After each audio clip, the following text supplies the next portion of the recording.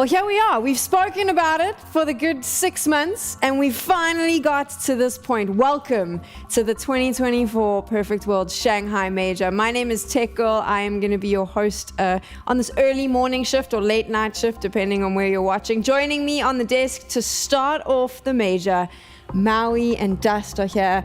Maui, you were with me for my first major when we were in Paris. You're now with Dust for his first major. That's true. It's a big time for you. You kind of guide us all into these big moments. I try to do as much. Honestly, I almost lost it when that mascot was dancing behind you in the opening right there. That guy is just hilarious. I can't get enough of him. I also can't get enough of you, Dust. Seems like we just keep working together. Our stars are aligned, our destinies are intertwined, and here we are again. There's so much paperwork in front of you, Dust. So many papers. What is going on there? Don't worry about that. We'll get there. This is gives me a bit of PTSD from when I used to have a day job and we used to sit in meetings and my boss used to have all this paperwork in front of him. That's what I'm feeling right now. Yeah, no, Dust is over-prepared as always. And I think that the thing is that, the viewers appreciate it, okay? When Dust delivers, he really actually has a lot to say. You got to give this guy more time. In fact, Dust should just make every single Dust segment to a full-time podcast because the amount of research he's put in is pretty ridiculous at this point. Like, he is finding things about different teams' tendencies that I don't think anybody else is at this point, if I'm being frank. I've been stealing his notes. He gave me access to his Google Doc. I've read them all. It doesn't help, but there we go. I know what's coming, and it's going to be impressive. What's also coming is a chance to see some of the best teams in the world battle it out. These are the teams that you get to see here in the opening stages of this competition. And my gosh, I'm just going to say it. For me right now, this major is the pinnacle of competitive Counter-Strike. The level of teams coming into this Dust are just incredible. We are going to see the best of the best. Yeah, I really do think this is the best of the best as far as what teams could have been here. I think really the only team we're missing that you could have hoped for was Eternal Fire, but we get to trade that out for a really cool Cinderella story of Passion UA, who a bunch of young Ukrainians who've battled their way into their first majors, a bunch of rookies, which I think is going to be awesome to follow. I thought you were going to say Astralis, and I was like, lol, no. Definitely not those people. For you, if you take a look, Passion UA is the Cinderella story, right? Mm-hmm. That's the magic of the major. But on the other side of North America, you have that other Cinderella story in Wildcard. That's true. People are sleeping on him. People are sleeping on Stanislaw. Who'd have thought? But all of the European imports that they brought over, even a South African import that they're playing with as well. Best player, by the way, Sonic right there. There's a lot to be excited about here. And, it's going to be a bittersweet farewell to the RMRs and what happened there, what transpired, how we're getting these stories that are coming into play that otherwise never would have with the Valve rankings and how they are shaking things up. So at the same time, I think there's a lot that we can enjoy here, but there's a bright future for how the majors will be conducted. Speaking of Wildcard, by the way, I know Dr. Strange looked through all the different universes to make sure that he could save our own. And which one was Amreth the savior of North American Counter-Strike? Do you think there was one? Because apparently we're living in that reality. I always knew. I always believed. There you go. You believe in a lot of things. I just jump around whenever we want. Okay, so with the two Cinderellas are there. There's Passion, UA, and Wildcard. But the question is now that we're in the major, do those Cinderella stories continue, or do you think that the level of competition changes up? I think one of them has shown me a lot. I think if I'm being real, I think Passion showed me a lot. But if it comes down to these underdog stories, for them in some ways, qualifying is already the achievement that they were looking for. The sticker money, the fact that their names are now etched into the annals of Counter-Strike history, all of that is already a job well done for them. But there are some other dogs here that really believe that they can punch upwards, leave the opening stage, even be playoff favorites. Teams like Liquid, teams like VP, FURIA, they're in a position right now where they're saying, why are we even in the opening stage? Yeah, it's an interesting one because on the wildcard side of things, they're 3-0. They took one of the harder paths. They beat some of the best teams in the Americas RMR. It's not like they had one of those quick runs where they got to beat underdogs all the way there. And then when you look over at Passion UA, it was kind of the opposite story. Like, they had to fight tooth and nail to make it to this. I mean, there was so many series where they'd win the opening map, looked like they were going to 2-0 the series, and they had to just keep, going to map 3. They failed a couple of times, but eventually figured it out. And I agree with you. I think that the way they play Counter-Strike is what impresses me the most for such a young team. And I do think they can make some noise in this opening stage. I really do. So do you have them in your pick'ems? think you're about to see. We'll see him. You're about to see who we like and who we don't like. I went with a bit of a hipster big 3-0 pick. The MongolZ actually been across the board with the exception of Yanko there. And I'm going to say I didn't believe in VP, guys. I actually didn't believe in VP. I think I'm the only one here that actually just said, this is a soulless team that doesn't know their identity quite yet. And on the other side, 0-3, I'm glad that we all agree on Rare Adam, which will kind of spoil a hometown hero. Yeah, I mean, I think the Rare Adam was kind of the obvious pick. I think the second pick was actually tough for the 0-3 because I really do think that even the teams we picked, Imperial, Passion UA in the case of Yanko, and then of course FlyQuest for yourself, I think all those teams could win a map at some point or something like that. Yeah. I think Rare Adam was really the only obvious 0-3 choice. I think for me, with the 3-0 choices, I just went for the two best teams I thought that were in this stage, which are Liquid and MongolZ. And then after that, I kind of had Passion on the bubble. It was like between them and Big. I was really debating hard between those two, but ultimately I thought Big did well enough in the RMR and just in recent games to make me believe like they have a shot to move on.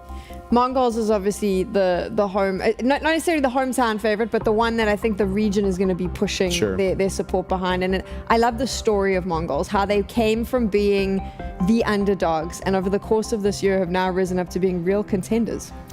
They have, in many ways, just broken through the glass ceiling of Asian Counter-Strike. They have shown everybody, just like the Brazilians did back in 2015, that if you play great Counter-Strike, regardless of the region that you're in, that you actually work more on theory crafting and making sure you play an airtight style, that you can rise above the adversity that befalls you when you aren't born in Europe, when you actually have to fight through Asia, South America, even North America in some respects. You are playing against the odds. You're constantly fighting an uphill battle, and the MongolZ themselves have shown that, playing a European style, adapting it to their players, that has actually led them to the promised land. They're now one of the teams that many of us believe will be in the top 16 of this major. Yeah, I mean, I think when you contrast their story to a team like Tyloo, who kind of broke out in 2016, they kind of almost did it based on kind of gimmicky play, fast-paced Counter-Strike, relying a lot on mechanics and individual form. They never really pushed it that far in the international competition scene, if we're honest.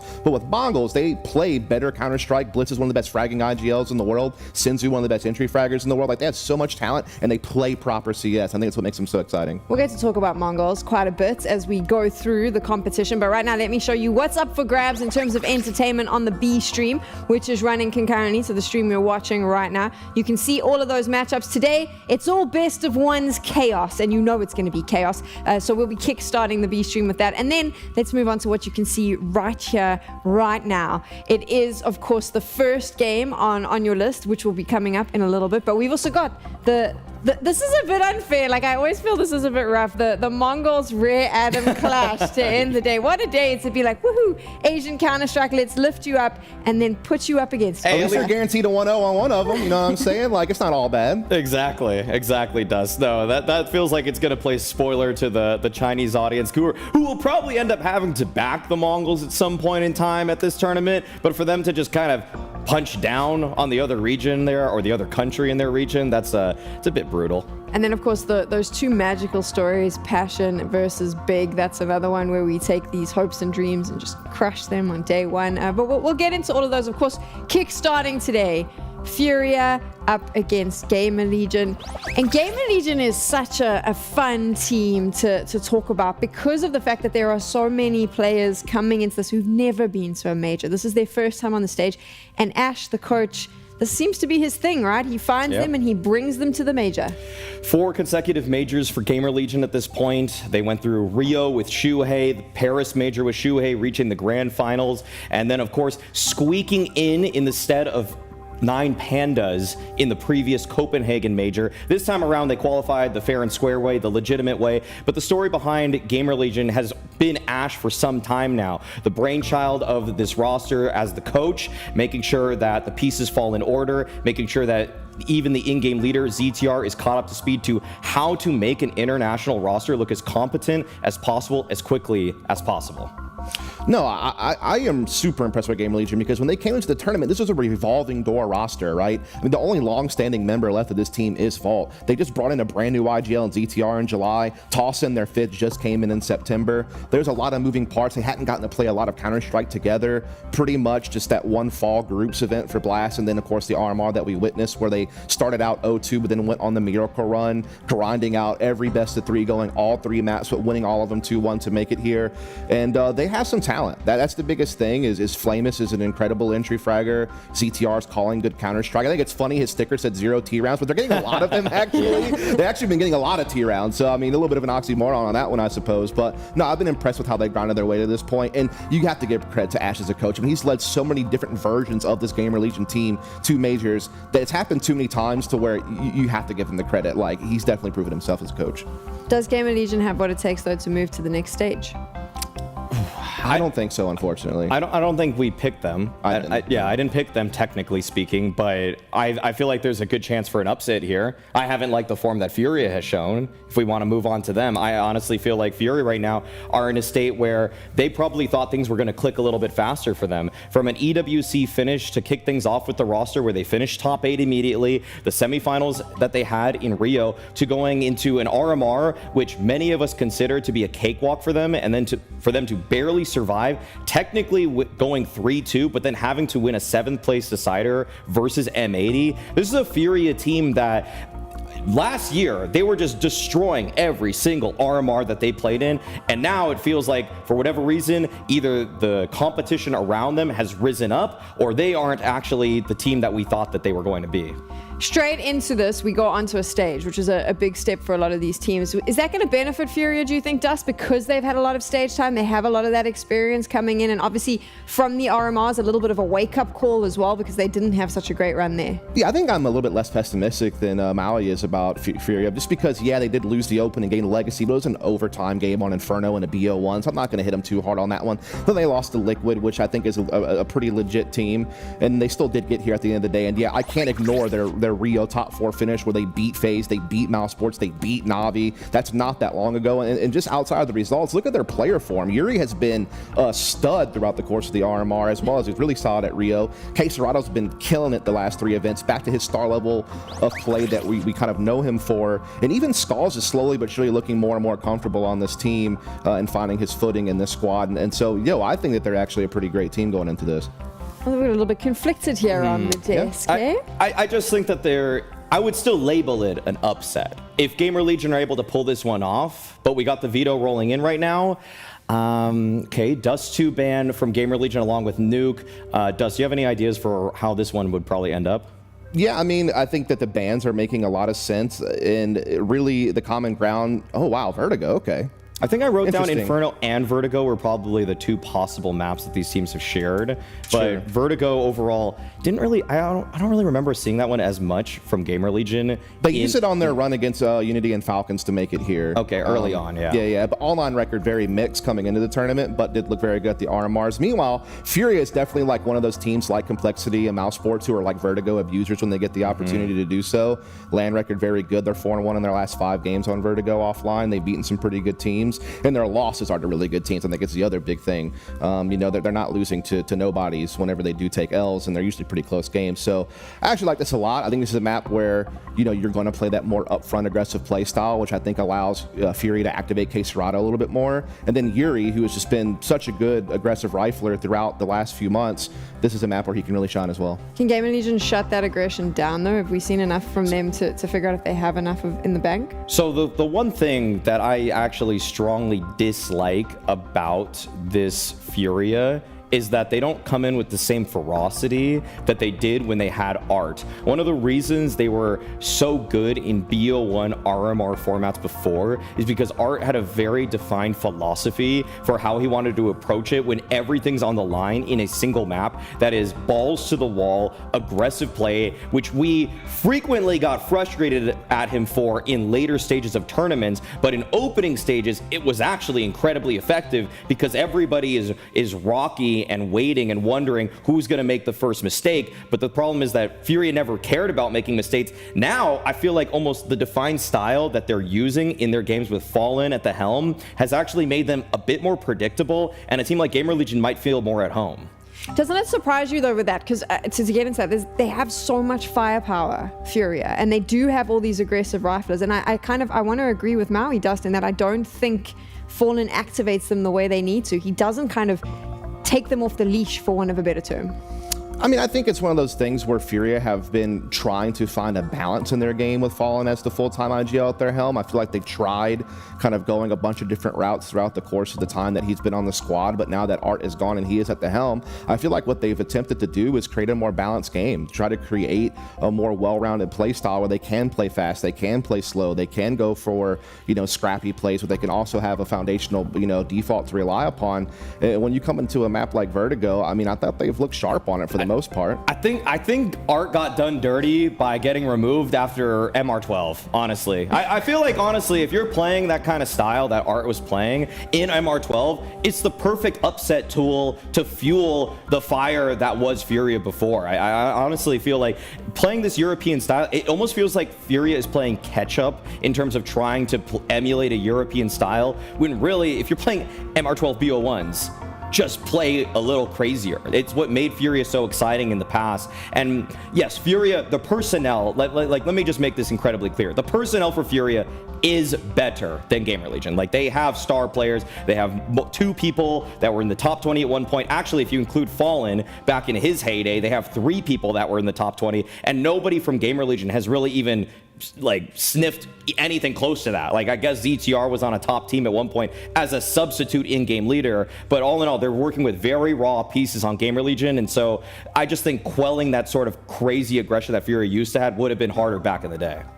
The GamerLegion conversation is one that is starting to feel a little bit like deja vu for me, because every major event they come into, and yes, the pieces change, but the conversation is the same, which is, we don't really rate this team. It'll probably be an upset if they win. And then they do this deep run time and time again, and then we come back to them and we have the same conversation. At what point do we go, okay, hold on, they might not have the resources of a FURIA. They might not have the talent of a FURIA, but hell, whatever they're doing in this organization is working to a degree. I'll put it to you this way. Like, I have been impressed with how well GamerLegion have been able to construct a game plan in the short amount of time that Ash has been able to work with ZTR. I mean, he's only been on the team for a few months. They've, again, had a couple other players kind of come in and out of the team throughout that process. And I think that they play pretty solid Counter-Strike. I mean, I think they rely a little bit more on aggressive plays just because they probably haven't had as much time to really polish their mid-rounding. And so at times they can lean a little bit more aggressive and maybe a little less balanced than some of the other teams in the competition. But they still look really good. And look, I think they have a true star in Flamus. I think that he is an incredible, aggressive rifler who can definitely create openings. I think Tossin, even though his overall numbers aren't good, he's taking a very high number of opening attempts on the T side. He's converting pretty well to kind of be that second guy next to Flamus. And outside of that, I think, Vault is solid, well-rounded role player. I think ZTR has been calling some pretty good Counter-Strike with Ash at the helm as coach too. And, I think that they are a team that, as you've kind of noted, have time and time again proven that they do have the capacity to make results happen. And in a best-of-one situation like this on Vertigo, it's not out of the realm of possibility that they make something happen here for me, in my opinion. I feel like another big edge for FURIA that we haven't really considered here yet is that in this opening stage, there's a crowd immediately.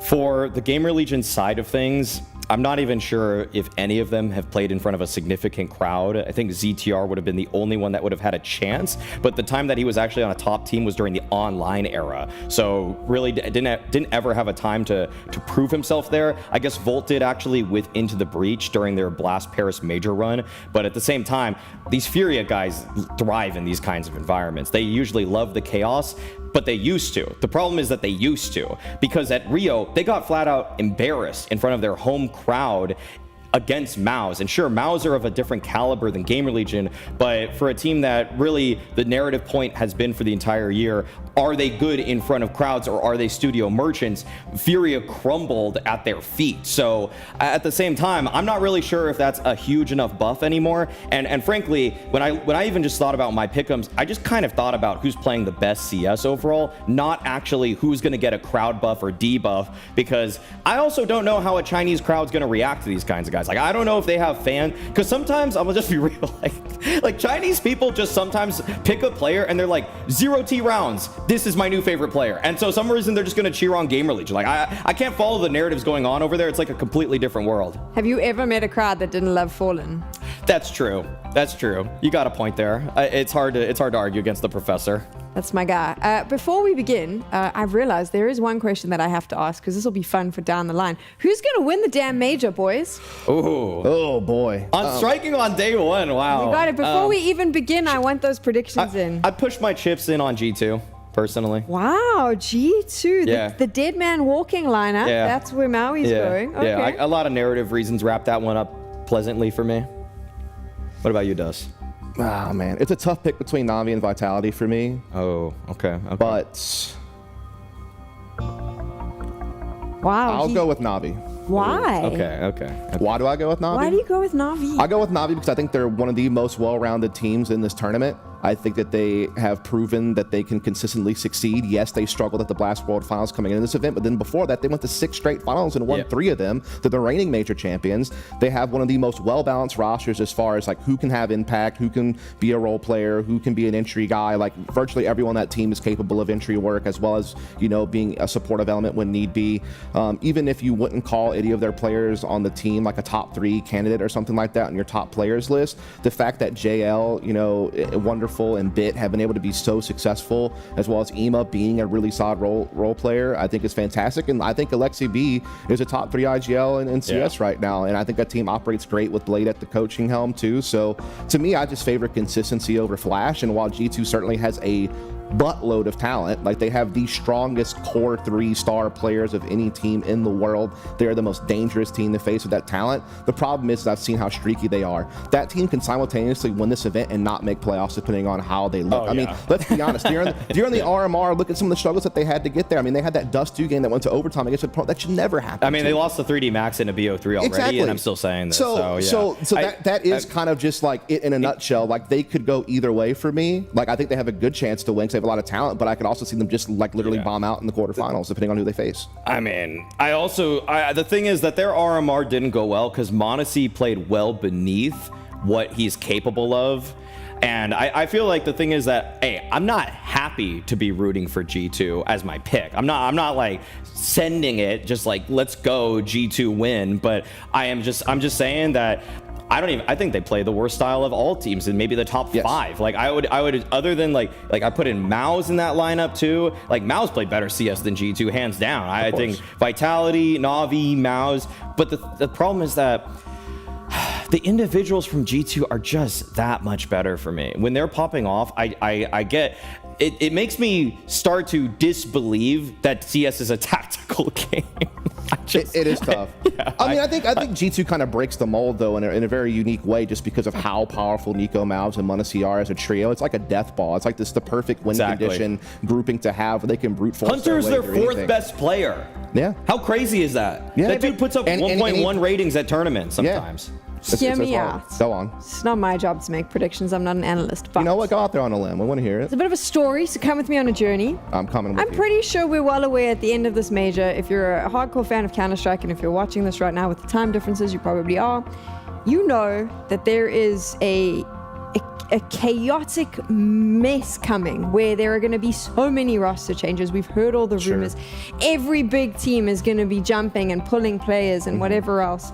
And one of the teams that I think could potentially just be destroyed is MongolZ. Yep. And because I like to just, shake things up a little bit, MongolZ to win the major and screw every major organization's plans going into next year. Because if they win the major, those players will be like, oh, wait, maybe we all stick together. You know what? I like your pick, and I'll say this. For one, they are one of the best tactical teams in Counter-Strike. I think they're top 3 right there with Na'Vi and Vitality. They do have a load of talent in Exertion and Jimmy in particular on opposites of the spectrum of who's aggressive and who's passive, so they have all their roles well covered. And I will also say, one of the big critiques against MouseSports have been that they fail fail on the stage, that they fail when the lights are on, that they're studio merchants. You know, that's one of the big critiques. But I'm going to say it, they have gradually gotten better on stage. That's like true. We are seeing them make strides. I think Rio was one of the real big ones where you started to notice that, hey, this team can make a deep run on a big stage. And so I think they are trending in the correct direction. Would I say they're a favorite to win? No, but I think that they have a better chance people give them credit for. I would love that for narrative reasons, Me too. but I just see too many flaws in some of the individuals in those moments. Like, Exertion just gets too excited on stages. Like, the dude just wants to run in immediately without actually considering his life and the value it has. So I feel like Torzi also just has very little pop-off potential. Like, I think Torzi's a good opper. I think he's actually top 7 in the world safely, but I don't see him have the 1.3 rating games as regularly as anyone actually, really, literally anybody that's in the top 7. So that's another big concern of mine. And unfortunately, I just feel like Shuhei has just not been the guy to lead them in terms of morale. Like he knows they're getting split apart, torn asunder, and it doesn't feel like he has any way to mend those pieces. So I feel like they have a lot of work to do in the upcoming season when they're probably going to have to rethink. And that goes back to my Na'Vi pick. One of the other reasons why I picked them was because they're the one roster that's not in turmoil. Like, I haven't really heard any rumors about anyone leaving or joining Na'Vi. I mean, maybe I'm wrong. Maybe there is something Simple in the made it works, pretty but clear that he wants to get off the bench. I don't know if you saw after he got knocked out of the RMRs, true. he made a telegram. He said, I want to come off the bench. It won't be with Na'Vi probably, unless something horrible goes happen. But good luck to him. Wow, there we go. We're getting ready to kickstart the Shanghai Major. Of course, it is the best of one day. FURIA up against GamerLegion. And I think based on what we were talking about earlier, boys, you both feel that this should be FURIA's map to take. I'm going to say like 13-9 FURIA. That's my hard pick on this one. GamerLegion has been a great run, what they did to win 4 BO3s in a row, but it's the BO1s that betrayed them in the RMR. Let's not forget that. They're not really good at that single map. In fact, losing one map in 4 consecutive BO3s also doesn't really... It's a bit foreboding for GamerLegion here. I respect the project. I respect Ash. I think ZTR is much better than his nickname implies, the 0T rounds. But at the same time, FURIA on Vertigo, they're a beast. They're a force to be reckoned with. And with GamerLegion, I gotta see it on stage, you know. I think I gotta really see this first day play out with how all these teams react to that big stage. Yeah, I mean, I just think that when you look at FURIA, they have more cohesiveness. They've been together for longer. They have a little bit better of a proven track record on Vertigo. Just typically, I think the form that Yuri and K-Serato are in are like the perfect form that we haven't seen in a long time, that we're so happy to see them back in. I think Skulls, like I said, is just getting more and more settled into this roster. It seems to be getting better with each event.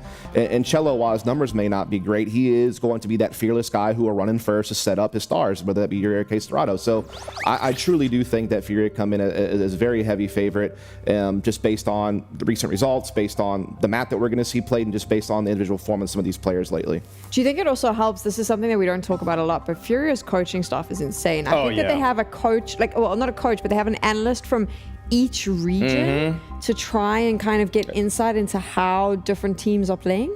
They have Innershine coming in from Russia. He was formerly the analyst for FaZe. They have Lucid, also, who had worked with a lot of top NA organizations at one point as well. I mean, you could see in their T-side strategies that they've clearly upgraded a lot. In fact, I think Innershine is helping more with the T side, and Lucid's helping more with the CT side, if I remember how an interview went a while back.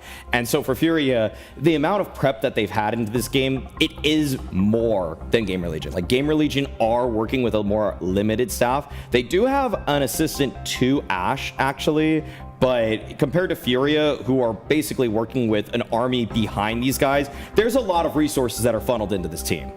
Yeah, I mean, I think it's just so hard to pick GamerLegion. I think it's one of those things where, like, recency bias makes you want to believe because of the run that they made in the RMRs. But, like, let's face it, they didn't beat the best competition. They were beating Unity, Falcons, Sinners, and BB. Like, that wasn't really, like, the crazy run that you would really get proud of. And the fact that they had to labor through all those series, they all went to all 3 maps. It's just not the greatest resume. Now, it's no fault of their own in the sense that they beat who was put in front of them, and they just haven't really had a lot of opportunities. Like, the only other LAN that this team has played was the Blast Fall groups where they had a close series against Vitality and also got knocked out by Falcons, which was a little bit disappointing. Other than that, they were basically just having to grind out CCT online events and you know, just try to do as best as they were could winning with those. What they have. Yeah, they were doing really well in them. Don't get me wrong at all. I just think for me, they're just not as stable, right? Like Tossen's only been on the team for a couple of months. ZTR has only been at the helm as an IGL for a short amount of time. Again, Vault's your only long-standing member, and I think that when you get to an environment like this where you're on the stage of a major and you're going up against a team like FURIA who's looked as good as they have,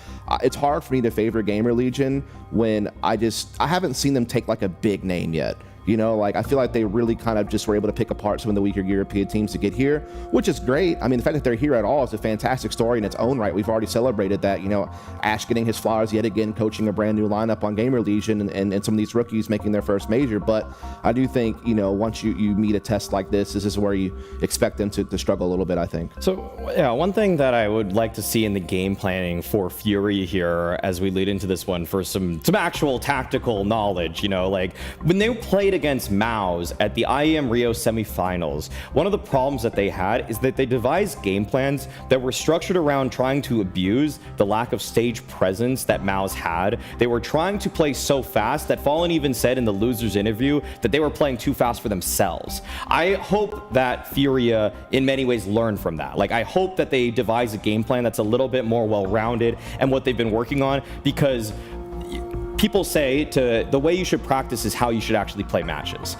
And for FURIA, they actually tried playing a style that didn't actually befit what they were doing in all of the months leading up to that singular matchup. And so that's another reason where I feel like FURIA have learned from experience now not to try to out-experience. Like, I'm not trying to, like, you know, stumble over my words here, but it's just that they one time came up with a very gimmicky game plan. It did not work out for them in a stage environment. They're probably just going to go to a more well-rounded style, which I feel like is better overall than GL has. That's also a huge risk if you're going up against GamerLegion. I know that a lot of these players haven't been on the stage, but they haven't been on the stage. We don't know how they handle it. Some people rise up to the challenge and outperform themselves when you put them in front of a crowd. So you could never take a risk like that. And I think in a best of one, you can't really think about anti-stratting the opponent. You probably need to just focus a little bit better on making sure you take your play best your own qualities. game? I was going to do the player coach Play your comment. own game. Play your own game. Play your own game. Well, I think on a map like Vertigo, it's not like anyone's reinventing the wheel. Yeah, I mean, it's one of those things where you can't really counter too hard. Like, maybe there are some teams that abuse like certain like mid-lurk timings, or, you know, maybe there's like certain utility sets that can kind of give you a bit of a tell whether or not they're committing or whether they're faking or along those lines. But I think at the end of the day, we all kind of know how Vertigo plays out. And so what it really boils down to is, are your aggressive riflers able to create space for you? So does that mean that Flamus and Tossen are going to be able to outweigh, you know, Yuri and Cello and K-Serrato when it comes to those big moments on the A ramp, or those big like B floods that you're going to eventually throw into the mix? And I think the other big thing that's going to come into play that we haven't really talked about yet, just to kind of pivot to something new, is let's talk about the opping. You know, because opping is very unique on Vertigo. It's a lot of close range battles. You know, you have to kind of pick and choose where you want to slot it in. And Slyn, pretty solid opper, pretty well-rounded. You'd probably favor him, generally speaking, over Fallen. But I think one of the things that you that is often overlooked with Fallen is his defensive opping is pretty damn good. Yeah. Like maybe overall as an opper, you don't rate him very highly. Maybe on the T side, he's not as impactful when he's, you know, really kind of just trying to be the puppet master. But defensively with the op, he's smart. He knows what battles to take, which ones to give up, and he hits the shots he's supposed to hit.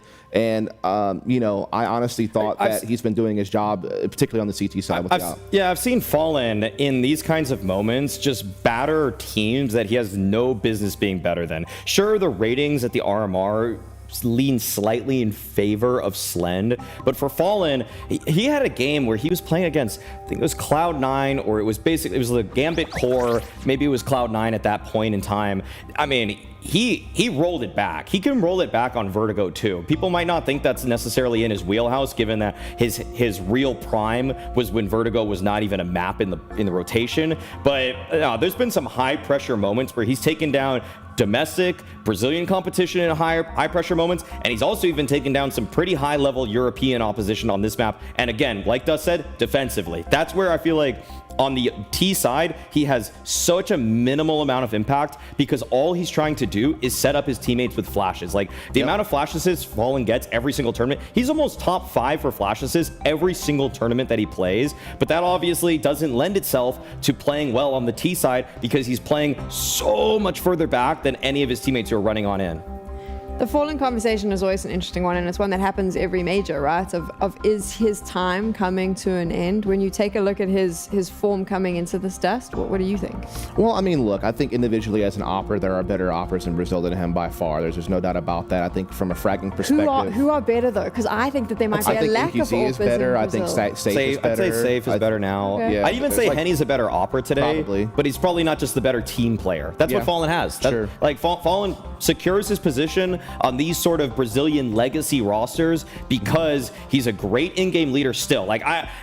Say what you will about him as an individual, his calling is actually totally solid, and it's more modern than Art ever did. Like as soon as Fallen was captaining this team for about 2 months, I'd say most pundits at this point threw up their hands in the air and just said, okay, that's better than Art. So now we're actually able to look at these pieces like K-Serato and Yuri and see them play in a system that isn't nerfing them. Like, that's the main thing. Don't create a system that nerfs your best players, which the last one did. I think it's also one of those things where it's like the only IGL I could confidently say in Brazil that is better than Fallen would maybe be Big Uzera. Okay, yeah.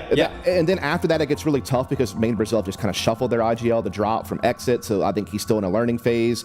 I think Vinny, while being the IGL of Imperial, was cool. It's not like he's super well known at being some type of big, crazy top IGL. And so when you kind of look through some of the other Brazilian teams, there isn't that other name outside of Big Uzera that really like strikes me as like, oh, that is a guy that maybe could step up and lead FURIA one day if FURIA is meant to be the best Brazilian team. Who really knows? I think Big Uzera and the guys over at Pain have actually constructed a pretty solid roster in their own right.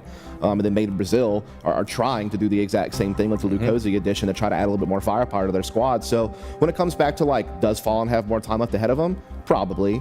I mean, until FURIA like truly tanks or something like that, or until FURIA are able to make that big move like grabbing a Big Uzera and maybe bringing in an Opera or something like that, I think he's going to be tough to replace because he holds 2 roles, not 1 on this team, right? So if you are going to replace Fallen, that means you're probably going to have to pick up 2 players, not just 1. The repercussions of Complexity losing in 2022 at the IEM Rio RMR can be felt throughout Brazil's just the entire scene. The fact that Imperial actually qualified over them in that deciding game has given Fallen 2, maybe 3, maybe we have no idea how many more years on his career, because Imperial was obviously supposed to be the last dance, but in all honesty, Fallen's kind of shed that narrative. Like, he's actually playing totally solid Counter-Strike. Yes, he's not a top 20 opera anymore. Like, he's not there. Like, that is behind him. But in terms of actually putting together a team and a structure that is competitive at the tier 1 level, he has accomplished that once again when many of us counted him out. What a weird timeline we would have been on if that game, because it came down in the RMRs to this final match on the final game. Overpass, double overtime, triple overtime maybe. And it was Complexity up against Imperial. If Imperial had lost that, I truly believe that would have been the end. That might have been over. That would have been the retirement for Fallen. And here we are. And here we are now. He's sitting on the stage at the Shanghai Major. Obviously, I know that you're in chat being like, stop talking, start game. We know how it goes. There is a little bit of a delay. You can see that on your screens now with the players. That, for me, works in the benefit of FURIA, though, because we speak a lot about the stage. That's true. GamerLegion, a bunch of those players never been so major. They don't play on the stage. Now you put them on the stage and there's a delay. They got there super hyped. Adrenaline is pumping. And then you're waiting. Yeah. Speaking of the stage, by the way, this is one of the first majors where we've had a literal stage and crowd for every stage of the major. I think a lot of people got hyped up that the opening stage was indeed going to be held in a venue like this. We're going to move to an even bigger arena by the time playoffs roll around and things of that nature. And I think one of the other things that you always kind of worry about in a situation like this is when you go to a certain country, are the fans going to show up if their team's not playing? They are here. They are here. That's what I'm saying. Definitely here. Like the crowd, that's what I was trying to get at. It's like, it is kind of awesome to see day 1 opening stage, no actual team from the region on the stage right now competing, and this many people are here. I've seen so many different, signatures, so many different team logos. Can you hear us? No, they can't, unfortunately. Yes, they can. Yes, they can. Look at that. I'm talking to them even though we're not even broadcasting the arena. That would actually be wild. That was just great timing. I think this is just lucky timing for you on that one, unfortunately. Quite lucky. It's wild that started. Let's just bring it back to that GamerLegion conversation, though. Is it going to be difficult for them to pull it all together now, considering they've been sitting there waiting, having to listen to that crowd? Yes, it will be difficult. Like, hurry up and wait is probably one of the worst feelings, period. But now you don't have to wait anymore. We're going straight to the casters. It's time to kickstart the Shanghai Major. Thank you very much, Sam. Yeah, excited to get this one started. And Vertigo for us to dig our teeth in to start off the opening stage. On the T side, we have FURIA, and on the CT, GamerLegion. Yeah, 6 on the trot for GamerLegion. Going to be comfortable territory for them here. We'll see if they're able to pull an upset. Best of 1s. Not their friends during the RMRs. Best of 3s, 4 on the trot to find themselves here. And FURIA, well, they had to get through the 7th place decider in the Americas as well. Technical pistol. Boatload of U2, couple of smokes, flashes, mollies in the mix. Bit of a pensive start, just feeling each other out. Some steps made over towards B. That'll keep this stack of GamerLegion invested. Right now it is just going to be Slend over towards A. Smoke in hand, Dual Beretta's ability to block short. There's so much util for Fallen and K-Serato. I imagine that's contingent on getting this ramp with no resistance. Now smoking out short. We have seen this philosophy from GamerLegion's Vertigo before. Continuously blocking short, channeling them up to Slend with those dual Berettas. He's been very good with the restraint, but if he goes down empty-handed, this is going to be awkward. Yuri responsible for this side of the map and thinks it's about time. Oh, good timing, good frag. Takes down Yuri. The FURIA util is thrown in too. They have to get the bomb down in this window. Cello trying to escort in, does lose his head. Lovely contributions from Slend, bomb planted, but still a 2-man discrepancy on the retake. GamerLegion should be set for success, but K-Serato feeling cheeky, pushes through into the catch of Vault. One tap to their head, Fallen running out of chances. Torsen clean, 5 alive. GamerLegion with 1 man on the A site, defend it perfectly. Yeah, and Slend there to get 3. So great work from him, survivability and the frags. And well, K-Serato waltzing through that smoke, he has to go for a play when the number disadvantage is a 3v5. Needs to make something happen, needs to try and catch them as they're setting up for the retake. Can't make it happen, and GamerLegion will pick up the pistol. Now their CT setup, Volt is actually the highest rated player in the last 3 months, and he's going to be the mid/B support player. But Flamus is over towards the B side. You've got Torsen and ZTR over towards A, and then Slent as the AWPer. He'd be here, there, and everywhere, setting them up with util. Well, the plants facilitated a Tech 9 buy. 5 Tech 9s, a whole lot of nades. And I've seen a lot of the FURIA boys practicing their mid-util. For ZTR, look at him go. Woof! He's got the full util set. That is full A-ramp control taken in the first 20 seconds. It's going to free up their rotation. Slend already moving. Mid-smoke. And yeah, FURIA kind of feel like they have to get a move on. But if they do now, it's going to be into a stack. Just because that assertive maneuver over towards the ramp, they've been able to bolster defenses. Torsen, it's a bit of a ropey rotation, but knows he can get there in time. Slend here as well. Safe from the flashes, and that's the smoke thrown out. So he still has the sightline, can confirm absence of presence. The HE trying to bake them into something else. K-Serato to throw it again. So it's a double pump through mid. Fallen's now bringing the bomb to join Yuri and Cello. K-Serato will re-smoke it, hoping that the setup has changed. It hasn't. It's been bolstered. Slend jiggling through. Torsen still has a HE. Their setup looks good. If they break through Torsen and they can go elevator to A, there's a possibility they can get the bomb down again. Which is probably half of their objective, fully investing into the second round. Here it comes, Torsen tucks. Who takes first contact? It's going to be that FAMAS. Down he goes. Slend will find one. Overlooking Volt crouched on the Guardian position, and another from Volt. He racks them up. Fallen.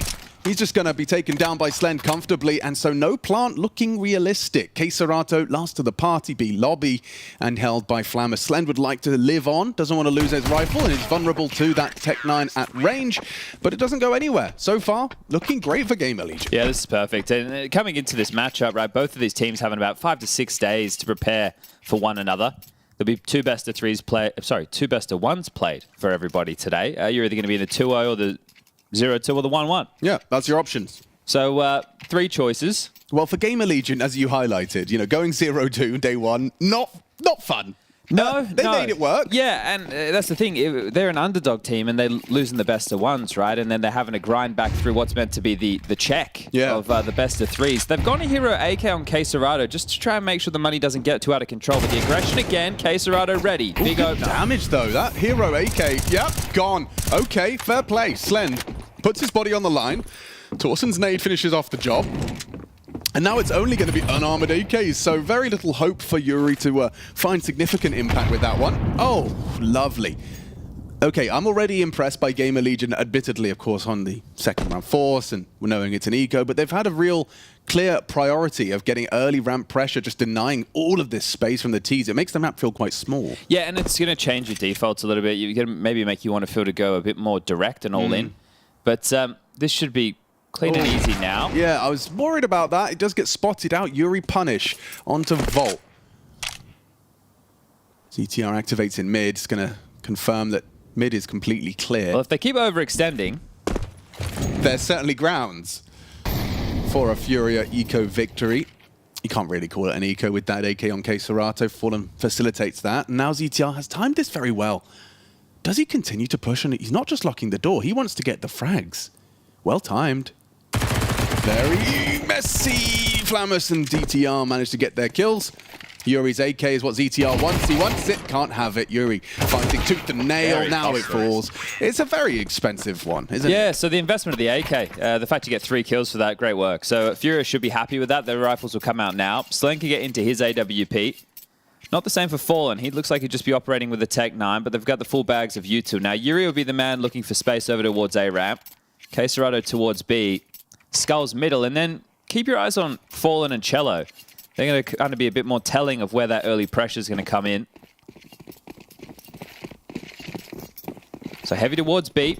Yeah, more direct for sure. Oh, that's cheeky. DTR pushing mid. Skulls, he takes him down. Dink, though, from ZTR, and they may overlook Volt. Will that be communicated? Could this be completely ignored? They had no idea.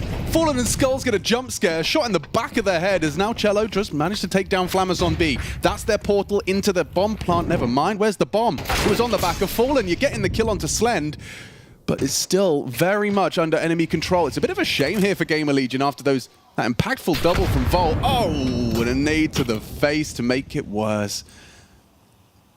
2 players going down when you know you have the bomb. Everybody just went, well, that's the thing, right? Like the fact that Flamus goes down towards B, there's all that space being taken. ZTR, he was comming when he went down to Skulls. But the gap that they exploited in that situation is Skulls throwing out the gap smoke. Right. He has to head over towards middle, so there's always going to be a timing if the CTs want to go aggressive towards ladder. So GamerLegion trying to exploit that as Volt goes down. So immediately in trouble once the rifles are invested, and an important one there for FURIA. So that one's going to start breeding a bit of confidence. Yeah, I mean, Cello's going to feel very good about that one. His teammates are getting freaked out from a very aggressive push, and he opens up the site to save the round. Yeah, and that's the thing, right? Because they've gone to exploit one of your default tendencies in that round, and you've weathered it. That type of a gimmick should get you 4 and then maybe your 5th, because it would have to be a partial.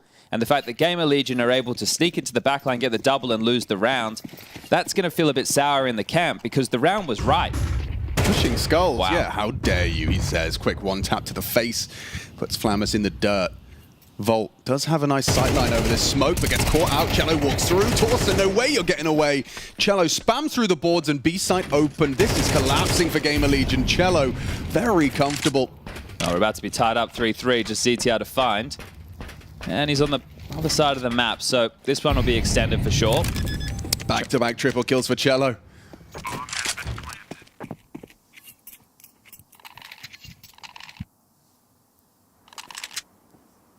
And for GamerLegion, you can't help but feel their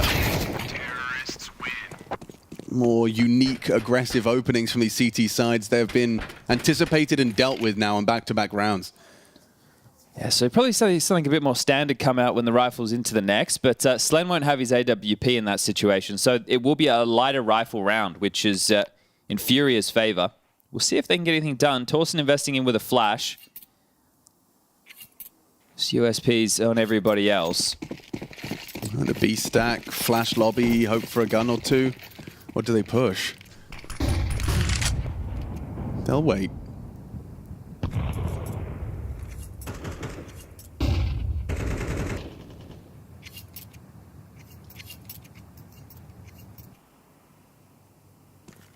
Cello and Serato start their crawl. You have to go now. Flash and go. You have to. And they will. Held. Oh, beautifully handled. Cello and Fallen getting the job done. Good flash, good ideas, but FURIA, well, too well drilled, and the multi-kills just keep on coming. Yeah, an eco round, you're not really getting anything done there, right? So no expectation in a round like that. Find ourselves with the rifles back in hand. Now, we said, you know, the aggressive maneuvers might have to come to a close, but when you're lacking util, it feels like you have to do something early to try and get yourself that number advantage. So we'll see what they're able to pull off. Flamus on the CT side defends B, but on the T side will be taking that A ramp control. So for him, on the CT side, we'll need to defend against the defaulting of K-Serato, and on the T side, need to lock horns with Yuri. And those are the two bigger names on the FURIA side of the server. So he's the one who is probably the most exciting, at least in personality, that we saw from the RMRs and then output in the server, but he's their lowest rated player on Vertigo. So it's kind of like, you know, why were we putting Donk on B for Spirit initially? Yeah, and same kind of feeling, at least with the maneuvers that Flamus has gotten away with, but you do need to fight over towards B as well. So maybe they feel like that firepower is necessary. Yeah, very, very difficult to play Vertigo without a solid B anchor. No defuse kit for this one. I suppose not too many surprises there. Okay, that smoke will limit Torsen's info.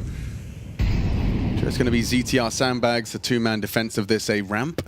Yuri is going to start to probe solo, so a bit of a lone wolf working his way through the short smoke. Cello trying to peek and find an angle over towards the double stack.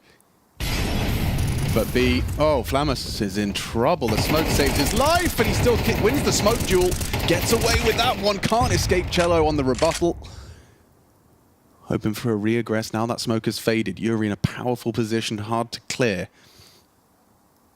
Yeah, trying to keep that pendulum and that seesaw that Chad often highlights open.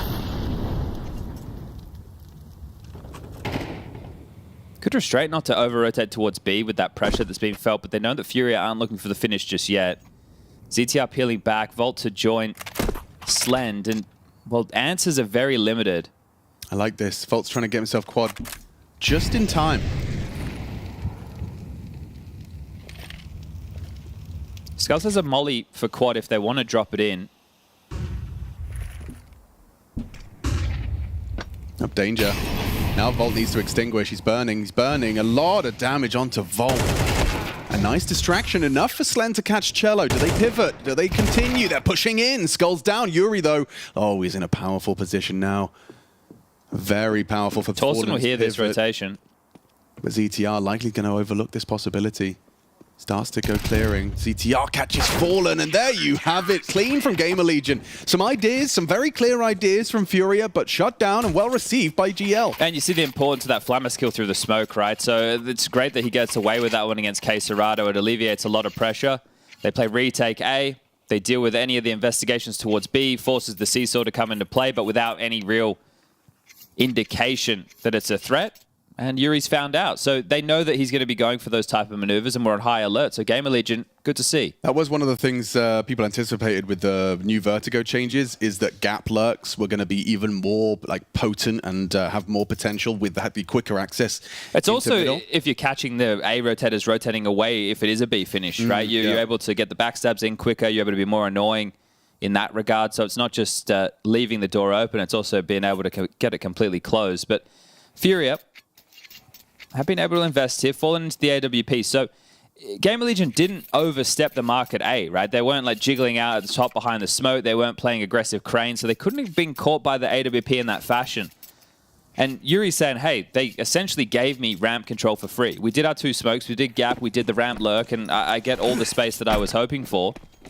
So we'll see if they want to investigate back towards B again. Just a constant presence of the harass. So K-Serato has support of 2. And here it is. The smokes that they give to Yuri in that POV that you just caught is so that he can just waltz forward, and they're not breaking, they're not mollying deep, they're not looking to unravel this. They're more than happy for him to take it. Yeah, same two-man A setup. Flamus, again, proactive towards the lobby. Oh, Torsen! That's a good trade from ZTR. He kind of didn't believe, didn't have faith. His crosshair was in the right place, and then he moved it. Well, still trying B.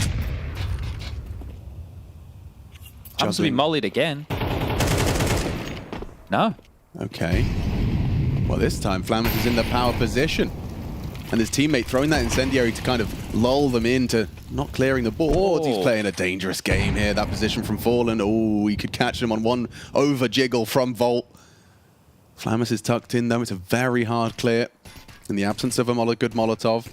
Oh, the timing's crazy. Gets an elbow, spots out double. And now Fallen is boosted. Flamus could have a chance here.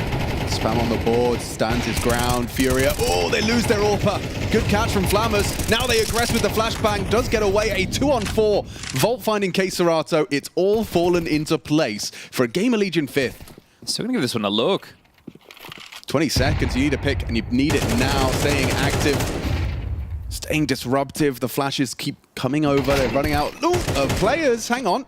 Skulls finding Flamus, but with 10 seconds. They might go down after time. If they're backpedaling towards spawn, we can see ZTR's maneuver. He's tried to lock the door. They're noisy about this. 5 seconds left. How far do they go? Yeah, he's in two minds. Do I go further? He hears the AWP. That's info. And here he comes. Oh. I heard your legs break. Cello. Goodbye. ZTR gives it a good go. Save the AWP at least. Oof, okay. Some drops will be needed, especially for Torsen, so they'll make that happen. FURIA can also get the buys back out, so the save's helping them there. But this is a great start for GamerLegion. The pistol with the conversions, that looked all good. Now in the rifle rounds, they're starting to show some poise. And they're not having to do it gimmicky, right? The early rifle round, we discussed them trying to deal with the default timing, pushing players through ladder, aggressive mid. Now the AWP change up. For them to take a fight. Fight he shall. This is new. This is a different flavor. Boosting up, and we'll see how that is received. They get the info to mid. Volt gets that safely. ZTR likely to be Molotov'd out here. Oh, pivot's interesting. And playing in front of the smokes maintains that information and control. This is nice from ZTR. And that's even better from Flamus. Again, he's problematic for them. Trying to take early B fights. Gets the kill. Nice smoke to obscure his view up there. Walk up the ramp. He'll be concerned about someone running up. And no! Fallen ready for that parkour maneuver. Flamus jumps onto the double stack. Loses his life. 2 to defend. It's Volt and Torsen. But Fallen can continue to sweep through this site. Start searching. Start clearing. Ready for anyone who dares peek. Oh, the ZTR flank again. Volt's playing a very restrained game here. They know that the AWP was heading in, and Torsen overlooked on the edge of the smoke. ZTR with a round-winning maneuver. He just needs his teammates to stay alive, and not for Torsen. There's the flank comes through. Now they're boxed in. They really need to start hitting headshots. They're worried about the back. KScerato sticks around on the double stack. Oh, ZTR! No! Spotted out! Yuri, great awareness. Nade for the bomb. Good nade onto Yuri's face. Slend has the kit and the smoke, but yet to plant. KScerato cautious. His teammate, very low HP. KScerato worse for wear as well. There's 20 seconds. They're desperate, hoping GamerLegion do something to investigate. Another fake. And a search does not bear fruit. Now they move. Now they know. And it's covered by Yuri. Volt in the clutch. Can he come up clutch up against KScerato? Major fall. And KScerato holds on. An incredible round for FURIA to turn it on. It was falling apart for a minute. Yeah, you feel like GamerLegion fumbled that one, didn't you? ZTR, I can't help but feel he did a bit too much there. Yeah, just overstepping, and that's not the first time that we see that out of him. The leader trying to get the job done on his lonesome. Flamus getting caught after the opening exchange. Is this one here that looks a little bit shocking? At that point, they're contained, maybe wanting a little bit more information. Oh, and we can hear the crowd. They like that one. About 4,000 people. There's 2 stages, I've been told. 4 booths per stage, so the next set of games can be warming up, ready to go. The FURIA have broken GamerLegion again. This force. MP9, Flamus, a couple of 5-7s. This will be a tough one. GamerLegion, yeah, I think they're going to be kicking themselves after that round. They can feel better if they win the round like this. But I don't fancy Slend's chances whatsoever, to be honest with you. A 5-7 against 3 rifles, and that smoke's gone. Oh, God, Slend, you dare. You dare. Oh, you've been spotted. Hello. Oh, it's a free frag. Oh, not free. I take it back. Torsen an immediate trade. Could be a well-placed nade. Chips away. Lands on Cello's doorstep. You need this to be a chaotic to win if you're GamerLegion, right? So you need to hope it's an execute and you can come through the smokes and do something crazy, catch them off guard, maybe wind down the clock. Good nade. Fantastic damage. Look at FURIA's health. Cello and Fallen now 50. Softened up for a FAMAS, an MP9, or even ZTR's 5-7. If he can get past their rival nades. Fallen once again on the warpath, trying to be the can opener or site opener. Molly headshot, no one home. Volt starts to cheat over. Putting a lot of faith into Flamus, and yeah, ZTR is going to go down to that orb, just continue to search. Timing is everything here for Torsen, likely going to be covered here by Fallen. Cello works his way in for the plant, getting the bomb down on all default. Oh, lovely work. Skulls and Fallen combined, punishing the Torsen swing, and it's a Furia round, clean as a whistle. Yeah, you see what I was saying? It needs to be in the chaos. If those duels are taken to that type of range, big weapon advantage there, have plenty of time to calm down and set up their crossfires. So GamerLegion, sure, put up a little bit of resistance, but that's all it'll be. Flamus to hold on to this. Loss bonus, unfortunately, for them into the next round only of $1,900. So they're in a pretty miserable situation, all things considered. They might be able to tie the half up at 6-6. I think they'll consider that a victory.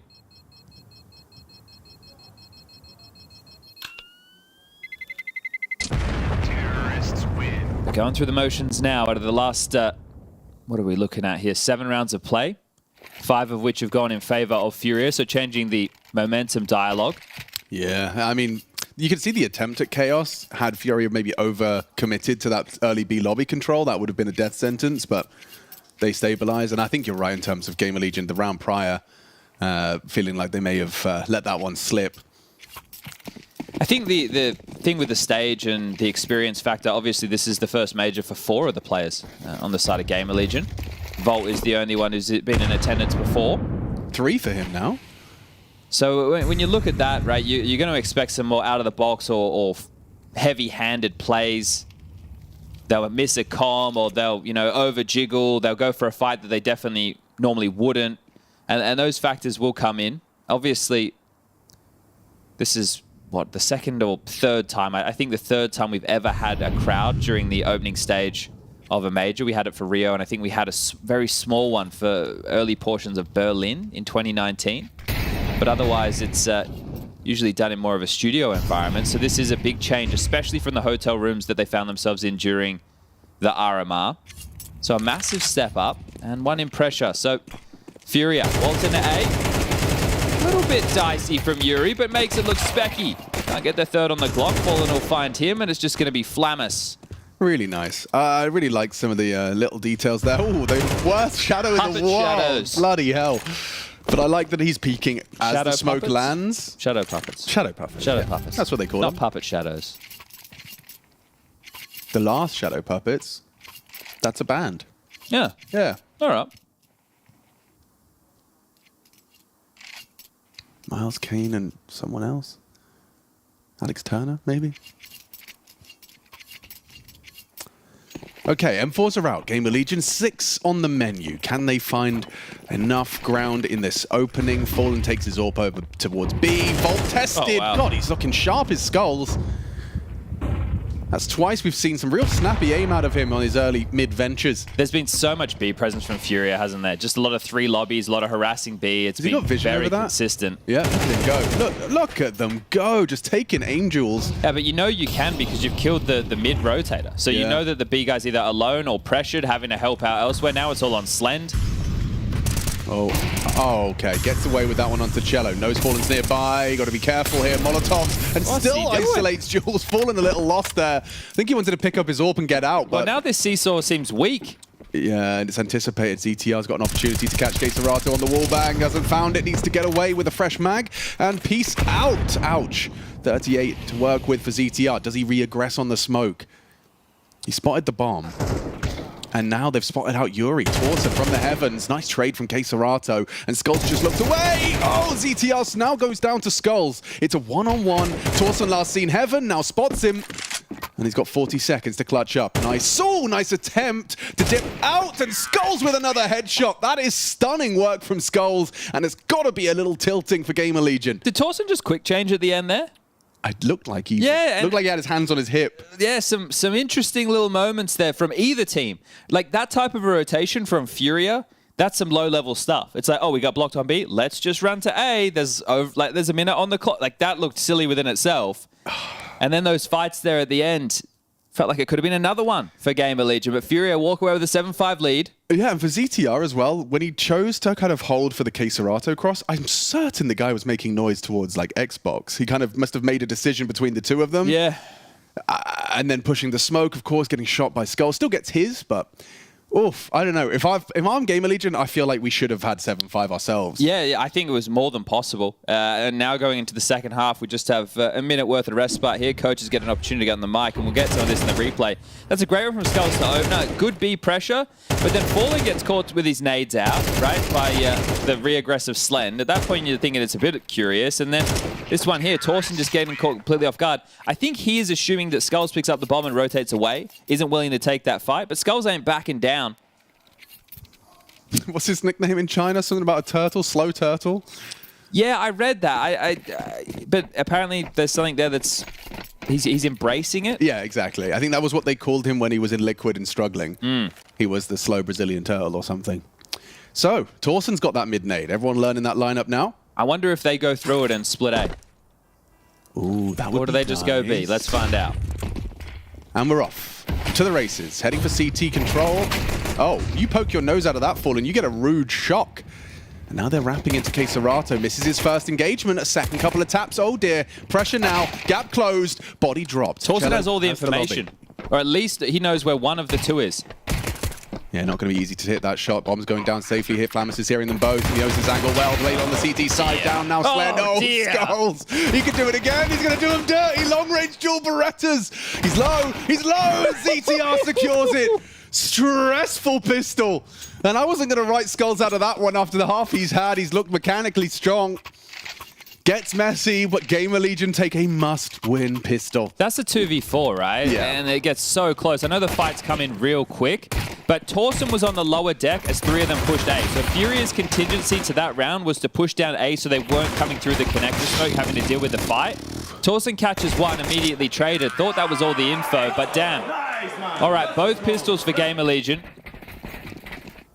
Cello's on 18. I guess it helps when you had 3 rounds in the first half with 3 kills back to back to back. Uh-oh, it nearly gets messy. Slend gets brought very low. Now Torsten's Mac 10 should be able to farm unarmored Brazilians. And he's handled it well. Quick jiggle out, finds the head of Fallen. Now ZTR gets a bit too much damage. They've been very threatening with those USPs and P250s. You can see, look at the damage onto Slend and ZTR. Close to being a very costly round, but looks like they've managed to weather the storm. And Keserato coming in from this A-ramp long-range angles. Those low HP players don't need to peek and likely would lose the duel. Keep your boots tucked. Slend, you crazy person. Yeah, just horny for the fight. He is, isn't he? They can get that gun back. That won't be the end of the world. Keserato should be felled in a moment's time, and there it is. Volt. Galil on Craig. Galil on Craig. Okay. So, will be the rifles out now. Maybe Slend wanted to die, so Torsten has to drop him an AWP. Nah, he's not dropping him an AWP. All right, well, it could have been a possibility. He had enough. Yeah, okay. Well, I'd imagine that's also a high priority for GamerLegion, as Slender's had not the best time. Look at this buy from FURIA. They haven't gone all in. So they've invested in 3 MP9s. They've left a little bit of cash. The loss bonus is going to help them. So they can buy again next round. So they'll use some type of a gimmick, I imagine. They're lower on util than they could be. It's a FURIA buy. Yeah, well, not the 5 of them. Which we've come to know and love. But they're looking to exploit another mid-rotation timing. What? This is now in the second half they're giving this a go. It's a lot of space. Fallen. He's trying to re-clear this. And the shadow, the pre-fire from Flamus. That was a long, early pre-fire from Flamus on the shadow. Yeah, labored spray, wasn't it? Yeah, he gets it done. Well, they're kind of boxed now. They can pick their side. They have the rotations cut off completely. ZTR entrenched. Flamus searching, but where's the finish? Back to A? That's what FURIA are wondering too. Back to A indeed. Cello maneuvers away from the short fight. No, forward, excuse me. Straight into ramp and loses his life after 1. That's the M4 gone.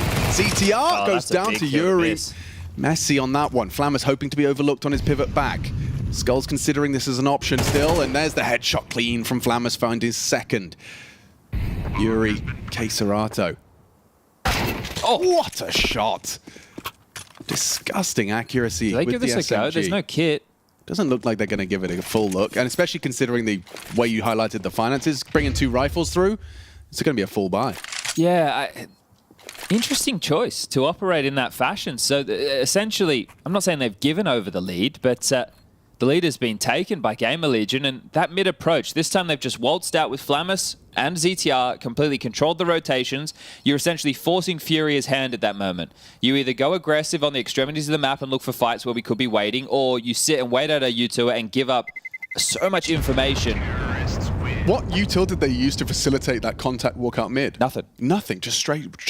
Well, this is another thing, right? Because you got 5 to 6 days to look at teams' openings to rounds. Yeah. So, like the first CT side, you have Skulls throwing the gap smoke, which means he's late to mid. This time round, they're starting heavy B, heavy A, which makes a lot of sense, and they walk 2 guys silently out middle. You would just go through your default protocol utility, right? You drop the lurk smoke over towards B, you drop the ramp smoke over towards A. It looks like a standard round.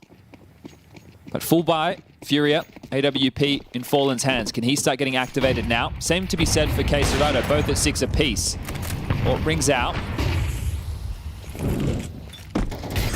Cello, Paul with a so nade annoying. in his hands. Flammer straight through the smoke.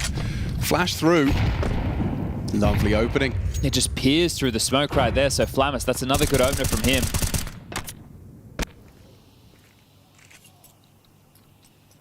Now they can just regroup. As long as they don't get bottlenecked behind smokes for too long, which is no longer possible. There's nothing left to drop. Caught.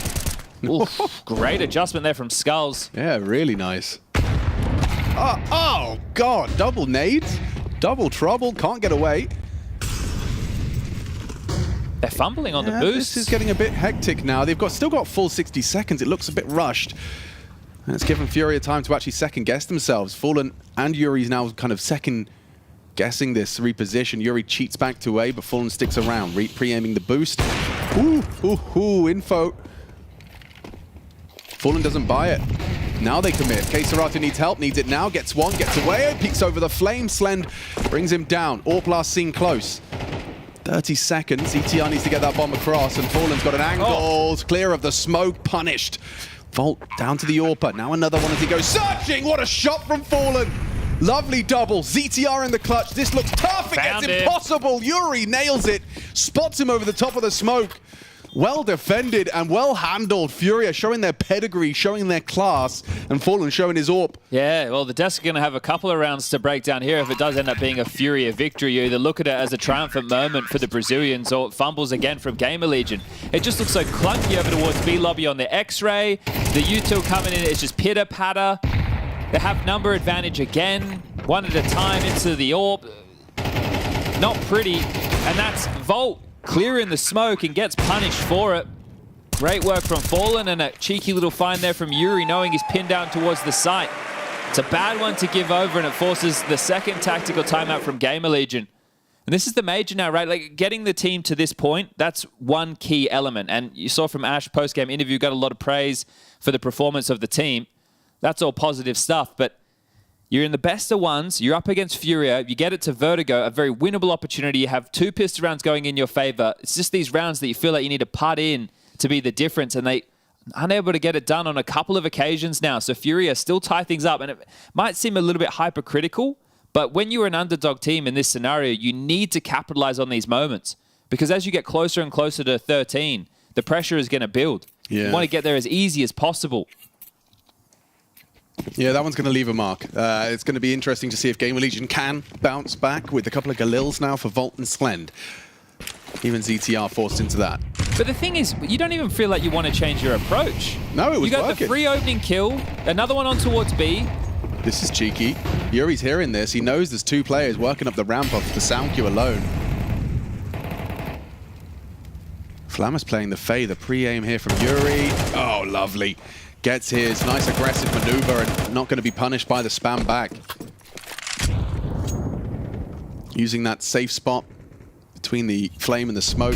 This could be the momentum shifter, at least the previous one. Now they have the number disadvantage. Now they're going to walk around for the next 1 minute and 10 seconds like headless chooks, and they only really have smokes to work with. FURIA can start to turn the screws in this one. Skulls. Hello. Going to be tested. He's done a lot of good damage there with the nade. Delays. Pre-aiming the boost as well. He's ready for this. Oh, jumps up off the flash from KSCERATO. Loses his life. Now they start to advance. KSCERATO welcomes the head-to-head, and Torsen rips off KSCERATO's. Holding the cross now, Fallen. His AWP was great the previous. Now smoked off. Tries to clear it. Flash is good. Cello. Oh, exposed! Cello still gets him. And Volt lines him up. Double kill. And now Yuri in the 1 versus 2. What's he got? Maybe timing on his side. Volt hasn't got the answers yet. You can see pivoting towards the stairs. Pivoting towards these two walking down. But walking they saw him! Saw him! Oh no! Now the trade! Is he ready? Exposed and spotted! Slen trying to play the time. Gets away. This could have been the end. That could have been the end. Oh, that would have been a heartbreaking way to slip up the 1v2. And now Slen misses his shot. Yuri knows he's got the AWPer under fire, running him down. High pressure scenario for Slen. Ah, it comes down to time. He hits it. Oh, that's a stressful one. Slen prevails in the 1v1. GamerLegion, that had to be theirs. They turn it around. A 4v5 against them. And this time it's them getting the multi-kills, right? Torsen with the double, and then the same for Volt. How fortunate was he with that lineup? The clear of the smoke. It gives a little bit of vision. The Galil rings out, and 2 bodies dead. But that could have gone horribly wrong. They bounced back. That's what GamerLegion really needed. Well. Yeah, just a partial investment. Still enough to be threatening. They're going to try the triple boost again. Yes, they are. This time it's going to be Cello up top with the M4. They're not as flustered. Not under as much pressure. Swap sides, guys. Yeah, you're on the rifle. Okay. Just wants to make sure he can get that deep. There you go.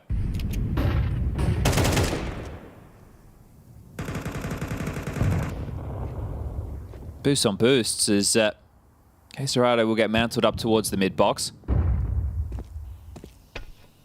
But GamerLegion taking their time with this one. About 1:10 left on the clock. Waiting for any CT aggressors. Found nothing. And knowing FURIA are in a bit more of a static stance.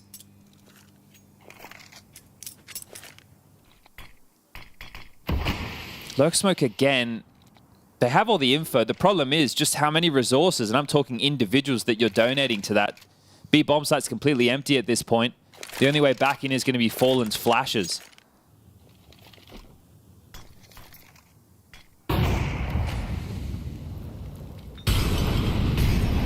So hustling over. Fallen flashes at the ready. How many bodies do they throw at this? Gen completely smoked off. Be one hell of a flash from Fallen. And a misplay from the rest. Flamus playing pretty anti. You can see how low he's aiming. Yeah, anticipating the flash from Fallen. He has one more. Smoke's still yet to fade. And Flamus, he could be very vulnerable. No, nice anti-flash positioning. Avoids the spam. Avoids all of that spam. And Slend actually catches Skulls as the opening. They have to get out. Save what they can. Yeah, and Yuri even punishes Flamus on the way out the door. Catches that. Puts the rifle down. Irretrievable, I'd anticipate. Oh, no, they got it. They got it. Fallen during the distraction. Grabs the AK-47. We'll bring that through to the next. So a silver lining for FURIA, but a GamerLegion 10th. It's very clear, like, there's a lot of preparation, a lot of, like, GamerLegion Vertigo comfort. You can see that they've got everything kind of ironed out, albeit there is that inexperience and the pressure you're seeing in some of their decisions. Yeah, that's the individuals, right? But that's it. I think being in a comfort map takes away a lot of that. You should just be going with plays that you know, and you're kind of going through the motions. And they're 6 on the trot. Now, the names that they've beaten, right? We're not talking household names, but that's kind of the story when you're dealing with a team coming from the realms of, you know, tier 2 like GamerLegion are. On the other side of the server, though, FURIA, they won 3 just at the RMRs, right? Obviously against regional opponents, but pretty dominant in all of those outings. So when you're taking a look at the best of ones, you know that you have a week worth of prep time, really get to focus in. Queserado's held on to the MP9s, gives him some residual cash, so things are starting to get dicey. Loss bonus obviously in FURIA's favor.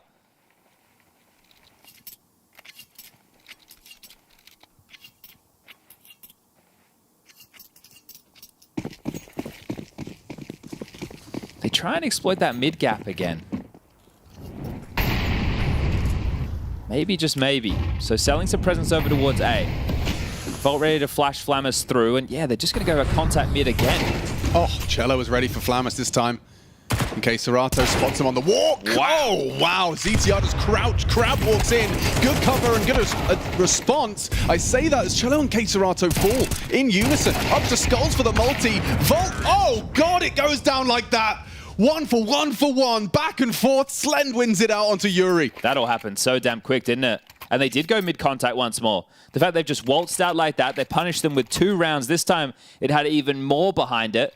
They just make it look like a standard A play with the lurk smoke ramp, Flamus coming through off the back of the flashes, and everybody else just appears. FURIA, you are in hot water right now. I like the way it started. Like FURIA, their response to that smoke was, we are going to swing through it. And yeah, the pre-aim was there. GamerLegion were ready. Different flavor now. Slenzorp fires off a shot towards the ramp side. They are aggressing. ZTR and trying to catch Torsen trapped in this corner. He welcomes the engagement. Skull's good for it. Aggressive. As the nade puts him even lower. 7 bullets and 19 points of health. Cello is very forward on this smoke. Flamus walking up yellow side. That's going to be an audible reload from Yuri that he might try and punish. And he nails it. Flamus gets away with murder. Ready for that jump up. Cello feels like he has to aggress Yeah, as I mean, this can work. This can work. Oh, they're blocking each other in the smoke. Cello's going to work it out first. No, Flamus does somehow. Good eyes. There's 2 on A. This is huge. They've pulled the rotation. That's one of the mid players. They know that there's a gap, or at least potentially. Skull's quite low from that early exchange. They should be into B. Yeah, he's in trouble. Skulls can't take fights without HP. Important smoke thrown down. Control taken. Slend hits Serato on the rotation through. Oh, he missed it. He missed his chance at sealing the round. Perhaps more to be said. Skull's so low, fallen behind and just holding for the containment. They're conceding 12 here. They've accepted. Laid down arms. That seems ridiculous to say now. Should have said it during the round, but coming into this one, it's essentially their game to lose now, GamerLegion, with both the pistol conversions, the fact that they had now some individual rounds of their own stepping up. Flamus finding these picks over towards A allows things to be dynamic. Slend with a great game, 18 kills so far. This is what the best of one's all about. Yeah, but well, this was going to be GamerLegion's first best of 1 win, which is kind of mad to say considering they were there at the RMRs. First major win for 4 of the 5 players. Yeah. So you take that one as well. Yeah, man. I mean, brilliant work from GamerLegion. And if GamerLegion do make it out of this opening stage, a big if in capitals. Oh, that'd be insane. But it would also be such a huge feather in Ash's cap. His CV is going to be crazy. Like, yeah, I just pick up a team, get them to the major, maybe the playoffs. You know, you never know. It would be like for them to do the best of 3s this time round. That would be wild. With the teams that are in here. Right. Yeah. Obviously, it's a step up. Flamus trying to enjoy the crowd. Last round, potentially. Rifles back out. FURIA to voice some concern. Only being able to post 1 CT round in this second half of play.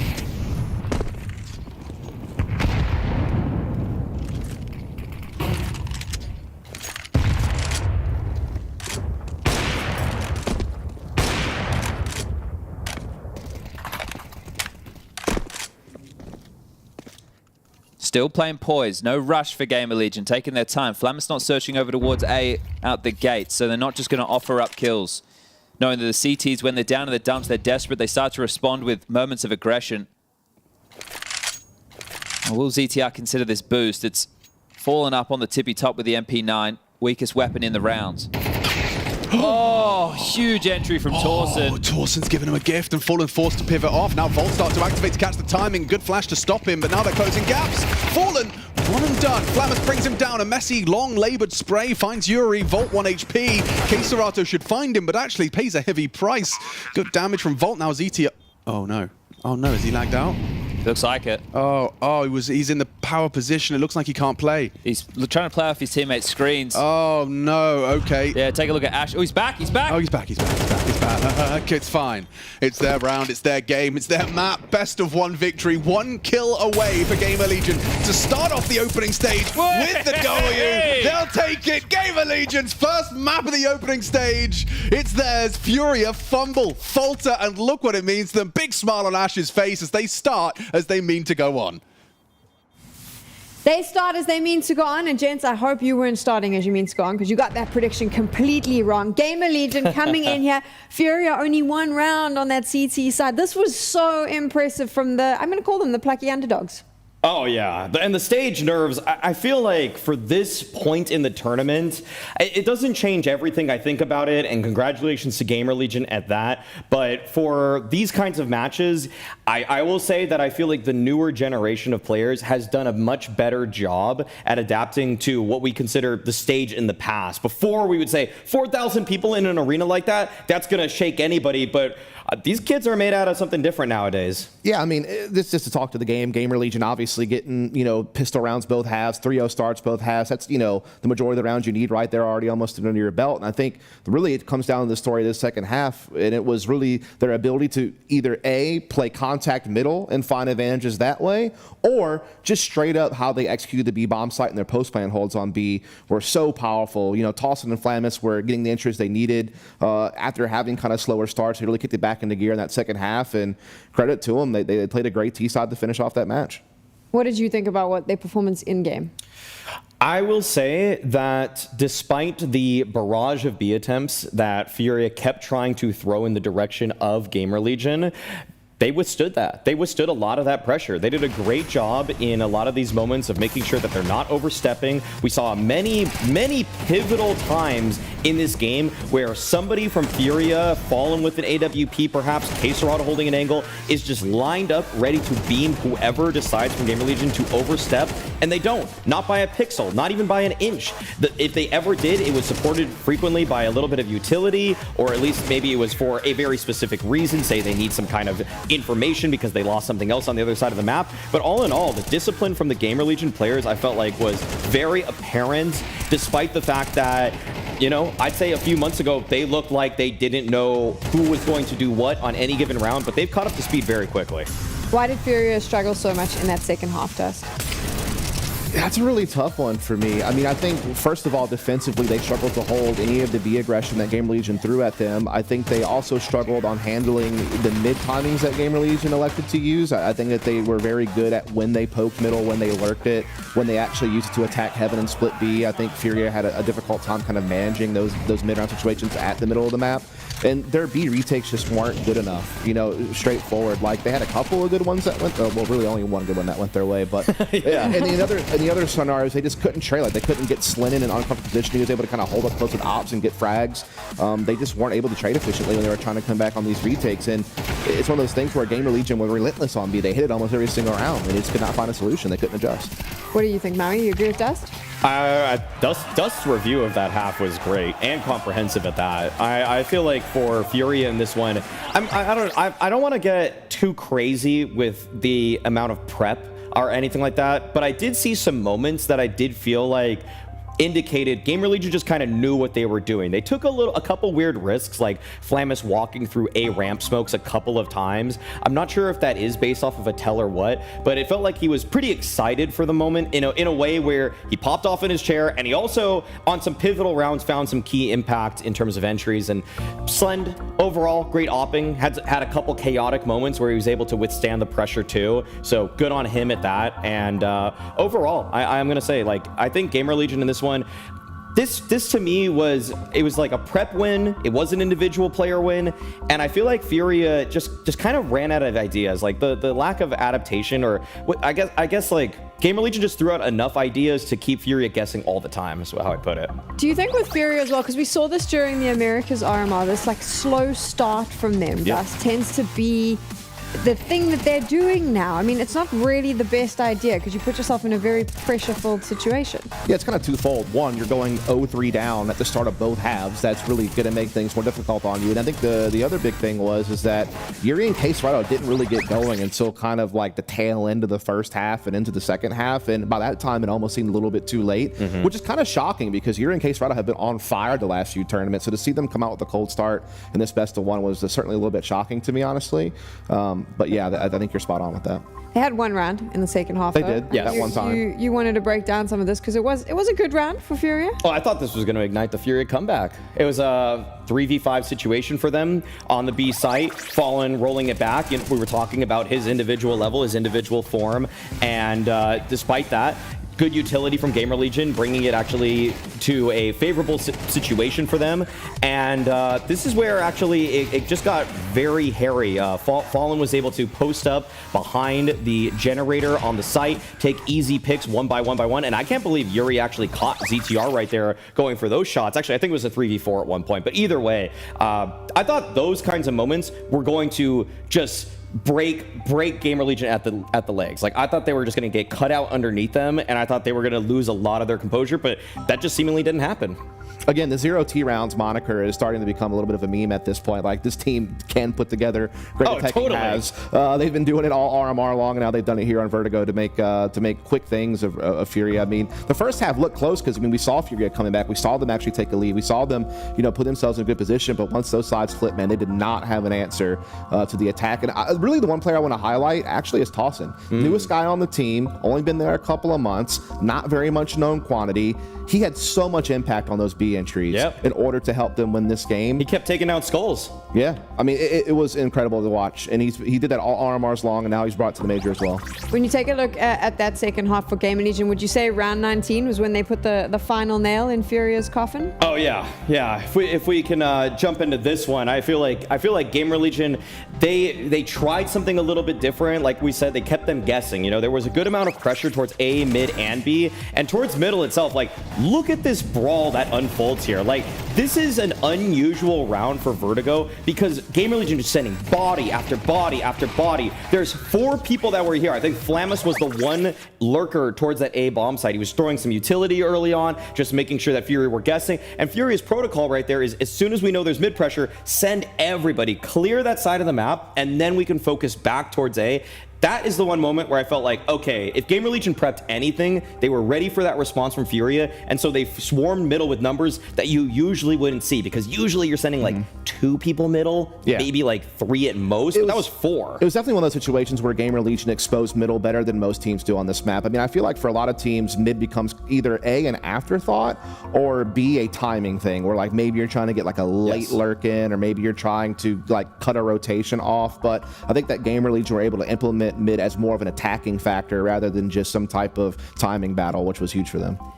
I just want to pepper this one more time by reminding you that even though GamerLegion just beat Furia, it is still the best of ones. And if you are a Counter-Strike fan, you know when it comes to the major that this is where chaos happens. This is where upsets happen, but the best of 3s will equalize everything.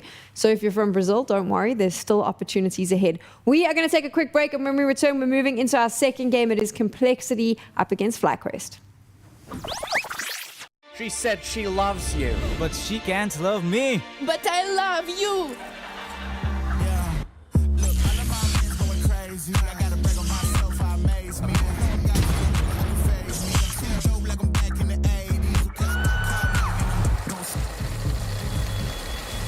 I won't play window anymore.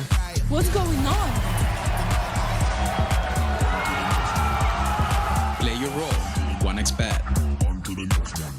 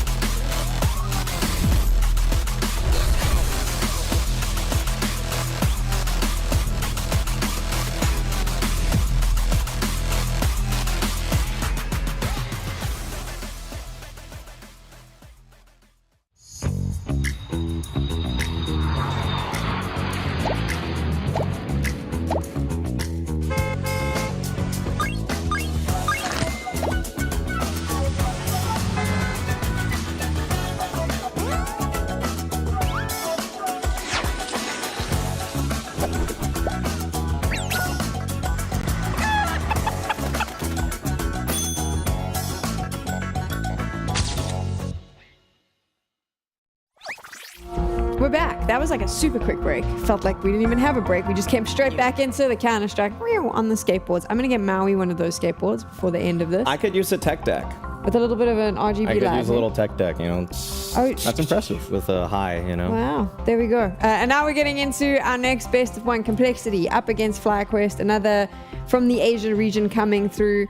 I'm going to be dead honest. I have the Aussie boys in my 0-3 pickings. I'm just going to say it. I'm sorry, gents. Yeah, I mean, I don't believe. I don't think you're wrong for doing so. Look, I've just seen it too many damn times. I've seen this group of players dominate their region time and time and time and time again. And then the moment they have to step outside of Oceania and take on international competition, they fall apart. The only exception has been Atlanta, where they actually won that tournament. They beat big, they beat some decent teams to get that title. But outside of that, there has been nothing remarkable enough to give me any sort of confidence in their ability to have a deep run at this major. So I don't blame you for picking them 0-3, honestly. The Challenger Atlanta also was kind of a shock because no one expected them to make that deep run there either. Alistair was a grand final merchant in that one. Just somehow he was only good in the grand final for that entire tournament, delivering them their victory at it. I will say for FlyQuest, this team has had a tough 2024. They failed to qualify for the first major of the year. They then had some difficulties throughout, I'd say, the rest of the year with with the bright spot being Atlanta, of course, and they actually had an ESL Pro League playoffs. That being said, it was a massive playoffs. I think 12 or 16 teams qualified for that one. So is that really so impressive? And for them as a whole, the main storyline with FlyQuest, for me, there are two. One is Ince going to get picked up for a European roster at any point in time because this guy is better than the rest of the Australian scene as a whole, or are they actually going to eventually move away from Alistair? I know he's a fan favorite. I know he brings a lot of great energy to the team, but in terms of consistency, it has not been there. In fact, it has been consistently sub 1.0 against top 10 teams. The conversation around Alistair was very prevalent coming into Challenger, which was, it's time. Like, he's not delivering. And then he obviously had a pretty good run there and did some good work in the finals, which I don't know if that extended his life. For you, Dust, do you think that FlyQuest needs to change this? And on top of that, can they change that? Because that's the next question is there talent in the region that they can pull from if they make those roster changes? Well, the first answer is yes. They are going to have to move on from Alistair, in my opinion. And the second thing is they're going to have to do an import of some sort. I don't think they're going to be able to really grab anyone. No one like strikes me as the next upcoming opera. I could be wrong. I don't know that scene very well, but I tend to agree. And I think that, Maui kind of hit it straight on. Like they are going to be relying upon ends. That is the one guy who actually performs at the international tournaments for this team on an in-and-out basis, and he does so as kind of a more aggressive rifler. I will say Vexite at times has also been able to show a little bit good form, kind of be a bit of a sidekick for ends.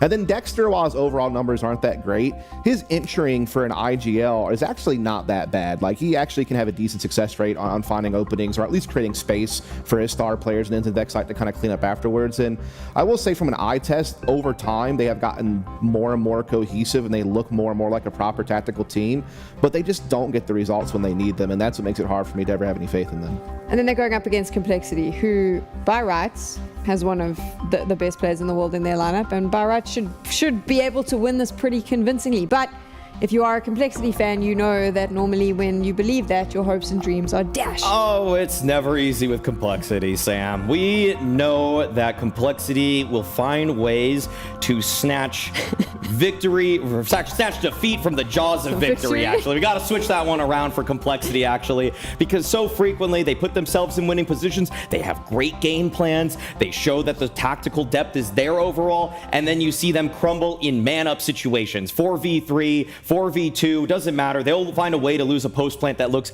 utterly unlosable. That being said, FlyQuest is not one of the teams that usually should perturb them. Yes, they played back in April, in which FlyQuest got a victory over them. That's a long time ago. That is like 7 months ago at this point. This is no real question for me. Complexity is the better team going into this matchup. Even some of their weaker players, to me, are actually better than some of FlyQuest's stronger players. Even if I took somebody like Grim, who has gotten really the short end of the stick in terms of fan reception in the last handful of months, I would still take him over anybody on FlyQuest not named Ince. Look, I'll tell you this, since we're talking about Grim's had an uptick in form lately. He's actually become like a dependable second guy next to Legion and Halzer to actually deliver this team some frags. As we get to the vetoes, no Dust 2, no Mirage. I know that for sure. As far as what maps we get to, I think it could be Anubis. Could be Vertigo. Yeah, I feel like Vertigo got banned earlier. Never mind. It is Anubis. Okay. I thought this could possibly actually be Vertigo or Nuke because I didn't think Complexity would want to give FlyQuest this option of Anubis because it's one map that I'd say that FlyQuest looked fairly comfortable on. I think the pivoting between bomb sites that Dexter calls around is actually pretty solid. It's one of the few maps that Alistair has looked comfortable to me where he's actually able to go for the frequent B main picks. It's one of Alistair's only picks that I see him liking to do in defaults on any map with any kind of success rate whatsoever. And so that's something that's a little bit worrying. Worry about Alistair at B main. If you can shut him down there, you're going to be fine, Complexity. I mean, we just said that Complexity needs to win this. We've spoken about how FlyQuest are the underdogs, but it is Complexity. So now that this map pick's gone through, Dust, do you think FlyQuest has a chance? No, I don't think so. I think Complexity are still the firm favorites in my opinion. They're a very strong Anubis team. I think it's one of their stronger maps outside of Vertigo, honestly. They're 5-1 in their last 6 games. They are a team that is very well-rounded when it comes to Anubis. It's one of the maps where Liege can kind of just make it his playground. Very good at just roaming and being aggressive. It's a map where Grim, who has had struggles in the past, when you bring him onto a map like Anubis, he's a very strong B player. He's very good at helping entry at B, very good at kind of being another guy that they can rely upon to have impact. And so, no, I don't think that the Anubis pick has really changed the table for me. I think Complexity still come in as a team that should win this. And I actually really like Floppy at A on this one. They set him up a little bit more on the CT side. It felt like at one point in time they were just letting him to his own devices. It wasn't really working out. He was one of the lowest rated players in Tier 1 Counter-Strike on that map. And since then, they've actually started throwing flashbangs for him to just set him up to go for little peeks towards A main, being a little bit more aggressive. And I think he's like that. I think Floppy needs a little bit of love sometime. I think, it'll turn Floppy into a hard hitter. You know what I mean? I know what you mean. There we go. Let's take a look at the 2 star players on either side of these teams. How do they measure up when you put them head to head? Oh, that's a good one. I mean, because you're probably talking about Inns and Elige, if I'm guessing things correctly. And I feel like these players play this map a little bit differently. Inns is more of like an A lurk type of player on this map, whereas Elige is like a main entry focused player. So they play way different roles on Anubis, but they can still have similar impact. It's just going to be in different locations on the map. So we were a bit mean about FlyQuest and we've upset Sponge. Sorry about that, friend. I think I'm the meanest in the world. Yeah. FlyQuest, actually. Professional hater. But we'll see how they fare. Getting that T side on Anubis. Complexity getting that defense. No info for Grim on that first flash. Might get a surprise. Liaz and Dexter, we can see both tucked in. An A main fight's about to ensue. Jewel Berettas. Julies. Okay. Ready for the duel, as it were. Okay, is it going to be a sound cue, some information for that Canals push as Grim just on the jiggle. So playing for information across the map, this is important. Dex is going to catch the head, and there's the info. High alert towards the B defense now for JT and Grim. Gosh. Yeah, this fight's everything. This fight is everything. Clean, Grim and JT deal with it. Bomb on their doorstep. Inns, what can you do? A second required of him. Flank comes in, but he still delivers a second. Not bad from Inns, makes it interesting. Bomb picked up and dipped out. Dexter planting, faking. Oh, deleted. Halza, good work from him. A quick 1-2 punch. And now up to Liaz. Good adjustment onto the first. If he hits Halza, oh my God, he's coming up clutch. Oh, Liaz! Revolting! A 1 versus 3 to bail him out. Inns does just enough on Dark, and Liaz with the 1v3. Damn, we don't need to get into the game to talk about the type of impact Liaz should have. It's in the clutch. This is where he needs to deliver and has. Massive work from him. What was Maui saying about Complexity? Yeah, well, that's one of those type of rounds that'll kick off the frustrations, won't it? But Liaz fighting on all fronts, able to make this one happen. Wowzers, that's a painful way to lose a round. Look, if he was able to have clutching consistently within the team, that would be the recipe that FlyQuest need to push them over the edge. Oh, here we go. Liaz has come to play today. So a clutch and an opening kill. Well, he's the most experienced member. He was in the part of the Renegades roster back in Berlin, right? That made it to the semi-final. He's been around. Exactly. But the problem is he's not that high output player. Right now he is. Right now he's delivering. The team has to turn to Inns and Vexai otherwise.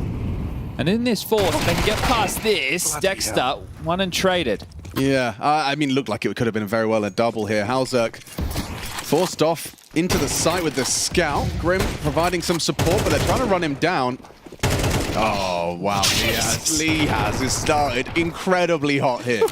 And we're talking against a Force. So, look, the fact that they get a pistol clutch, great. Now he's had a couple of important kills against the Force bite, and it'll be the eco going forward. So FlyQuest, hard work done, and you can look to Liaz for a lot of that impact. Now, I kind of want to build on something Dust was talking about. He was asked about the star players on either team. We're going to have mismatches on the map. It's not like, hey, your A anchor for FlyQuest also defaults A, right? So your A anchor for them is Vexite, but In's defaults A. Vexite gets to take con/pop control. But then you have a mismatch in middle because Elige is your defender, but he's also your T-side space taker. So you'll see that against Dexter. So those are a couple of the matchups that I'd be keeping my eye on. And when Complexity get to the T side, I'm curious to see how they try and exploit B, because I thought that, well, Liaz and Inns could have been exploitable, but maybe not with how Liaz has started. No, an incredible start. So that might change the dialogue almost immediately. Well, this should be the type of round that you walk on past as FlyQuest. Sure, there's a couple of little issues, but you can't take too many casualties. You can't trip up in a round like this. Is that MP9 going to be flashed out A main? Floppy and his cohort are actually starting middle, so he's going to be backing up Elige. The T-stairs smoke might slow them down as Floppy just pushes out mid-window, but look at the damage. Ali spams him away. Good work from Grim, catches the lurk. Floppy in the water. Oh. Wow! Vexite quick to react there. Floppy pulled the trigger first, but Vexite finishes off what Alistair started. Good work from FlyQuest dealing with the early aggression. Yeah, interesting walk just into the B site from Dexter there, so assuming something a little bit different from the anti-eco. Weapon advantage with FlyQuest. HP ever so slightly with Complexity. Now, biggest issue if you're FlyQuest right now is you don't know if A main's clear or not. We can see, obviously, open runway, but as they take time to clear, Complexity can search for information elsewhere on the map. And searching they are. Grim B main, Elige pushes mid. They're going to be too late. Execute will come through. Nice little combo there from Ali. Not the smoke. That's not the it did smoke. look like he had lined it up differently. He was running for some reason. Yeah. Slight threat dealt with. Elige goes down to the Ali MP9. Well, maybe he has a different lineup Maybe that's to deliberate. us, Alex. Yeah, maybe it's like... It stops the bricks player from... I stand next to the wall, next to the little basket. Yeah, and then I aim in the crack, and I jump throw. But he did like a walking, running jump throw somewhere else. He did. Yeah, maybe that's what he wanted. That's the smoke they were aiming Yeah, I said good little lineup. It was. Yeah, but I meant more like, that's a good little lineup. Yeah, that's Okay. what I meant. No, I appreciate that. Thank you for the specification. Yeah, maybe that's we're going to be calling that one the FlyQuest smoke. Maybe. Oh, they've thrown the FlyQuest smoke. It could have really cool intentions. Now, we had an upset on the mainstream. We had an upset on the secondary stream. Do the upsets continue? Liquid versus Cloud9, Ancient. So Cloud9. FlyQuest versus Complexity. FlyQuest. Imagine. What a day. What a day. Well, that's the thing. When you look at a lot of these games on paper, you say, oh, these guys are the name favorite. But when you do the veto and you come down to it could be one of these 2 or 3 maps, it's like, well, actually, middle ground. They get both pistols. They're both pretty comfortable. We're talking teams who have been in Asia now for decent periods of time, getting the reps in, ready to go. They're acclimatized. There should be no jet lag. Yeah. All of those excuses are out the window. That's the true. biggest one becomes experience. And you got the bloody ESL Challenger Atlanta champs on your screen, Alex. That's FlyQuest, baby. Whoops. How dare I forget? That's true. FlyQuest have been certainly in their comfort zone and time zone for a while now. They did go back home, which was surprising to me, but came back with a week to spare. To acclimatize. Well, the open hands are Ali. Same for Halzok on the other side. Complexity's first real chance since the Force to put up a fight. Des said they like Floppy on A. Let's see it. I can't believe he's going for such a brazen, flashable angle. Active on the... and falls away. Is he throwing out his smoke? Okay, mission accomplished. Mission accomplished for FlyQuest. Trying to stall out middle against the double mollies. Dexter fight against Elige. I can't believe he's got that. He gets away with that one. Huge opening. Elige frustration bubbling to the surface as an important one back from Halzok. Gets a late revenge frag. Finds 4v4 for the boys. Well, now you know that the AWP is in play. Where is it likely to end up is the biggest question. He's rotated over towards B. There's going to be dark aggression into Vexite on his lonesome when this smoke starts to fade. He's just tucked in. Oh, no, he hasn't. He's fully exposed. Wasn't ready. Wasn't anticipating such a proactive defense. And they just got blocked B main. So you can't go through. The round has to completely change. Yeah, this Even is though Dexter got the opener, now they're number disadvantage, time against them. Look at the radar. They're all split. One top mid, one outside B, one over towards water. Inns has a smoke. Save? Maybe he throws a smoke to try and force a rotation. Maybe. And then Grim actually buys it, and Halzuk did too, and now he heads back, and JT searching. That's the frag. That was the frag. Liaz goes down. Should be a save, boys. Inns and Ali, 10 seconds. It should be a save, and looks like it will be. Yeah, so there you go with that mid duel. Dexter coming out on top of it, but a little bit sloppy work there from Vexite. Yeah, I think that will be the point of contention in the round and in discussing what went wrong, just being caught out by JT's walk push upon the fade of that con smoke. So Kotler on the board, an important conversion after losing Elijah early. Yeah, and for them on the CT side, what are we looking at? 4 or 5 rounds, and they'll be more than happy with that. I think even a 9-3 half in favor of FlyQuest, Complexity can work with. Yeah. So now that that bar's been set, FlyQuest need to bounce back immediately.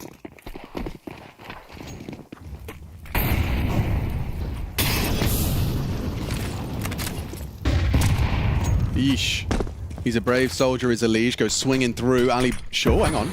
Little bit of an opportunity for Dexter to catch a timing through mid. And yeah, Elige was unprepared. Oh, mate. Again on the head-to-head. Dexter bests him. He's going to be kicking himself. The fact that that's happened multiple times. He felt like he did his due diligence, right? He threw his incendiary, naded close, swung, confirmed no one close, but Dexter saw his opportunity, and Ali does too. This time, JT empty-handed in his con peak.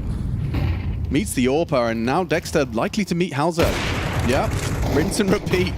Good flash, floppy, overlooked. Yeah, what a flash. That was a full, like, 3-second blind. Brutal. Well, they don't have to commit now. I think also Grim would have been noisy in Temple, which Liaz would have heard the wood. I think that's part and parcel of why we see this rotation. Grim gets a multi, this one's on. Yeah, it looks like it could very well be overlooked. Alistair's not expecting anyone here, and so now revealed, and now Inns needs that trade. Dink from Grim.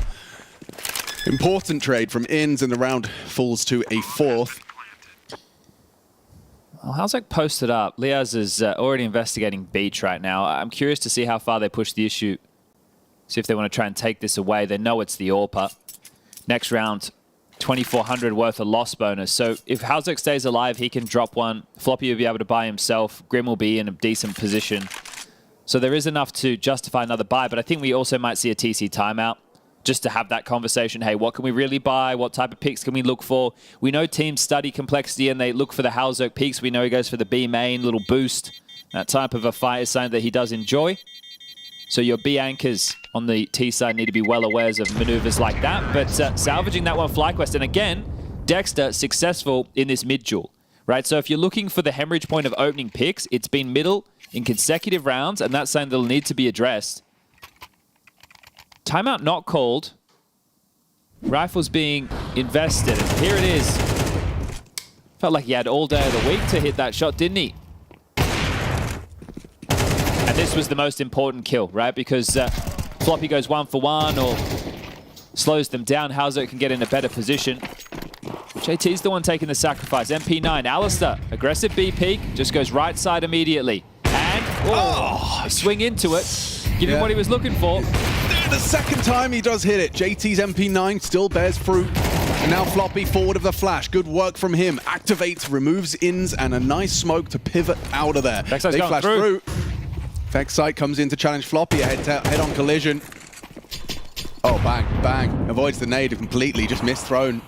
Thought that would have been a significant amount of damage, but Vexite lives on. Oh, and a lurk smoke as well.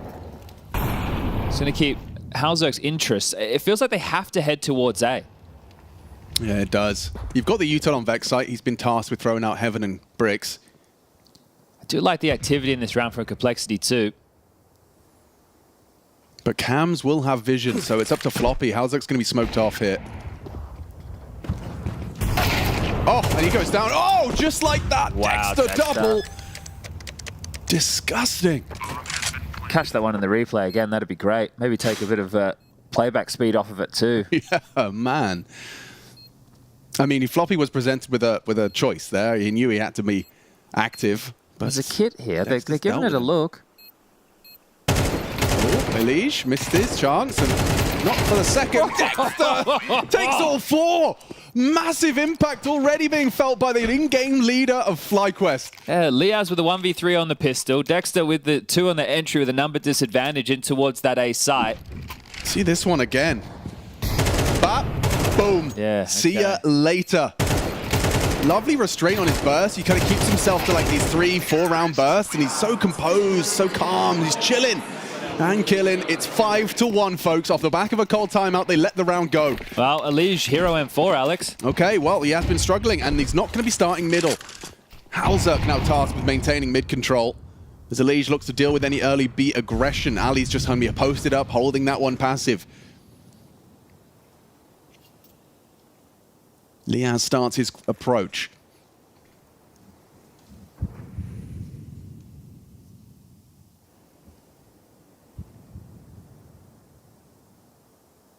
Floppy forward as well towards the basket position. He might clash with Inns at the fade of this one. Hey man, pushing. Damage, and yeah, here we get some aggression. B-main, sorry. Liaz and Ali to be tested. That's that M4 from Elige. Bang, and it's gone. Removed. A 7th death for Elige with just the 1 frag to boast. Tucked his Vexite. Interesting that Grim's going to have a little swing. It's all about the timing on this. Dude, Elige has given away 4 opening deaths already. Not a strong start. JT's going to start walking through, or at least clears close, so now they might overlook Vexite's arrival. Its timing could be everything. And time tends to be the most scary things in rounds like this, because FlyQuest have all the util and weaponry advantages right now, but they haven't really got much space. So it feels like their hand will be forced. Temple Smoke has missed. It's not going to cost them. Nobody was there to spot it. They're going into the stack. Oh, lovely. Overlooked completely. Vexite gets the jump scare. Now Grim revealed. Could be cleared. Should be cleared. It's getting messy. Halzerk empty-handed. Grim still one more. Liaz brings him down, puts him on the floor. 6-1. And the clock doesn't get the better of them either. And the fact that you have Liaz, Inns, Dexter all delivering right now, 7 kills apiece is nice. Hitting the shots necessary, Vexite and Alistair, so it's time for them to activate, and that's going to be the first tactical timeout. TC will get on the mic. Elige now operating with only an MP9, and this is kind of the most disastrous start that you could possibly hope for. Elige is your star player. He's the one that can actually dig you out of holes individually. But if he's going for like Hail Mary M4 buys that result in them only having an MP9 in the next gun round, right, this could really come back to haunt you. I feel it would be worst case scenario if he gives away opening kill again. 4 now so far? Yeah, so to be the 5th would be wild, as we're only going into round number 8. Well, there's the cold pause. What's the spawn of Halzerk looking like? That's one of the he has a good spawn right now if he wanted to go pick A main. So if they want to try, also could activate him over towards middle, but we've seen double mollies middle from FlyQuest, so that's not great for an AWPer to have to deal with. But looking for an opening kill, trying to change this dialogue, I think Complexity have to force the hand. Yeah, if he does go for that mid pick, he could throw out that Monacy smoke. That's A. Goes A, okay. See Vexite and Inns in their approach as well. Relatively passive to start things off.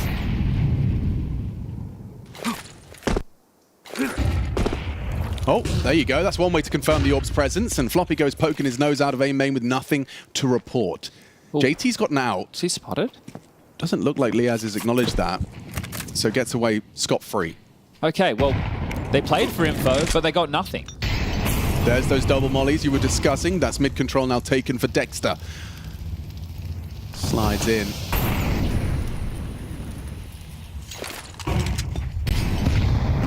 Safe from the HE of Elige. Oh my god, look at Floppy's HP.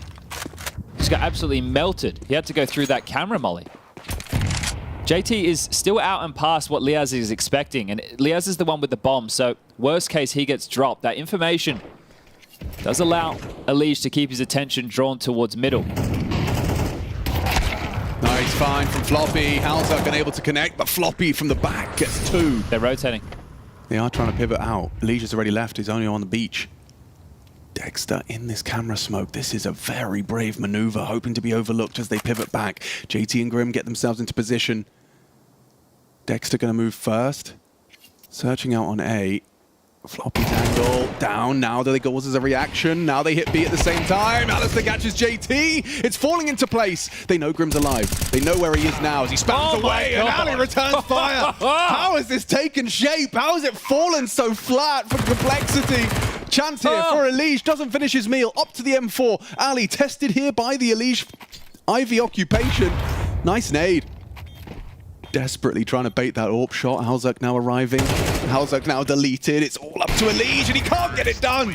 Ali with 3, and it's 5 between the two of them. A massive round, and how on earth do FlyQuest make that work? That's a 3v5, how? Right? And Floppy got 2 kills A main after he was on, what, 11 points of health? So he delivers in huge fashion. Dexter gets this one, but they still have 2 players over towards B. Massive work from Alistair. He gets this kill straight through the smoke onto Grim.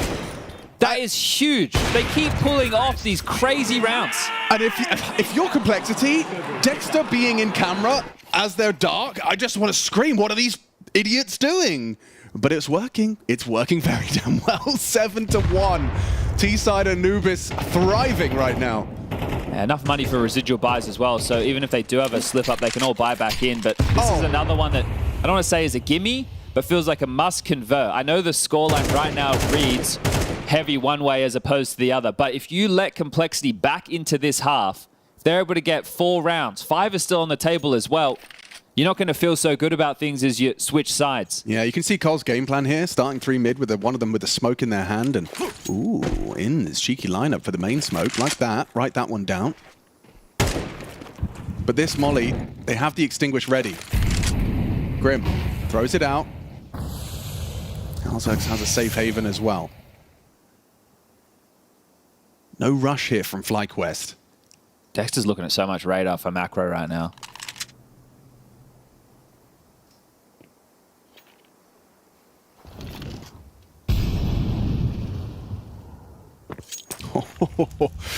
Ooh, just as MongolZ was jiggling out for some mid-info. Excite arriving. They get bottlenecked, MongolZ can drop behind. Yeah, that could be a potential play. That's what he's thinking about. MongolZ starts to activate for a B main flank.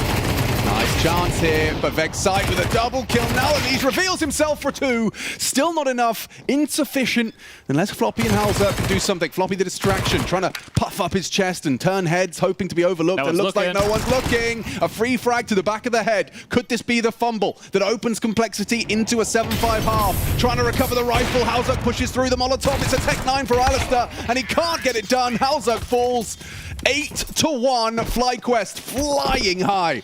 Yeah, moments of stress there as well, but still well-handled from FlyQuest. And I hate that fight for Vexite, but he takes it with such confidence. Swinging in to just focus on the ninja position. The molly helps to burn out for that second kill, but that always feels like a tough fight.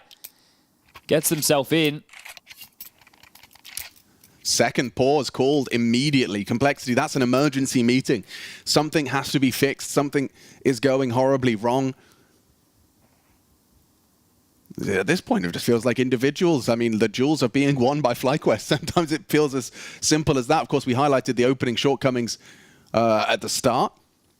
Elish giving up a lot. We look at all the grip tape. We've got some new grip tape additions to the Elish mouse. I just think it's really tough to work back into Anubis on the CT side. It feels like a lot of your rounds need to come from a really well-timed push or a good individual moment with a multi-kill, because you're not in any economic advantage.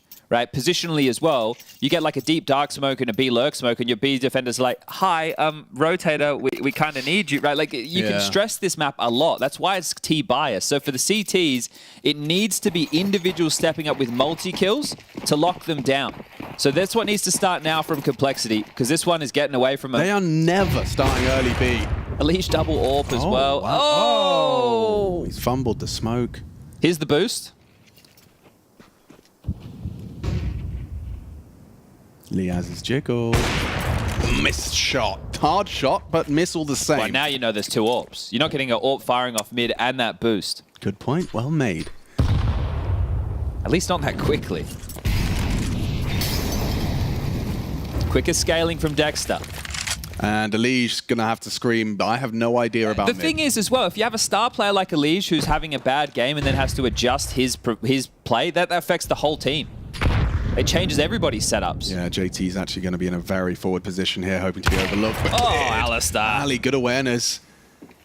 Grim forced away, that sound cue is Look at telling. the Now the Dexter flank look! Dexter's coming in from behind at the same time. There's so much pressure on every front. Halzuk spots out Vexa. Nade on his face, trying to bait the orb shot. Now he can run it down. Does it? Grim onto Ali, but it's all falling apart. Dexter's in spawn. FlyQuest, they soar to a 9. This is terrible for Cole. They are ragdolling Complexity around the server right now. They are Hulk. They are Hulk right now. Complexity low-key. It is low-key awkward for Complexity. One CT round is not enough. And you can almost go through the list of FlyQuest members to look at impact. Like Ali catching that aggressive maneuver right there, massive. That just enables this round key. You got Liaz with a 1v3 on the pistol round. That was the tone shifter. Yeah, it was. You've got Dexter with the mid control, dealing with Elish time and time again. Now making him play passive. He doesn't even feel like he can play mid. Oh, he's jumped out window. Aggression, the remedy. Perhaps. 2 canals though. Vexite could flash and go. They're prepared for it too. This is great. They're not overstepping the mark. They're not looking flustered by these maneuvers. The FlyQuest, sure, they missed that smoke. But it's not really going to cost them. Liaz under pressure again. 3 players. Gosh. Liaz tested. Headshot found. Removes Grim. Lovely play. Lovely restraint as well. Like you said, FlyQuest haven't looked flustered. These rounds can get very sketchy, very scary. But they're looking calm. And looking to collect a 10th on this T side. Yeah, they're playing good, comprehensive Counter-Strike, and then the individuals are contributing where they need to. So they have the combination of both at the moment. Now, I did say 9-3 is still a possibility for Complexity. 50 seconds, all the advantages in the world again for FlyQuest. Floppy. Hiding out in that back corner. There is a Molotov with his name on it. Look at the details. Diligent. It's diligent. It's beautiful. Molly, Orb holds the swing out. Halzuk, isolated and cleared. Flank from A is going to be a threat for a second. So is Elish, but put down now by Vexite. It's perfect. It is so clear and comprehensive is the word. A team ace from FlyQuest to really emphasize your point. Yeah, it's beautiful to watch. Isn't it? Which is quite a stunning thing. And I imagine locally right now with all the Aussies tuning in, for them not having to get up in the wee hours of the morning for once is the victory. But almost 4 p.m. in Sydney. Right, local for them in China would be about 1 p.m. So everybody getting to enjoy their Saturday with what is a FlyQuest demonstration of power. And with all of these upsets that are taking place, they might get another favorable matchup. Oh, mid-aggression should have been noted there. See a player leering that far forward, you would expect the scoop out window.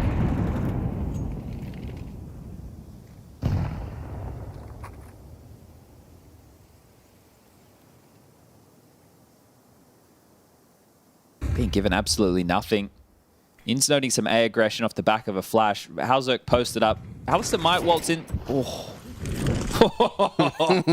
The Counter-Strike timings. Hey, that's a quick one from Halzuk. And yeah, going to get run down now by Dexter. Elision is off angle, hoping to be overlooked.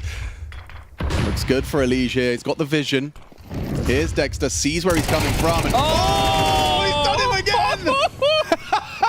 Unreal! Grim, overlooked. Dexter's got his bloody knife out. Hang on. We've got a 2v2 here, and it's very low HP. Doesn't matter, as Grim, with the traces through the smoke, is easily tracked. Look at the team frag distribution as well. It's so beautiful. Look, I don't want to get too far ahead of myself, but I can't remember another time that FlyQuest or Greyhound had such a dominant performance against a team that wasn't known as Rooster or this is Avant-Garde or something Australian. World ranked 14th team Complexity up against the world 20th. And they've thrown them around the server. What an incredible haul that is. Starts with an incredible clutch, and they run with that momentum. For Complexity, what are you supposed to say in this 60-second break, Chad? There is nothing to be said. You just have to kind of say, round it, let's win the pistol? Yeah, pretty much, right? Like, you want to believe that you're still in this, but one of the things that I've questioned for the longest time is the mental of Complexity being a little bit shaky. Now, JT still has a smile on his face, but as one of the South Africans in the team, him and TC, they're used to the sunshine, so they try and bring it with them. But Elish had a real tough go of things. And that's one of those mismatches that I highlighted. Dexter is the mid-space taker on this team and defender, right? Whereas Elige... So superstar versus in-game leader. Exactly. Yeah. Right? And now in this second half, you get Vexite, the man on your screen right now, who gets to tussle in connector against JT over towards B. Okay. Right? And so, you know, you get a few of these... Sorry, it's Ins in connector against JT. Vexite is anchoring A. Okay. Yeah, sorry. Was remembering the last half. Yeah, the other half. Yeah. We did see Vexite going into JT, yep. Yeah, just got to make We sure did. We did. Look, it's early here. Yeah. We get a few of these. All right. Is it over? All right. No, well... Is it over? I'll tell you after this round. How about that? All right, that seems fair. Yeah, I'll tell you exactly what's going to happen. But for now, we get ourselves situated with the first T round of complexity. Margin for error is essentially 0, and they're off towards the B site. Ins and Liaz to be tested. Liaz going to be heard there in dark. Grim relays that information. Well, they will get across mid for absolute free. Steps from Elige may have been noted. Ali's playing the tiny sliver gap. Well, it has to be B. Their retake setup. So as they run across to get in sight, there's kills available. Oh, yeah, they were available, and now they're not. Liaz goes down after missed shots from Ins, forced away. 5 players now occupy that B site. Rotations coming through. Can they really let this one go? Cole have got no way to lose this round. I've said it. There is no way. Yeah, the smoke in the kit is prevalent, but look at the setup for the post plant. You've got one jail, one default. You got a guy on plat, dark, and main. It feels like everything should be covered. Yeah, this is only going one way. And fast. You need a lot of kills, and then very quickly, Halzak's been completely overlooked. It's Elige farming up frags, and okay, Vexite's made it a little messy, but there it is. Grim gets it across the line with his third. Elige and Grim, 5 kills between them. That's important, as is the pistol. Yeah, and something to note from that pistol, once we do make it into the rifle rounds, FlyQuest tend to play Liaz pretty passive towards CT spawn. Maybe not that deep, but they play him quite passive frequently. And I would like to see how much pressure the B defense finds themselves under if Complexity are doing the B lurk smoke and deep con smoke, because that relies on your rotator, which is Alistair, right, to be in the right position. So it will just be a flash donated to Dexter. They actually want to allow them into the site with this one by the looks of things, so should have about 1 minute and 40 seconds of Complexity fan out, look for a finish, and, well, likely convert their third. But if there's any map that a crazy T-side comeback is going to happen upon, it's this one, which does seem crazy to say considering the disparity we saw of what felt like individuals, but Cole win this, they win the first rifle, they can start working back into things. Sure, as you mentioned, the margin for error, almost naught, but nothing is impossible. Yeah, indeed. And we have seen crazy comebacks on Anubis before. The FaZe vs Vitality game comes to mind.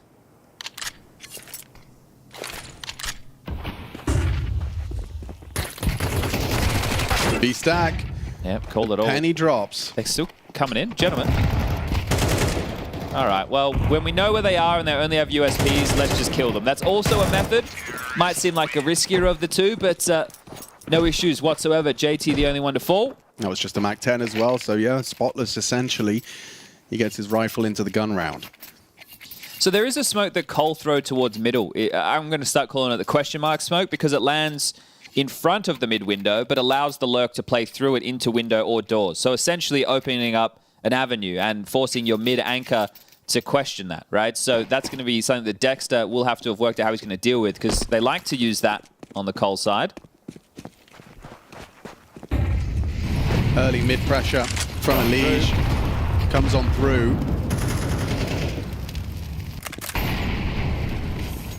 Oh, so much damage, but a nade back onto Vexite will hamstring his aggress. Elige makes his presence known. A smoke on Cam. Ali to hold this.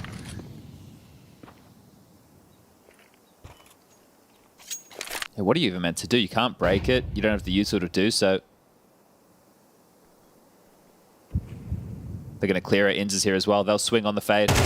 Nice shot. Elige catches Dexter. Can't convert the second. 2 extra to clear him out, but now B is weak. Inz was spotted mid. They walk in. Inz pushing through. Stands in the flames for 60 damage. Falling apart here, falling apart quick for FlyQuest. Liaz unable to disrupt the plant. Yeah, and as I said, he'll do this a lot. So if Complexity are well, so oh, hold up a second. Yeah, there's something to be done from Ali's flank. He knows he's got Grim booked. Decent timing on it too. And Grim is not ready for this. Now goes looking. Oh, headshot clean with the low HP. Necessary. No kid. Now the molly, though, looks great. Forcing them into the fight. Ins where there's another line of flame. They're so low. They're so low. It's Floppy's round. Ali goes down. Floppy, an important transfer. Double headshot to secure it for Cole. Comes down to the 1v1, though.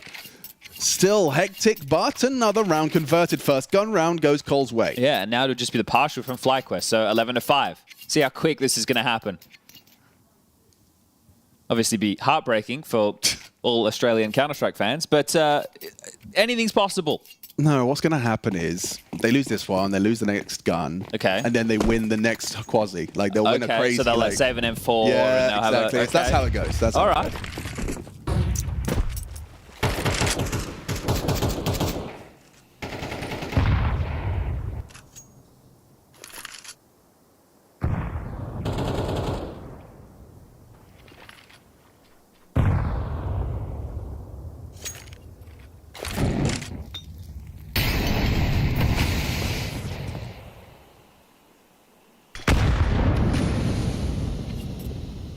Elige versus Dexter. Does it continue? Yeah. There's no way. There's no way Elige is going to let this one happen again. The pre-aim, too good. Reads him like a book.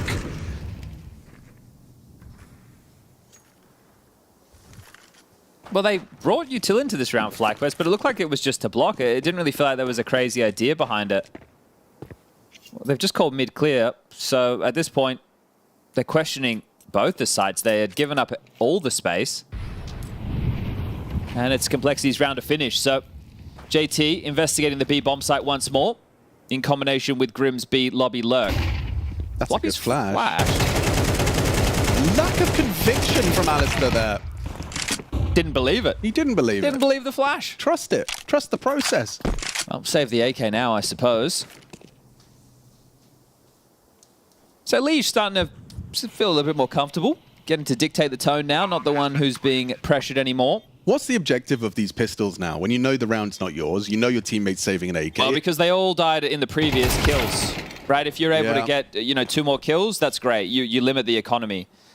Like, if they were able to go for exits, that would have been ideal, but... not anymore. No, a little bit 1 by 1 for FlyQuest, so only 1 AK looking to be retained as Elige just trying to sniff that one out. Where did he go? Doesn't look like Elige is going to be able to close and tighten that noose in time, so...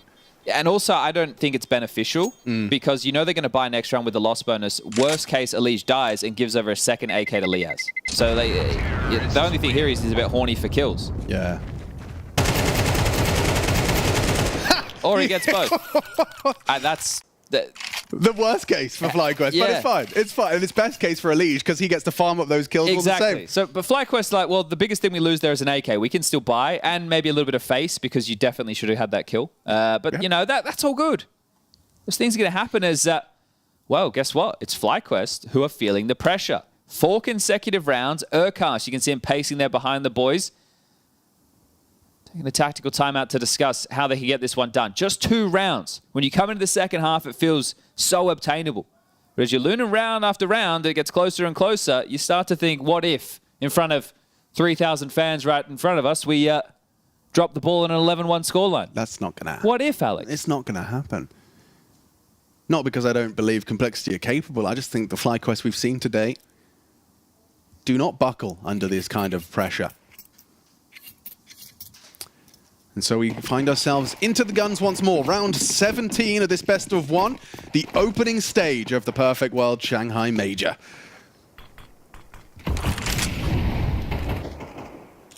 Ali takes his AWP out and about for a search. Double nade doors. You can see there's a lot of thought going into this Complexity start. I really feel that if Cole just go through the motions better the util and try and finish B a lot, they will find success. Watch that be wrong. That aggressive con smoke's going to slow you down, isn't it? Thrown out by the CTs. You can see Liaz's positioning again. Like they're already quite passive, right? Ivy position, site position. These are never fun crossfires. At least it doesn't feel that way. Lots of util left for Ali and Vexite to try and delay as the clock trickles down. Complexity being allowed to go through the motions. So a B main block means now they can really just focus fire towards Connector. The bomb on the back of Grim might have to pivot elsewhere. 40 seconds, still going through the motions with space control. Oh, that's lovely. Floppy owns the Bomb's AWPer. rotating. And now they are looking for the gap. Walking through this cam smoke as Vexite vacates the premises. This is an open A site. FlyQuest booked. Save. And a save that JT can disrupt. He's on B. But he dips into the smoke as well. Might catch Dex with nade in the hand.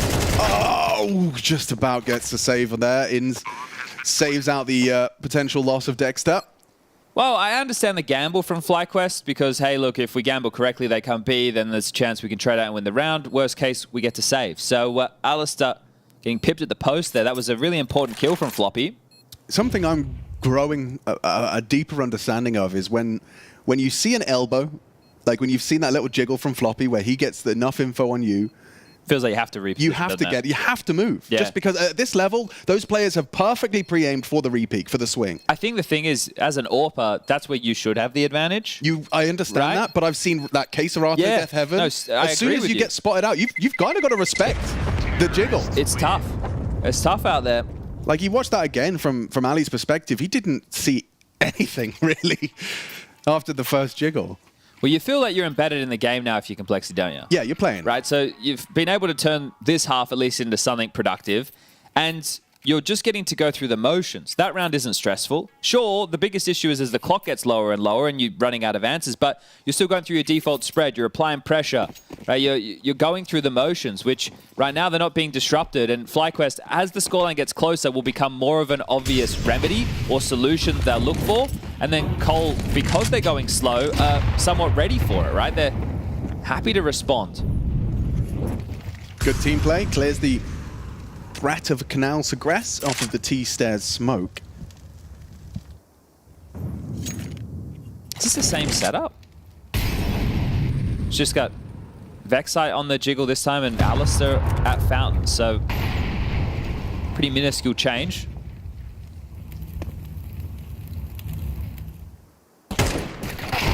Nice. Wasn't ready for two there, Flop.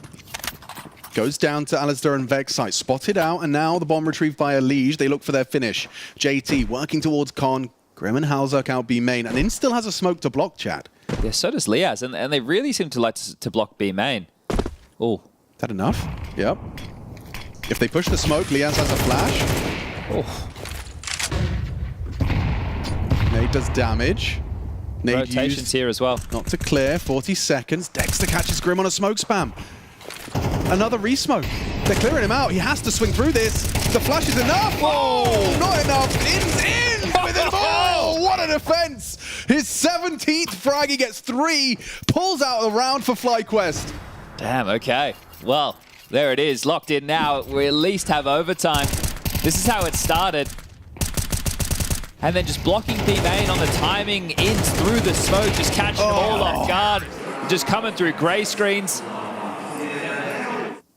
Calm there from Ins. Yeah, they're not letting the moment get the better of them, which I think in the past has definitely been a key. But yeah, you win a tournament, right? You have to act with a different amount of swagger, and we're seeing that now. This looks more direct, doesn't it? I like the angle. Boost is great. I don't know if Grimm's going to be ready for this whatsoever. A free opening frag. Alistair delivers in pursuit of the match. Starting off on the right foot, FlyQuest here in Shanghai. Halzak, though, does take down Vexite. Dexter needs to block, but they're already ahead of it. He's in trouble. He's being isolated, being run down. Halzak got empty-handed, and he's still alive. How is he still alive? Elige makes it so. Rights the ship. Ali with a missed shot. Can't hit either of the opportunities he's given. Forced away now in a 3v3. The retake on. Smoked out. Missed, actually, on Heaven. And Liaz will punish. Ins hits the shot. Elige went hunting in the absence of that heaven smoke. Now the bomb's been delivered. Inz's got bomb. Ali playing around this smoke. A headshot he's aiming for, and he delivers this time. They are low. JT known to have a clutch, but this is a clutch for the game. FlyQuest 1 kill away from starting off this opening stage with a win. The underdogs having a great day, eating good this morning in Shanghai. Re-rotation. Alistair's left camera. He's heading around to heaven to bolster Inz. Dude, look at the bomb. He still has to pick it up. He knows it's likely held. Has to win this duel. In spots him out. Got to pick it up, get away. JT drops in. Molotov, they group up. They can just walk push him together. Double swing from either side. Both going bricks. Inz will walk it. And it's their round. It's their game. Impressive scenes as FlyQuest, a composed conversion to start off for the Aussies. I don't know if I want to go down this path, but You're going to do it. Go ahead. we're going to do it. Okay. So let me set a scene for you. I fly a lot. I'm on a plane a lot. Yeah. And one of the things that always blows my mind is there's always the largest gentleman on the plane. Yep. He's pretty big. He always goes into that tiny bathroom, and you know it's shoulder to shoulder. There is no way he moves around. It's impossible to miss. And yet when he comes out, the floor is soaking wet. That is like complexity when they play. How do you miss? Time and time again. It's impossible. Everything is set up for you.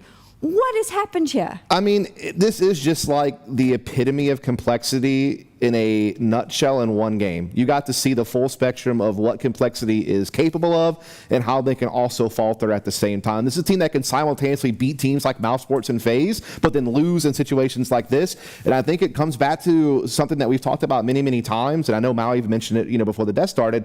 The fact that this team blows so many man advantage rounds just is unbelievable. They are by far one of the worst teams in the world, period, in like the top 20, top 15 range at losing rounds where they have a 1 to 2 man advantage. It happened so many times this game, and it's just kind of unforgivable.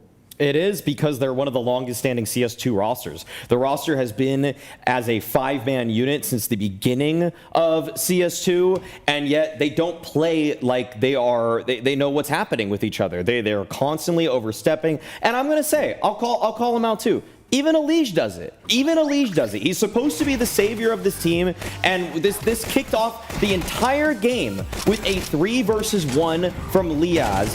And again, the amount of man advantages that Complexity are able to fumble, it's almost historical at this point. Like I like so much of what's happening here, but on this round 6 also, where we're seeing the highlights right now, like Dexter gets a 4K. Like that's the in-game leader that bottom frags versus everybody in tier 1, and he's getting a 4K against him. It wasn't even Inz bringing it back, it was Dexter. And FlyQuest, to their credit, they played a good game. Okay, like I want to say this, like Complexity, like we're gonna rail them, like we're gonna go in on Complexity. Don't worry, guys. We're gonna come back to them. We'll circle back.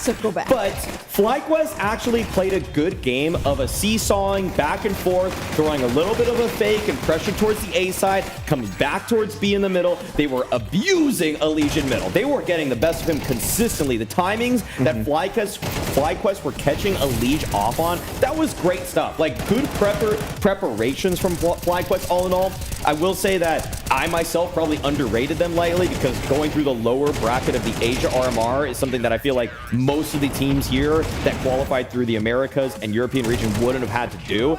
But FlyQuest, again, to their credit, their individual showed up. Alistair actually contributed in a meaningful way, like actually played a very solid game for his standards. Inz on top of the scoreboard as per usual, and no one's dragging them down. No one was doing a bad job for FlyQuest, and when they were in man disadvantage situations, they played together. They were on top of each other. They traded. Even if it was a 2 versus 4, those two guys were working in tandem, tethering off of each other. Yeah, I mean, I think like you get to round 11 or so of the first half, and virtually everybody on FlyQuest had 10 or 11 kills. So I mean, they were firing on all cylinders from an individual perspective. Obviously, Inz, their star player, performed. Meanwhile, the star player for Complexity did not perform. Elige was like 1-7 through the first 8 rounds defensively at middle, one of the most important positions that you can defend in this game, and he faltered. He did not. He was getting styled on by Dexter. Like these are things that just can't be happening if you're meant to be one of the top teams in the world. So yeah, I want to give FlyQuest their flowers, because I feel like when I have watched FlyQuest play, the eye test does pass to me a lot of the time. Like they are structurally fundamentally very sound. They have their roles well defined. They play proper CS. They have star talent in ends. Vexite is also capable of being a star talent at the right times. Liaz is a good role player. It's just that they just fail to get results. That's the biggest thing. The results just aren't there. But now everything finally did click, and they do have a result now. They have ruined everyone's 0-3 picks, by the way. You know, shout out everybody out there in the world. I don't know where I am, what camera. All your 0-3 picks are gone. All gone. You know who didn't pick him 0-3? This guy right here. So I'm all good. You were holding that for so long. He was holding that during the game. I could feel it. He was I could waiting see your face in this despair. Did you pick them 0-3 too, didn't you? Yeah, I did. I mean, you know. All right, we'll see. We'll see. It's the first game. Okay, let's talk about complexity. Though. I mean, you can hype up FlyQuest as much as you want. They're not going to be winning the major, Dust. But no. Let's the complexity issue, losing when they have these man advantages. I mean, we have so many examples. Maui, why is it happening? They're just not playing off of each other. They're overstepping.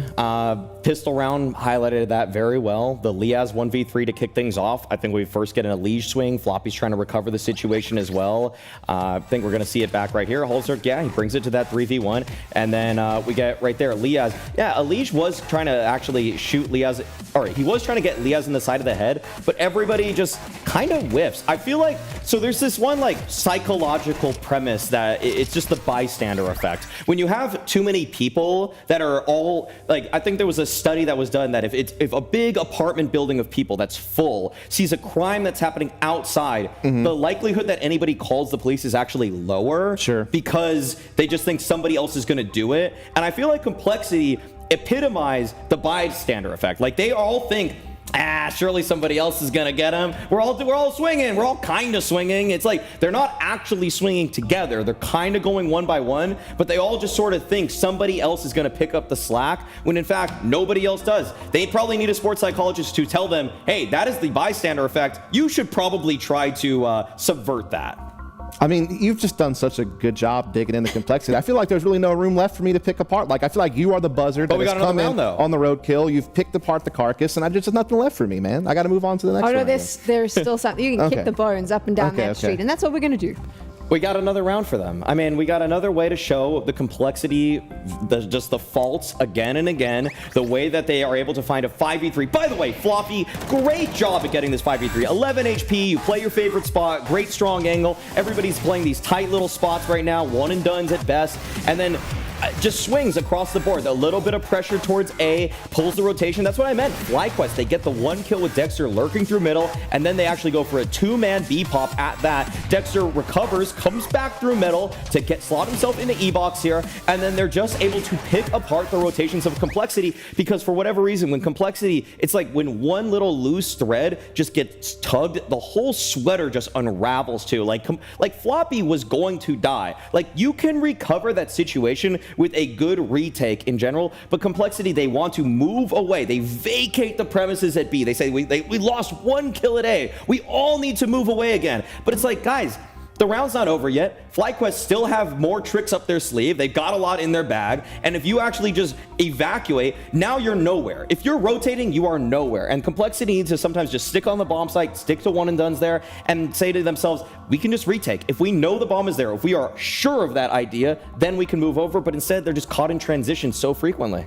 They're indecisive. I mean, that's really the thing. And at this point, it's just inexcusable when you've been together this long. I mean, think about how they ended 2023. They were so bright, right? They had like the Melbourne, the whole situation that went really well for them. They had a couple other tournaments that looked good. I think even like EPL season 19, they were like top 4 or something like that, if I'm not mistaken. Like they looked like a bright team. And really, it was because JT, solid in-game leader, him and his coach have been together for such a long time. You got a star rifler in Elige. Yeah. Grim, all of a sudden his form's coming up to snuff. Halzer, not one of the best hoppers in the world, but serviceable. He's fine. He does well enough for the role. So you think you have all these things going for you. And again, you look back even into recent tournaments, they will sometimes beat the big name teams. They beat Mouse Sports twice in EPL. They beat FaZe. Like they show that they can beat incredible teams. But then they drop deuces like this all over him, and it's just like, what is going on? And the fact that we have to keep coming back to this situation where they're losing 5-on-4s, they're losing 4-on-2s, like, what is the excuse now? You've had the same roster for this long, same coaching staff, same leadership, same support staff. You've had time to gel. You should be able to work out these situations.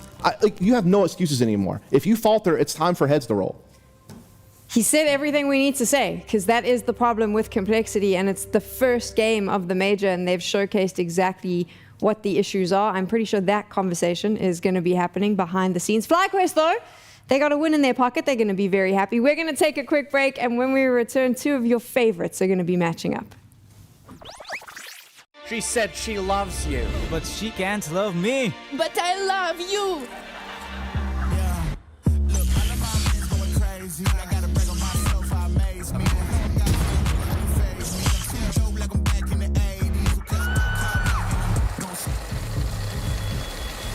I won't play window anymore. What's going on? Play your role. 1xBet. On to the next one.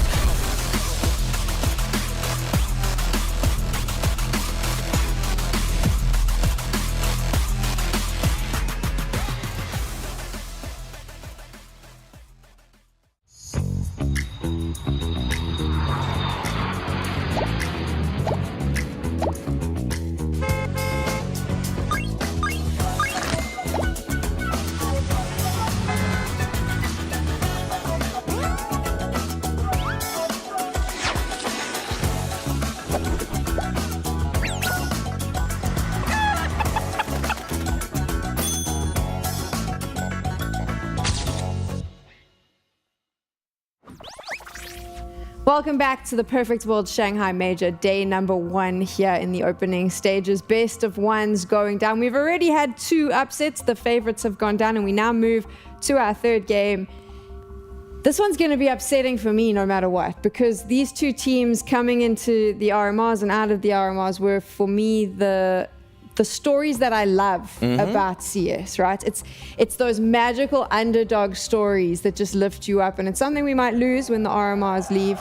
Big, they were meant to not even be in this stage. There was a moment where they had done the magic. Right. They've been knocked down, and I feel like that might give them the energy to prove themselves. And then on the other side, you have this incredible story, passion. I mean, this team is, none of them have been to a major. It's just both of these They've barely teams. been the lands, much less a major. It's the beautiful story. It's why we love competitive Counter-Strike. They rise up, they're here, they've got their stickers. For me, Big is going to be feeling they have to prove something now because they're in the stage that they shouldn't be. Passion, just happy to be on the stage. And it breaks my heart that one of them is going to lose. Hey, I mean, when Big lost their spot in the elimination stage and were relegated to this one, Crimbo actually messaged me and he's like, what's your opinion? Are you not allowed to say anything? What's the deal? I told him this stuff is completely unfair, but it's out of his control. And at the same time, the level of CS that Big played in the RMR, you're going to make it, Crimbo. And that's my firm belief. I think that Big are going to be making it through this stage. I think they're going to reclaim their rightful position in the following stage. We'll see what happens when that does. But Big have showed a level above what I was used to with Big, who were at times toiling away with a variety of different players from the German region, German-speaking countries at that, and now they've retooled themselves. They brought on Regon, the Swiss player from Bad News Eagles fame. Searson is having a new lease on life, with Toby being re-added as the strategic coach of the team in July, and now I feel like they're actually playing the brand of CS that they wanted to play. I tend to agree with you. I really do. I mean, they had a great RMR. They also had a great second place finish at Challengers Atlanta. I mean, outside of that, the results have been middling, but the eye test passes for me in recent times. I mean, you've already kind of hit the nail on the head. The fact that Searson has been able to step up his game is incredible. He was damn near flawless in the RMRs, not only as an opera, but also as a rifler on T-sides. When he needed to be more of a hybrid, he was able to play that role. And, you know, we've kind of talked to some of the others, but Crimbo, give him his flowers, amazing anchor player, as well as a great extremity player on T-sides. He's always so consistent. And then JDC coming on to this big team, playing a more active role now where he is in more entry positions. He is in more, forward spots that he has to play a little bit differently than maybe he did in his past, and he's been able to deliver in all those roles. So I really like the way that they play. Even Tabson's kind of heated up a little bit individually. I mean, maybe not to like some crazy level, but it's been a little bit better. And even Regon during the RMRs had his moments, right? So I feel like they're starting to heat up at the right time. And they also are one of those teams that do play proper CS. And so I always love teams like that I can see the game plans. I can see, what they're trying to do. And, it was great to see them be able to get a 3-0 start. This is without a doubt my favorite big lineup in a long time, and I think possibly one that has the most potential. It is, it's clicking. It's clicking in all the right ways right now. That's what I got to say about them. I feel like Regon was having some serious growing pains when he was first joining the team, playing frequently anchor roles now for this big side of things. And before, he was much more of an active player on Bad News Eagles. And it's actually befitting him. It's actually working out quite well. And so I'm very pleased with how he has improved as a player, because he clearly was incredibly uncomfortable when he first started playing with this team in a new language. So we're getting the veto now, and I do want to talk about this. I also want to talk about Passion UA. So gents, do you want to focus in on this real quick? I mean, Big's map pool is so deep. That's my biggest concern. Let's let Dust handle this one. What do you got, Dust? Yeah, this will probably go to Mirage in the end. Just based on what they've done against each other in the past, we knew we weren't going to get Nuke. We knew we weren't going to get Inferno. I don't think Big was going to let Ancient go through. I thought this could have been Anubis or Mirage, pretty much. Yeah. But yeah, okay, we got it. You hit the nail on the head. Famously, a very strong map for Big through their 2022 or 2021 when they were incredibly strong at it. Searson himself as an opper has a lot of comfortable opening picks on this map. Love swinging him, swing up the short side with the AWP, peeking down connector. They have moved away from it in some capacity. Like, they don't love it as much as they used to, but it's still a map that they'll usually let go to the third map in a BO3 veto. Yeah, willing to note that they did play each other in the best of 3 during the RMRs. Big won that 2-1, and Mirage was one of the maps that was played. They got a pretty big win on. I do like Big on Mirage. Even if their record's not that great, the eye test passes for me. They're a very explosive team. They follow the meta of running those 4-1 and 3-2 splits. Mm-hmm. They don't, rest on their laurels. They're very proactive. This is where you can see Searson be more of that hybrid, entry rifler. JDC, obviously also a pretty solid entry in his own right. But then you flip sides. Let's talk about Passion a little bit. This is a team that is the youngest team in the major. 3 of their players are teenagers. The only player that had any sort of real experience was Fear from his time with Navi Jr. But even then, he played the We Play Academy League, and that was really the only lane under his belt before this team came together. Played 2 maps against Permita and some small lane he never heard of, lost those games, and then came and made a magical run in the RMR. And what I really like about Passion more than anything else, if I could just put down one bold statement, it's the fact that this team is fearless. And every single player on this team is willing to entry frag, willing to be the guy. Aside from Navi, of any other team in the world, this is a team that has the most equal distribution of who will take the opening pick. And, obviously Jumbo is a fantastic hybrid player, good opera, but also a great entry rifler. Obviously Jacosmo, very, very good, entry rifler in his own right. But even Zerofix and Chilla, who can sometimes play more extremity roles, they will go for it. They will die on their sword if they have to. They will find openings. And I think that you have this really cool mixture of the inexperienced players, but also a veteran coach in Kane who has his team in the right direction. We have no time to hear what Maui has to say about Passion UA, because we are getting into game. The Cinderella story, will it continue and have a happy ending? Well, it did for Cinderella, right? We'll find out whether or not it is going to be a rags to riches story for Passion. I feel like they've already got the ball. Yeah, is Big one of the stepsisters that got in the way? Yeah. And now they're fighting them again. Or are they the helpful mice that help them along their way? I don't think... Oh, Jacosmo onto Crimbo. Rigon is going to be assisted. Oh, and good tracking there. Trying to be as hard to hit as possible, but Rigon and Tabson do hit their shots. And JDC the same. That is clinical. That's Big Clan. Postured, right position, despite the opening from Jacosmo. It all falls into place lovely. Clean and converted. Yeah, okay. Well, when these guys played at the RMR, this was for qualification for Big. This was the 3rd and deciding map of that series. Beautiful, isn't it? It's a thing of brilliance to watch, and some great shots from JDC as well. Now, first half, Passion managed to tie the scoreline up 6-6. It was the second half when they were on their defense of where they had some real issues. So they've decided to take it here. It's between this and Ancient. So thinking they can right the wrongs from last time round, as we do see them start with an eco. Just Jacosmo with a deagle in hand. Everybody else with the starters of the Glocks. And yeah, just to touch on the Rigon addition, I think, you know, there's a few things he's had to tussle with joining this team. Obviously, this isn't a momentum-based team like Bad News Eagles was. But I think that his energy, as long as it doesn't get like completely stunted, I think it's really good that he brings it to big, right? You know, definitely getting fired up with the boys, bringing some energy when it's necessary, and can sometimes just be that crazy X factor. Yeah, I mean, Searson's arc is always interesting to talk about as well. Seeing him... If he keeps up that form, yeah, maybe we've changed, you know, dialogue on Searson. Because having him perform at such a high level on LAN, that's the key. And he has. It's just going to be a question of seeing if he can maintain. But, you know, in and out, the okey-dokey of Big Clan, realizing they needed a talent like him. Oh. Yeah, opportunity for them to try and play for the plant. Crimbo and JDC, though. Don't let that happen. Oh, okay. The multi-kills from JDC. They keep on coming. That's a double into a triple on the anti-eco. Well played by them. Okay, well, we'll see now that the AK's come out. Now, if people didn't catch the passion story throughout the RMR, you missed a team that was consistently being praised for their fundamental approach to Counter-Strike. And essentially what that means is, well, you're going to see a lot of default, but the team play is one of the things that is paramount. There are definitely some standout names who had some bigger moments than others, but everybody can have their contributions. That's key. Yeah, no, most definitely. I also feel like that's the kind of style of play that Big Clan welcome. Oh, they missed a window smoke. That is going to give Searson a lot more leeway to frag and find and post an opening. He's actually Molly Jambo out. Cross to tap. Searson doesn't hold to punish.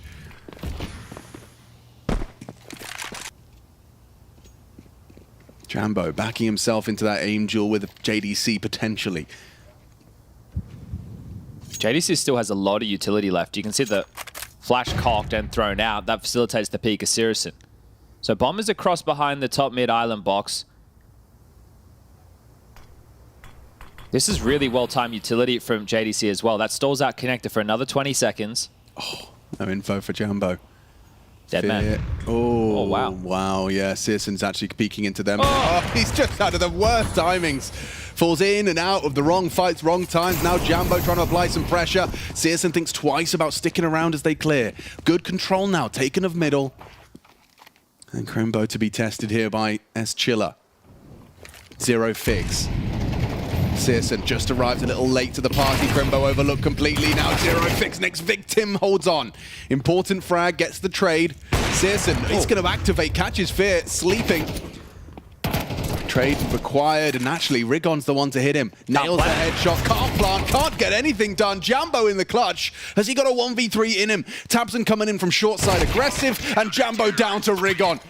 Huge contributions from Rigon in this one as well. Forces them down. The aggression from Searson pushes out of the market, hits the shots, and Big Clan take the first gun round. Yeah, you thought with those timings from Searson, right? Like he just couldn't catch the necessary one to find the frag, that it was going to cost them, because JDC pivoted out of B, and that's maybe why he was caught out of position, rotating back in, but a really solid retake. Beautiful work from Searson. And a 3-0 start. We'll see the boys at Passion take their first tactical timeout now. The desk referenced at Kane. You can see the back of his shirt right there. Obviously, former major winning coach, Gambit PGL Major 2017 in Krakow. But it's been a long time between drinks, hasn't it? And Kane has a real opportunity, and I think it's already done so, right, for the reputation of his to change a little bit. Because in the West, right, obviously, we're not speaking Russian or Ukrainian. We don't know exactly what's going on that side of the world in the back channels, but it was always Zeus's friend, right? Yeah. You never really saw Kane say too much, but the fact he's behind this young bunch. Yeah, I mean, it's certainly experience. That's what he's going to be bringing to the mix, trying to keep these boys cool under the lights of the major, which they've managed to make. So let's see the set piece. Playing for the plant. Rifle available as Chiller equipped. Crimbo to be tested here, and let's see how he handles himself. He's been spotted out, likely to go down, but still takes one and two with him. Massive, and he buys time for JDC, posts up from short side, and it falls so neatly into place. Big Clan, they'll take this one cleanly. There has got to be a lot of confidence now with Crimbo handling that one with such poise. The fact he gets two there is wild. He was under a lot of pressure. The timing as he jumps up onto the balcony, flashbang in his face, and still gets 2 kills. So great work from Crimbo. They'll get the rifles out. Now we get to see Passion back on the guns. I think most notably, we get Jambo Zorp. He's been a bit of a difference maker at times. Yeah, and I know that you and I covered off a couple of their series, and one of them, it was questionable how long it took them to get the AWP in the hands of Jambo. True. So it's something that I'm glad we're seeing them get out within the first 5 rounds of play. Can it be that difference maker? Aggression, leaping up on Cat. JDC with the smooth moves and the clear of the smoke. Not quite, but here across will joust for control. Free frag for Searson as well. Such a focus on middle. They just leave A completely open. They have a good understanding of how Passion want to start these rounds. Take that fight as a unit. And Crimbo, same corner, 3 rounds in a row. Is he really going to get away with this again? I can't believe it. I can't believe Crimbo's corner. It's Crimbo's corner right now. He gets away with it. He just pieces out. See you later, guys. And they have to make a sound cue if they want to drop down. So he's just able to slip away. Obscured by his smoke. Mate. Beautiful from Crimbo.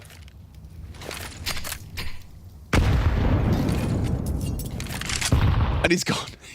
Recon activates. They are playing a very clean game of Counter-Strike right now here from Big. It's nice to watch. It's satisfying to watch. Such a well-oiled CT machine. Yeah, and they're just boxed in now, aren't they? Just some quick reference points from last time they played. There was no clutches on either side of the server on Mirage, and it was equal in terms of opening kills. Okay, well, there's a discrepancy there already on the repeat. Your options are null, void, empty, clean. Conversions from Searson takes them both down. So Crimbo set them up, delayed them, and by the time they actually start to try and progress, worried about Crimbo, there's an AWP posted on your cross. It's just so perfect. Jambo needed to win that head-to-head. Now spotted out the last player. Fear doesn't even take the bomb with him, just jumps into JDC, a 3-man hold. Clean as you like. Yeah, there's only 3 deaths for Crimbo being the max. Yeah, I'd take right? a pause so, too, yeah. Yeah, and this is where you kind of need to wake up your individuals because, well, if there's so few deaths on the big side, it means so few kills on the Passion side. 2 for Jambo, 1 for Fear, 1 for Chiller, 1 for Jacasmo, 1 for Zerofix. So at least they're all on the board. But you want to do a bit of a round that's going to inspire your individuals to be able to get stuck in, because right now it doesn't even feel like they've had 50-50 duels. And maybe even when they have, they definitely haven't been able to convert. So right now, nothing functioning. Trading's not there. Opening kills, pretty sparse. Frags in general, hit and miss. Yeah, they haven't kind of tested A early. Now, it seems like Big Clan are very reactive right now. They're very aware. They haven't planted once. Yeah, that's also going to be a discrepancy that's causing some issues. So we are going to be seeing a relatively threatening half buy here. Zerofix getting a little bit more going. And a more standard start from Big as well. As Crimbo, if you go to that corner again, young man. Why not, though? Yeah, he's active. What, you think I'm going to be here again? Yeah, he's going to push up. I like that. He's feeling it's a bit too quiet this time. Oh, not the best flash. No one's saying that. Is that another missed window smoke? It might be. Guys. It is. Yeah. No, well, yeah.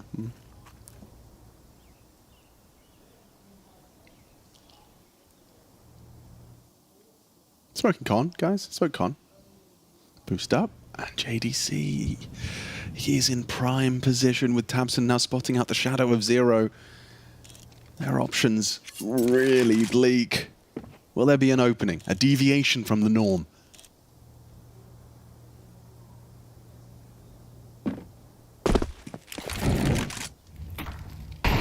Info. Play out from Big Clan. They confirm. Very quiet on ramp. No resistance. This is the problem with Passion. It's like watching VP, V2. And now he's spotted him out. There's the info. How about a nade for 80 damage, and then a double kill from JDC and Tabson. Job done, job done. That's the double, and that's the round. Damn, Big Clan look very prepared. Now, I did say last time around the scoreline was tied up 6-6 at the half. Yep, that's gonna have to start now. And 6 frags isn't enough from the entirety of your squad. Take a look at those opening duels. They've had 2. And neither of which has been converted. I might be immediate trades, of course. Here we go, Alex. Yep. 6 rounds out the gate is how Big started last time. Okay. And then Passion won 6 in a row. Let's see if they can do it again. Oh, Jambo, I love the idea, but Searson, he was posted up to try and find the punish. Crimbo even pushing mid. 5 players ready to fight mid. Big Clan know what's up. I feel if you can stuff the default of Passion, you've pretty much won the round. Yeah. Like if you can get yourself a man advantage and get away, I think for Big's sake, that should be job done. And you make sure they can't have their standard map control. I think they're going to be a little bit lacking. Ooh, almost lined up there. Nearly. But there you go, freebie, AWP down. Don't need a repeat. Knew it was the bomb. Searson, I can't believe he's pushed underpass with the AWP. Like, Yeah, why not? Just go wherever you want right now, boys. We're freestyling. Yeah, the AWPer is about to say be clear. Like, that's mad. That is madness. Well, I think there's certain things that play in as well. When you start doing the research on teams, you can see, oh, they do leave a lot of gaps. They might default spread, but then when they group up, there's going to be a lot of holes. And right now, Big are absolutely pantsing them. Just have to hold on to a 5v4. Only 2 players here. Yeah, there's a punish. Good work. Rigon's jump is plucked out by Fear. Equips Jambo's AWP and puts it to good use. Thompson on this Rob's position is going to be the next target.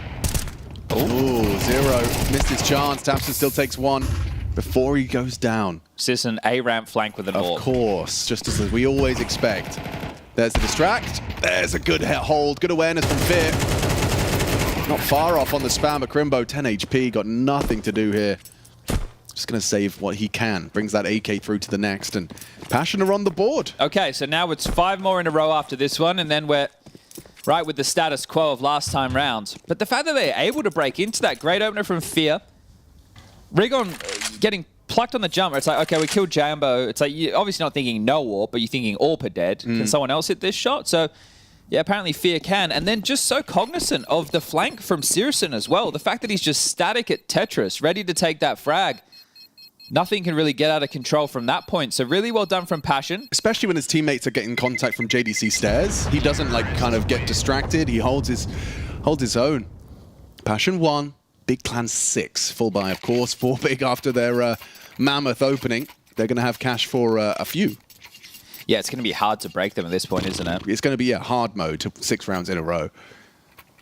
And the biggest problem when a CT team accrues that type of a lead with the type of cash they did is even though you win like 2 or 3 gun rounds in a row, their loss bonus is building throughout. So you factor in a couple of saves with that. At this point, Big, if they manage their investments and they don't go for rounds that are completely lost, you know, they could have guns until the end of the half. Oh, wow. Okay, Jambo hit that one. Wasn't the full connect of the clean variety, but JDC still put on notice. So staying frisky in mid for the fights.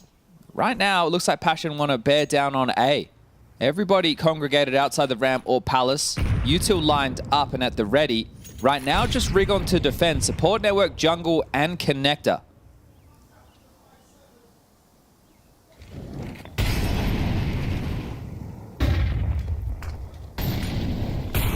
Rigon swings out with a flash of JDC, does remove Zero fix, but there it is, Jacasmo back in. Thompson around the smoke, wasn't ready for S-Chiller. Lovely find out of Palace. Bomb to be planted, Fear gets it done, and Jacasmo aggressive. Onto the stairs position, clears out JDC, 2 consecutive. And A has been the remedy. All of this mid-early disruption was causing problems. They found an answer, and it is A. Yeah, and where Tabson in the past has been good to get 1 under pressure, this time was unable to do so. So this is what I was talking about in terms of not just going for rounds they shouldn't, right? Big know that the money will run out eventually. So saves on Crimbo, saves on Sirius, and they don't get punished in the same way as the T's. Not going to receive the loss bonus. They definitely will. So that'll be starting to build out now.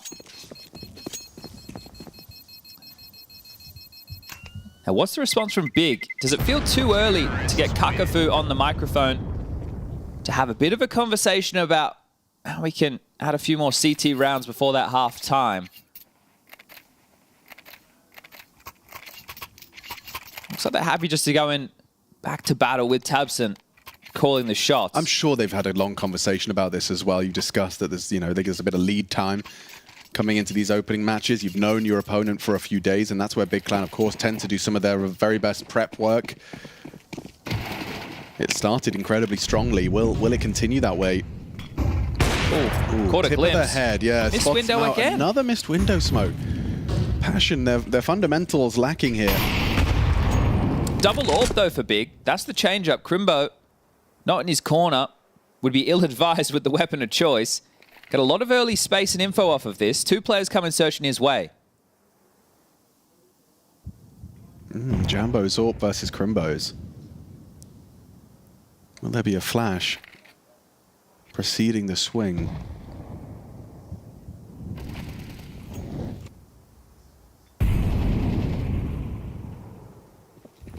Fear takes the fight with JDC. Now the pressure distracts Crimbo. Pulls off the line, gets his shot still, and gets away. Pressure being applied on multiple fronts. The nade is good. Oh. This is the no-scope, and still what is going on? Oh my god, S-Chiller completely did not hear that AWP shot clearly. Perhaps the HE removing the sound for a moment, but that looked potentially awful. Rigon the save again. Gets Fear. Does he get away with his rifle? The answer, no. Jacasmo brings him down. Okay, well, if Sirison goes as well, those funds will get one more buy, but Big are a little bit funky with their financial decisions, so we'll have to keep track of that. Sirison being given the good graces. Their patience on the push on B apps, waiting for that fight to be taken towards the ladder room. It did pull the Crimbo away, perfectly timed. And the fact he still gets one as well. I thought Crimbo, did more than he was worth in that scenario. But Passion breakthrough. 3rd round confirmed, and they're just slowly chipping away.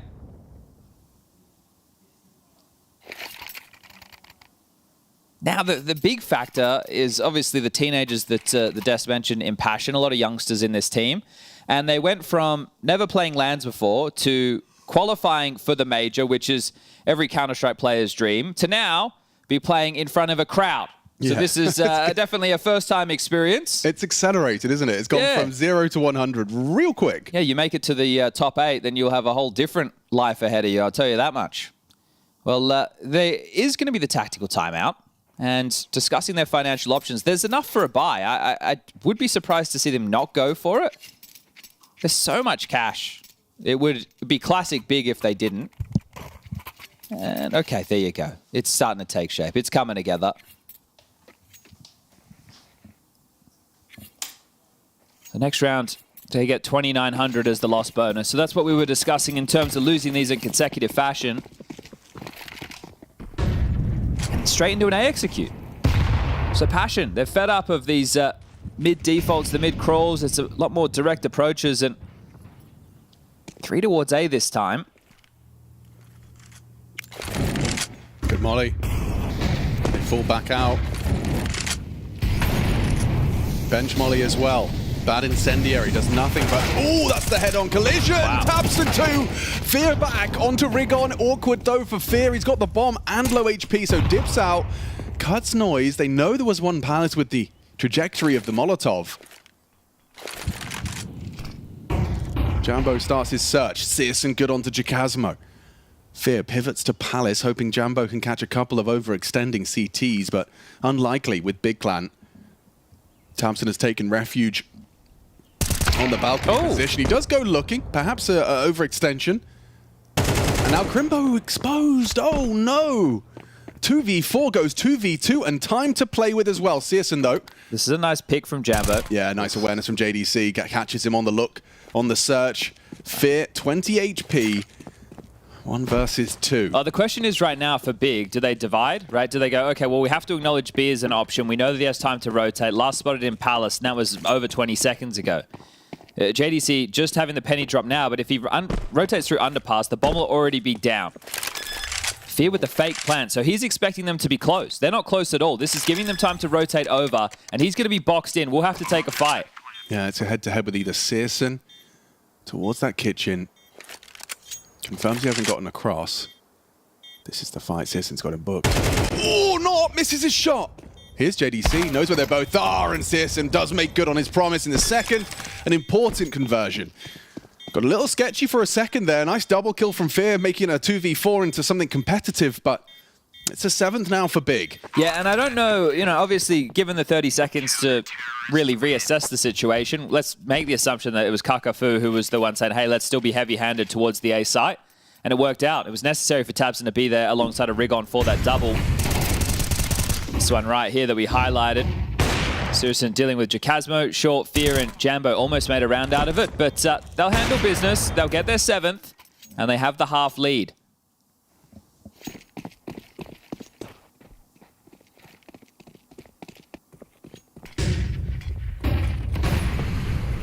Okay, tabseN flirting with some aggression as he leaps out of the window.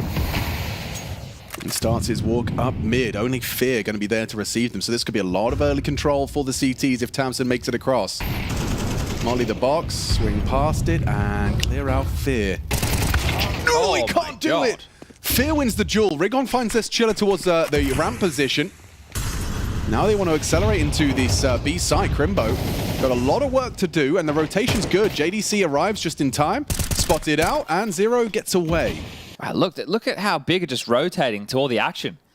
It's like watching like 7-year-olds play football, right? They're all just chasing the chasing the ball. Yeah, well, Jambo has done a lot of work by getting himself out. He hasn't continued to search, but he might catch Rigon. It's forward position of the AWP. Oh, lovely, lovely from Rigon. Punishes. I think tabseN would have a hard time dealing with this round loss if it did fall against them after his initial exchange with Fear. Nice setup, acknowledging all of the possibilities. Gaps are held. There's no opportunity for Passion to go undetected on their advance. Nades, okay. Smoke to shroud their cross, but too quick from Sirison. JDC not looking. Okay, well, Fear gets a nice one and starts to head towards a flank on Rigon. Oh, now he's on half health and distracted. This should be his. Now awkward. They come in his way as well. Okay, Zero gets him done. Bomb down. 2v4. Sirison ready for this one from Fear. And oh no! USP gets the job done. Fear down. And Zero, 9 bullets in the 1v2. Crimbo's in this off angle, not going to be ready for it. Clean headshot.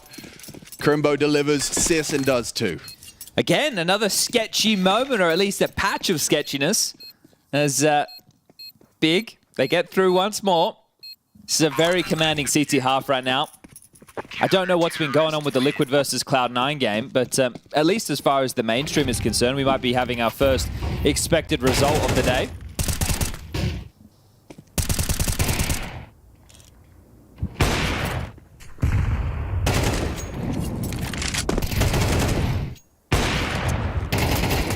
Yeah, some sketchiness. Yeah, a couple of moments. All right, final round, first half. Out this time with more force towards middle. No smokes, just raw firepower. No window smoke, no con smoke, but 3 players heading that way. And Rigon, he is not scared whatsoever. He calls ramp clear. Sirison will address the potential for Palace. Rigon, you have to acknowledge that position. He's gone real deep and continues to confirm that there's no one here. No one home. Yeah, so he has to be worried about Palace because Jacasmo is coming back. Oh, and he's so noisy. He's about to get shot in the back of the head. This is absolutely free. Okay, well, that's an awkward opening. Sirison will find us Chiller progressing. And confirms Jambo's there too with a missed AWP shot. Fires off one when blind. Sirison activating here. Sweeps through the ramp as they advance up the stairs. tabseN around Still the so smoke. open. tabseN empty-handed. Big find from Zero Fix. Sirison on that ramp. He's really completely alone, but it's a powerful position to hold the cross. And he nails it onto Fear. What is going on? Caramba! Zero Fix completely exposed, falling apart for Passion. A mess.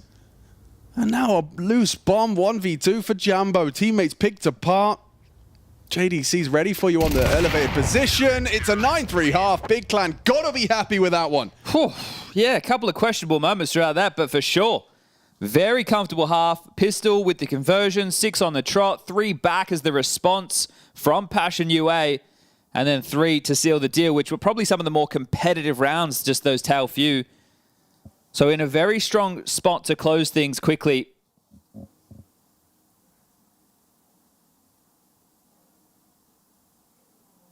Getting your marching orders, having your final conversations.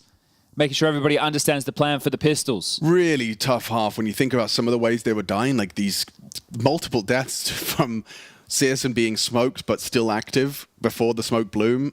It's been frustrating for Passion. Running into Crimbo, that corner for the first 3 rounds, it just felt like it was a criminally undercleared. Sides have been swapped. We'll see if Big Clan have similar woes on their T side. I highly doubt it. They're looking well drilled. And I think they have the confidence over Passion as well, right? Yeah. Already beating them in the best of 3. Then now having, you know, more of the hindsight of what that team achieved. So getting to dig deeper and focus a little bit more on what's ahead. That's going to be another unfamiliar feeling, isn't it, for Passion? A team that you play repeatedly and they start having a much bigger understanding. Well, especially at this level, right? Without a doubt. Like reinventing yourself is a whole skill in itself. See, Passion were given the opportunity in this veto. It was the last 2 maps. They could have either banned Ancient and gone to Mirage, which was their choice, or ban Mirage and gone to Ancient. And Big are very proficient on Ancient, but I am surprised to see it end here on Mirage. Thought that they would try something a little bit different, but for them, they feel like, oh, what happened last time? You know, maybe it was the nerves, maybe it was the pressure of that matchup. Well, right now, Big are putting on a bigger hiding. Okay, this is a cool setup. Zero gets away. Flash Flash needs to be good. Flash is not good, and Rigon still gets the headshot. That's Chiller, 2 bullets, can't hit him. Oh, down on the reload. Taps and punishes, looking too good. 1 back from Jacasmo. Needs another clean headshot, and he has found it on the bench. Clears out Rigon. A third is asking a lot of Jacasmo's USP. Getting them info, getting that, relaying that information. Jambo overlooking the boost position, and Searson profiting from it too, from the Glock. And Fear deleted by the Searson Glock. He has found his footing. He is comfortable in Shanghai. Yeah, still put like a little note for the coach to have a word to Rigon about some of these picks that he's been going for. He's allowing things to get slightly more dicey than they have to. Well, yeah, you know, they don't want to fully cage the wild animal. You know, you want to give him some room. No, that's true, but you also don't want to be losing the pistol round when you have a 5v3 number advantage on the big I'll get him, guys. I'll get him. Glock for USP. What do you make of this CT buy? Oh, my. I mean, they need something, don't they? This is an attempt at that, and a nice scout tag to start off their campaign. Well, as for Jambo's sake, he needs to hope that he finds himself, or let's say puts himself in the right position. That's Chiller under pressure. Oh, and actually holds on to the smoke. Didn't just aim to block there, so Stoic is, there you go, Jambo. Ooh. Puts himself in the right place and delivers an entry. Fear's scout spotted now, and oh, the 5-7 from S Chiller will throw out that smoke to delay them. They're dropping in. Pressure's on. Crimbo clears out S Chiller. Good headshot there from the D. Crimbo down. Fear hits a no-scope as well. They are making this work, but JDC is disruptive. Zero Fix picks up that rifle. Oh, gets it done with the 5-7, just running and gunning. Bomb under CT control. Well, does Fear know that he tagged him at the start of the round? This was top mid, I believe. Oh, it looks still like it could go wrong here. Need to divide the labor appropriately, because now the rifle, ooh, Zero's Fix is going to be caught. Such low HP though, and now Jacasmo spots him out. This is now shaped up nicely and finished off clean. It is going to be a Passion conversion. That keeps the game up for debate. That round right there keeps Mirage as a conversation. See how long it extends play for and what type of response there is from Big. An AK has been dropped. JDC's gifted that. Head armor behind it. They're able to get out a couple of other upgrades. I remember a rig on Deeg. You do? Yeah, there's been a couple. Well, let's see if we get one right now.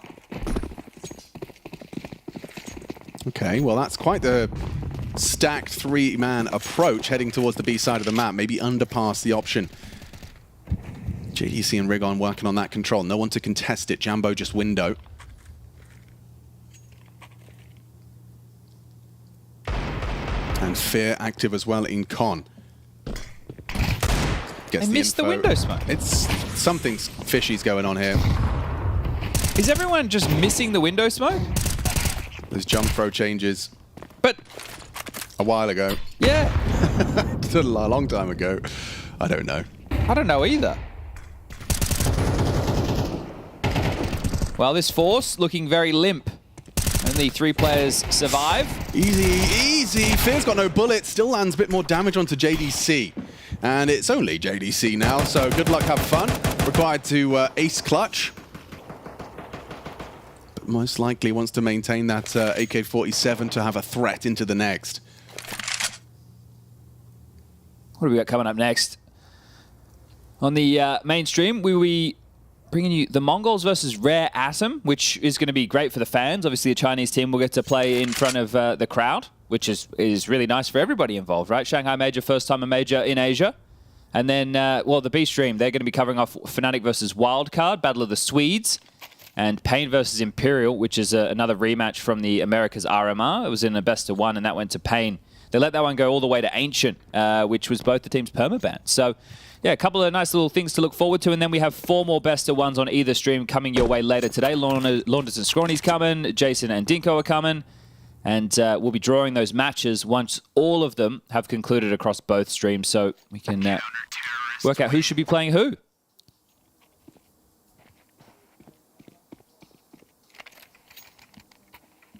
All right, well, yeah, they saved the AK, but going to have the same problem, JDC. It's going to feel like it's you against the world once more. You'll have a few more bodies around you to try and facilitate space or get you information, but you are going to need to deliver. I feel like a plant is necessary so they can try and level out their buys going into the next. It's only going to be 2,400 as the loss bonus, so he's going to be operating with something very light. That is a call. That's a call I like. All right, guys, 5 flashes. Yeah, but bomb goes palace. I mean, this is straight MM strategy. Send the rifle in and gets nothing done. No. And now what? And then... It is just like an MM strategy, actually. You haven't thought past the first 5 seconds of the round, so... Believe it or not, someone is still A. Someone is still A after you've got nothing done on B. But this means good comms. Bomb spotted and deleted. That's what that means to me, right? Because that means that their info is good. They're calling what they're seeing, which none of it impacted the bomb. Right, if you're rotating and your teammates haven't called the bomb, is committed to the site, or you at least have very good... You're playing wrong. So that's really good by Passion, just a 4-round game. It's a very, you know, it's almost like that chart, you know, where it's like it's a beginner strategy, and then you go full meta, and maybe it's a 5D chess. Yeah, the curve. On the curve. But yeah, no, didn't work out. Turns out Passion can communicate and didn't over-rotate. Here's one of those big classics I tell you about, right? With the finances. Most other teams would have bought a couple of AKs, maybe some Tech 9s or Galils. They've half invested. So it'll be a full buy next, which will be giving them the 2,900 loss. So we'll see how far they can get with this type of investment. Testing Jacasmo's A-hold. Oh, they're coming. They're coming in thick and fast. Good find, good aggression from Fear. Takes down JDC, puts Rigon on notice, and now Jacasmo trying to disrupt with a incendiary towards that triple box. They've got themselves into connector, and Fear escorts them out. Takes down Searson, the rotation through, and a nice headshot from Crimbo's D, but a lot more required. He's hit another through the wall there. And there's Chiller's flank, seems very well timed indeed. Crimbo's going to be reloading, and as Chiller is flanking. Round securing. Please, just... All right, well, there was a moment. There was a moment. It got scary for a second. All good. Fear is having a great game as well. I mean, I haven't seen him at the top of the scoreboard across the RMR. Yeah, I don't think he was putting his best foot forward. There's probably a lot more macro that you have to do when you're playing in a different level of CS like this. A lot more cracking of the code. But now he's putting on a show. He needs his teammates to step up alongside him because now it's just a 3-round game. Big will be kicking themselves. They had the pistol, yeah, but that's both pistols in this map. Unable to get the conversion, and they've left the availability for Passion to work their way back in. Bloody hell, yeah. From a 9-3, it was almost set in stone after that pistol, but that second round conversion from Passion has really made this game interesting. Oh, Rigon flushed forward. Just the space. Jambo is ready if he mounted up that bench.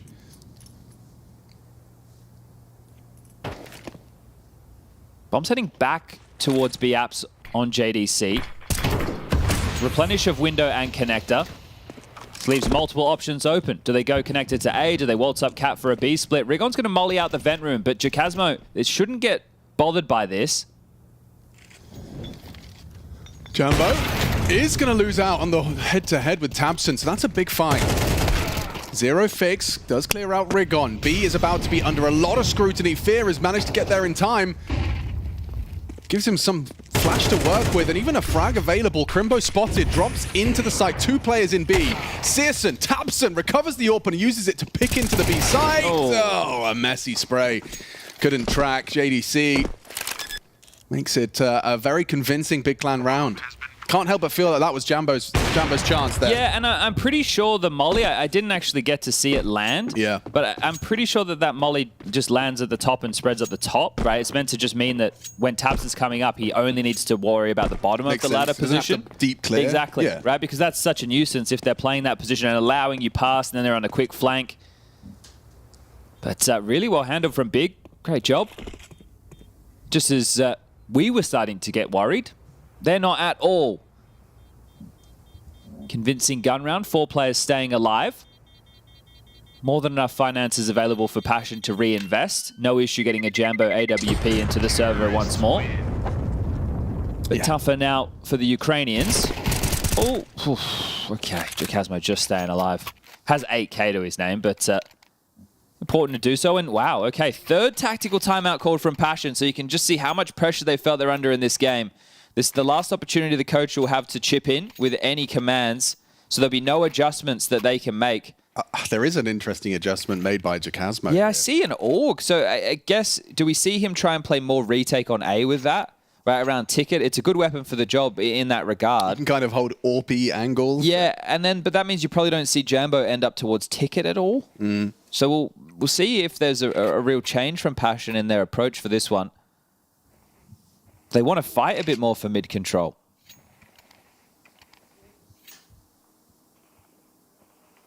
Rigon's decided he only needs 1 flash. Maybe they're using it fast. Let's take a look. What's Rigon's spot? No, never mind. He's heading towards B. Not going to do anything crazy.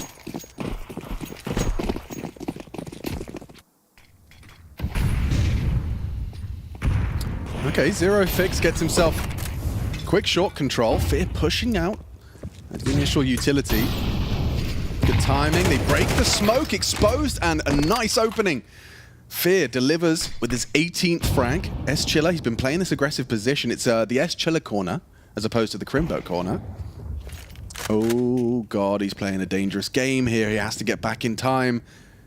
Crimbo exposed, down, trade, not available. S Chiller comes up huge, delivers a double kill to secure their 8th. Unless Searson goes farming, Molly will force Zero Fix back, waits for the smoke, now gets away, costing him a great deal of health, but lives on. And now Searson realizes that the door is going to be locked. Yeah, he'd love to hold on to this, wouldn't he? Fear should have him every day of the week here. Beautiful, nice positioning from Fear. Catches him, patience and prevails. Just the 1 death there as Chiller passes the test of the B apartment. Yeah, he did well there, didn't he? Well, 2,900 loss bonus. So I imagine one of these partials again from Big where maybe they could get an AK on a few players.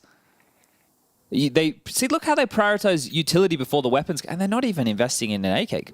Like, you could have an AK no issues on one of your players. Yeah, but you want Searson on his AWAP. Yeah, but he still could have. Yeah.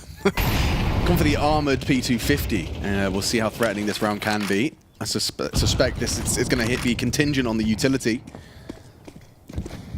And that's effective. Well, Zero Fix is in a great spot. He probably won't get cleared.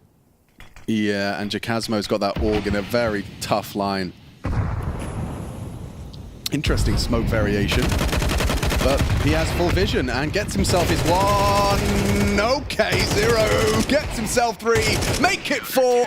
Clean as that as the 9th comes through. This is becoming a close game, a close affair. Big Clan 10-3 at 1 point. Now the score reads 11-9. It's guns back out. So Passion, this is a massive round if they want to really have a voice in closing this distance. It's either 12-9 or it's just 11-10 with Big Clan on a half bar. Yeah, well, that's the thing, right? If they do get the bomb down now, I think they'll be all good for another purchase. So that's going to have to be a key for Big in this one. And maybe that's the combo as they turn towards A with an execute. Boost up Searson, a little bit late on the totem. Fear searching middle. Oh. Look how quick this is from Tabson. He's going to come through so quick. He's just going to walk through. Great play on timing. Yeah, he's doing it. He's doing it well. Oh, Hasn't finished it. Fear is alive, only for a moment. Now they collapse. Pints are in. A-site's theirs. Massive call, massive round.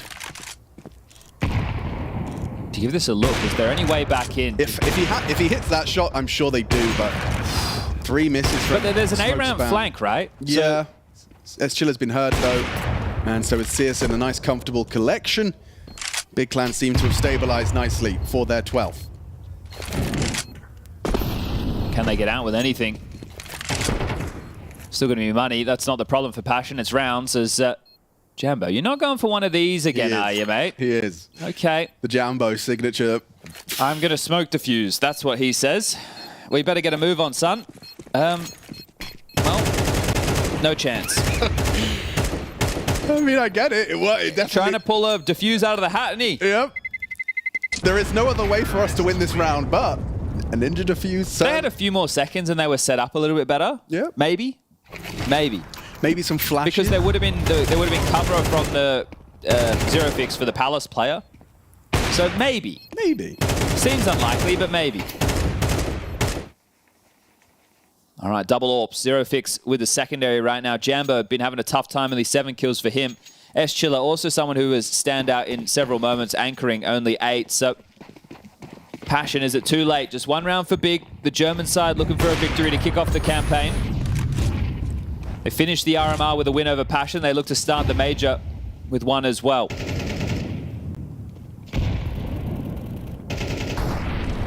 Chilla could be running straight into Searson's AWP there, but gets across on the flashbang.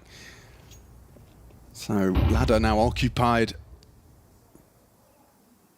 JDC ramp, Crimbo Palace, bomb moving back towards the A site. Tabson communicating a lot, the finish.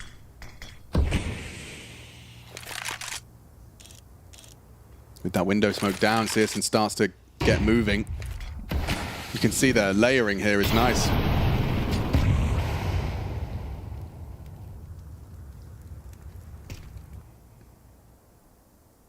Very sequential. But now Jambo's AWP is to be tested. Searson finds his pick, clears out Fear. Just the tip of their head. Nice one from Jambo. In trouble, under scrutiny, Searson does fall. Oh, it could have been 2. Should have been from Chilla. Unable to deliver.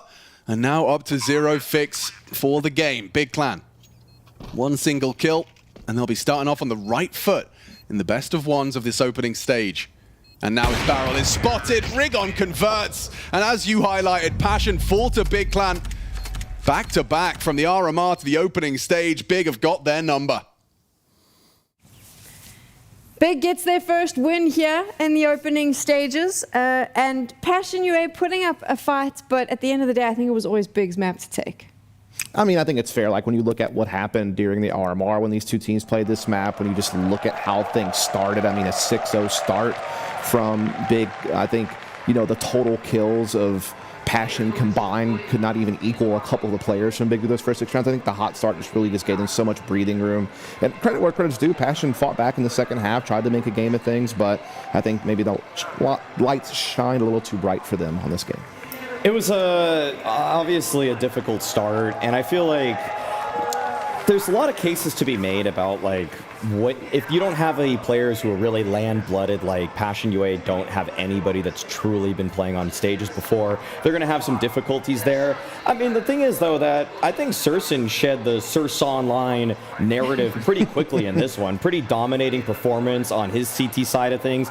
Even when he wasn't really finding the timings, he did well for himself there. And the veteran presence of Kane behind Passion UA, unfortunately unable to uplift them to a level that they normally played. And I will say, I feel like the staging on Mirage is not always the best or most favorable for a Passion UA that likes to play a slightly more explosive style. So for me, as much as we're saying all of this, I do think we need to take into context what we're looking at. A team of players that have made the major. They don't have a lot of LAN experience. We're putting them on a stage. They had this incredible run during the RMRs. It was amazing to watch. They come here, they get 9 rounds. Is it impressive that they're not winning? They played themselves into it. They played themselves into the game. They inspired themselves, I would say. I mean, that's kind of the question. If they went down 6-0 in this game and just ended 13-2, they would say, oh my God, the stage just ate us alive. But no, the second half, they were able to exploit some of the gaps in the offense from Big. They found their own timings here and there. I mean, people were going for pushes on the Passion UA side. It just was it was too little too late. I think that's a fair way to assess it. I do love how in the last game, I just like absolutely shat all over Complexity. And in this one, I'm like, oh, they lost, but we should celebrate them because it's so exciting. They're here, Cinderella story. The expectations are completely different. That's why. I mean, Passion UA are a team that many people didn't have them to even make it through the RMR. Like, with hindsight, we all kind of like the story of Passion UA, that they were grinding online. They were showing a lot of great signs in that sort of realm of competition. But now in this one, this is where really boys are separated from men, and Passion UA still have a lot to give. Like, it's just 0-1. Like, it's just a BO1. The worrying sign is that the reason Passion UA made it through the RMR is because they won the first map of every single series that they played. Both BO1 victories, all BO3 victories, they won the first map. And so for them to have a little bit of a slow start, it's one of those questions. You got a young team. Are you going to be able to shake those kinds of nerves? Yeah, I mean, I think the one thing that I did like from this game is that at least FURIA had a great individual game. I feel like he was actually one of their star riflers in online play as like a rifling IGL, but when he came to the RMRs, he was kind of struggling at first to find his footing. So to see him put a big performance up, I think is nice to see. And, you know, I think it kind of does go down to what Mao was just saying about, are you going to be able to dig yourself out of a hole as opposed to starting with a hot start and being able to build off of that? You know, now they're going to be, you know, set down a little bit. And it is great that at least in the second half, they're able to make a bit of a comeback and at least make it a respectable game rather than just getting thrashed. So I think that's certainly good news, but it is just the fact that we've been seeing Big play really well these last few months. I mean, the second place at Atlanta, 3-0 start at the RMR. Now they again beat Passion in this opening best of one here for the opening stage. And again, Searson's rise in form has been incredible these last couple of months. It has really propelled Big forward, in my opinion. So I've got two Yanks on the desk, which is going to make this difficult. But Passion UA is obviously, it was an organization started by a professional footballer, soccer player, if you like. Zinchenko, yeah. I don't know if I read somewhere that apparently, because these guys made the major, they're all getting cars from him. He didn't specify what cars, though, so I mean, we don't really know. You know what I mean? He's just gonna give him some like jalopy. You know, like, I don't know, like maybe a Hot Wheels or, you know, like, you know. One of those like weird little like 3-wheel cars. Yeah. If we know anything from history, just look at VP, look at Taz, look at what it did. But only one of them got a car in that case. This is an equal distribution car. True. So a little better. Yeah, I think they should already be pretty happy with where they are. But I'm gonna say this, like, for Passion UA, they will play better than this. Okay, like, I also think that in some ways, they probably really wanted this veto to go elsewhere. Yes, I mean, like, this was a map that I thought was possible, but I don't think Passion UA wanted it. Like, they would have rather gotten Anubis, but Big just took that out kind of early in the vetoing stage. And for Big, all in all, like, great stuff from Crimbo, great stuff from Surson. Like, this is what you want to see for this team. The stars that are defined in role are actually performing from them to kick things off. That was what I wanted to talk about, though. We can make the jokes about Passion. I'm happy for them. They're here. We all are happy. But Big on the other side. I mean, when you take a look at what they look like, first game in the major dust, what were you thinking? I was thinking that I just wanted to see them kind of keep up the same scene that they had in the RMR. They kind of keep this uptick trend in individual form, because you always wonder, like, is this spike just a rarity, or is this something that's consistent and that they can actually build upon? Because we all knew that Crimbo's been a consistent player for this team for quite some time. JDC, in my opinion, also has been, but it's been a big wonder about, you know, can you get your Op or Sears online in such an important role, particularly with the map pool that they play? Like, can you get him back up to speed? And I think the other big one was, you know, Rygon comes in as like this new entry rifler, had a bit of a cold start when he first joined the team, saw flashes of him have some success at the RMR.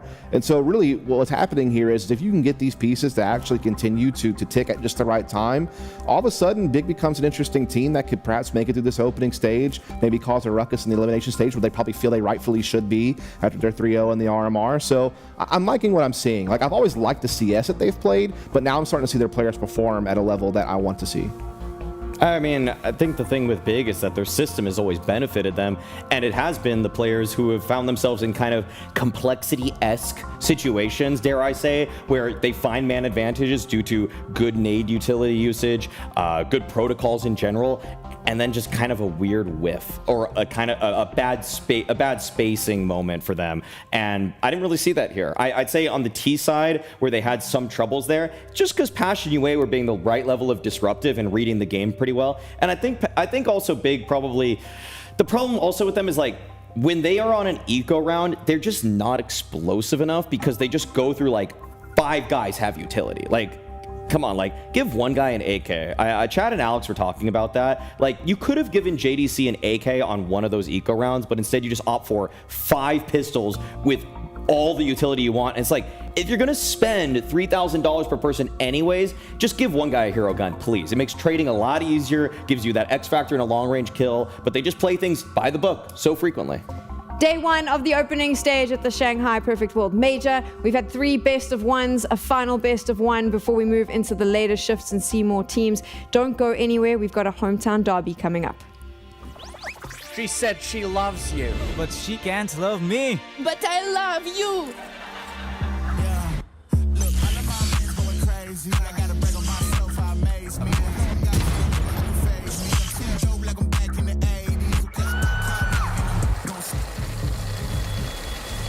I won't play window anymore. What's going on? Play your role. 1xBet. On to the next one.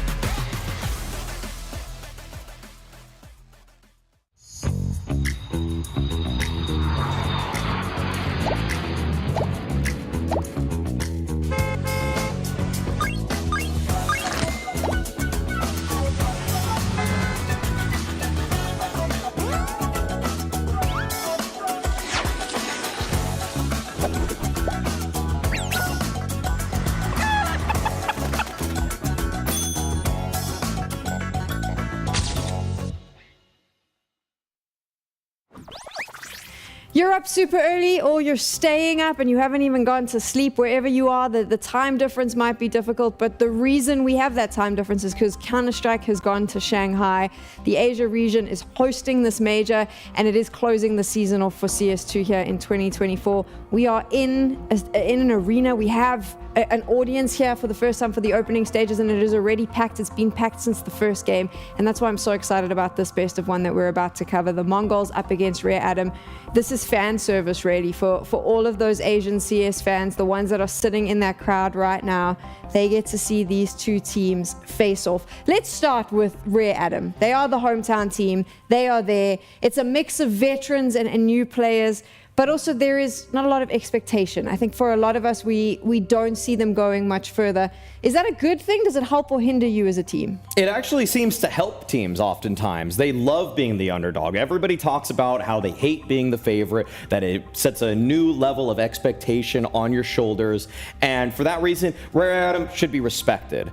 But that being said, we should be realistic. This is a team of some veteran presence. Kaze has qualified to 5 majors now at this point. Summer has also qualified for a few himself. They are working with a couple rookies on the team in Lee Hang, Child King, and they barely made it through the Asia RMR. Well, they were able to, they beat it, they made it, but they beat teams that basically were beneath the quality that we would have expected. I think barely made it is actually kind of underselling what they did, beating GR, beating Talon, but it's just that we look at the opponents that they faced off against and what they've done for the last few months, and there's really nothing of significant note. That being said, I think that a lot of people are just happy that they're here. Yeah, I mean, that's a good way to put it out. I mean, you know, within regional play before the RMRs, they were actually able to consistently beat teams like Tyloo and Atox and some of the teams from the region that you would hope that they would be able to succeed against. But then they had like a little European tour where they're losing to like European Academy teams, losing to Mouse NXT, losing to, you know, Spirit Academy, losing to like these small Czech teams like Sampi. They just weren't really doing a whole lot against European competition. But then, hey, they took care of business. They got to the RMR. They made it here to represent their country. Well, at least 4 of them. Obviously, Kaze from Malaysia, but he's been a part of the Chinese scene for so long now.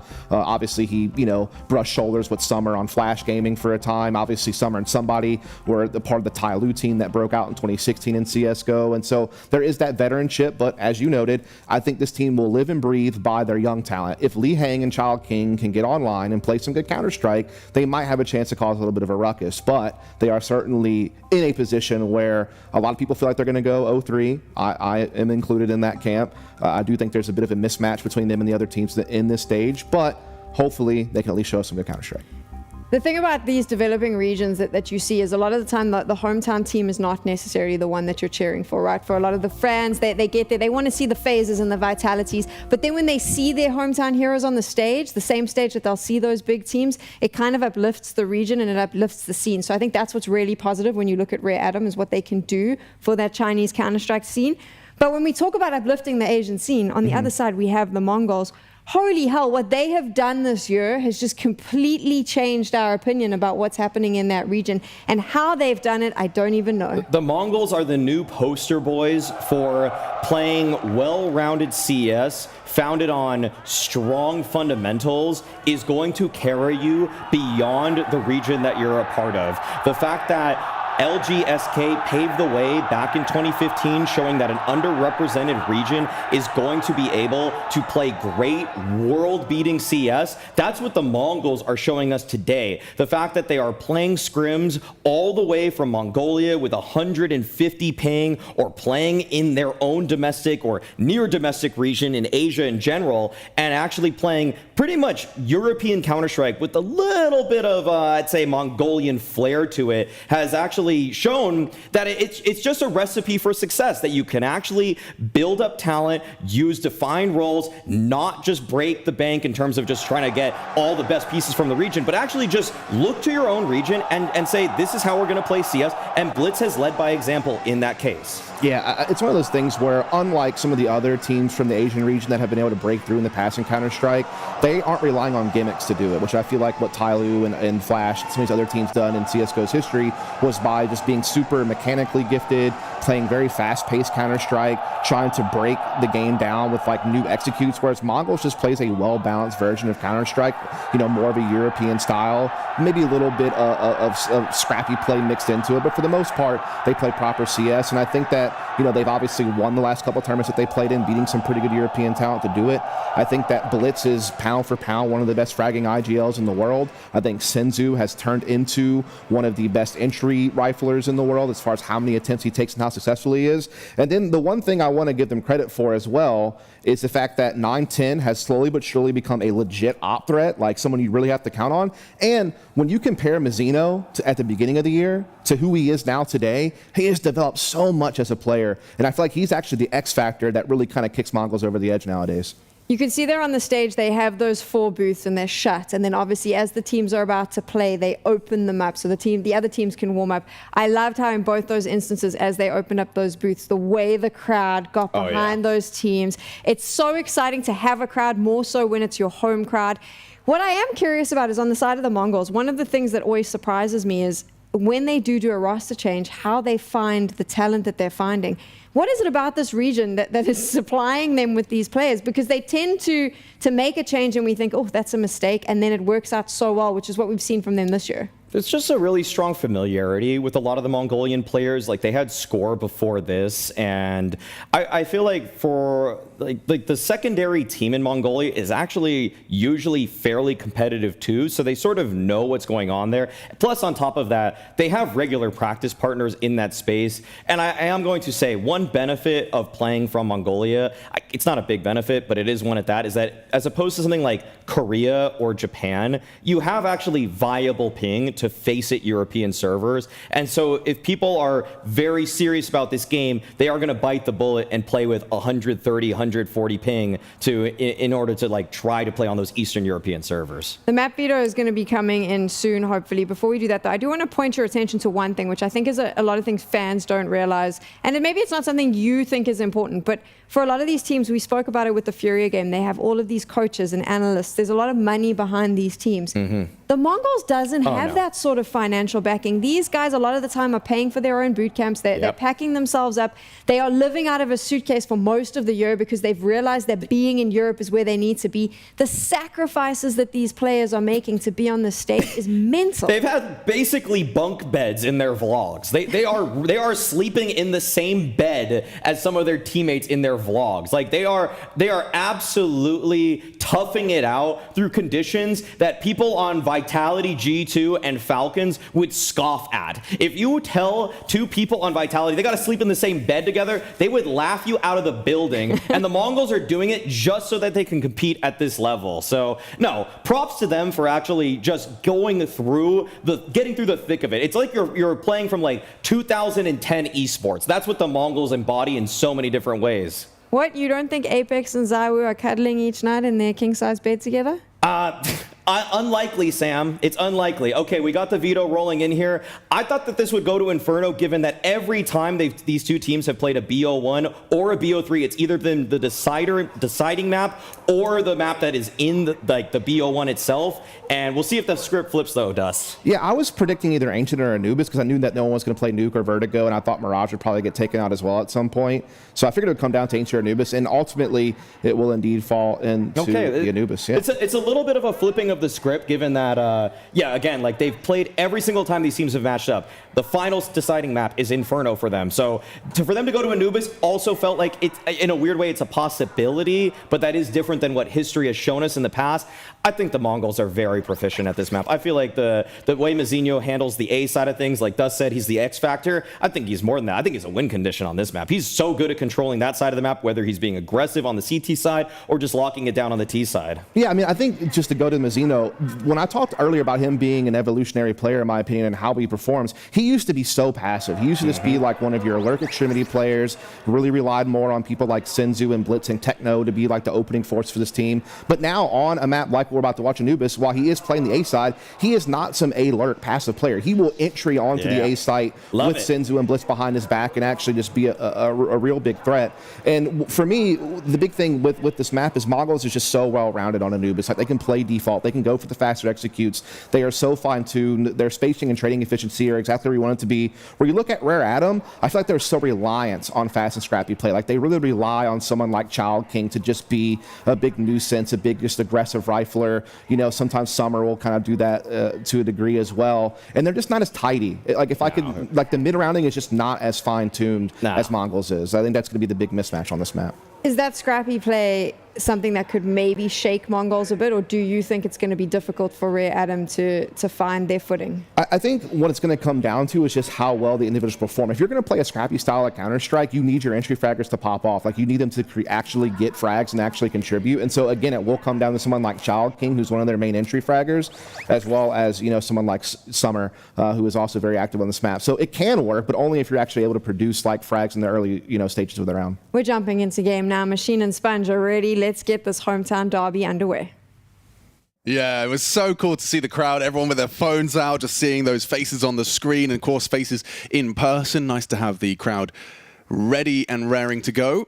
Yeah, only third time in major history we've had a crowd for the opening stages, so it's nice to see. A great little turnout and a perfect day for it, Saturday. As we do get the Perfect World Shanghai Major kicked off. Rare Atom, a couple of names you should all be familiar with. Kaze Somebody and Summer, a.k.a. Fancy One, once upon a time. Fancy. The new names Lihang and Child King up against the MongolZ. Some would describe this as one of the more extreme discrepancies in terms of expectation for the two teams. I think a lot of people got the MongolZ as a shoe-in for the next stage of competition, expecting them to fly through this first affair. Let's see if Rare Atom can disrupt with an early pistol. They're coming to test the Gilberettas, and Lihang doesn't get a chance to use his, and neither does Somebody. Gilberet, okay, well, that has met expectations. 9-10 delivers a lovely killing blow. Gets two on the way out. Big smile on his face. They're going to have fun with this. And they start T-side Anubis, Chad. It's actually, it's brutal. It's I can't brutal believe we out here. saw Burst Fire Glock come into play there from Senzu as well.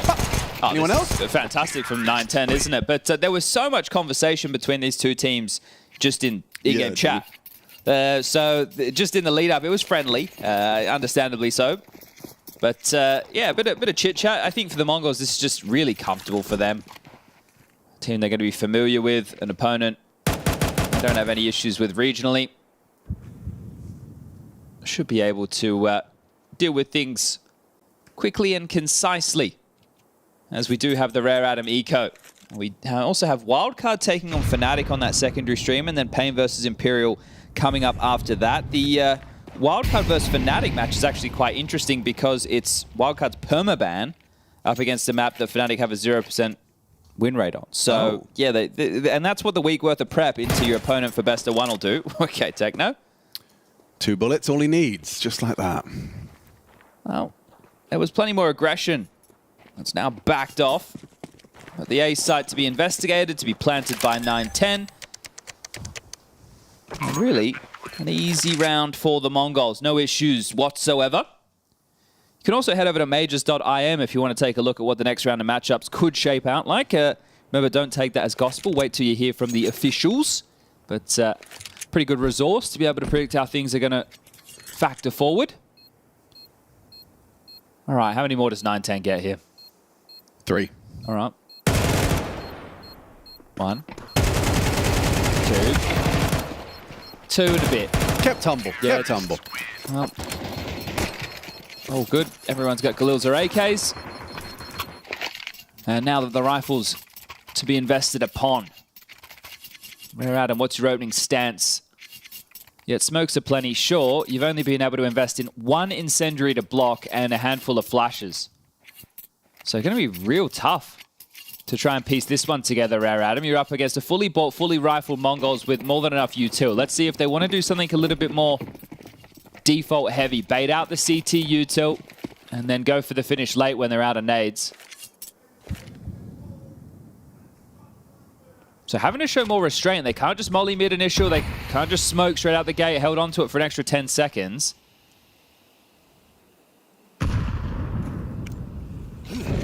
They want to go on this. Double molly, break the smoke, and start to push.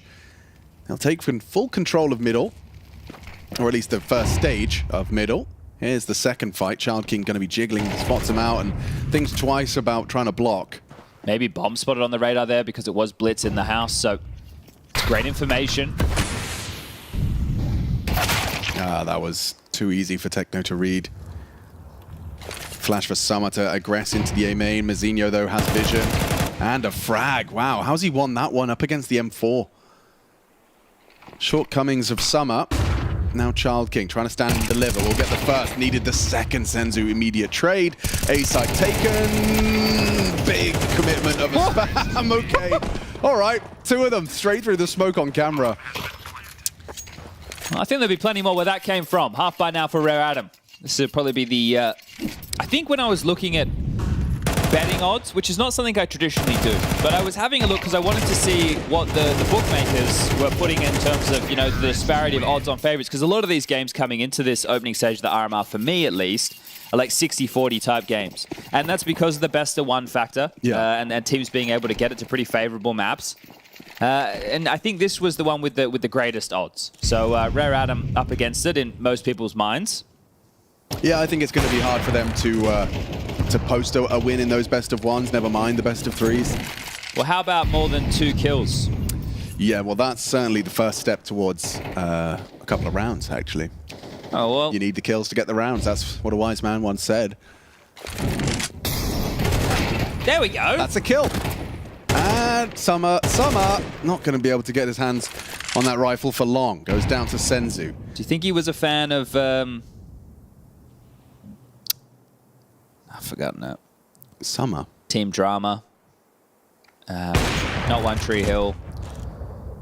You got it. Seth was in there. He was dating Summer. That's where I was going with the Summer reference. I see. I'm afraid I can't contribute. No, it's... Look, the brain's so much slower. Even though I had a full night's sleep, it's like, what are you doing? Yeah, well, we're going to get our circadian rhythms all lined up. Yeah, just in time to get ready for Christmas, I suppose. Yeah. Okay. The B-bomb site, all theirs. I would say for the taking, but it's already been took for the planting. Bomb goes down. Fool of a took. 40 seconds just onto the clock as, well, Techno removes somebody, and it's just Lee hanging out. Lee hanging around with his Desert Eagle. It's a red one. It's a red Desert Goes Eagle. with his gloves. Yeah. Nice little color scheme going on there. Can't Thank you for fault showing it. us. Is his knife also red? It is. It is. He likes red. It checks out. It does. Look at that. Lovely. Full combination. He doesn't go with the uniform, though, does it? No, that's fair. You know, he hasn't taken his uniform into consideration. Kind of stands out like a sore thumb. And yet to frag. Same could be said for Kaze and somebody. Someone getting himself onto the board. Somebody. Ah. You might have heard of him. And that's going to be a tack pause. Oh, tech, excuse me. That's Rare Atom. So unable to communicate, but it is just going to be a technical hitch. You can see there on the right side of the Excuse screen. me, admin, we don't have any rounds. Could you do something about it?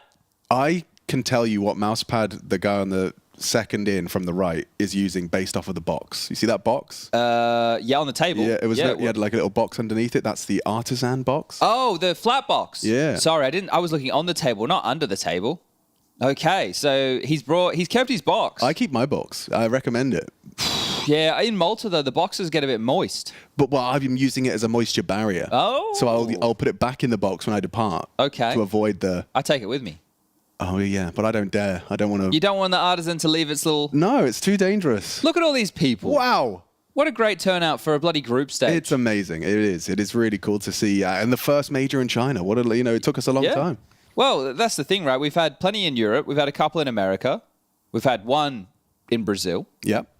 And this is the first time we've ventured forth to Asia. Obviously, the time zone is the biggest qualm for people. But clearly, if, 4,000 people are ready to show up to watch group stage games, that's kind of insane. I think you would struggle to do this in many places in the world. Oh, dude's got the body cam on as well. He's going to be getting all the footage. But yeah, it is. I mean, look at that sea of people for the first day of play. Fans showing out in full force. It's very cool to see.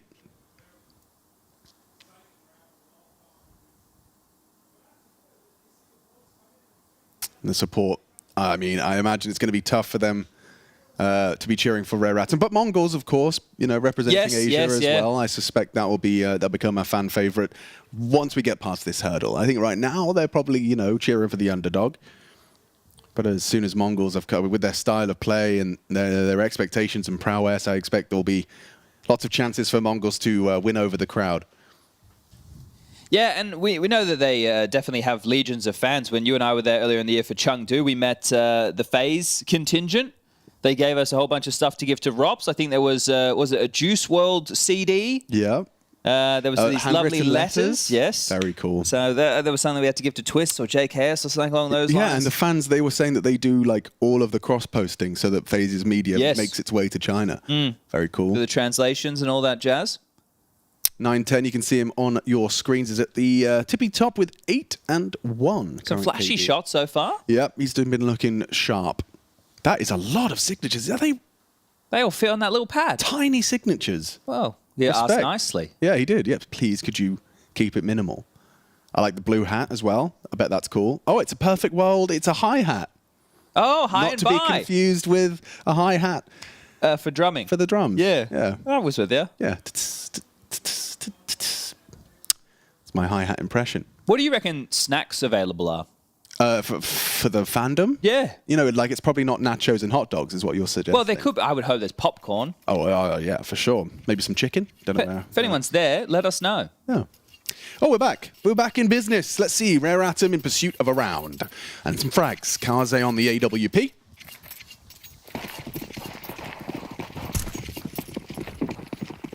Oh, Techno's got a very complex little smoke there. It was like a running jump throw. I wonder where that's going to be headed. It's just a very quick lurk smoke. Okay. Geeky.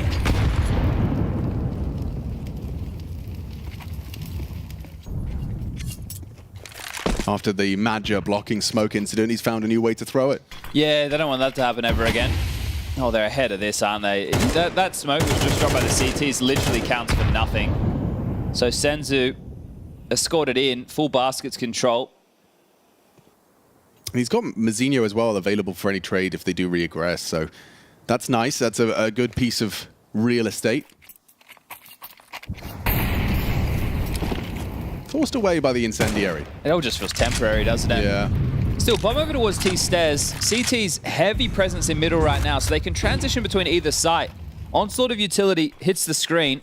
Blitz stalled out, and well, even more, they're just back and forth battering of nades. But these flashes, there's no one to swing off of them. They're just to delay them.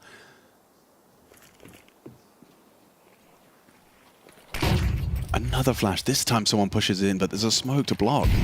Blitz on the fade may overlook Child King's position. It really hinges on Child King. Clean. Finds Blitz, overlooked in the smoke. A nice opening kill for Rare Atom in pursuit of their first. Heading in towards A, and it seems like the gamble is so heavy on this side of the map. If KarZe doesn't hit this shot, it is awful. He nails it. Takes down Mazinho. Buys time for the rotation through. Child King next man on the scene, but KarZe's reposition is solid. And so is his conversion. Takes down 9-10. Huge solo hold of the A site. Senzu picks up the AWP and gets out of there, leaving the bomb. Not playing for the round, and instead just going to try and maintain these weaponry into the next. Going to be cleared by Child King. And gets himself a freebie. Okay, well, nice round there from Rad. It really just has to be on KarZe, doesn't it? That maneuver pushing into the smoke, I wonder if that's premeditated. Well, you just threw like 6 flashes with nothing happening. The 7th and 8th, at that point, you know, you're just tucked in on the smoke. It's cool. Yeah, a bit of cheese though, right? And if that's how they have to manifest rounds, then we need to see plenty of that starting to come together. But the one import there, KarZe. Malaysian getting the job done on that AWP. Obviously, we've seen him on the service for a long time. Same with somebody in summer. Okay, A main flash from KarZe. Is it going to be a push from Child King and Summer? They molly the back box. They swing out through. Mazinho tries to catch him back with a HE, but it's actually Li Hang who's delivered a nice opening. Takes down Senzu. Now, they couldn't even respond B main, right? It was blocked. You can't just run through that smoke. There's A presence. Blitz probably a little bit slower on this mid crawl, so an opener to work with for Rare Atom, and they are piecing things together quite nicely now.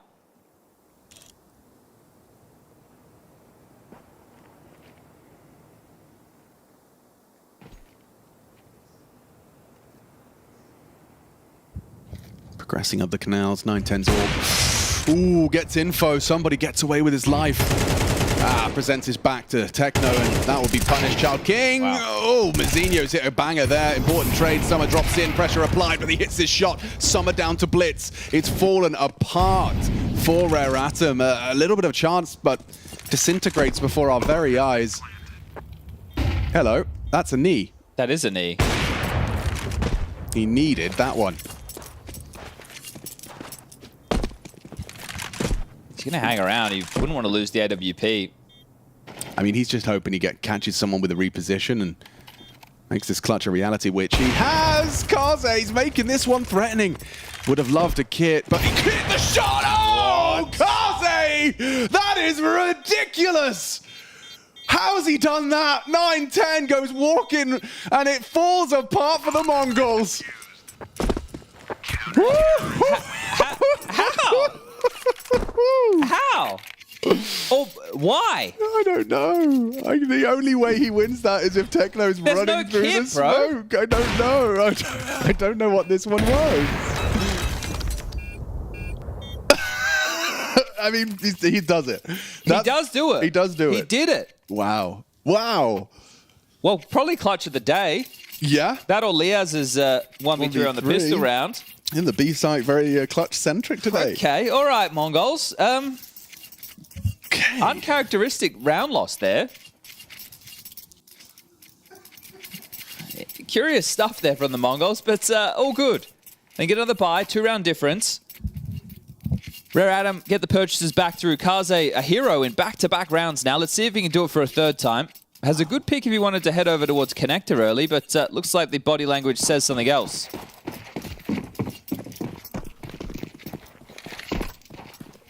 Wait, so he had... Okay, all right. Yep. We're cool, we're cool, we're cool. We're boosted, and we're... Child King was he lining something up? Looking at the floor. He was lining something up. I think so. Just making sure he wasn't exposed. Sorry. Well, I guess he wasn't. Yeah. Just to the boost. Just the boost. Just the boost. We've never seen that before. No, I have That's never. brand new, that is Maybe the first time we've seen it. Never before seen. Mid Occupado. Yeah, A and a lot of Trouble. We. Everyone's here, though. And Li Hang gets away with that. Takes down 9-10. Where's the cover? Okay, Mazinho is a demon right now. Okay. Claims 2 scalps. Bomb now delivered to somebody. And a missed heaven smoke, but that doesn't really matter. This is a crazy little flavor to this game right now. It's unique. It's got a never-before-tasted marinade. Well, they know that Li Hang was hanging about, so they are going to just be diligent before they scoop up that bomb. Worried where he's gotten off to. Look at that smorgasbord of different stickers on Mazinho's AK. He's representing a whole variety of legacy organizations. Vox Eminor, of course. Chad Sponge Birchall, my color commentator, participating at majors under that banner. I'm trying to think if I ever played against somebody in Fancy. I reckon you must have. I must have. Like a Tai Lu and something they were Yeah. Yeah, would have. Like the DDs and the Captain Mo's. Yes, yeah, that roster. All right, well, Blitz is out for a little bit of a look. This is T-side and a T-sided map, so the MongolZ are looking for a bag of rounds. Can Lee hang on to his M4? He can't. It's on the floor, clean by Blitz. Triple kill from Mazinho. It's got to be the star of that one. Gets his little MVP star, I suspect. Yeah, well, they were going into the stack, right? So there was moments it could have gone wrong. So necessary to hit those shots. But Rare Adam right now are the ones with the financial trouble. Li Hang with 4.1. Kaze with 3.8. So that's 2 M4s. But looks like they're going to take the save for the options. 2,900 into the next. Oof, I was going to say should see everybody with a buy. It looks like somebody will be in a questionable position.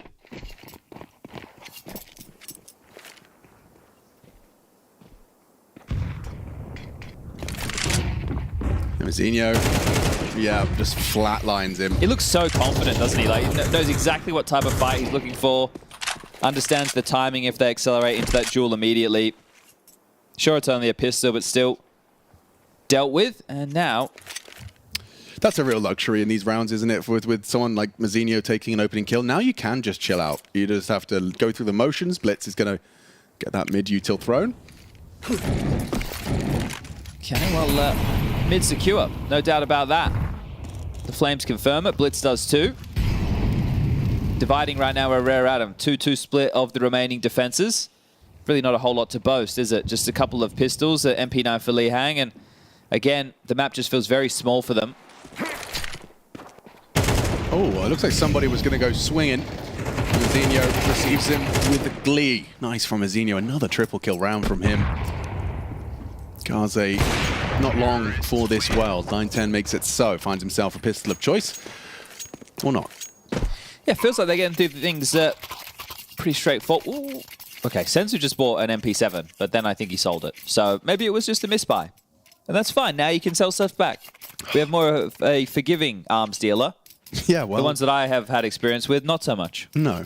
But, I mean, losing rounds because you clicked the wrong thing is just stupid. Yeah. No, it's a skill difference, actually. Back in my day, you had to make sure you bought correctly. It's not great like when you all buy and then your coach takes a timeout and says, no, you should eco. You'd already made the decision. Yeah, that's fair. I see the difference there. Li Hang and his mid-hold, or rather con-hold, I should say. There is a mid-boost, but no one home. Is Shao King on mid? No, well, he's thinking about it. He's more passive, just jiggling for info. Li Hang, yeah. Gets his HE, good placement. He's got the flash ready. Look at the space. Just look at it. He's walking in the park. It's peaceful. Very peaceful. Next. Oh, gosh. Summer lose out on the head-to-head as well. They're getting ravaged. They are. Now the finish is the question. So Li Hang charges into mid. What a disruptive double that is. Straight through the temple smoke. Doesn't care. And now somebody's left B. Yeah, he pushed B main. So he's definitely in the back lines. There's no doubt about that. The bomb will need to drop out the window through Canal. They're aware of the possibility. That's given Li Hang now... Mazinho's now pushed all the way back to find him. Yeah, well... Unless... No, there you go. Okay, I was going to say, unless Li Hang kicks on the fuss first, but he's caught everything covered. A moment of chaos, and it subsides once more. 7-2. 7 for the MongolZ side, and they'll be looking for the full run here. I mean, unless Kaze can win another round. He's already won That's 2. true. Yeah. Can he do it again? Dude, Wildcard... sorry, mute everybody if you don't want to hear this. This is just stupid. Wildcard beat Fnatic Wow. on Wildcard's permaban. That's kind of sick, actually. So I love the fact that they did that. So, I mean, with time to prep, they basically just polished up their... Yeah, Mirage. They went, you guys permaban? suck at it. We're going to beat you on it. And they did. That's wild. Fair play. Yeah, gotta respect it, don't you? Well, Pain vs Imperial, the final game, is the first round of best of ones. That'll be happening shortly on that secondary stream. Harry and Hugo to bring you that action. Domestic, go check that out. And then when that concludes, we will be configuring our matches for the next round of play. This one feeling a bit like a formality.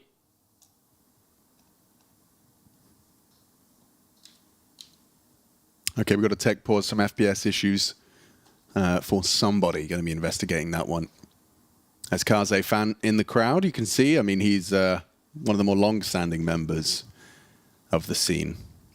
He's been around the block. I wonder what his first team was. What do you reckon they put in those crates at the back there, the CS ones, the kilowatt cases? Do you reckon that's for the phones? I thought about phones, but then I saw like a kind of box with phones as well. Yeah, actually, you're right. That little more see-through Tupperware type container looked like that was a phone's container. And in which case, what could it be? These are large booths, though, aren't they? Like, look at the space. There's a lot of room You for can do activities. cartwheels in there. This admin's got gloves on.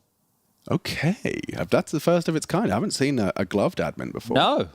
Do you what type of gloves do you reckon? I reckon they've got the little grippy bits. On the fingers? Yeah. Okay. You know, if you want to pull out the HDMI Sure. cable. It's not a HDMI cable. The DisplayPort cable. Yeah, the DP. Yeah. Yep. Yep.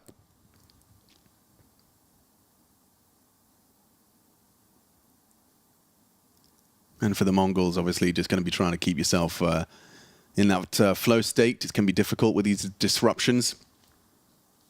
Yeah, look, I think the thing is, the Mongols' journey, and the fact they haven't changed roster again feels that, or tells me that they feel that there's more potential for this team, which makes sense because this is the furthest that a Mongolian team has ever been able to go before in terms of what this roster has accomplished. Is that implying Just thought that maybe they'd hit their ceiling. Did you think that? Yeah, like because they're struggling against the bigger names. Yeah. Now, obviously, making that change means, well, you're going to struggle against the weaker names too. But this could be the event where they really shift that dialogue, right? The fact that they get to be on a time zone they're familiar with in a place where the food and everything is going to be a little bit more up to snuff with what they regularly have. So I think there's a few things that really play into positives for them. And then it'll be interesting to see if the Chinese crowd supports the Mongolian team as the tournament progresses. But they're going to have their fan favorites. Like we know that people in China love G2, right? They love like Twists, for example. So they have a lot of teams that they're fans of. Yeah, MongolZ is especially a fan favorite. Oh, we saw them getting essentially, just mobbed by people in Chengdu. I remember one day we walked in and they'd all just crammed into the lobby, which there's security to deal with, but there's so many people and they're all around Nico and he's there throwing shirts to him and stuff. So maybe invoking a little bit of the fanfare, but they're embracing it. Yeah, I love it. I'm not sure the referees love this though. Nah, well that's the thing.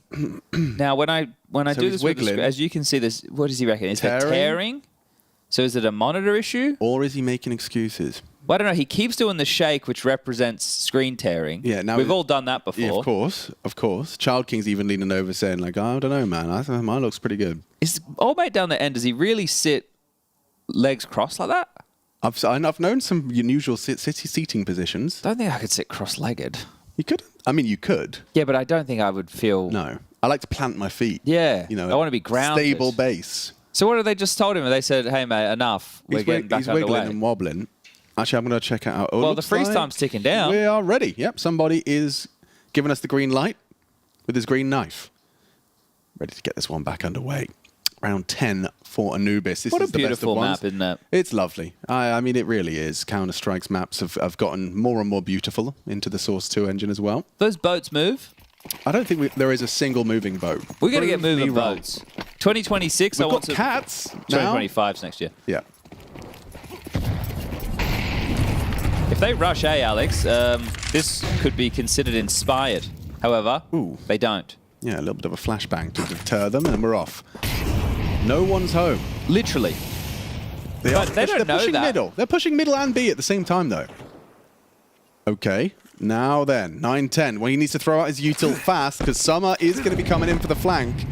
Flashes, destined for glory, pushing smokes, and he's been spotted out. 9-10 can join his boys. They have no idea how much territory they've lost. He does hit one through the floor. Tries to finish it off with a Tech 9, does well with that one. Bursts into the second, and now Summer collapses to the AWP. Child King might be next. Oh, he's already giving it up. Okay. Oh! Come on! Come on! Jumping headshot from Techno, of course. Give him a couple, like not even rounds, just kills. Lihan gets one. Yeah, but what about MongolZ? Can he retain the AWP? Running over towards B. The hunt is on. They're coming up through connector. Techno wants to chase him down. Multiple bodies from the Mongols on the hunt. I don't know if he's got this one in him, MongolZ. You're going to have to really hit some shots. Oh, hide behind the pillar. He gets his first. Throws out the smoke. 9-10 running at him. He gets him down with the Tech 9. MongolZ, no save, no AWP, and no hope for Rare Atom. Oh, exhilarating. He's shooting that Tech 9 Rapids mode. Watch this. Nonsense. Absolute nonsense. That Tech 9 AWP combo, it does feel good.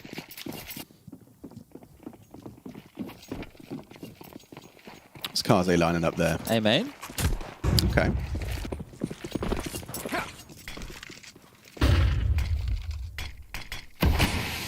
Feels deep, doesn't it? Does. Feels like a flash. Like if I'm the tease, I'm like, you're not coming through that. Right? That feels so much easier to hold than the one that kind of envelops a bit more of the box. Yeah, and then you throw this, and you throw a flash, and a HE to clear, and it's yours. Unless Summer gets flashed in. Oh, Mazinho flying. Trade from Techno. They know there's another. And he spams. MongolZ. Yeah. Oh my god, he's holding on. Runs out of bullets. Child King finds Blitz.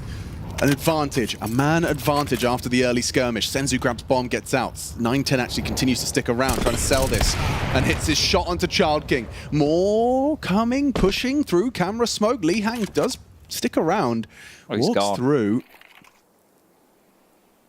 They're going to cut noise. Does Lihan continue to search, or does he just park the bus on Cake? 9-10. Oh, didn't spot him. Maybe overlook on Lihan's first peek out. Oh, it's free. It's a free frag for 9-10. He's looking great, isn't he? Yeah, so good.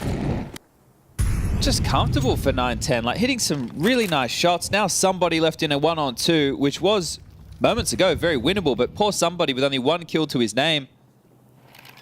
Up against the two, I guess, star players of the Mongols, you'd say. I don't know. I fancy his chances.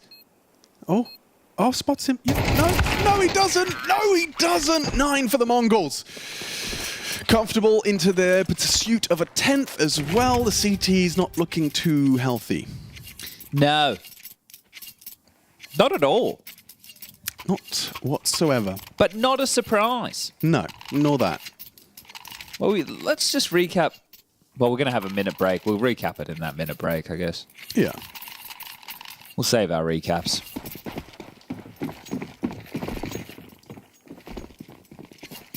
First major for Lihan and Child King. Picked a good one to qualify for, didn't they? Yeah. Oh, they just missed a standard mid-smoke. Or is that not the question mark, kind of? No, that was thrown by the CTs. Ah. Ooh.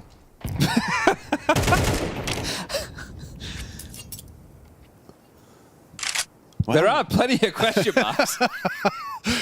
Okay, somebody peeks out, confirms Techno's positioning. His crosshair placement was bang on, just gets undercover and quick enough. It's a real nuisance as Techno, just kind of keeps the CTs guessing on B. Yeah, it's a good position to be lurk as well. Feel like it's a fun spot to try and pick in from late. You get to be so annoying on timings if the info from your teammates are good. But a 3-2 split of the defensive unit. Somebody is in trouble. Well, someone should help him. Lihan will. Low HP. Summer, Child King, everyone on their way in time. That's important. And now only one stands in their way. It was Summer. Child King catches the cross of 9-10. Now bomb loose and has to get across. Now they stand and bang. They can hit these shots. It could be a rare atom third. It looks good. All onto Techno. A 1 versus 2 jumping. What is this from They're blocking Kaze? each other. I don't understand. They're blocking each other in cave. Okay, well, let's just run at him. And die 1 by 1. Child King down. That's the Techno round. Bloody hell. Rare atom 2 to work with. So just to recap the results of today so far, as we take a little bit of a look back, we had FlyQuest taking down Complexity 13-6 on Anubis. We had MIBR opening up the account against Virtus.pro 13-7 on Ancient. We had GamerLegion with another upset victory over FURIA on Vertigo 13-8. We had Big triumphant over Passion on Mirage 13-9. Liquid with a massive comeback on Ancient 13-10 over Cloud9. And Wildcard with a victory over Fnatic 13-11 just on Wildcard's permaban of Mirage. So decent amount of upsets, I would say. I think FlyQuest over Cole, MIBR over VP, GamerLegion over FURIA are all upsets. And Wildcard over Fnatic I would have had as a 50-50. There's no way in the world I knew that was going to Mirage, though. No. Yeah, all right. There's been, definitely a lot to turn these best-of-1 matches on their head. That means the second round 0-1 games, there's some chances for some really fun matchups there as well. But still, this half and one more match to go. The MongolZ look like they've come here with a clear objective just to take care of business. They're not messing about. Blitz with the flashbang. As he drops the 2 pairs of dual Berettas. No silencer for Senzu. He's trying to style on him.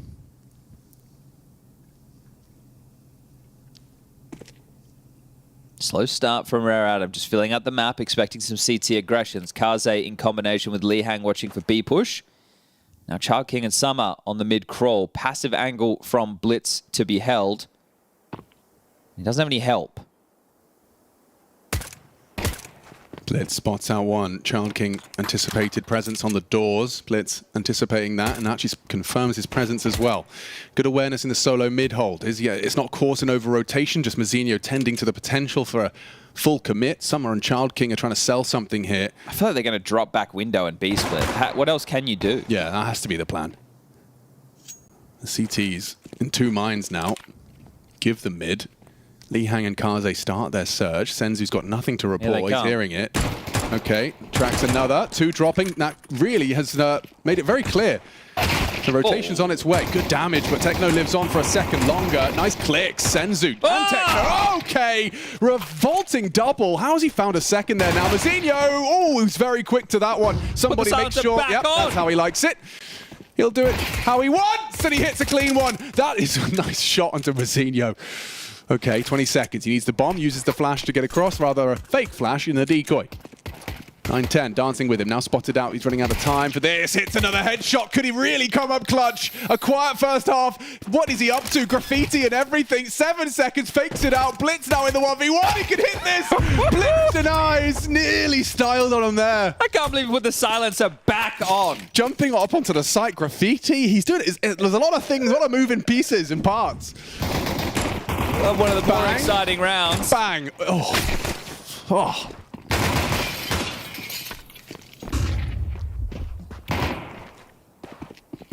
Yeah, that was tidy. Even that wasn't too bad. This one, Blitz just stays calm and gets it done. 11-2. Force bite from Rare Atom without the plant. 9-10 unloads his mag and finds Lihang lacking. Blitz is there as well. Somebody in the smoke. Low HP. No one's looking. A second could be really good, but not going to happen. You lose the bomb. You likely lose the round. Kaze doesn't think so. Takes down Techno on B, and Senzu's already departed. They've spotted the bomb. Delivered to their front door in middle. Summer with head armor and a Glock. Yeah. Yeah. And he's gone. Just Kaze left to find. Well, I already ruled him out of 1 clutch. Yeah, let's not make the same mistake again. He's got himself a FAMAS. Kaze, he's our man. If he can't do it, no one can. Go Kaze! 12 to 2. 12 to 2. 12 to 2. Yeah.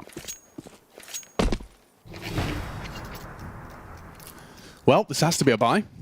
What kind of buy? A good buy. Oh, I see what you did there. Thank Not you. bad. 10 points to Gryffindor.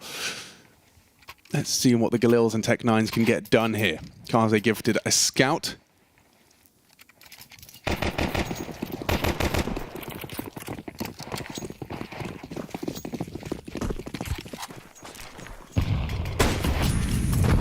Missed opportunity onto Blitz.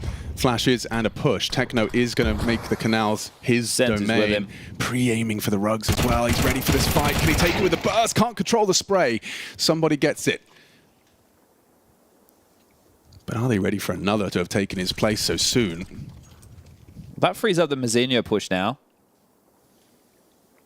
Senzu has a lot to worry about. Child King's got him booked if he jumps up. But instead they'll just establish this crossfire. Very potent. Oh, oh, oh, oh. Spots him out and converts. Takes down Sum Up. The bomb is loose near B, so all of this is for naught. Losing the round before they even get near a bomb site. Somebody's low HP. Maybe he can hit a headshot. Yes, he can. Delivers with the Tech9. Makes it a 3v3. Punishes Senzu's prolonged aggression. Well, they must know Mazinho's here. Kaze going to have a very hard fight on his hands if he does go further. You can hear the scout. Knows what's up. Now starting to retreat. So he's going to have a fast flank on this. Yeah, well, and actually there's support. Blitz has come over towards A to help out Mazinho, so 9-10 might be the one who just gets to finish the round on his own, which he very well could do. He's most definitely capable. Great game. 16 and 7. Actually, everyone showed up. 9-10 to finish the job. 20 seconds as they are walking through this smoke. It's what 9-10 wants. It's what 9-10 gets. Oh, dear. 2 headshots, 1 burst of the Galil, and a 13-2 scoreline. MongolZ take it convincing in this derby. And a round of applause from Shanghai for what MongolZ have put on display.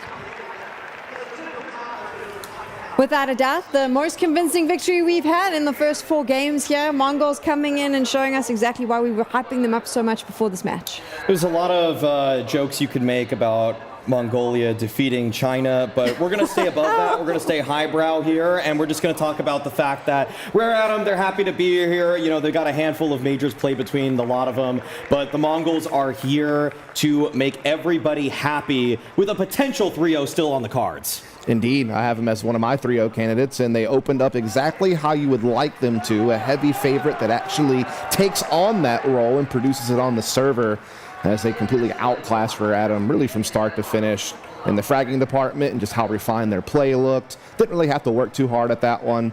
It's always nice to have a stress-free win to kick off your major. Let me just get this right. You got them 3-0 in your pick'ems. I do, yes. You got them 3-0 in the pick'ems. I have them 3-0 in the pick'ems. We're ending off on a We're really one good step day. in the right direction. Yes. I love it. It's the only step in the right direction. And Rare Atom making a lot of people happy, a lot of haters happy, because, you know, they're keeping that dream alive just as well. Also, I'm going to say, good on the Chinese crowd to celebrate the MongolZ, because they know that they're going to have to jump ship as soon as Rare Atom's out of this tournament, so why not get ahead of it? You're not wrong. Wow, you got them 0-3, right? Rare Atom on your pick'ems? Yes. So does Dust, so do I. Okay, Yeah. so we're on the same thing. I think that the crowd getting behind MongolZ is mainly because the crowd is Counter-Strike fans, and we That's all know true. what MongolZ Yeah. can bring to the table. We know what they've done this year. They've had 2 LAN victories. They've lifted trophies, I think, and people didn't expect anything from them, and now they're coming into this where, let's be honest, we all think, like we've said, that we believe they should be in the elimination stage. And I'll also bring this up, like, this is not the same as a Brazilian crowd playing in Rio, okay? They're not just going to celebrate the local hometown hero team. They are actually fans in the game. When we did the event recently for the Blast World Finals in Singapore, people were just fans of big-name players, big-name stars. They're fans of the game. They like competitive games at that, and that's the crowd that Eastern Asia, Southeast Asia brings out. It's a space that, in many ways, long deserved a big tournament like this. So to even get to see one of their teams in Rare Atom represent them on this sort of stage, I think many of them are just happy with that in general. They don't have expectations that are too lofty. I just think it's awesome that we already have this level of crowd support and attendance apparently people are also just crowded outside the arena as well, from what you were telling me earlier. And this is just the first day of the opening stage. Like, we're just getting started. We're just cracking through our first few maps, and we already have a very lively audience out there, you know, watching the broadcast as well and the arena in person. So really cool stuff. And yeah, there's just not too much to break down this map, unfortunately. It's just one of those like Mongol steamroll situations where all their top players perform exactly how you'd want to. Just took care of business, really left no, you know, openings for Adam to exploit. And unfortunately, this is kind of what we expected. Let's talk about those top players from MongolZ, though. Who do we like? Why do we like them? So 9-10, rolling it all the way back to Yala Compass when he was actually an MVP of that tournament. Now, that's a bit of a meme right there. I just feel like, yeah, I mean, 9-10 played well. Mazzino did solid well as well. Senzu had some good aggressions on top of that, too. I felt like Blitz was in control of whenever they wanted to pivot to either site. It was obviously pretty clear to him which one they could go to, even when they were actually in some situations where there were some man deficits wherever they went, or even going into the more stacked bomb site. More or less, they just had better player quality, better nade protocols, too. Yeah, I mean, I just think pound for pound, Blitz is probably the best fragging IGL in the world. Wow. Okay, wait a second. I mean, the only person I really... Twist! What about Twist? Okay, Twist, but he's just started. He just started. Hey, I mean, I would put Twist right next to Blitz, and then there's Big Azera's probably right below them, and there's a few others. But I really do like that, you know, he's been doing it for so long. I do think Twist, yes, by default, you probably put him there, but he hasn't been doing it as long. And then once you get past that, you know, 9-10 has proven to be one of the better operators out of the Asia region in quite a long time. Again, we talked about Senzu, how great he is at the aggressive rifling. People sleep on Techno, but he's also been a pretty solid aggressive rifler in his own right, plays his role very well. And then we talked about it, Mazzino evolving from a lurker into a playmaking extremity player that can still, you know, lurk when he needs to. So they have a really well-rounded roster, well-rounded map pool. Now they're putting results on the board. They've won, you know, a couple of tournaments against top European opposition, and now they're looking to be one of the favorites from APAC, at least in this major. They dropped 2 rounds in this game, and one of them was a 3v1 where they just thought Kaze was saving, and so they ran at him. Okay, so yeah, all in all, incredibly comprehensive victory, and it's what you want to see from the Mongols in general going into this, because they're a team that I'd say many people think that they're definitely going to make the next stage, according to most people, according to everybody up here. We all think they're going to make the next stage. Launders thinks they're going to win the major, so he did say that. I'm putting it out there. Launders says a lot of things on social media, and you know, you really have to just be selective on what you take seriously or not. He wasn't serious? I mean, he probably was to some degree, but I think it's a bit of a stretch calling them to win the whole thing, but I could see them making playoffs. Yeah. I had such a good reply there that I actually cannot say on a broadcast, so that sucks. But there we go. I just realized that I can't say it. Normally I just say whatever comes out. Let's talk about the results now. I'm proud of you. I'm so proud of you. You're making progress. I'm learning to listen to my inner voice. The Mongols obviously taking that victory here, and then Big beating Passion. The first 2 games, though, for me would be the quote-unquote upsets of the day so far. You could call it what it is. They're upsets. Yeah, I mean, Complexity have shown a better year thus far. They've shown much better results in CS2 in general, with the exception of FlyQuest popping off recently at Atlanta. And for FURIA, they got to take a long, hard look in the mirror themselves, because they went to one of their favorite maps in Vertigo. They lost to a GamerLegion team that was more well-prepared, looked like they knew how to play the default better in that kind of situation. And all in all, like, Skulls had some troubles against Flamus, or not Flamus, Tossin on that B bomb site. So yeah, a lot for them to think about moving forward. For North American fans, Complexity in shambles. They're going to have to change their allegiance to Wildcard. Ooh, or Liquid. I mean, we still own a little bit of that one. Wildcard just beat Fnatic. We got to. Yeah, I know. They beat who? They beat Fnatic. They beat Fnatic. You're not impressed, us? You're not impressed? They went to their permaban. That was wild. That's cool. I'll admit, hey, Wildcard, they played it right there, the Joker, letting their permaban through and winning it. So we'll actually look at it right there, 13-11. Liquid, a little bit cutting it close there against Cloud9. Yep. A little bit concerning, but still a dub nonetheless. So I'd argue those results kind of, the Liquid Cloud9 one was up in the air, but everything else kind of went the way I thought it would. I personally have more faith in MIBR than VP to make it through this stage, but I know for many people that's going to be an upset. I think almost everybody has VP as like as a team to make it through. I would love to see the percentage on those kinds of things. I had them both, so it was kind of like either way for me. Yeah. The thing is, MIBR has shown us a lot. They went 3-0 in the Americas RMR. In fact, let's just take a moment to think about this. Both teams that went 3-0 in the Americas RMR, MIBR, Wildcard, they got their dub today. And some people just write off this region. Come on. Give me a break. Give me a break. I mean, I'm still going to ride off the region. I don't see a North American team lifting the trophy for the major. Oh, for the major. Okay, well. Do you think they're gonna? Hey, Do you honestly think that you're gonna see a Liquid or a wild card in the playoffs? Liquid can make playoffs for sure. Liquid could. I'm not gonna send them there today, but Liquid could definitely make playoffs. We're struggling over in the Americas right now. Okay, we are an oppressed society.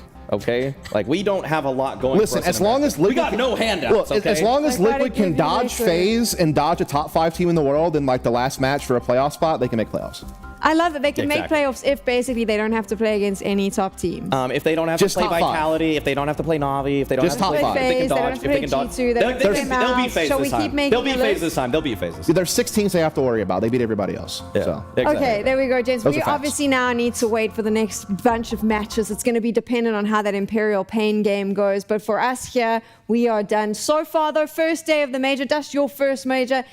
What was your highlights since we've got those 4 games to look at so far? Honestly, just being here was a highlight for me, man. Like, it's awesome getting to watch some great Counter-Strike with some people that I respect in the industry and you know, working on this stage that was actually one of the last stages I worked on before I came back to CS. So, really cool stuff. Just enjoying the Counter-Strike. Let's go, Dust. Hell yeah. That was so cute, and now I can't be cheeky back. You can. Go ahead. Go for it. I don't want to. There we go. Dust has had a good morning or evening. Dust if should be you're watching. celebrated. Oh, Maui, you have to go say there it. every This is like time. my biggest Just say it. You cheerleader. should be This is the biggest cheerleader ever, man. It's unreal. I've lost control, and it's a good thing that I have, because it is. See, the I was end trying of my the day. hardest not to make this about me being my first major, but then I was just like, nah, we're just going on. Well, you're now making it more about yourself. Now I Dust. am, Let's yeah, just yeah. let Tech Girl finish the segment, okay? Yeah, we're Come going on. to finish Yes, now. all right. We're done. Overheated. It's been a good day. We hope that you've enjoyed it, but there is more Counter-Strike on the way. Obviously, you need to make sure that you head on over to watch that Imperial Pain game. When that is finished, you'll know the other matchups. And then suit up, because Richard, Lewis, Yanko, and Blair will be bringing you the rest of the action for the day. I like the Pain had fallen back a little bit. They were getting very tunnel visioned on that scout. And so now they've dismantled the triple mid-hold and they've grouped swiftly with 3 over towards this B site. Now they have vision on the tunnel. It's Imperial coming out lower instead. Not wanting to be too one-dimensional. And so Pain split.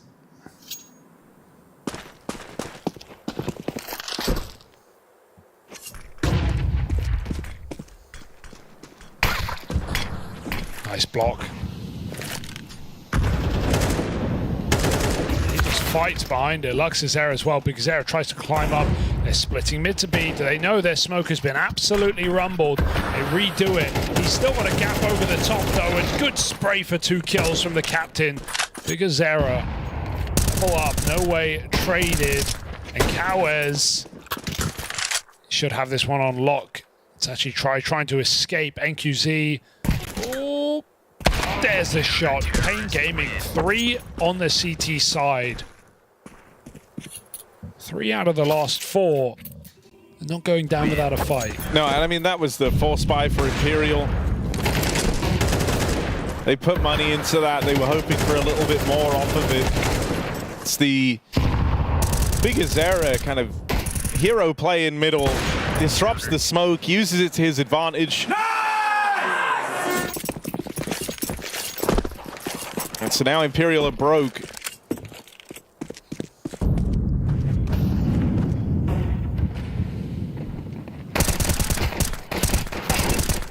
Oh dear, Lux does get overran. Heard him aggro up in the top middle. Now getting that gun is wishful thinking. There are 2 players holding for this cross. Oh dear, miss. Can't miss this. Could go very wrong. Oh, they're trying so hard to bait the shot out of the orb, but... Oh god. Oh dear. He got the gun. Just allow it. And another dink. They just dinked Kawez with a Glock. How are the Glocks doing so much? And he can't just give up the site. He can't just give up the plant. So able to run down Phelps. Boom. Oh god, no way. Finally bested. That one is a skinny, a T-type round, but Pain will get it on the board. I can't believe that became so interesting. It was just Glocks. Bit terrifying. Imperial need to sharpen up right now in a full buy. Well, you know, I mean, something that's interesting in this one is when you look at Vinny and how he likes to play this, he is not afraid to kind of just play on feeling and his read of the game. Like, they'll often, you know, not go super telegraphed. Like in that round where you saw Cowards get caught with the flashbang in hand because they just contact played up through short. Those aren't really risks that a lot of other teams would look to take. But Vinny and his boys don't mind doing them. And so I think this is going to keep being a very explosive matchup because you're missing some of the usual tells that Pain look for.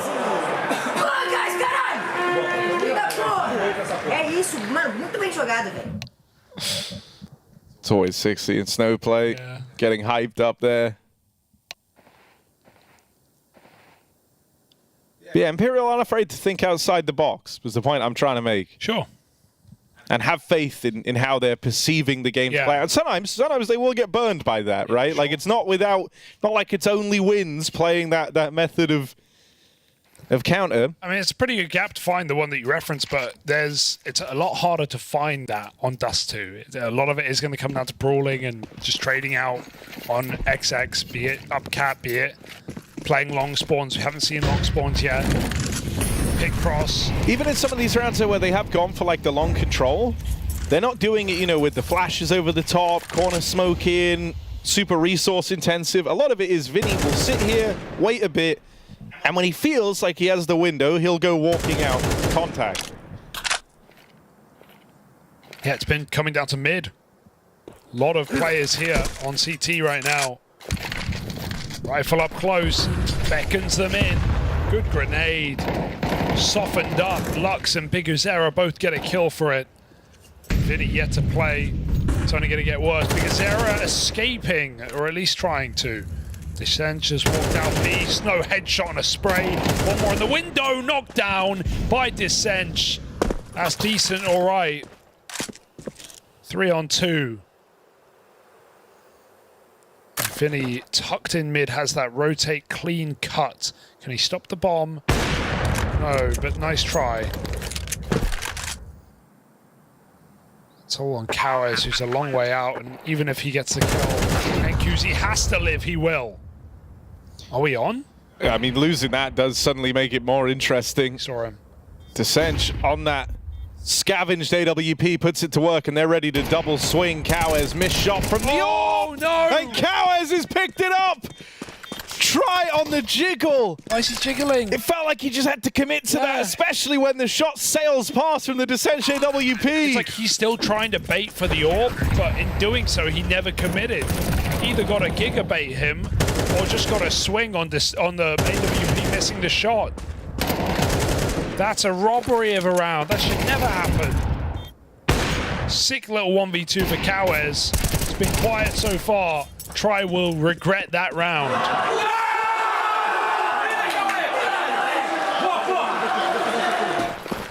And Pain are back in it. 4 in a row. I mean, they got gifted around there, right? Like, you're 2 on 3, B site's lost. Any other team would save, but you're handed a reason to go for it. Play out through long, Snow might be blind, still gets out with a kill. Do they know a player got in? So yes, they do. And they deal with him. Biguzera very impressive on catwalk in the CT side. Yeah, strong start to the tournament for Biguzera.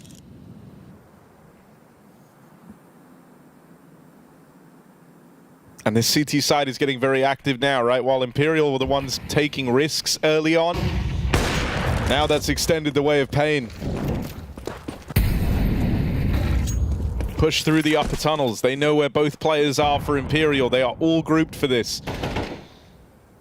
Ready to pounce once Imperial set their sights on getting that bomb planted. Flash goes in. Cowards swinging wide. Oof. There's the backstab arriving up through the catwalk, and it's just Descent. Can't do it. Lux hits the perfect timing on his backstab. And so Pain are looking to run off with the lead at the end of this first half. Oh, if you're Imperial, I really don't know if you can move past that insane blunder in the round prior to last. Like, essentially, that was a masterful 3K he put up in that round. It felt like he did everything. and now it's gotten away from you, and you stand to lose the half because of it.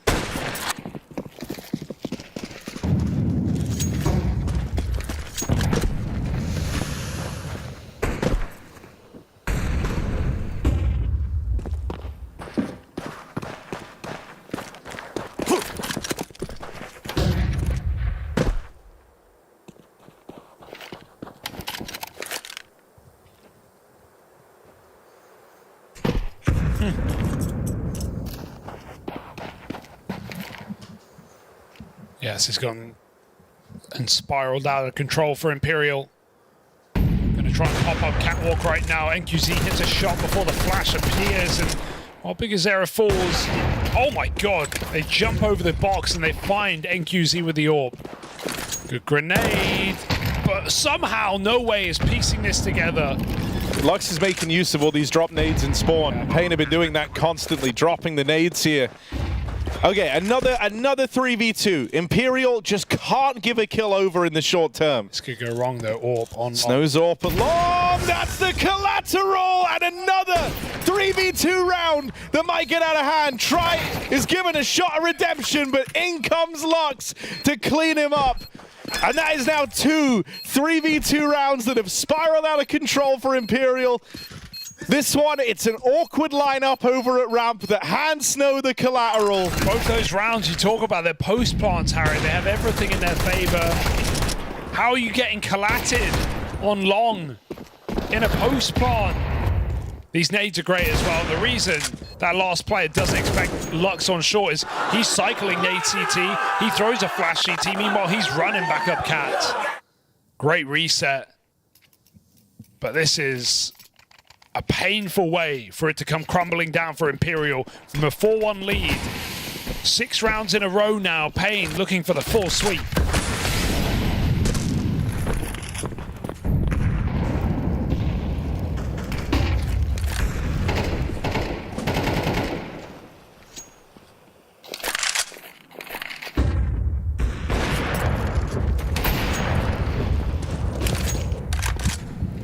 It's sad to see, like, this first half has been a bit of a disaster for Try. Out-AWP'd by both players that have donned them for Pain. And oftentimes he's such a crucial part of the conversation for this Imperial squad, especially on Dust 2.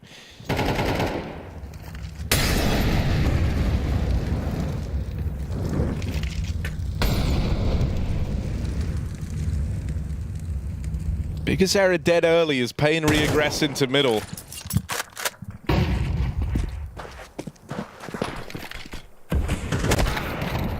Okay. Jumping up the box. Mid has been the way. Imperial have gained mid control in a lot of rounds. They've set up on mid to Bs. It has been the post plants that have been the problem. Can they get past Cowers? Phelps has a smoke. Oh, he got spotted there. He gets it down though. Pressure as a nade comes out, but there's Lux you've got to worry about as Cowers sprays 2 through. Lux helps out. 2v4 now. You're not getting past these orbs. Snow has been waiting all half on this bomb site. They'll finally come his way. And for Imperial, it's too little. And it's too late. Counter-terrorists win. Solid half for Pain Gaming. Yeah, it ends up being a great half for them. And that's, you know, in spite of all these moments where you could have looked to have, you know, written off rounds, not even attempted it.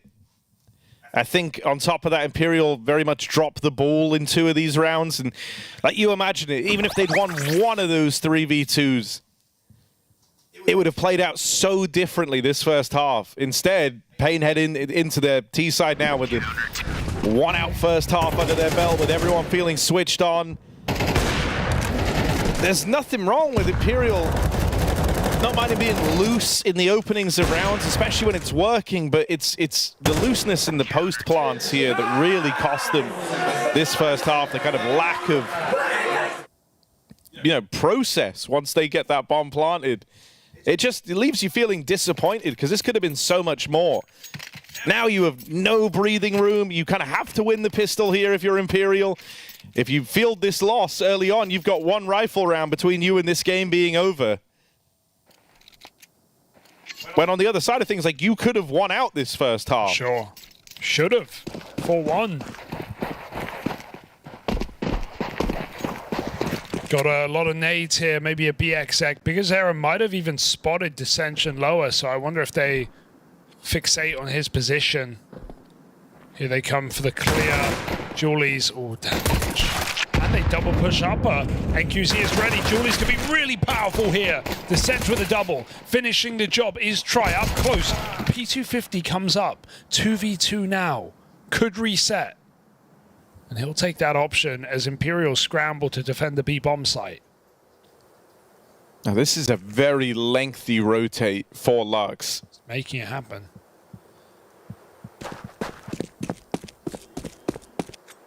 BiggerZera's played this well as well. Like, he hasn't tried to get ahead of himself here. He is still taking space and taking room because he knows he has to. But he's not rushing it to such a degree that he could die and then Lux doesn't even have the control over the A site. Like, they've really taken their time to piece this one together. Imperial, they've grouped up. They've cleared out the tunnels. They're now aware that this is the A play. But they're not even going to be on catwalk till that bomb is already planted. Can he get out of the site? BiggerZera still has a smoke and a flash. That's going to slow this down even more. What gives you an option? Pretty rough smoke. No way. Important fight here is he's got one player trapped inside of the site. Lux just looks away from short. That's when Phelps tries to make his move. Caught by Lux, who swings the last man, goes looking for No Way. Time is of the essence here for Imperial. Tap on the bomb. Lux swinging it wide, secures that pistol round for Pain and puts them on the path to victory. Lux. Big pistol round from Lux and a great slowdown from Pain Gaming to go and join up again with BiggerZera. The whole game from Lux has been luxurious, Harry. You could say he's had so much impact playing that mid player.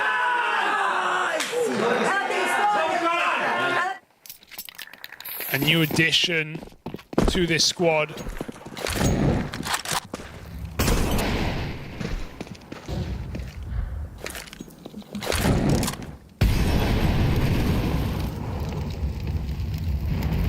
Second major.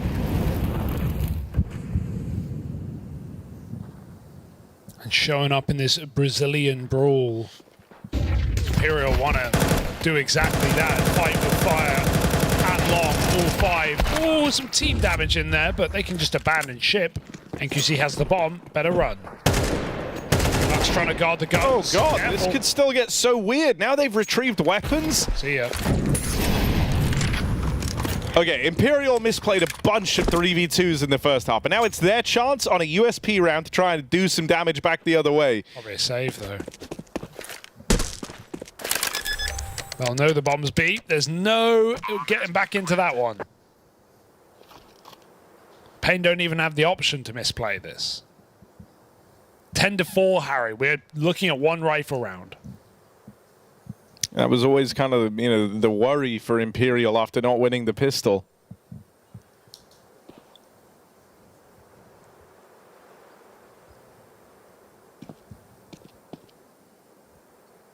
And sure, you know, for the side of Pain, Lux and BiggerZera are taking a lot of the attention as they are the two kind of front men who have been hyper involved in these rounds. But Snow definitely deserves his flowers, right? Over towards that B side of the map, he was damn near infallible. When your B anchor on Dust 2 heads into the second half with 2 deaths, you know you're on to a winner. You've got to be feeling good about that.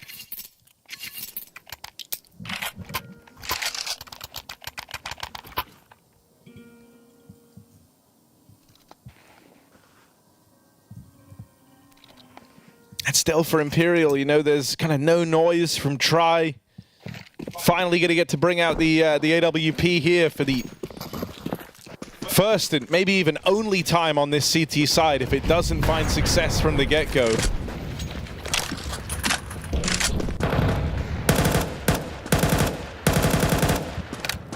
A quick reposition for the Try AWP. He made his way up onto the catwalk, but he didn't go and take the space, and that's because mid was smoked. They actually think Pain are further up cat than they actually are. And so that AWP is just going to be waiting around for a long time before it has any chance to get involved.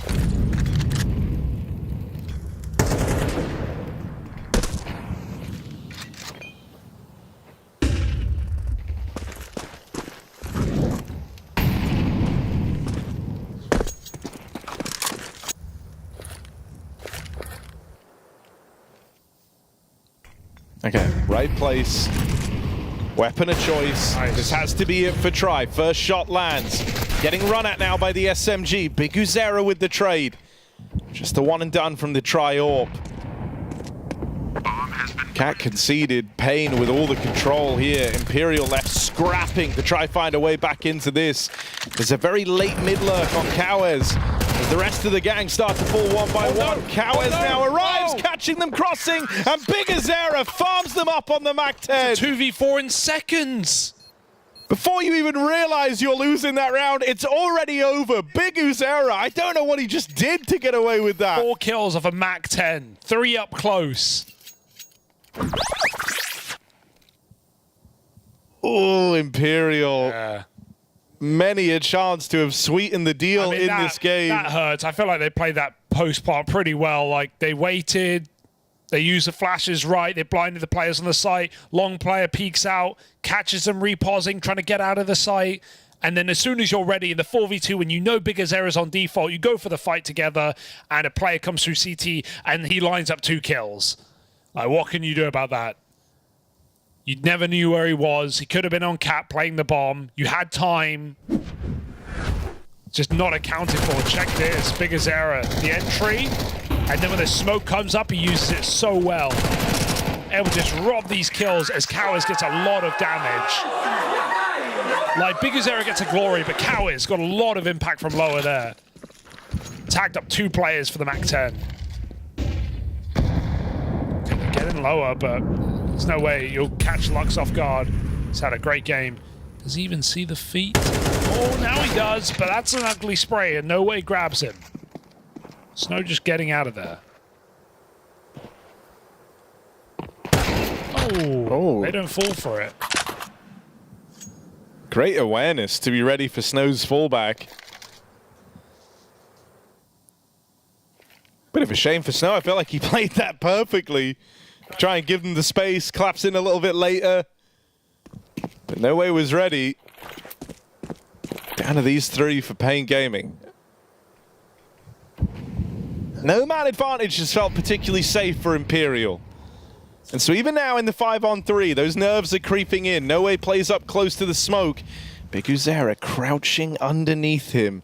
Oh my. They don't know that he's made it up here. Scary. Past them onto the ramp. No way thinks that this gap has given him all the vision. Try caught on the backstab. That gets denied.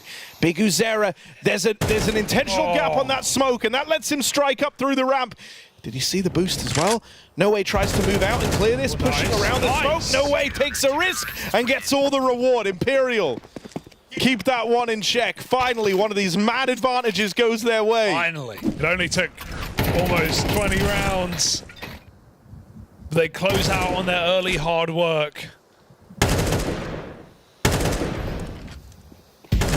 I mean, nice move from BigUzera. How can he expect No Way to do the same thing right back to him? And Imperial's final tactical timeout, their final chance in this BO1 to long out the game, to make it interesting. That's their first round since the opening 5. A huge streak mounted by Pain. 10 rounds in a row.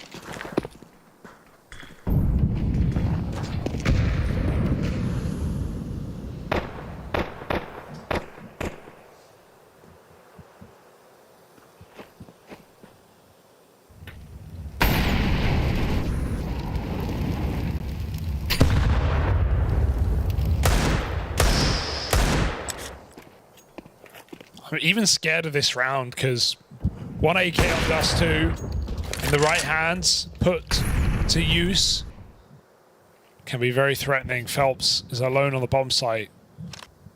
He starts swinging in. Phelps hits his. Ow! Double down, Cowes. Oh, God. One more spotted back at long. Cowes is onto something brilliant here. Off the Deagle, onto the M4. The one-man army of Cowes. It's enough. Pain Gaming can rely on Cowes. He brings it home. 12 rounds locked in. And they've got 7 chances now after Cowes' handiwork puts Imperial in a body bag. This one's done. Oh, that's enough. That's surely enough. That's an ace in 10 seconds from a running 1D up cat to 2 more. Hot swap to the M4, and he even gets a clutch to throw a bit of style on it. Cowes. Maybe just pack it up and unplug the mouse. NQZ hunts him on long. No way keeps this game alive. With a 4-on-4, Vinny's aggression could be tempered by Lux's patience. But how patient? The shadow is not enough. No way through the long smoke, and bit by bit, drip by drop, Imperial run out of fuel.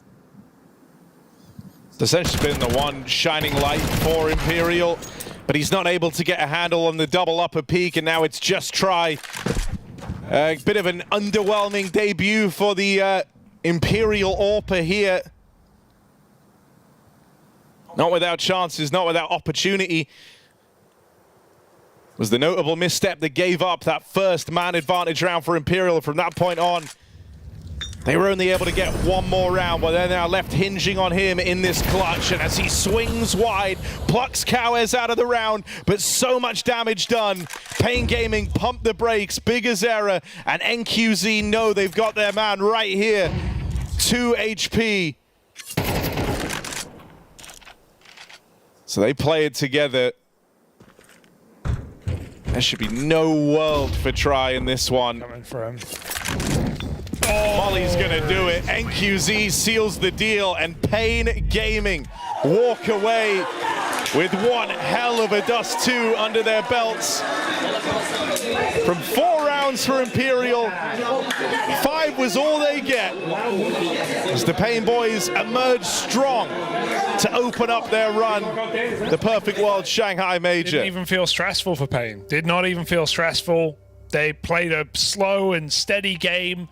Felt like Imperial maybe came in with a fight, but they just disappeared, Harry, for 11 rounds or 10 rounds straight after a decent beginning. I don't really know what happened to Imperial. Like, they just disappeared off the face of the earth. There was no one to rely on. They censored a couple of rounds, but can you really call it an impact round if you don't even win it? Some really sloppy post plants in this first half. A bunch of 3v2s with the bomb in their favor that they lose. And that's the explosion of Pain that we expect, that we saw in Copenhagen, that we wanted to see here in Shanghai. Yeah, I think, that's the big difference here, is like Pain have just really good fundamentals and structure nailed down. Even like when they've won, when they've kind of had nothing but success, the individuals all firing off, and they get into that final 3v1, but they're kind of separated in that last round. The moment they see try, Big Azera doesn't rush it. He waits for NQZ, gives him the extra like 25 seconds. It's maybe not the most exciting way to play it, but it's the right way to play it, to not let try rob that round away. Meanwhile, for Imperial, it felt like, they're taking so many risks and so many chances, and didn't have those protocols or procedures in place. Like, every post plant felt like it got out of hand so horrifically, from the lineup at ramp on A to the awkward like dissension and try 2v1 in the tunnels. There were just so many moments. Dude, this could have been a crazy close game. Yeah. This could have been all the swing rounds. Yeah, but in every single moment where you've done all the work, the hard bit was actually over. Like, all you had to do in a lot of those rounds was nothing, and you probably would have won them. True. But instead, you actively did kind of the worst thing. So yeah, crazy stuff. Big Azera top in the charts for the Pain squad, with Cowes in there alongside him. Yeah. I mean, there wasn't a weak link in sight. Like, even though Snow's down bottom of the board and went on like a bit of a losing streak in the second half, he was a rock throughout the entire first half. And there were even those rounds where, like, he's getting run at by 3 dudes through the tunnels and he would just multi-kill and buy time for the rotates. So yeah, very good from Pain. First half for Snow, he had that one multi-kill you talk about. Then he second AWP, they didn't come there until the last round of the half, and he still stopped them. So like, yeah, he was 7-3 first half. He did nothing wrong. It was a perfect game. Big Uzera and Kawez lock-in match. I think Kawez with that ace stole the show. He kind of stole the show with that one. Lux, great game as well. Yeah, there really was nothing but love for this Pain CT side especially, with all those retakes, all those clutches. But yeah, Imperial just kind of unimpressive. The worry was for Imperial coming into this game, they didn't beat any notable teams to get to the major. They beat Red Canids, they beat Castle, they beat Crew, 3 of the bottom rated teams in the entire America's RMR, and we worried that, hey, they haven't earned, it's not they haven't earned it, sorry, they haven't proven themselves coming into the major. Would they be a bit rusty? Definitely looks like it. There were some big holes. Yeah, I think it's just a weird game to have to talk about because of like the amount of moments where Imperial kind of had them right where they wanted them, and then it all fell apart. Well, I got good news, Harry. Okay. The first round is done. We've wrapped up both streams. Nice. We're gonna do the maths. We're gonna put Harry and a calculator in a dark room. You'll figure it out, and we'll have the second round of matches for you guys coming up next. So more BO1s across both streams, 8 more games to see who's going 0-2, who's going 2-0, and who's going 1-on-1. So join us soon for more of this. She said she loves you, but she can't love me. But I love you.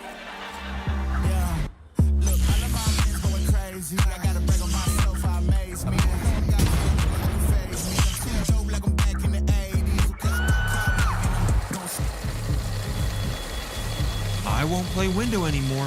What's going on? Play your role. 1xBet. On to the next one.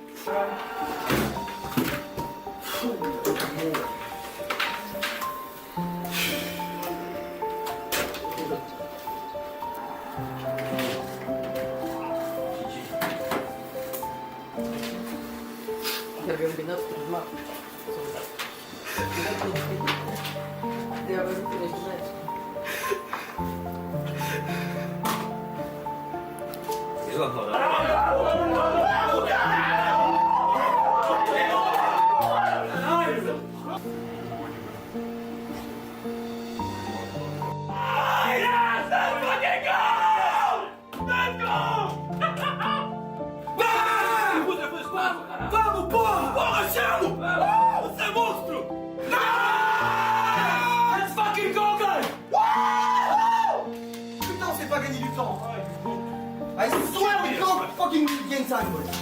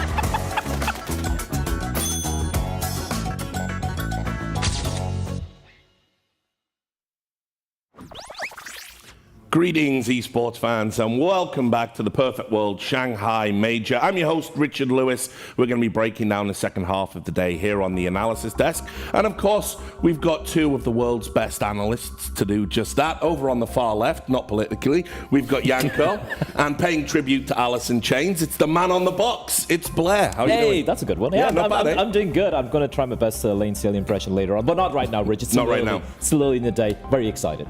You, Yanko, excited? You look excited. Yeah, absolutely, Richard. It's been a while, and great to be here. And I think we already had some interesting games in round one of the opening stage, and it's going to get even more spicy in the second round. Well, talking of spicy, let's have a look at your pick'ems, guys. Right? This is what we've all been doing. We all do pick'ems. Well, look at that now. Would you look at that, as James Banks might say. Yeah, they're actually pretty good so far. You guys have done a lot better than I expected.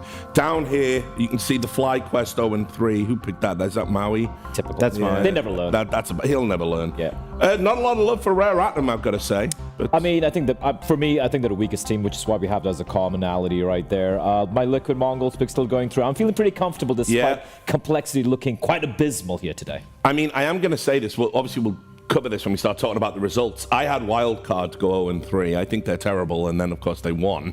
So you know, how does that milk? The milk tastes sour, wretched, not a good time. But yeah, we'll talk about some of the results. I mean, obviously, so far so good on the pick'ems. I think there has been one or two upsets, which we'll bring up in just a moment. What are the results that stand out for you here as perhaps being a little bit off kilter? There's one that jumps out immediately to me, and that is, even though it's a best of one, FlyQuest dominating complexity. I did not believe we were going to see that at the start of the day. Yeah, I had FlyQuest making it through. I think I was the only one, and I had complexity as my 3-0, and the reason for that is I feel like complexity was either going to go 3-0 or they might not make it. And what we saw in that game was just the same old complexity. I mean, first round of the game, lose a 3v1 pistol, right? And just losing rounds with advantages time and time again. Thought that was behind them. They even had this extra time to sort of, practice, work on stuff like that, and didn't pan out, and just a big upset there. Especially considering a map,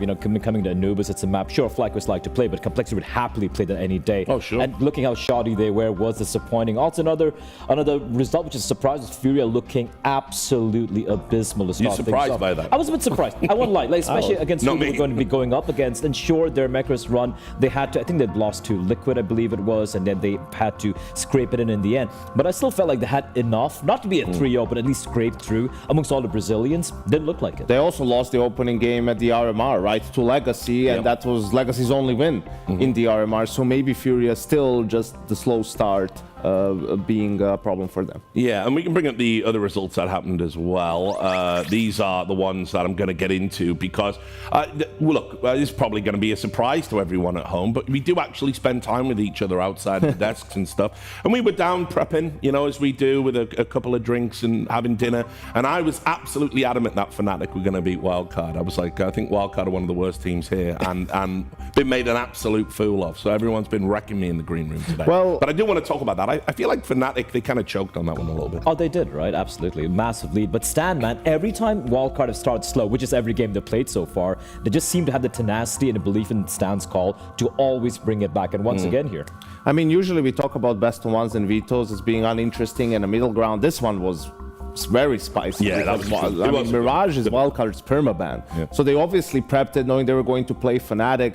In the end, it was between Ancient and Mirage in that sense. And Fnatic a little bit greedy in that way, leaving it in, wanting to get the side. If it was Ancient, like they were counting on Wildcard, going for Ancient there, and they just say, no, we're going to play Mirage against you, and to be able to grind it out and sort of come back to win it, just impressive tenacity. And I do want to bring up that point as well, because obviously, I've said a couple of unkind things. I think it's been a super cool story about Stan, coming back and, maybe not as far up the food chain as he would have liked, given his tenure and his experience. He's come come in with a team of relatively inexperienced and tier 2 players, but he is calling lights out right now. I think he's doing such a great job. He has been a difference maker. You can talk about Jaba and Sonic and how they're, Sonic's having a resurgence, Jaba's kind of defining and everything. And sure, that's all fair and done. But the fact is, Stan is, he is at the reins, and he's been doing such a great job. And every time they've had these upset wins and close losses they've had in the America's RMR, even over here in the major as well, it has been them coming from behind. They never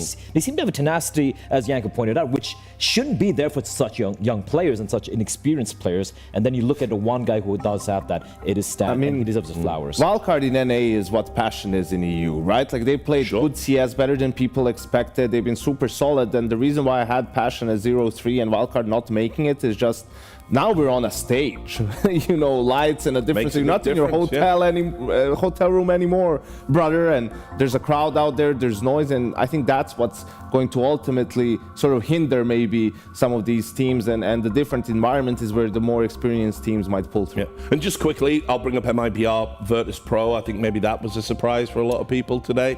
Was for me, I've got VP going through again, even though I think they're one of the worst teams to watch right now. They're not the VP of old, where it was good fundamentals but super boring. Now it's bad fundamentals, but they're still really boring. It's I kind agree. of incredible, for really. me, I have both MIBR and VP going through, but sure, the results were a bit of a surprise considering the scoreline. But I think for me, MIBR are absolutely a dark horse to definitely make it to the next stage. I think they look phenomenal in America's RMR alongside Pain. In fact, I'll just say it, better than FURIA easily. Oh yes, for sure.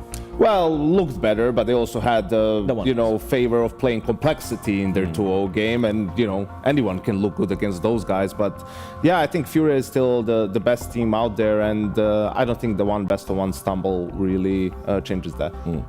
Well, let's take a look at the schedule. These are going to be the games we're bringing you today. We're starting with the secondary stream here. I love that sound effect now. That's new. You like that little squeak every time there's a graphic. That's awesome. Right, anyway, you can see we've got Pain versus GamerLegion there. Oh, it's gone. Hi. No problem. He's coming back. Right, that's the one. That's the right graphic. There you go. Imperial versus FURIA. We're going to find out that's the battle of the baddies from Brazil right there. That's going to be an interesting one. VP having Rare Atom. Surely they get this one. Yeah, are they about to get it? Well, we're about to find out just how bad VP are, I would say there. MongolZ versus MIBR. Game of that stream. Banger. And Big versus FlyQuest as well. So lots of interesting matchups, actually. I mean, I guess the good thing about kind of the way the first round went is it has thrown up some matchups that we maybe weren't anticipating.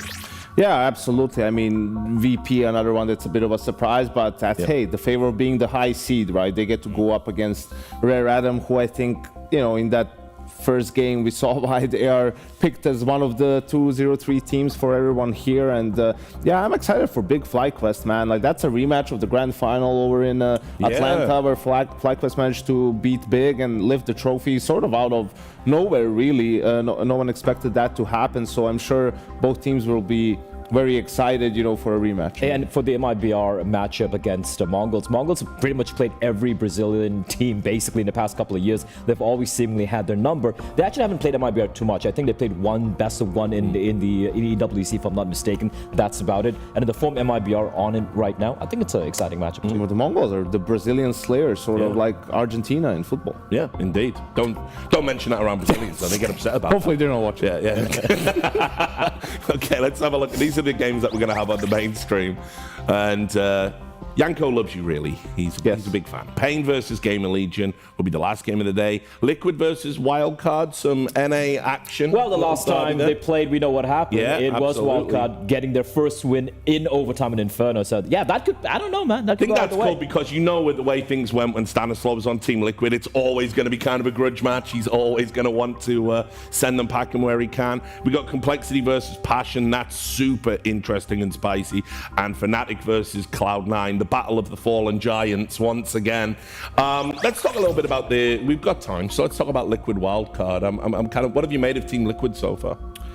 I think they took care of business, really, and again, they had a bumpy opening game against Cloud9. I mean, 3 rounds on T side of Ancient, right, and then coming back with a stellar CT side, and maybe not so great showing from Cloud9 on that T side, but that's sort of what happened against Wildcard, and they couldn't close it out. The fact that they did here tells you, you know, that they were able to grow from that experience, and I think they'll be, you know, definitely one of the teams that makes it through. Yeah, I think the really cool thing was for Ultimate, I had a big question mark about him. Heading into the RMR, I'm like, all right, he seemed to have lost a little bit of his mojo. Is he still going to have the confidence coming in? And he played like you know, the old Ultimate we saw when he had this debut in his Liquid team. And we saw on that CD side from Liquid was him just taking care of business, brazen in your face, just playing like, I'm the better player in the server right now, and I'm just going to own you. That's what we saw from him. So even though we saw the upset from Wildcard in the RMR, I don't think it really happening here, but I still expect a close affair.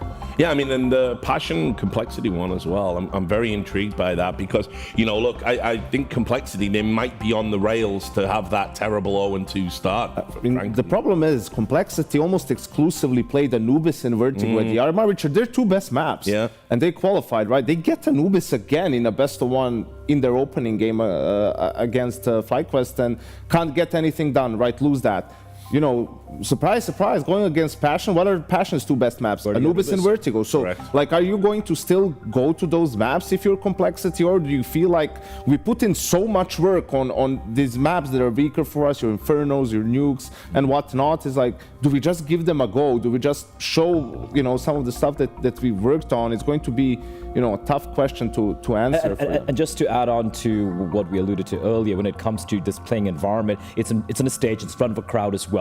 That's where the experience on the side of Complexity should see them through. Obviously, for Passion U, this is uncharted territory, right? I think the second line ever international was the RMR. Great job. Not playing in front of a crowd right there. It should be Complexity, because no matter it should be. But I'm gonna give you a counterpoint, and that is there is probably no more tiltable player in Tier 1 than Elish. Right? He is the guy where, you know, and Passion play this style where they get in your face, they run around, they do unorthodox things, and when you're as good as Elish and you're anticipating perfect CS coming out from people, mainstream orthodox CS coming out, I think Passion will tilt them pretty early, actually. I think they lose that. Well, crazily also, Passion look like they have the better fundamentals than a veteran North American organization, but... NACS, man. Anyway, let's get ready. You can see, oh, I love this shot. This is great. I can hear the car. I mean, Fnatic, obviously, in China, they've got loads of fans out there. One of the great brands. Legendary organization. Yeah, I remember way back when. I remember an event in Chengdu. I was like, they couldn't go anywhere, the Fnatic players. So, obviously, the fans... Not these Fnatic players, Not these ones, no. You are a long way from the likes of Forest and Get Right. It has to be said right now. Back then. Okay. Yeah. But anyway, let's start. It's Fnatic versus Cloud9. We're talking about Fnatic. Let's break it down. I'll start with your point, Yanko. Yes, fallen giants. They are a long way from the great Fnatic lineups of yesteryear. Definitely. And, you know, they were a juggernaut, an organization that won 3 majors with the Swedish lineup. But I think just... for this one, you could see with the caliber of players and some of the signings up until the Blame F1, they're trying to sort of find value. They're trying to moneyball it in a way. And sure, Blame has been the big addition, and I think he delivered in getting them to the major and getting out of the RMR. But the thing that gives me the least confidence about this Fnatic team, they've only played like 30 maps with this lineup. You know, Knock has been added just a couple of months ago, and it's really tough to get everyone on the same page, right? And to be able, against this caliber of opposition, provide results. Also, the worrying thing for me is like, man, playing with what, 20-4 in that first map and they still lose it? It's ridiculous how they allowed that to slip out of their fingers. So it's a big question mark. I don't... It's a big question mark. Massive question mark. That's what it is. Yeah. And I don't really believe in this team. I'll be very real right now. Sure, they might have a couple of close games. Sure, they might have a chance against Cloud9 if they flounder as well. But I just don't see a reality where they make it to the next stage. Yeah, no, that's fair. I think as well, talking about Cloud9, obviously when we were covering the RMR stage before the major proper, I was a little bit down on Cloud9. Maui, still a believer. But they actually impressed me, not in terms of, I still don't think they're doing anything smart tactically, you know, but like, their firepower is crazy when it all clicks, and that's how they kind of made it out here. And I think they've just got too much in their locker for Fnatic. No, but that's the thing, right? If you look at the first map, for Cloud9 actually, when we saw them in the first map right there, sure, HeavyGod had a great game, IC had a great game. You switch over to the T side, sure, man, you lose the pistol, it's okay. You lose the force right, that's fine. You have a multiple rounds to really work with. It just seemed so one-dimensional. You just kept hitting the B bomb set again and again and again, and just getting completely owned. Granted, great game, great series of Twist and Ultimate, but there were so many holds, it looked a little discombobulated, and once it felt like the game was slipping out of their fingers, there was no sparks of life from this Cloud9 team. That is worrying. They do have the firepower though. Heavy God has come, he's delivered, he just needs a little bit help from his supporting cast. I mean, they have the shooting, they have the mechanics. You know, firepower is more than just mechanics. It's also, you know, your game sense, understanding what's going on the map, taking advantage of gaps, taking space, right, making moves in the mid round. And Cloud9 is still a team that's going to rely a lot on that. And whether the players can always, you know, find the correct answer at the right moment, I think that's still to be proven. And I think that's why they're a team that's been struggling, and mostly in the tier 2/tier 3 of competition lately. And even if you're talking with someone like Inters, man, just like look at his roles in a lot of the maps. He's going to be the late lurk. He's going to be the one in the extremity of the map, working away from his team. And I just don't see him having as much impact as I was like, you know, from someone else who would be playing in another team in the same role. He just doesn't seem to have that impact. So yes, you might have someone like a Heavy God, someone like an IC, but I feel like someone like an Inters, not firepower-wise, but just playing his role itself, it's bringing them down. Yeah, I see. Cool, like, all right, he can pop off, right? But I'm not looking at him to decide the fate for Cloud9, really. Like, he can't disappear, sure, but what about the Exile, man? Yeah, like, I mean, this dude was a top 10 player a couple of years in a row, right? Okay, some of it was mostly due in the online era, but that's the guy you look to with Heavy. I mean, we're talking about Heavy God more than Exile. Like, he's supposed to be the most experienced veteran team player on this team, especially when it comes to the major. So I'm looking at him and saying, okay, you need to lead the way for these guys, and then they might be able to follow. And speaking of leading the way, sorry to take you off there, Blair, I do believe we're about to get into the veto. So why don't you take the lead on this? What map do you think we'll see here? Actually, I wouldn't be too surprised if they kind of shake hands on Ancient here, even though Cloud9 lost that map. I think they're going to be like, you know, we can make this work right now. And for Fnatic, it's, I believe, the only option they have remaining. And there we go. They're going to go with Ancient. I like this from Cloud9. They had a choice, and they're like, Vertigo is an option. Both the two teams kind of struggle in it a little bit, if you ask me. But Ancient, we saw a really, really good CD side from Cloud9 coming out. And they're like, yeah, we know what we'll be feeling on the T side. We can fix this. For Fnatic, again, a map they're comfortable on. It's a classic middle-of-the-pack map. Yeah, this one was pretty clear. It feels like, although, you know, Cloud9 will have to start on that T side. Sure.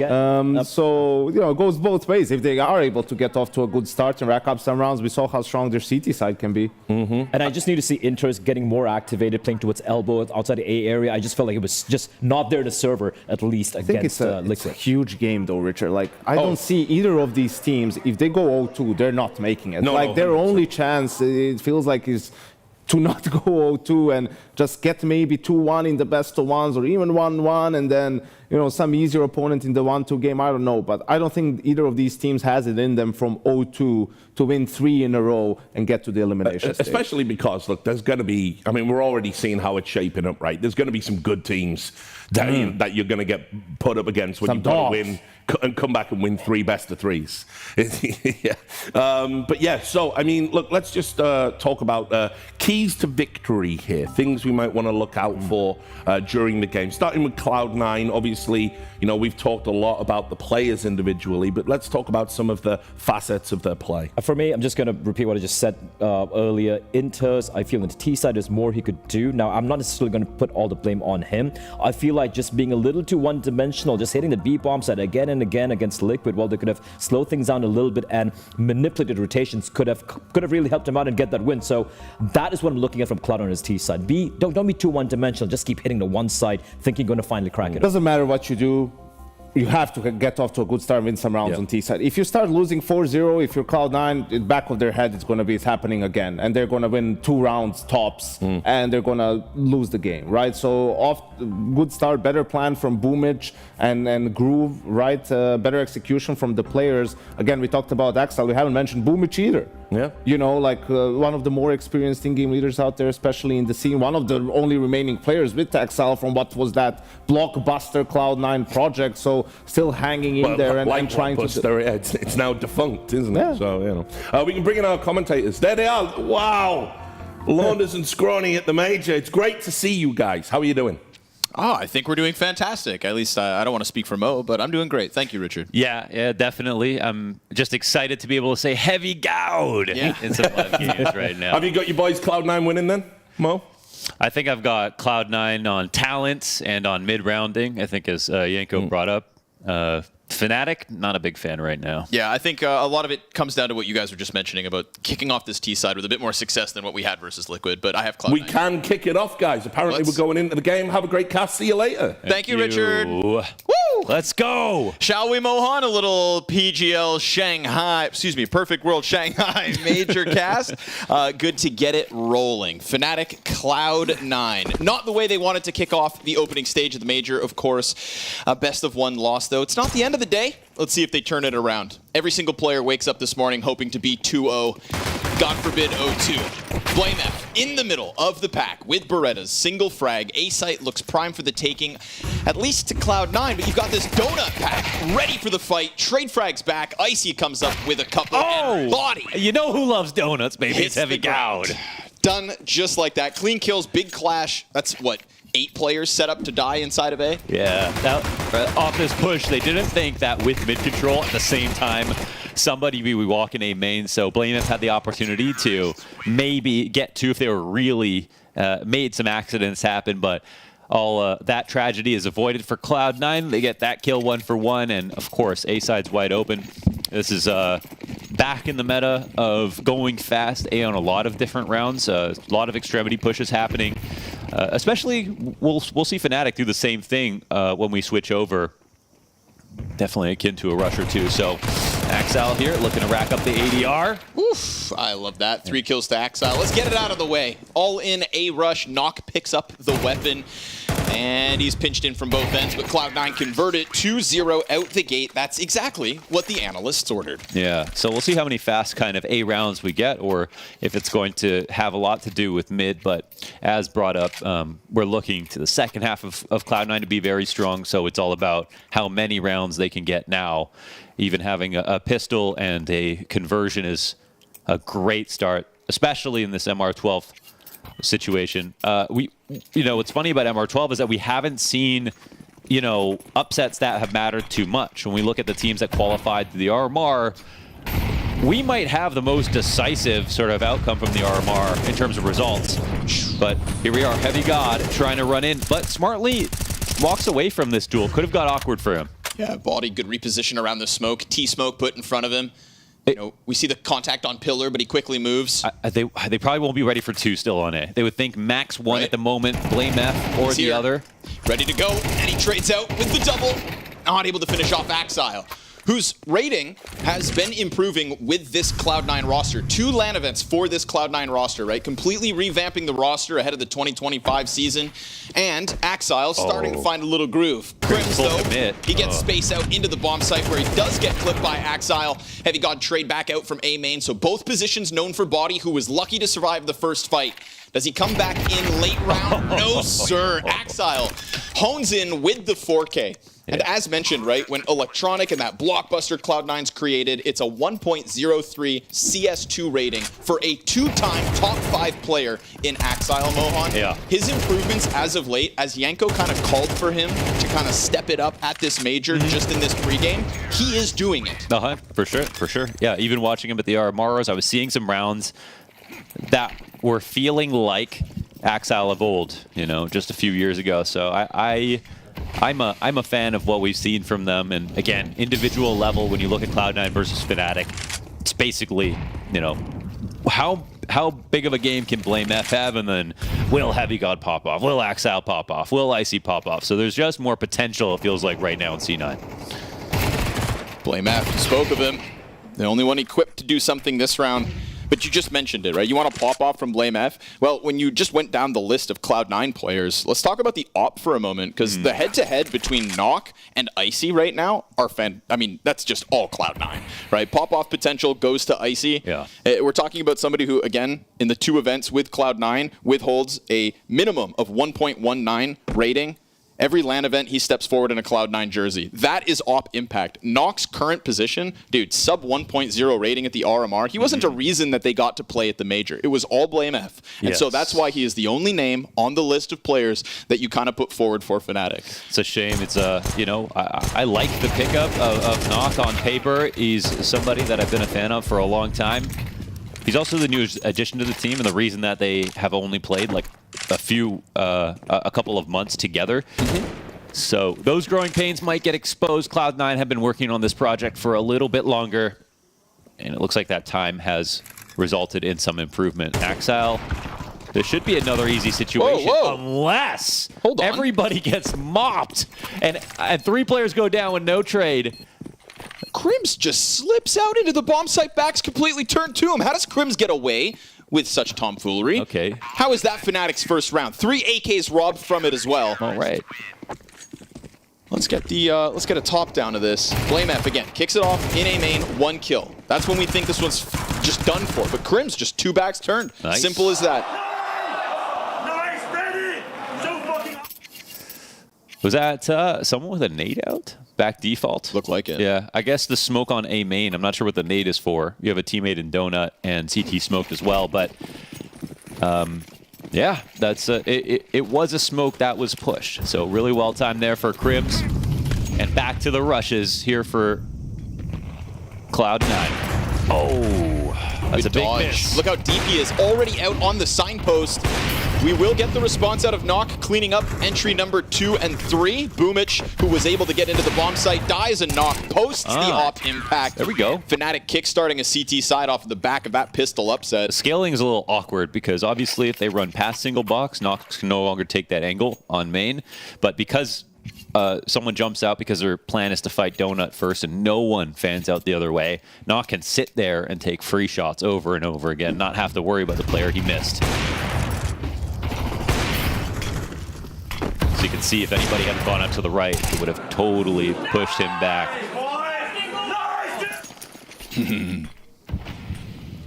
So 1 miss won't be the end. Fnatic back in the game. Well, this T-side had to be better than what they offered up in the opening match versus Liquid. Looked better thanks to a pistol win, but a pistol win in conversion doesn't always mean much. The question's still there, but an entry frag, an excellent opening for Cloud9, trying to charge down body.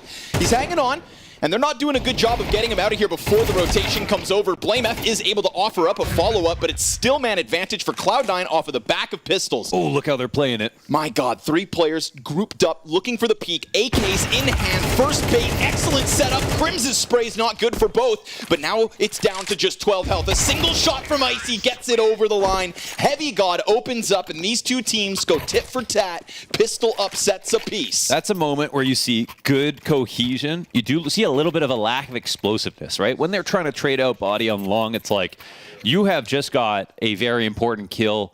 Use some of that momentum and swing faster on this eco, but they still get the trades, and then they have another good idea on this tactic to explode versus everybody in CT spawn. And Fnatic are waiting for it with an op, but because Cloud9 are more closely packed this time, they can trade it 1 for 1 very fast before that op can fall back. Trades are better. Explosiveness still could be a bit better here for Cloud9, and that's where you can still see Cloud9 aren't a perfect team. You know, they're not maximizing like how good they could be in some of these situations, but they're still good enough to outclass Fnatic. So this is where the game gets a little scary for Fnatic, of course. 4 rounds for Cloud9 already. And that stellar CT side that lies ahead. That was not the question of their opening game. Great chance for Cloud9 to secure themselves a 5th and 6th, as all money on the line here for the defense, essentially. They go for the mid control, all's good. Icy posted up. We've seen a lot of transitioning from body on that pillar to this V position. Oh, and it's just not there for Icy. Doesn't get lucky with the smoke. Doesn't decide to take a shot, despite bullets coming out of that B bomb site from Fnatic.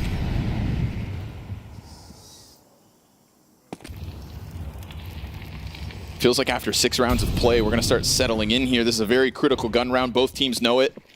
Yeah. A little posturing out of the gate, and they go for cave control with a Molotov on the doorway. So fully taken over by Boomich. This is great for him, looking to sink his teeth into B or just sell a fake. This isn't too much map control given up. They still have vision on window, and you can see BlameF taking a last glance as he walks over to B now. But with Cave taken over, it's a pretty equal position, I'd say at least. Cloud9 are quite happy with this so far. So we'll see if this one push will work. But surely Cloud9 are going to be ready for this because this is the one thing that hasn't been pushed. They have Cave already. Axile looks to be holding it, but right there on the edge of the box, Icy relying on Axile, gets shadow advantage, sprays in case a second, so clearly Axile's not going to fall for your games. Heavy God just adds insult to injury. B-site cleaned up. So they put so much pressure on that it, for Fnatic, who were in the fog of war, had no idea that Cloud9 were waiting in all these different positions, but they should have been nervous in that spot. But it's perfect from Axile. It's a poor clear from Body. There's no second swing right away. I think this is a moment where you could see Fnatic are about to lose, even though they don't know it. And even though that one push was the one sort of gap, it was a honeypot at the end of the day. Cloud9 were hoping they did something aggressive. What are you making of this Axile kickoff, Launders? 11-5. Yeah, I'm not surprised to see it. I did watch, like, again, when I watched the RMRs, I was... I'm still, I don't have Cloud9 like going through this stage. Okay. But they would be like a 2-3 team for me. I wouldn't be surprised if they went through, of course, but there were a lot of good teams to pick from. I just wasn't totally convinced of Cloud9's form, but I'll say the one thing was watching Axile play at the RMR, I definitely saw some really strong moments. A little promise in there. Promise, huh? Yeah, I think it's a welcome sight to have a player of his caliber able to kind of get back up there, because you look at obviously Shiro's departure and his ability to tether off of Donk. You know, exactly, man. And you know, riflers do come and go, and sometimes they never come back. Most of the time. This case, at least Axile trying to make a name for himself in this revamped Cloud9. But what was left of the economy for Fnatic's all here, and Icy sends one through. A lineup that could have been in a previous round, but the first one comes with a second. Boomich bests Blame F. That's his first kill. Heavy God takes over position inside of Cave. Mattis trying to creep in down to a 3v5. But that 3v5 does come with low health bars on those two pieces of contact that Fnatic have made. So Mattis is crazy, by the way. Mattis. Because of his mouse pad? No, just how many ways you can say his name. M-A-T-Y-S? M-A-T-Y-S, Mattis.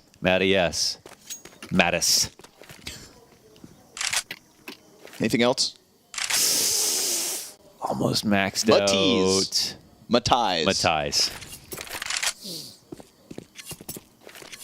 Mattis. How about this move over to the A site right now? Cloud9 honestly bolstering that defense, and to be real with you, Fnatic have put the right pieces in the right place. The little that's left over, we get this solo fade coming out from Boomich. But Crips can't bait Molly from here. So. Does he bait at least the attention in for that temple swing? We're waiting for it, but Nox not hitting shots, and Crims gets pinched because Boomich does arrive from the other end of the map. Icy with 2 inside I'll tell you why I don't like the setup. Intentions are good with the players there, but Crims has Molly and Smoke. He could have spotted and then mollied, but he was trying to sort of take advantage of the off that was on the same line. I just don't think he put himself in a great spot to fall back in the case of the off not taking the first shot and him getting chased back. It kind of felt like they're both doing a similar thing there in that. I mean, a more standard play in that moment I think would have been good. And if Crims didn't have any utility, I think that would be a perfect spot to try, but I don't think they maximized that position between the rifle and op. And this is where they can smell the push coming down. Icy's 2 kills from sight. Yeah. So again, kind of this trend as of late, op dominance coming forward from Icy over Nock. Haven't really had to talk about Nock holding back anybody just yet. Triple MP9, folks. That's what we're going to get in round 9. This T-side for Cloud9, a stark improvement to that versus Liquid. Still has left room, I think, to make errors, as we saw just kind of walking into a bomb site that could have been better defended, but individually, Axile and Icy are simply taking over. Pistols bottom middle found out. Boomich able to turn back, deal with Mattis, and Blame F is the sole fragger for Fnatic here in round number 9. That's all they get unless Body goes massive. And at 1-6 at the moment, he's going to try to deal with what's left of Boomich. That one's an easy freebie. AK Swap Primes enters for the trade frag. 7-2, a healthy T-side with what we know can be a dominant defense up next. We know how brutal it is here at the Major. We've already got Fnatic starting off 0-1 because they lost 13-11 to Wildcard earlier today. in a game that I think infuriated a lot of people because I think, you know, of the 03 teams that you'd normally see, FlyQuest, and then a lot of people picking whichever other team from the Asian RMR, I think the third most picked team probably was Wildcard. Yeah, so probably. I think people watched that. Fools. Who would do that? Who would do that? Stanislaw doubters. Icy looking for it again, but the flash pressure, this is a little bit better. They've got them at least corralled into a corner. Body making the most of one, but it still comes at a... It's a sharp shot there, Icy. Another great kill for him. Just, unfortunately, not what you hope to get out of such a commitment from Fnatic going for this lane fight. Not the first, not the second, god damn it, not the third time they've even done this, right? It's been this constant pressure, but it's just not enough. Yeah, it's constant pressure, but it's easily precipitated. Couldn't you say that most of what Fnatic have done has been pretty vanilla so far? Yeah, I mean, regular timings on pushes, the same usual pushes with the same usual players, and Cloud9 with all the reason in the world to sit back in like very safe positions and defaults and expect these fights to come. It's constant pressure, Mohan, but it's like Earth's gravity. We're all used to it. We can handle it. You can roll out of bed every single day. We're not talking about 75-year-olds here. Right. You're not surprised when you hit the ground. Right. You're fine. I do like this grouping up of the three. Nox going to give us something to talk about. Sets up Crims. Nice. There we go. Bomb delivered at his feet. Something of a bit of a difference, right? We haven't really seen them fighting for front cave that hard. Also, they did an earlier push, so to have two more people there after their B push also got shut down, I think that was something a little bit harder to expect. So, okay. As I say that, they've been doing too many predictable things. There's something that's a little different. Nice from Fnatic to actually pick up a third with a round like that, leaving Icy all alone to save. But he'll happily do so as we get near to the end of this first half. Cloud9 are in a very comfortable position. All about just giving yourself the best chance of a T-side comeback. That's what's got to be fresh on Fnatic's minds. Shout out Knock for the little adjustment, and Crims for keeping us cool with the double kill. Crims even only getting one in that position. I think we're still talking about a Cloud9 is going to take their chance. Icy comes up ramp, and they try to split that B site. But Crims getting the double. That's the nail in the coffin. That's 3 on the board. And a buyback for Fnatic. Crims, legend of the game. Good to have him at the major. He just doesn't stop fragging.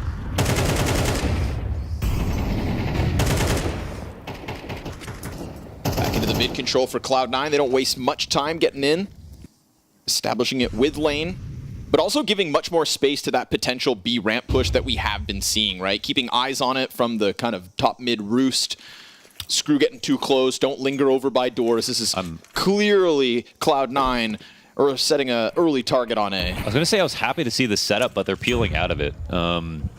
Which makes me a little bit uncomfortable because right now we've got a formation of the T players towards A, but it looks like Nock might actually benefit from this push. But wait, how far is he going? Oof, standing in the open now, trying to join up with the red room players. Crims just comes out through smoke. At least Nock's able to scoop one up, but that was 4 players from Fnatic ready to fight in mid. In doing so, they've offered up this opening. Inters absolutely skates through the bomb site. Nock forced to fall back. Icy takes his angle, hits a second. Come on. And Mattis nowhere to be found with this beautiful late lurk from Heavy God. Now, sure, bomb is awkwardly down, but Heavy God hasn't overplayed his hand here. Mattis is obviously wondering, why does that bomb not go down? Somebody's got to be hunting me. He gets the contact. This is a winnable 1v3 as he takes damage into the corner of the wall. The bomb gets scooped. He tries to escape, but Icy wins it out, swapping to the M4. Careful, Cloud9. Yeah. Careful. They did have to be careful, but at the same time, they have 8 rounds. Also, that round looked extremely solid. They figured out when they could push A main. I think that interaction inside of Donut, the mid timing was perfect in terms of nading it open, looking into mid, 2 pushing out a donut. But Cloud9 were very safe as they approached, going 1 for 1 on their initial trade. I think that Fnatic really should have just known when it got a little bit too dangerous right there and peeled back. But again, the winning move was the A push from Cloud9. It has been throughout this whole half. Yeah, shout out Inter slipping in absolutely establishing enough space for the likes of Icy to then take over Nox op angle. And Nox, speak of the devil, now here back with a Famas. Tries to keep his head down, Pat comes out, does peel, enters off the play, but it's still the double out of Cloud9 to bolster that push into the bomb site. Bomb gets dropped with this forward attempt from Crims ahead of the smoke. He peels into it, giving time for the rotate of body to go towards CT spawn, and he gets no contact. Cloud9 just kind of letting their foot off the pedal for a moment. They have lots of time to work with, at least, so... Icy locks into the corner. Body decides not to press the issue. There is actually some insecurity here for Cloud9, or for Fnatic, I should say. They don't know where the bomb is, and they don't have anybody watching A. So there's a small chance of a huge rotation, but for now they're staying patient. Oh, that could have been Body. The MP9 swings with good damage, and it is Mattis to clean up shop. 4 rounds to Fnatic, 2 of them sprinkled in here at the very tail end, but that Icy Axile Wombo combo at the start of the half, man, that is what set up Cloud9 so convincingly. 100%. Yeah, that was a sight to behold. I think they're really bringing the fire here in this matchup. And again, it's 0-2 on the line. Ugh. Nobody wants to be an 0-2 player. Because, I mean, again, right, I kind of quickly mentioned it, but like every single player you've seen on your screen today woke up and truly believed that they could go 2-0. If Passion UA can start their RMR run up to, you are 2 best-of-1 wins away from being the 2-0 teams, the 4 of them, right? So we're talking about 20 players that get to achieve what every single one of them got out of bed thinking they could do. And instead, one of these 2 teams, potentially Fnatic at this point, is going to be the exact opposite end of that spectrum. There have been the least amount of upsets in this major compared to, like, I think almost any major I've ever watched. In terms of who made it to the opening stage, who got through to the next. It's true. There's no stray phases, there's no stray Navis, there's no stray G2s, there's no, you know what I mean?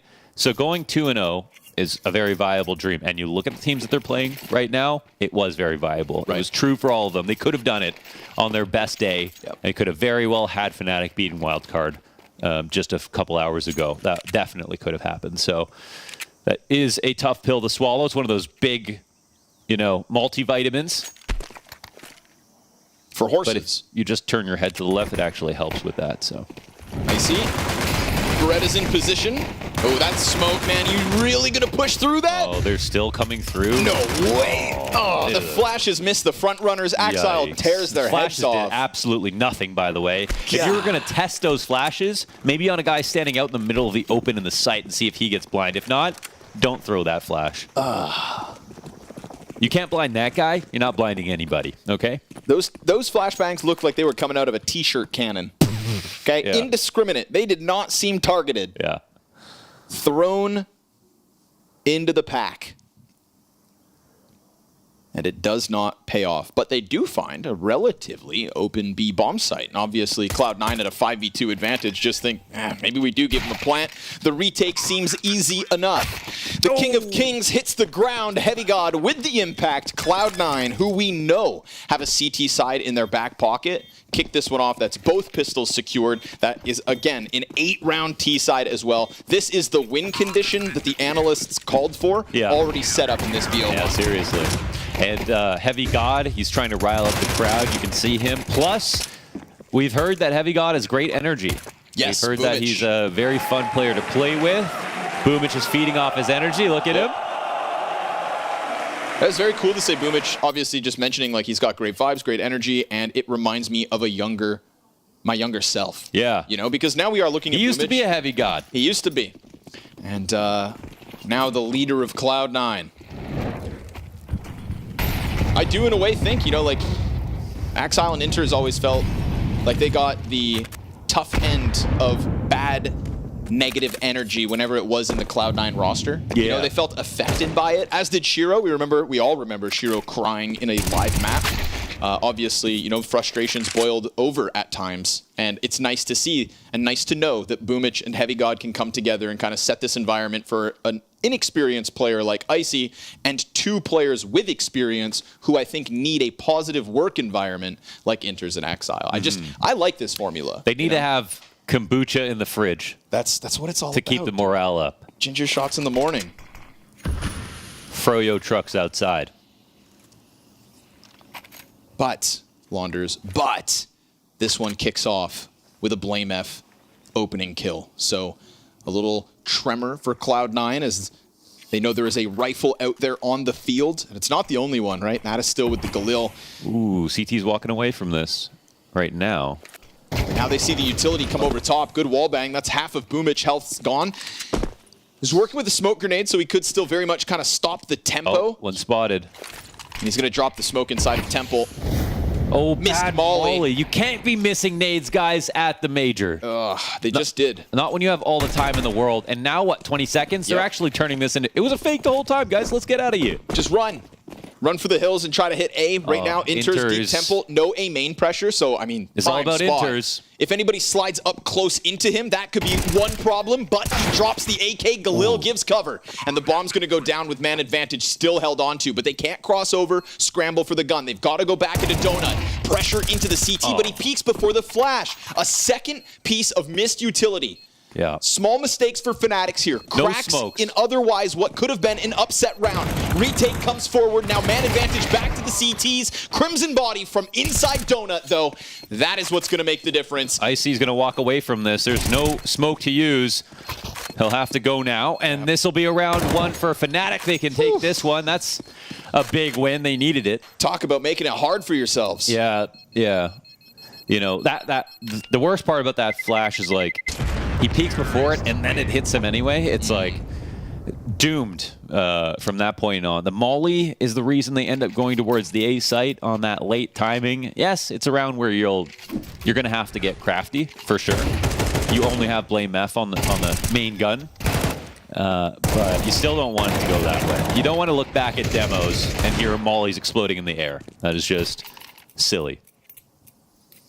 It's one thing if you're getting rushed, right? If your QB is getting sacked and they have to throw the ball. Right. But in this position, it was just a quiet map. They're lining up a grenade they should know it's supposed to land.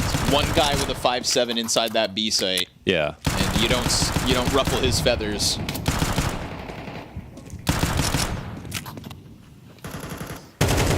But a force buy regardless here for Cloud9, so not wanting to give up this early CT momentum. Will it come back to haunt them? Solo M4 for Icy.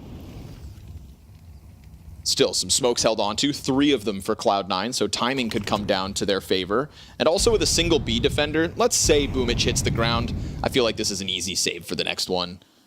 Cloud9 come in with a few tools. But at the moment, those smokes aren't in the right position. Don't call around too quickly. Look at the M4 is CTs. making a transition, right? At the minute mark, that M4 does get added to the B defense, which means the smoke that Icy also has is here just in time. Are they going to go through this? They boost, surely. Surely. Boomich standing in the smoke. Does he want Icy to jump on his head? Yes, there's going to be a timing for the M4 to try to get in. Contact back sight, it's right there.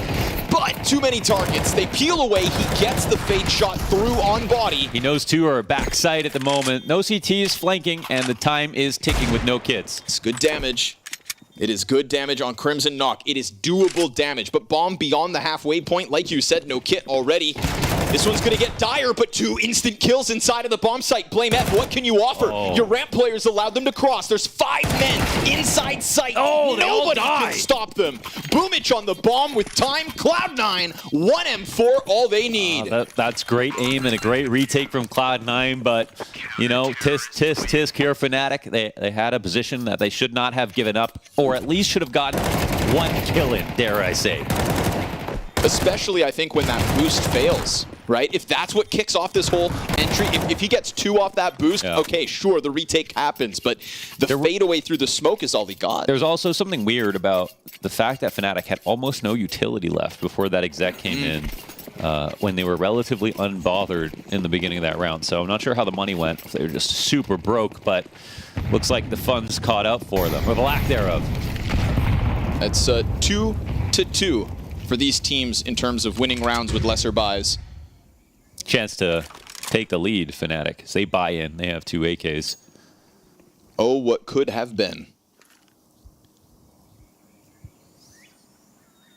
Now Cloud9 poised to just skip merrily into the 1-1 pool. 3 rounds, all they need. We've got the Galil of Heavy God in the corner. Knock zones him. Here's the AK swinging for more, but Axile's able to just hold that back line till Mattis comes at him from the other side.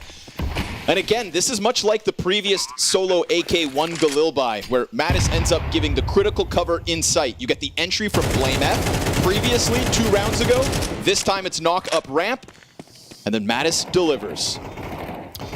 And are they have some utility and a kit, and they're actually all grouping up. I know there's almost no time to win this, but because of where the T's are playing this from, there's a small chance that they get away with this. I'm not joking.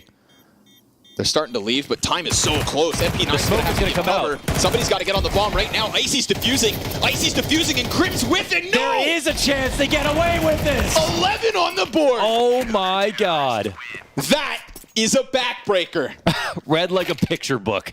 They knew that they were pushing back lanes. Icy wrapped around early. They kept 1 full kit of utility. The plan was simple. Unreal. Look at that spam too, just whizzing by his knees. Blame F gets back in with the half-second too late. That's unreal. Yeah, wow. Boomich had them believing in a chance for that retake. They pulled it off. Wow. What a sight. I mean, Fnatic feel really stupid right now, but if you look at what Cloud9 had, that is maximizing every bit of resource and trusting a read and working together with very fine margins. Like, that was about as good as it gets for a situation like that. Yes. So nicely done. But you do have a bomb planted default, everybody exiting the other way. So that means you can do it, but you've got to be the utmost certainty that no one is pushing through cave, no one is flanking around, that nothing like that could happen. Fnatic, that's 1 error in a series of errors in this match now. Yes, sir. Too many errors to get back into this best of 1. Yeah. You know, if we were playing BO3s, then we can just chalk it up to, wash it off and come back in your next map. But no, sir. This is looking like Cloud9 just hammered the last nail in the coffin. It's still a buy here for Fnatic, but, I mean, gut-wrenching. A couple of losses here to start their T-side. Oh, man. And, you know, that's that kind of like minute decision making where everybody has to be on the same page. Inters has to cover that 1 kill while we get Icy moving into the ball. Everything had to be crossed and dotted. And my God, Cloud9 pulled that off. And I think that's the kind of round that makes you, if you want to believe in Cloud9, be a little more confident. Yeah. Yeah, they do have some good mid rounds. Absolutely. You know, I dare you to identify a mistake that Cloud9 have made in this game, really. Yeah, you know, they got eco'd once, whatever. You know, it's a giant shadow that Fnatic casts in terms of their errors so far. They're going to try to rush down the donut player, but Inter's here to help Axile. Oh, man. What a Lots of experience between the two. And they tether nicely. Crims is able to wrap around. He's probably now thinking that the player's left. Little does he realize, Inter's just underhands the nade onto his feet. Blame F in a 1v4 attempt at 20 seconds. But why do they keep forcing it, right? Why do they keep forcing the smoke pushes every single time? They're just there's so much desperation in that. Unfortunately, it's just feeding Cloud9, who are only becoming more and more aware and ready for it when they try to do it. But there are some moments here on the pistol round, on this round, where there are 2 players sitting in a smoke. They haven't even got an arm out yet, right? They aren't on their way out of a smoke. They're just running into a player who's staring at a smoke. Like, fundamentally speaking, this is where your biggest advantage is as a CT on the map. And Fnatic are just hoping that their aim is going to be good enough to make up for it. You know, if anything, it's like the pistol round where they tried to run out of A main completely smoked off with those totally buns flashbangs was such a bad omen of what was to come, because we've just seen more of that since in this T side. Yep. So final purchase perhaps here from Fnatic, trailing by 7, not inspiring those who would have believed. Cloud9 come through looking like simply the better team and making less mistakes. And when we get to this opening stage of the major, let's be real, those who will advance to the elimination stage, in my eyes, are always the teams that make the least mistakes. And I think Cloud9 have now kind of, after the whole hiccup that was their T-side versus Liquid in that BO1 this morning, much better look, much more convincing, and something that could bode well for their endeavor. One of the newer teams And yet one that sits comfortably 7 rounds ahead. Little contact towards B site, not gonna move him. Not gonna move a muscle. Cloud9 still leaning back and enters on the pixel gap with smoke in hand, ready to throw it as Fnatic show their approach. Got to go for an A-Rap strat. There's no one main right now, so I don't know if this is just a lurk, but it looks like it. And Cloud9 aware of what's happening, but still bifurcated the CTs. Body spots one. Missed shot out of Icy. They know the split's inbound. Oh, but they're not approaching it correctly. And they didn't get their opening kills on the bomb site, so Axile's able to chase that train that moved through spawn. Something finally goes the way of Fnatic, but it's got to be a knock Crims 2v5 to even hope to keep them in this. Pressure continues from that CT spawn.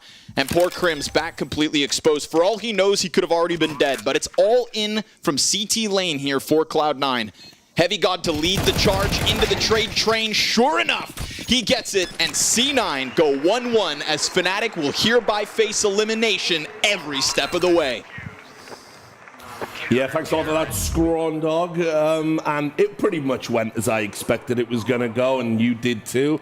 Cloud9, were they doing anything sophisticated? Not really, but you don't need to. Sometimes brute force can fix a problem. That's what Cloud9 did to Fnatic. Brute force and strong fundamentals, right? Yeah. We were talking about the firepower aspect, we were talking about defaulting and being able to do a good job at that, and their T side, and they ticked all those boxes, really. Just different phase compared to what we saw in the opening game, and a very dominant showing from Cloud9. I think they did the opposite of what they were doing in that first game right there, right? And so just being ham-headed, heading towards B all the time. They defaulted, they slowed things down. And it was actually Fnatic who were trying to take a page out of the previous Cloud9's opponent's book and just push down ramp, but Cloud9, they were ready. Complete turnaround, complete flip around. And also love to see that couple of players we spoke about, Axile, Icy, everyone just popping off. Heavy God didn't have to carry so hard this time around. Yeah, which is nice, isn't it? And by the way, I do just want to say, because it's, you know, my first death segment of the major, I am loving the crowd here, man.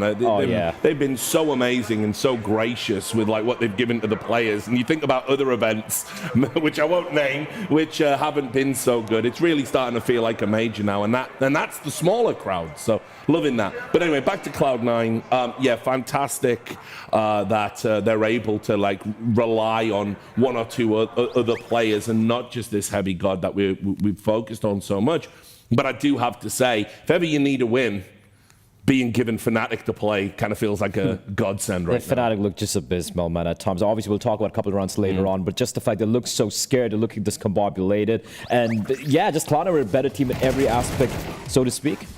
Yeah, they were on the back foot, felt like, for the entirety of that game. Yeah. I mean, you know, couldn't win the pistol. Even with some eco wins early on, right, that didn't build any momentum. They would lose one of their own later on. And I just think the moves on their CT side felt a little bit forced. Like, I don't the ramp think, pushes. Yeah, I think for Cloud9 it was kind of predictable. You know, you can see it here. Like, that's what they're playing for. You can see how their setup is like. Axile's got that, Icy's got Heaven, right? They have everything covered, and Fnatic just sort of plays into their hands, so to speak. I mean, this is crazy as well. Like, you just look in there and it's just these like dry swings, like no utility. They're just hoping to get a favorable fight. No, Cloud9 have the read. But here's the thing, right? We saw Liquid do a lot of these plays, actually. I remember watching Ultimate, for example, walking down ramp by himself in AW with the full buy. I think they were trying to replicate that. The only difference is the caliber players on the Liquid side, far cry from about 80% of what's in Fnatic. I also think it's not what you do, it's the way that you do it, right? I mean, this was very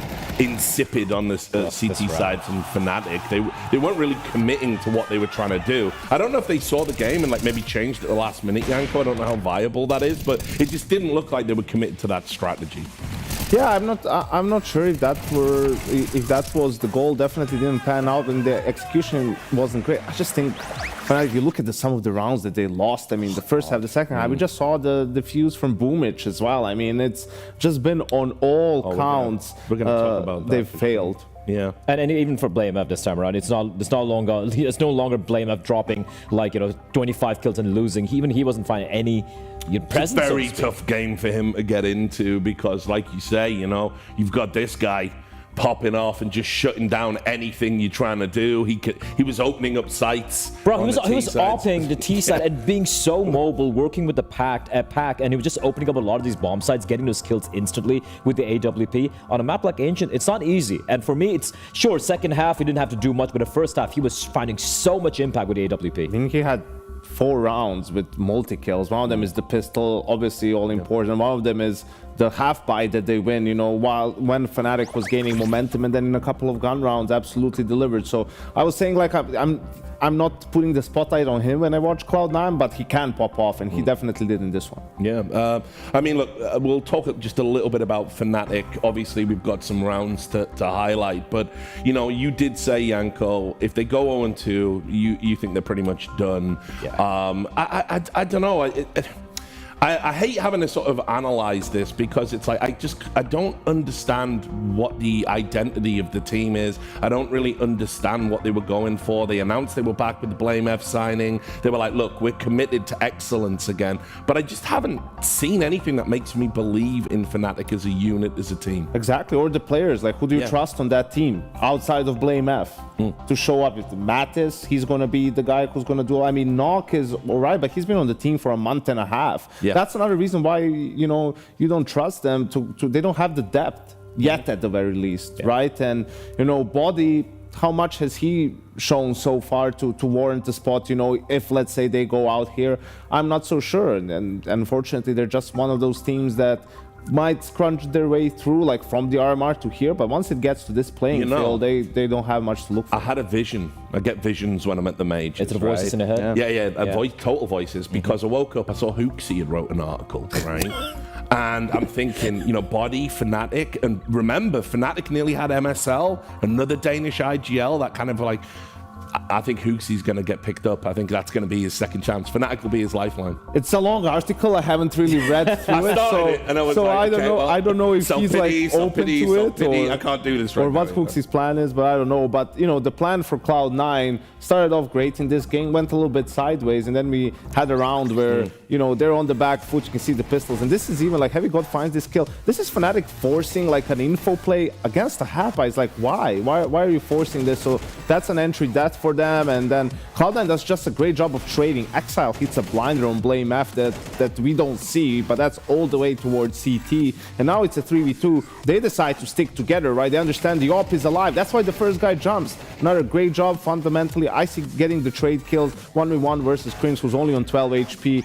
Great movement one more time, and that's one of those multi-kill rounds for Icy. Absolutely a big round for them to win. Now, even like in the second half, when it did feel like the writing was on the wall, we saw a little bit of a comeback from Fnatic, so to speak. And then these 2 rounds back to back. This is crazy. This is it's a 5v5. There's a hero M4 buy from Cloud9. It is a force buy, 5.57s, 4.57s as well. And then look at the post plans here. It just seems so claustrophobic. Lucky kill from Icy through the smoke, and then just getting tagged around. Just stick around, and these are such rough spots to play. One player towards ramp, one player towards cave. And what I like from Cloud9 is they take a moment to just gather themselves, slow down for a second, and then they swing. And when they pounce, Rich, they pounce in tandem simultaneously, instant kills coming out, and that is going to be the round just stolen away. Now, you move on to the next round, and again, it is going to be Cloud9 getting a couple of kills. Once again, the bomb getting planted, and then again, just stolen away. I think, this is the round, I believe. Yeah, coming up here. And look at where they're playing. They're all playing towards the lane.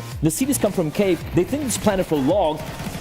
Smart from Boomich to kind of have an off-angle slight bit right there, but you can't lose rounds like this. Back-to-back, just blatant daylight robbery. Pretty much a story of this game. It's just, you know, the last second retake sort of, and great, again, this was just great team play for Cloud9 through a lot of this game. You know, the players just taking space, getting in their face with the MP9 to sort of just draw attention to themselves and create panic while Boomich diffuses. The positioning of Boomich to diffuse also with the panic contributes to being able to get that. And, you know, the first round was 9-5. For Fnatic, you win that 9-6, they're equal 9-7. All of a sudden, you might have a game on your hands, but this just sealed the deal for them. Yeah, so how do we feel about this overall? Cloud9 being good, going to course correct, or Fnatic being bad, and heading out? I think it's a case of both in all Both honesty. being true. Yeah, both being true. I think Cloud9, they absolutely turned it around here on Ancient, considering the T side here, way more convincing. They were slowing things down. Some of these retakes, well thought out, able to communicate and slow things down.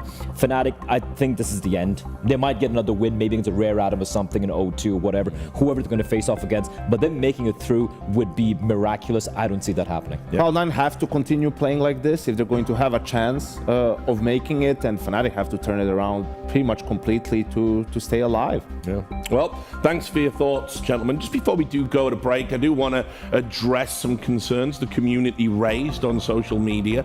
Our partners, Perfect World in Shanghai, are aware of the crowd noise. They're trying to get the balance right, and so you can enjoy that at home. They are working on a fix for it. They're aware. Don't worry. You don't need to keep spamming people like me or whatever you want to do. Yeah, fix it, Rich. Yeah, no, I can't. Casters start game. So it is getting done, but just so you all know. Anyway, with that said, we're now going to go to a break. And when we come back, we'll have more action. Make sure you join us. She said she loves you, but she can't love me. But I love you.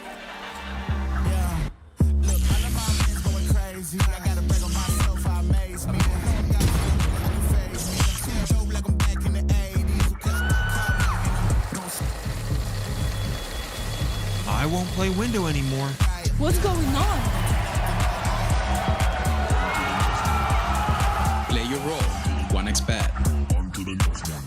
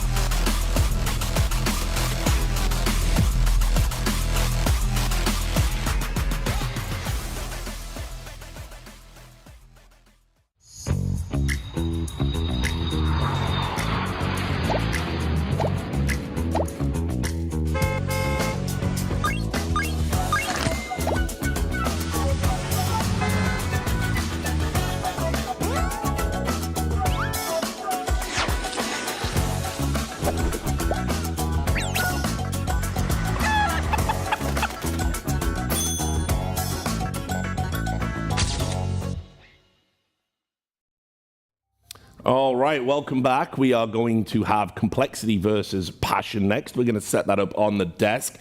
Let's start. Complexity. Their play wasn't very complex against FlyQuest. You might say basic. 11-1 down at the half. It was regressive. Yeah, exactly. And I think, I don't know, anyone can have a bad map, but there was something kind of off when that was the game I was like watching that going, what's happening? I think the better term to use would be troubling. There's something very troubling about the performance from Complexity in the opening game, because it's Anubis, it's one of their best maps, and it's the same old, like what's been plaguing them ever since this roster came together is losing rounds with advantages, losing rounds you're not supposed to lose, doing the hard part and then failing at the quote-unquote easy part of the round. And sure, maybe the opening game had something to do with it, I don't know, but they have to immediately, do a 180 on that if they want to make it into the next round. Just for starters, beat Passion. Yeah, and that's where I worry, like for any other team, like what we saw from Cloud9, for example, they did an immediate 180 to be able to do that. But I've always felt like for Complexity, it's such a mental thing. It's such a mental game for these guys.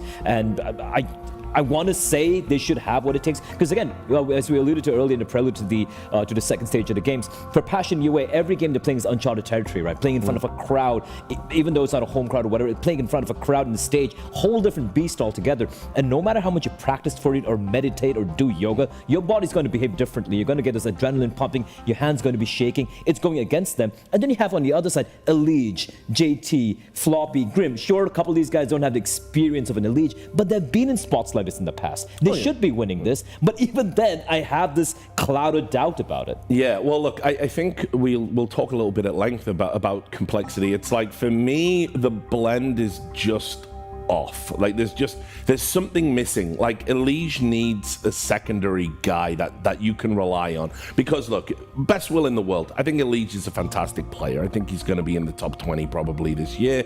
I think, I don't know how high up he'll be, but we'll see. But I think he's been fantastic over the course of 2024, and I think he's even made adaptations to his game. I think he's still evolving, but the problem you've got is he will have that moment in a tournament where he either gets tilted or he just doesn't show up. It can happen to the best of us. And then it's like, where do you go on complexity? Who do you rely on to fill an Elise-shaped hole when he's not there? I mean, he is an intense guy. He brings that intensity, which can, be a good thing, really. I think the problem is, like, they're just a lazy team, man. Like, some of these guys just seem a little bit lazy. Like, that's what they're lacking, is, and that's why you lose rounds, because you get lazy in your communication when you have the advantage, or you think, oh, we have such a big advantage, we're just gonna win the round, and then it goes away. So just the laziness. And I think when you look at some of the other guys on that team, you would like to have someone with either a bigger voice or just a little bit more of an ego in game, right? To make plays, to make moves, to be like, yeah, I'm the guy, I'm gonna get it done. Sure, Hauser has a little bit of that, but unfortunately, some of it is channeled the wrong way with just... Tell that to the desk. Yes, but listen, I'll be the first to say it's gotten better over the past couple of tournaments. I think they have played better as well. I think, which is funny, because they weren't minding it in the first place, so why would he stop doing it? But never mind. So, yeah, I think that's what they're lacking in some of these situations. Someone else they can rely on, except for Elige, in the mid-rounds, in the clutches, right, in the 3v3s and all those situations, to deliver them the rounds. Yeah, I agree. And look, the story for me with this complexity lineup, and again, I'm just disappointed. It's always been Grim and Floppy for me, right? Like, I think Hauser does enough. I was actually very surprised when people are like, yeah, you got to cut him. I'm like, I think it's doing enough to stay in the team. The problem is he's an AWPer, so it's like being a goalkeeper in football. Yeah. The mistakes stand out way more. Yeah, but the thing is, for Floppy and Grim, it just is so up and down, and the downs are abysmal. It's like they're not even in the server anymore. But then you have this one-off tournament when suddenly the two of them click together at the same time, and you're like, oh, this complexity lineup can actually do something. I've heard this for over a year right now. At this time, they put up a shut up, and they're not putting up. Well, yeah, they have to. And they won't shut up. And they won't shut up either. I'll tell you that. Nightmare. Passion, though. I mean, let's talk about them. Obviously, the big surprise coming out of the RMR. Really cool story. I was a bit perplexed by the interview with Fear, where he was like, oh, yeah, Bit gave me some sleeping pills, and then we won. Don't know, man. Leave that one in drafts, I guess. But anyway, I mean, look, super cool story. Obviously, the youngest team in the RMR. I would imagine still the youngest team here at the major, probably. And like you said, entering this uncharted territory, doing it as a unit, doing it as a group of friends, and really trying to find where their level is. And what I love about them is, it's not just a Cinderella story in the sense like, oh, they got lucky, they had a fluke here, a fluke there. They were playing a really cool style of CS to watch. Aggressive, pushing, trying to keep you off kilter, solid aim. Like, they were a lot of fun. I think also just the calmness and the poise in some of the mid to late round situations, in the clutches, right, which is where you expect the more experienced teams with the more experienced players to shine through. And their run has been nothing to be scoffed at. I mean, they took down VP, then Spirit, then they lost 2 games, to Big, and another good team. I can't remember, maybe Heroic, I don't remember. And then they ended up beating Astralis. I think it was Heroic. In the Heroic, end. yes. Like, that's all top 15 teams. Like, that's all best teams in the world sort of stuff. And that's where the pressure mounts. Because I saw them when they did 2-0, and then now he's suddenly 2-2. That's where all the new ones crumble, all the new kids on the block crumble. They didn't, which is so surprising for me. And just to add on to the team play, one of the cool little things you notice when it's Passion UA, it's not just about the overall more holistic style. look at some of the micro plays they make as players. Like, the comps seem to be so on point, and that's something which will happen when you've played 350 maps in a calendar year. I mean, they've been on the grind. I mean, by the way, I do want to make it clear to everyone at home, I swear that Grim is not my child. I know we look so much alike now. It's actually ridiculous. Ever since he got the glasses and he does look, he's a little more I really hope not, for his sake. Yeah, I know. It'd be a terrible way to find out, wouldn't it? But anyway, just announce it at the major. Son. No, we're not doing that. We'll talk some more about passion. But yeah, look, I just think that what they've got here is they have an advantage in terms of... Yeah, but we knew he's not being cowed. He's not being cowed. I love that. Yeah, and obviously playing up to the crowd, showing they're not intimidated, very important here. But I mean, look, I think their style, it's exactly what Complexity kind of like just lost to in another best of one, you know, in the sense that, you know, this aggressive, solid aim fundamentals. I mean, FlyQuest played with like zero respect as well, right? So this is what worries me for Complexity here. I think Passion are going to feel like, yeah, you know what? We just watched that game. We kind of got this. Yeah, I think they definitely, you know, this is their first real LAN. I mean, the RMRs were, and they were, this is their first time on a stage in front of a crowd, like playing a game. So that's always going to be obviously very different, going to need some adjustment, just the vibrations, the noise, the shaking. Yeah, and then, you know, for a team that's sort of made their run here by being calm and poised and having really strong communication, will they be hindered in this sort of an environment? We'll have to wait and see. But for Complexity, I think this is where the veto gets a little bit interesting. Like, what will they do in the veto? Because they could get Anubis or Vertigo, I think, 100% if they don't ban it themselves. But it's been up and down, especially on Anubis for them lately. Is this going to be something they decide to switch up? Or do they just stick with their gun? I think Passion are going to get the pick finally. We'll obviously see that later on between if they want to go with Anubis or Vertigo, because I doubt Complexity are going to ban that out. The thing for me here is, do Passion go for Vertigo? Because I feel that would be the one they'd be very happy to play on. But having seen Complexity's Anubis just literally a few hours ago and how abysmal they looked, I think Passion might just go for the punish as well. You don't think there's any chance we get another middle map like an Ancient or something? I'd be surprised. Yeah, I'd be surprised. I mean, it would be up to Complexity. Complexity might sit here and be like, we've played like Vertigo, Anubis, and I think one nuke at the RMR, right? And you're working on these weaker maps and everything, and you have a lot of things that the other teams haven't seen yet, that you haven't shown because you haven't played the map. So do you have faith in that, or do you still put faith in your best maps? And I think we get our answer. I mean, it's between Vertigo and Anubis, and it is Anubis, which, you know, you can look at it from the side of, hey, shows the confidence that Complexity has in their Anubis, that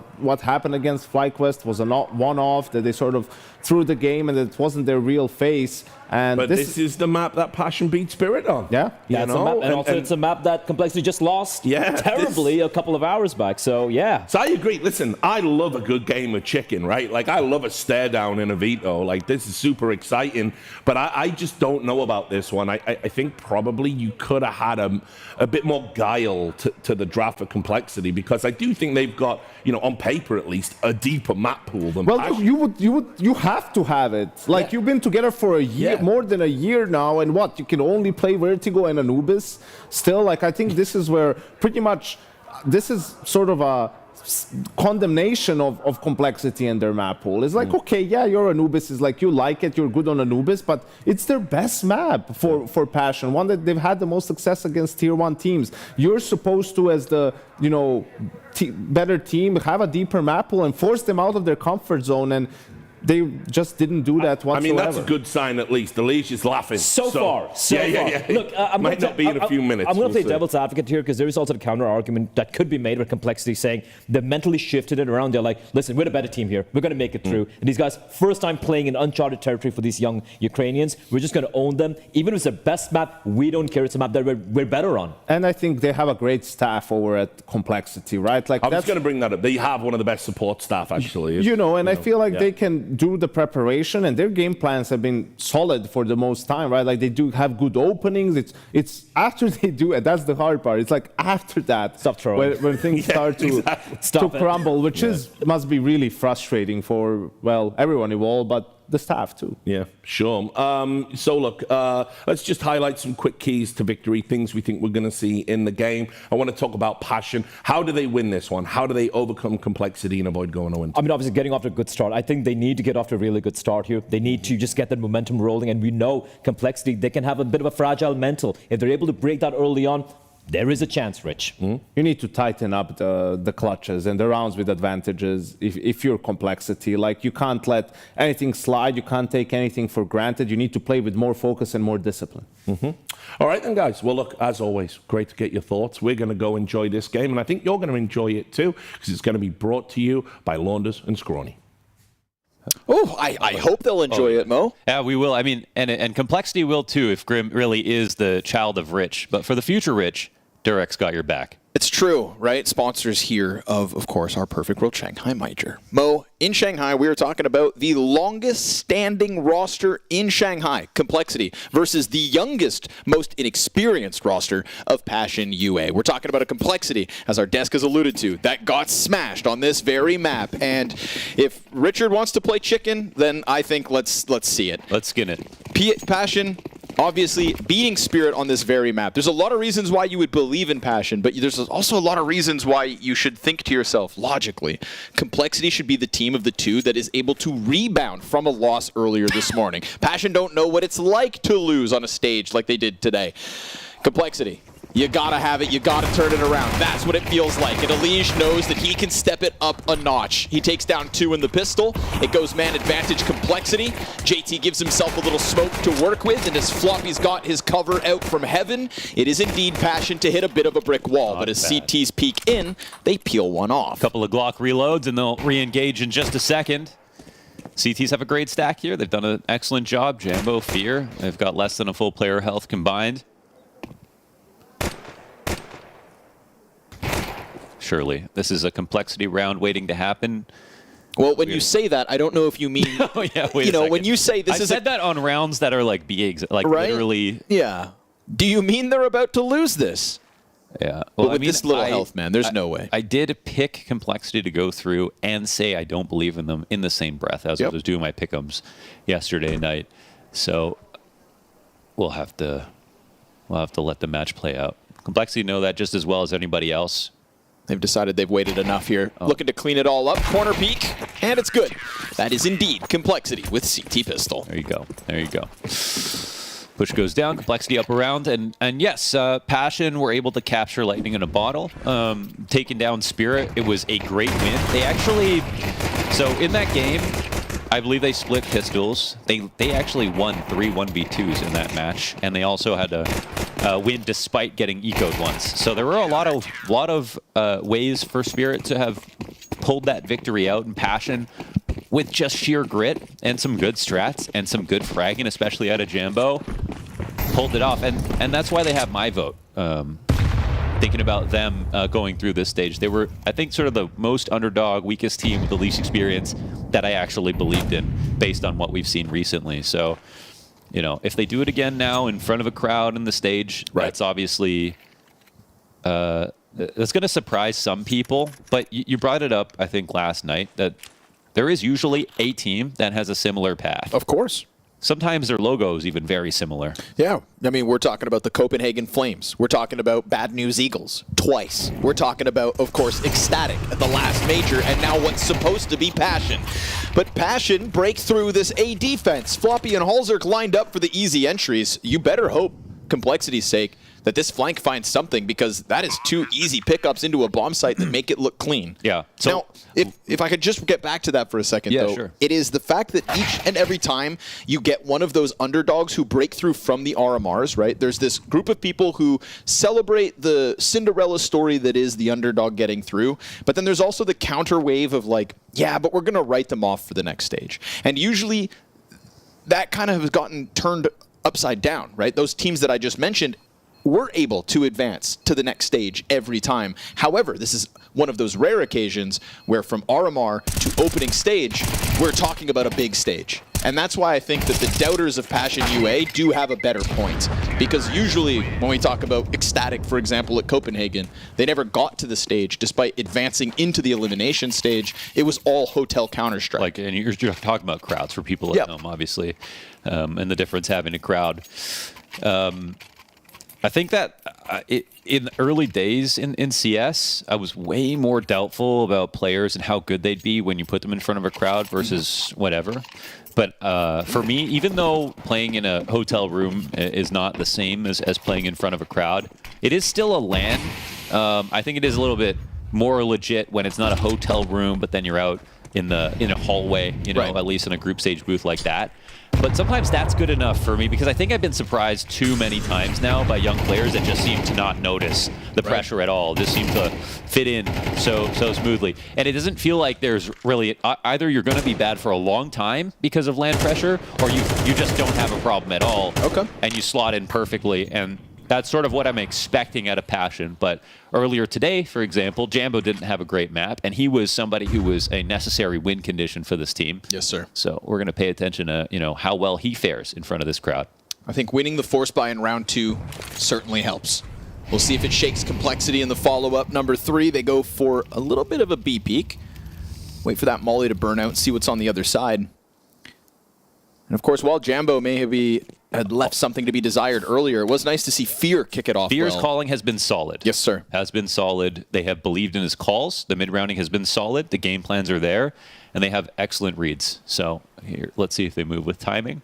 Sloppy's alone for a second, but Complexity making haste. Yeah, JT's moving over, but he's rotating in with no util, so it's just his MP9 that's meant to help the distraction and the opening kill. It's all looking good until ZeroFix and Jackasmo come back with the entries. Oh! We get a little pressure out from Bricks as Halzerk's scout does damage. We've got ZeroFix dodging here as Bomb has hit the ground. 20 seconds. They need to get Fear into the play, and he's going to sideline half of Halzerk's health just enough for ZeroFix to come in big. 4 kills to his name. Yeah, they thought there was one straggler, maybe one coming in on a flank, maybe one very, very late, and they decided they could have a 2-on-1 on the site. That would have been easier than a retake, that's true, but they couldn't land their shot, and it needed to happen right there and then. So Passion will win another round.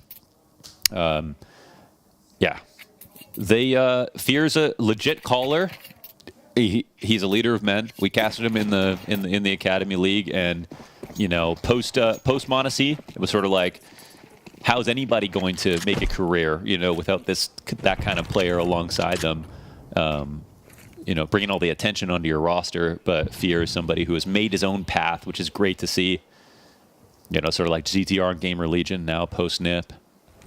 And there were a lot of compliments about Fear back then. Yep. But many players just get sort of washed into the sunset. There's a lot of names that when we talk about Academy League kind of instantly pop off the page because they did just slot and succeed. But these are the kind of the slow burners, the ZTRs and Fear. Look at this Jambo flank, Mo. This, yeah. Look at that. Grenades in hand. He wants more. Oh, easy. Good transition into the JT. Double kill, triple for Jambo. And that is a B site that you'd think is under wraps. Number 4 goes down. On for the anti-eco ace. Make it happen. My God.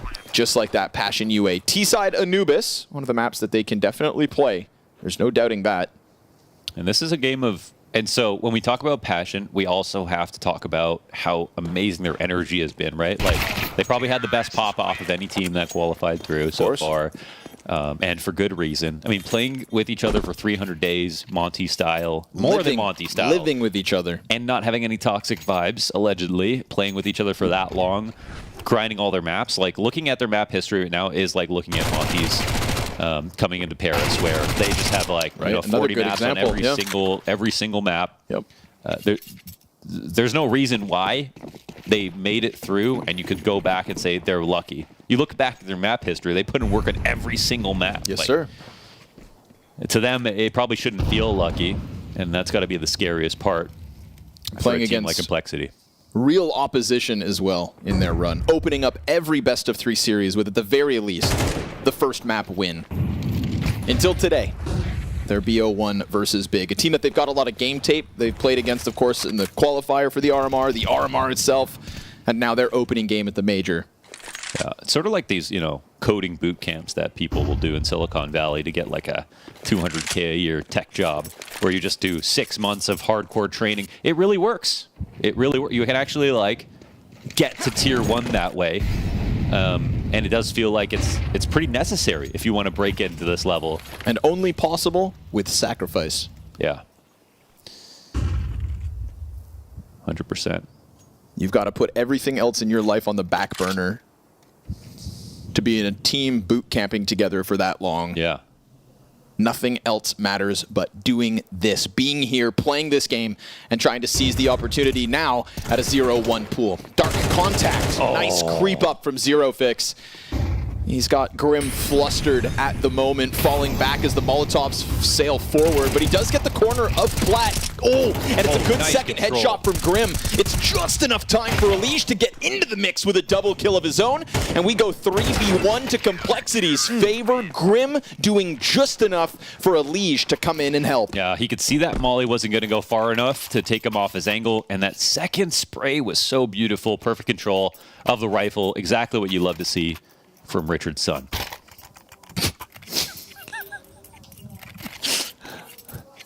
Better spray control than Rich, you know what I mean? Yeah, yes, sir. I've played enough games with Richard. I know. But he brings the energy, as do Passion. You know, we talk about energy. We also talk about energy control, right? Get back to that as JT finds opening kills. Bridge peak. Oh, Jambo almost given a chance. A lot of conversation coming. Doesn't hear or see anything. Oh, nice one from Floppy. I thought maybe Floppy was going to hide back Plat again, but no, sir. In for the fights. Does offer the trade back. Zerofix gets his duel. That's a little awkward. They can disengage, but so he had 2 CTs coming in from behind, so Floppy didn't have to worry about camera. I think he was just quickly looking to take over main and thought they'd fall back, but now it's actually a winnable world here for Passion.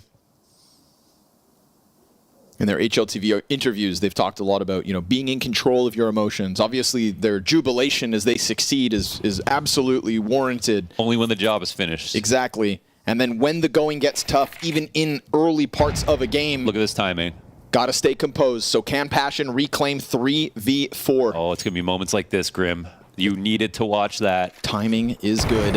Oh, Jambo and connects. Gets punished. Now they know they're gonna know there's a push on the other side of this, right? I guess they don't know Floppy's here, but nice. Elish, clean one. That's a good one. Elish. Yep. Oh, good yeah. for a second. Little disjointedness, in fact, between those two Ts.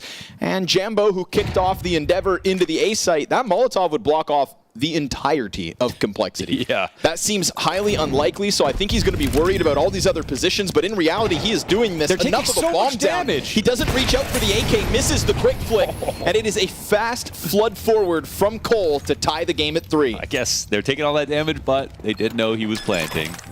If he decided to, or picked up a rifle and had him running through that, it might have been a tragic situation, but yeah, 3v1. They knew they were safe. Another round 1 for Complexity. Good mid-round here for Passion. And a slight gap that's exploited from Complexity that they need to be aware of because Passion do lots of mid-rounds like that. Mid-rounds made possible by, again, Fear kind of mentioning how many demos we were watching. Yeah. Right? Just hours and hours of VOD footage all the time. And knowing that that's what gives him an edge in the calling, those minutia, right? That is where, like you said, we see it from Passion. And that's only made possible when you truly know your enemy. Yeah. And also have the confidence to trust your instincts and your preparation and everything else that I've seen Fear. They've proven. I've seen Fear like in a default, you know, someone gets 1 kill on the map and he jumps through a smoke because he knows the exact setup, the entire setup. So he doesn't even have to say it. His moves speak volumes. It really, again, comes down to, for a lot of people, not so much do they have the prep. It's just, do they have the nerve? We just saw a shot of the crowd right there. This is a new experience for Passion, and looks like they're doing great so far, so just sort of keep it up. And we'll at least have a good game.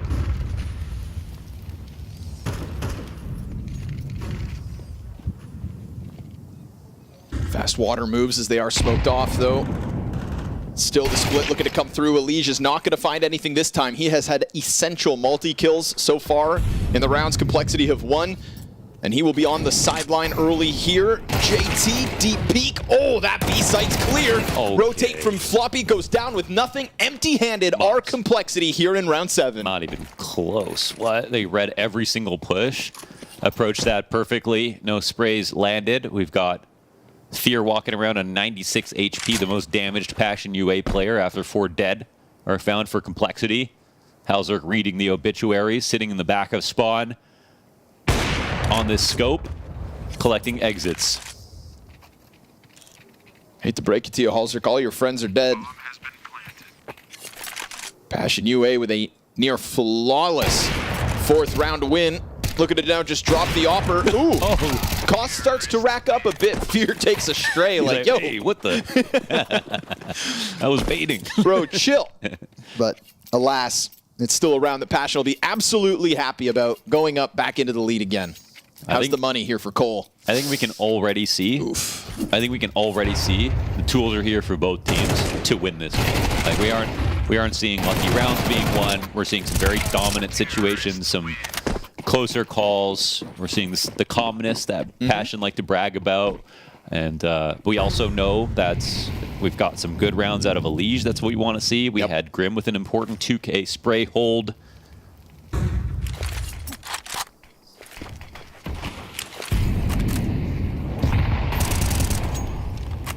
For those like unaccustomed to the Passion run so far, though, when you say like, oh, we're not seeing the lucky rounds, that's not a problem for them because Passion weren't banking on lucky rounds in the past either. Yeah, I will say they're banking on a lot of clutch rounds. Sure. But they can pull those out. Yes. They have the quality, 100%, to pull out clutch rounds. They were frying in some of those 1v2s, and they were doing it versus teams like Spirit. They can A, pull them out on the individual, and they can also B, create them based on the informed calling that Fear so clearly brings to the table. But this is a critical round, obviously. Complexity buying in with clear limitations. Yeah, this will be a expensive loss. This could very well be that turning point where Passion UA are able to run away with a T side on Anubis. Yeah, we'll especially see. when one side of the map isn't protected. A site completely clear.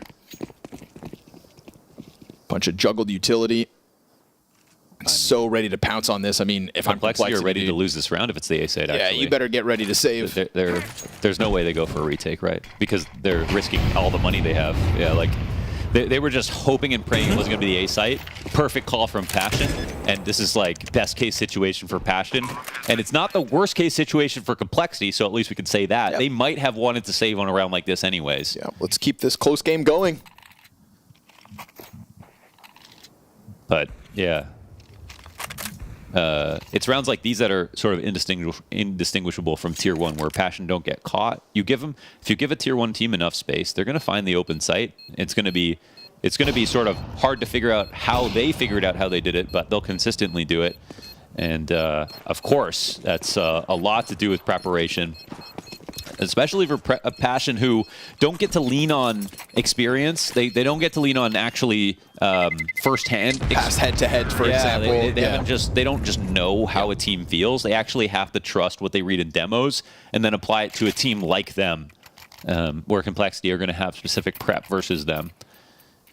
I really liked the take from Fear when he said, all that mattered to me was having a good first day at the RMR. Yeah. Because even if we don't go through 3-0, even if we have to grind it out to the 3-2 games, as they did, all it meant to him was more time in Shanghai playing versus these teams, practicing versus the best in the world. And all that little bits of extra time meant they themselves would get better. Right. And he was dead on Scary about mindset, that. scary mindset. And that's only going to continue to apply if they can extend themselves into the 1-1 group. So that's what they're gunning for as we go back and forth towards mid. Fear making a difference as he gets the better of JT. Grim not going to get cleared here. In the corner with the SMG. It's a good double kill, but nothing more than that. Still, 2 frags. Can't be too mad about it. Damage versus the Opera here from Halzerk. Primes the 5-7 to try to come through with the split, but Floppy's position now known and the scout smoked off. It's a key chance here for Complexity. It's the same buy as last round. Got some players low. They could actually Passion, if they're careful, yeah, they found the way to plant. Yeah, MongolZ though keeping that pressure up. I think this catches him off guard. He spots the Opper. Good peek. Very nicely played, tethering 2v2 between MongolZ and Floppy. Each player engaging at the right moment for the other to come in with trades. Yeah, and we're looking at Grim with 64 ADR, 6 kills, but the 2 rounds he's multied, they've won. 2 rifle rounds, 2 very important rounds. 2 rounds on this site. This is a big one from MongolZ as well. You know, he kicks it off with that door wallbang, and then this pressure onto the platform so clearly catches them off guard. They thought he'd be a little more hesitant, but MongolZ into the fire. So that's excellently played. As we get into round 10, as long as Complexity keep this close, they're in a winning position going into the second half. We know their T-side's going to be hard to deal with. And a round only made possible by the fact that they were allowed to save everything on the force buy 1 round prior. They made that possible, but you know what also happened was Passion saved 5 players. So money in their back pocket, ready to close out this half.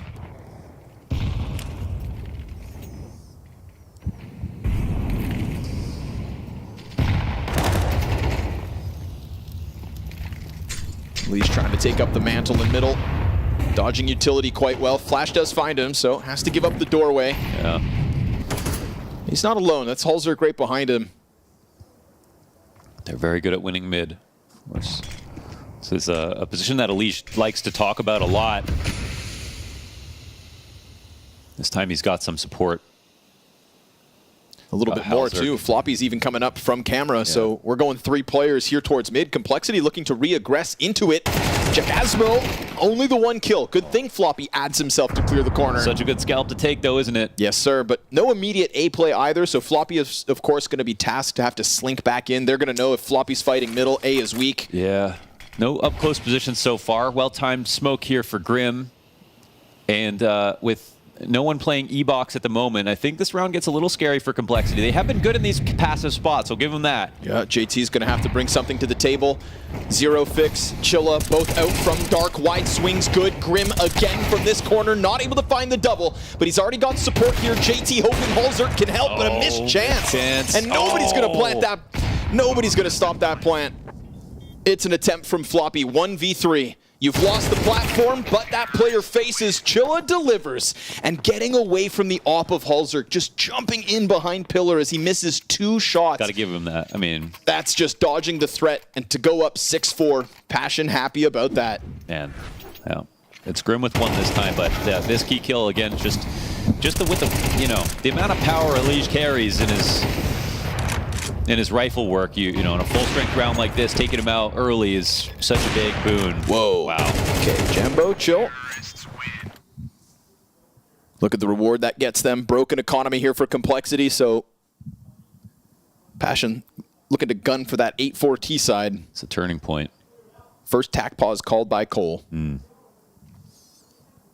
Saving them for the second half. Crowd at an opening stage. Yeah, it's a lot of people out there. It's a similar setup to the World Final in Singapore, which is sort of a massive room, and it's sort of like it's one of those situations where it's even bigger than it looks because it's not a bowl. And even better, there are 2 of them in Shanghai. Yeah, 2 ongoing games, 2 crowds, 8 setups on stage. Yeah, I mean, that's wild. This is never before seen scenes. Anything for the first Chinese major. Nova on the field. Elish has hit that part of the game. Bada boom. Nice. Zero Fix takes it to the teeth. Yeah. Had an AK swap made possible off the Nova. Where does he go from here? Does anyone want that? Ooh, is there a small gap on the corner of the smoke? I don't think so. Yeah, but you gotta look. You gotta check. Yeah, In a round like this, you gotta make those weird moves. Yeah. But nothing for Elish to exploit here in this one. Can the Pistols, majority USPs, manage anything? They want to get that gun back?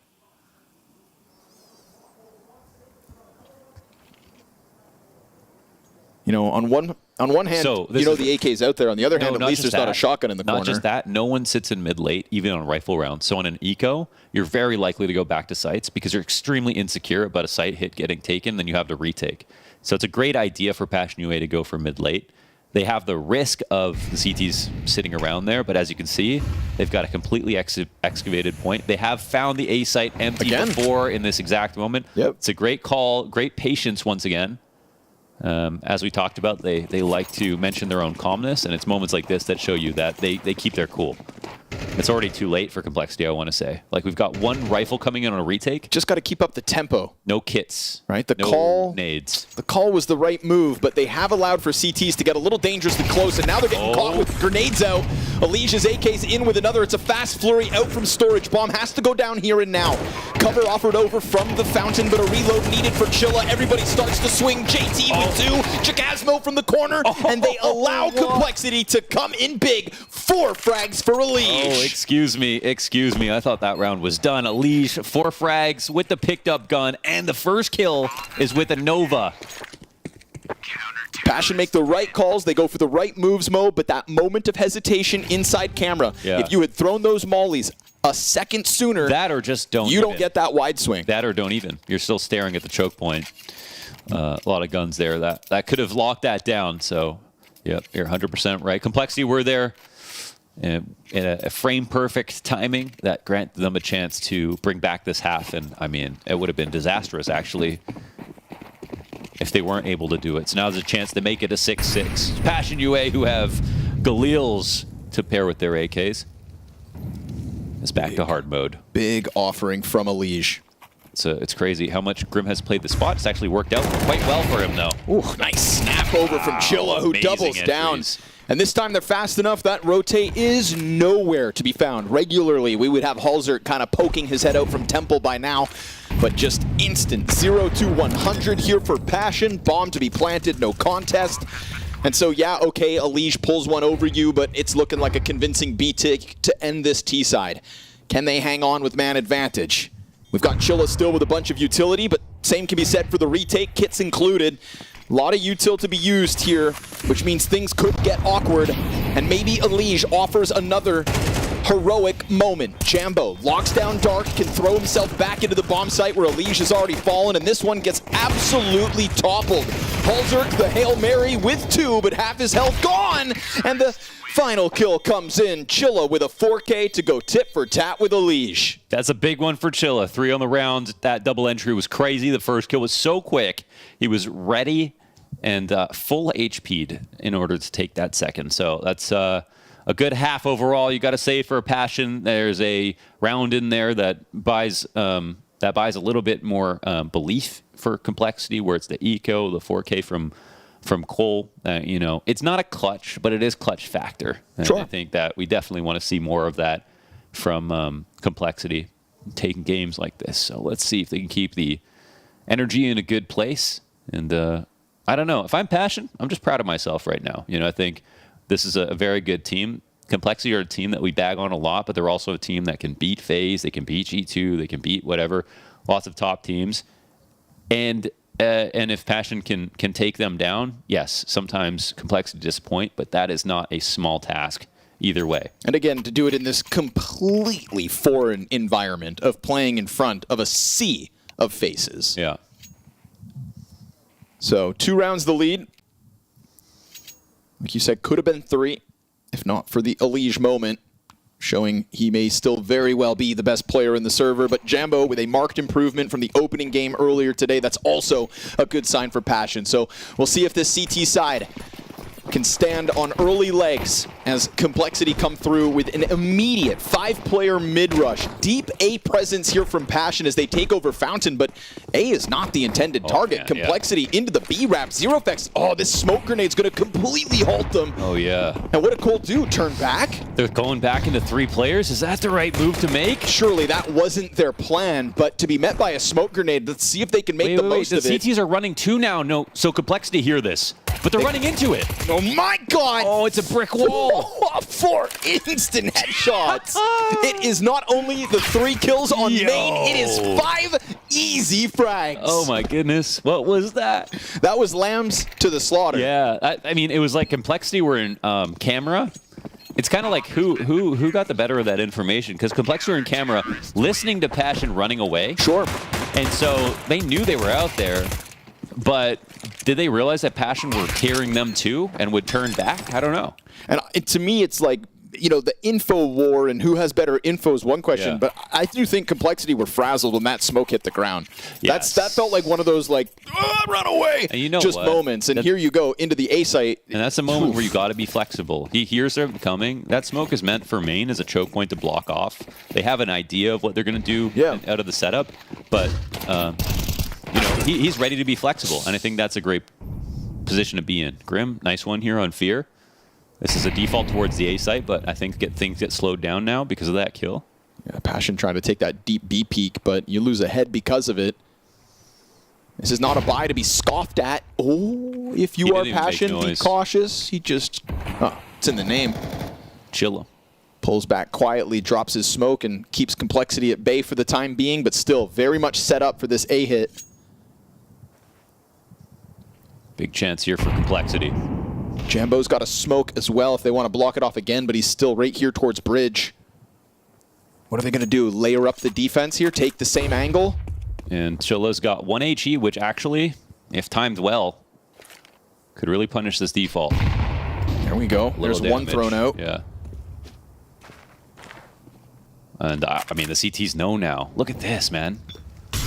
Chilla's getting into a more lodged-in position. CTs are dropping into the site. The Ts don't realize it, but the CTs want this to happen. Chilla on his angle. Jacasmo's going to take first contact. Chilla swings in with empty-handed, though he dies. Oh, it's still Jacasmo from backside. 2 clean headshots with that A1S and low HP for the follow-up. This duo that has to push out from main. Down goes Holzer. Oh God, Jacasmo just handles this from inside sight. 4 kills for a Passion player again. Oh man, and that's after one on the entry. Wow, look at everybody getting into position. They knew exactly what was going to happen, but this is a display of individual brilliance, which is the other half to Passion, right? You could talk about how they have good team play and tactics and things, but you get a moment like this and you see they can stand with the big dogs. Sure. And I would say this is another prime example of that composure that they self-claim to bring to the table. Oh, Chilla doesn't run away in panic and as he drops his smoke, walks away, holds control. Okay, here's Fear in that Grim position. Let's see if he can do it like Grim can. No kill. Fast flurry from the Tech-9s. Jambo dead. And so Complexity just barrel through. Oh, that's huge. It is an instant answer. If Passion had hoped there would be respect from that previous round, the follow-up is an all-in from Complexity. They run the risk and they reap the reward. Gotta say, those flashes were immaculate. Timing was perfect. They got into positions at the right moment, and now there's no chance for Passion to fight back against this Complexity. Anything that gets them back into this heat half keeps this game alive. And now they do it when they were thinking about saving at the same time, so suddenly the game is far from done. This is supposed to be a 10-5 position, now 6-9 with money for Complexity on T side. This is huge.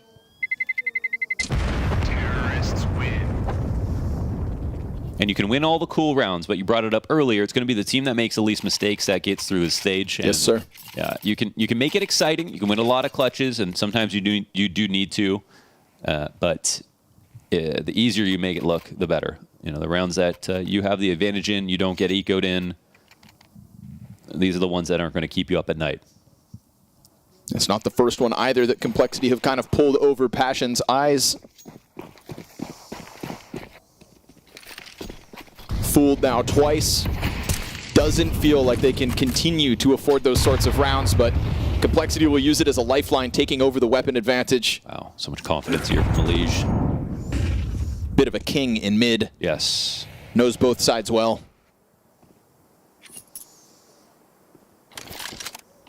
And continues to play with the confidence that he should have.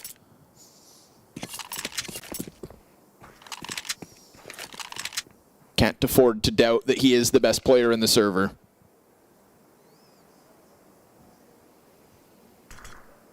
Jambo out here as he gets the shadow advantage. It's Floppy's death first and a disengage. JT having an incredibly tough go of it, 4 and 10. Look how unscared he is of this position as well. Just walks back into it. They smoke over on the other side of the map because he has still information. Yep. Complexity don't have a play. That's 3 players. Oh, and he's pushing? Yes, sir, he is. Oh, man. Jambo gonna find a back turn. Poor JT hit when they by have a read, truck. They trust it. That's a beautiful round out of Jambo. And you have to, right? Because self-doubt will lose you games.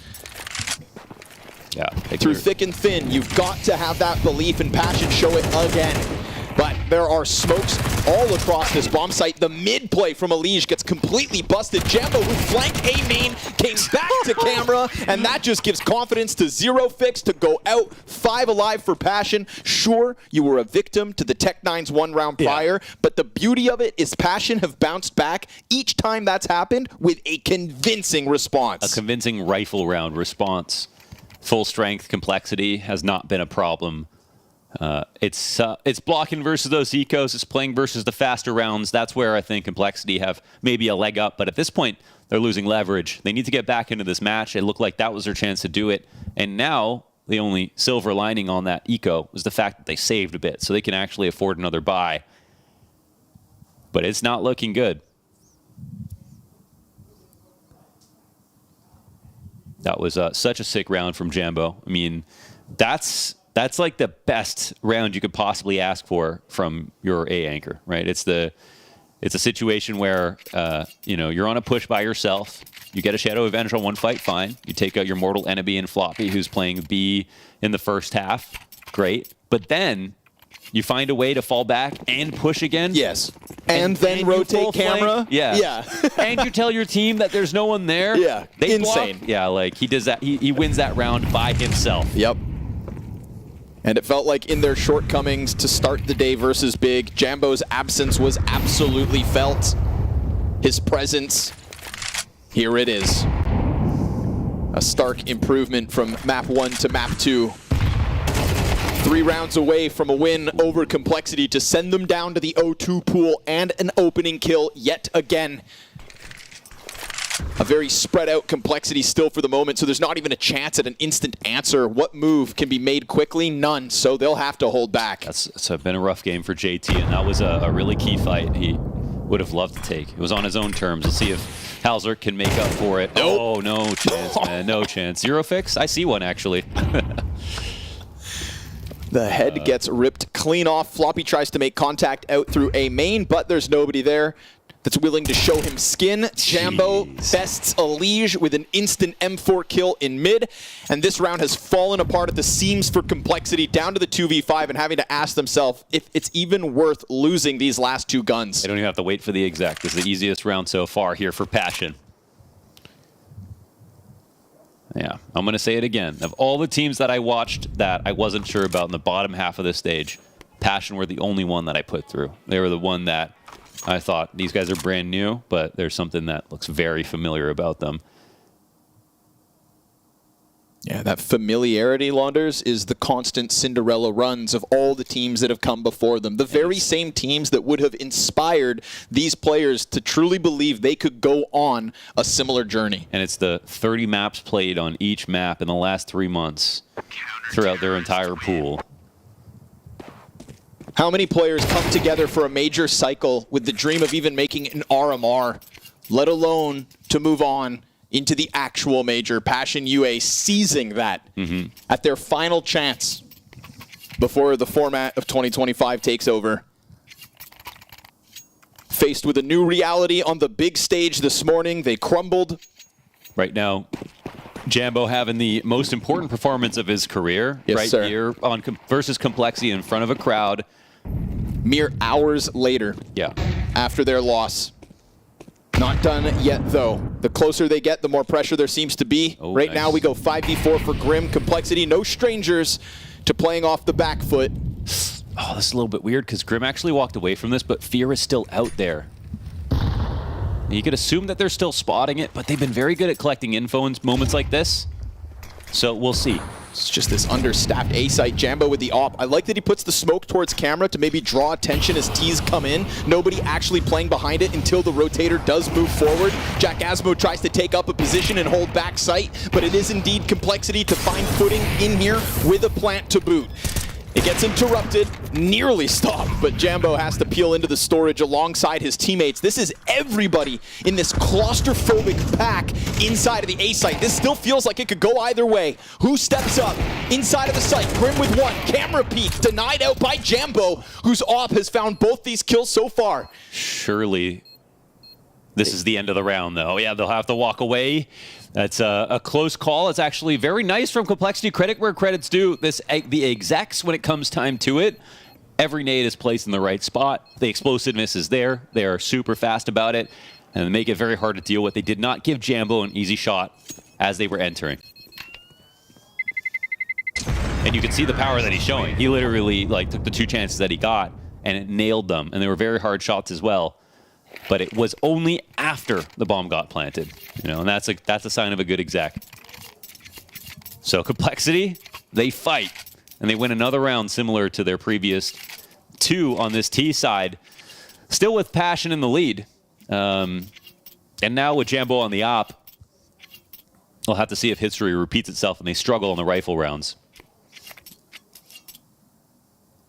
I mean, if Complexity win this game now, it's going to be par for the course. A game where they lost rounds that they shouldn't, they won rounds that they shouldn't, and they had to come back from a deficit. And it's genuinely one of the best advantages of that is that they're used to being in this position. They aren't going to get too shaken by the fact that they lost some rounds that they shouldn't. It's one of those scabs you're not really proud of, but in moments like these, you're thankful to have. Yeah. Hey guys. I got this scar. Yeah, we've seen so much worse. I got 15 more of these. So let's see if Complexity can tap into that all too familiar sinking feeling of being down by 4. JT, despite his struggles throughout this map, opens up shop with a kill to 0 fix, but Fear what a way able to to play find that. it. And Chilla decides to get hyper aggressive, trying to find contact out A. Grim's going to try to sneak through. Onto jail he'll go. Oh, but that smoke covers him almost enough. Grim still able to hone in on the kill. They go up 4v3, and this is looking like another great chance for Complexity to cut down that lead. You got to appreciate Grim this match. He has had some very key frags on big, important rifle rounds. There hasn't been a lot of fluff to his kill count.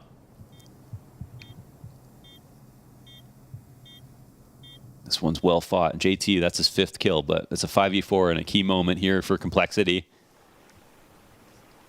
And it felt like it opened up the chance for Grim to slip out because of the answer from Fear inside of Darkroom. You're thinking odds are 3rd player, B site, it's not too bolstered.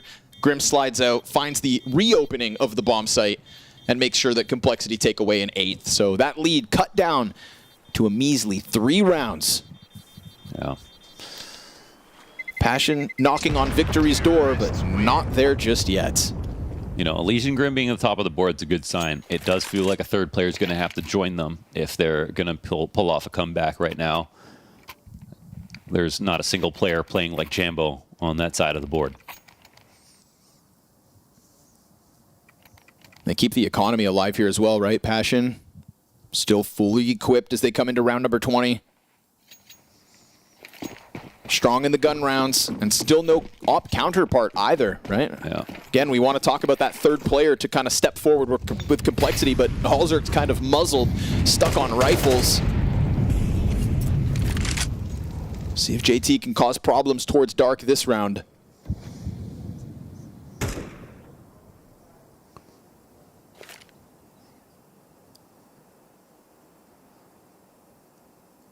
Passion UA, how many tragic round losses can you stomach?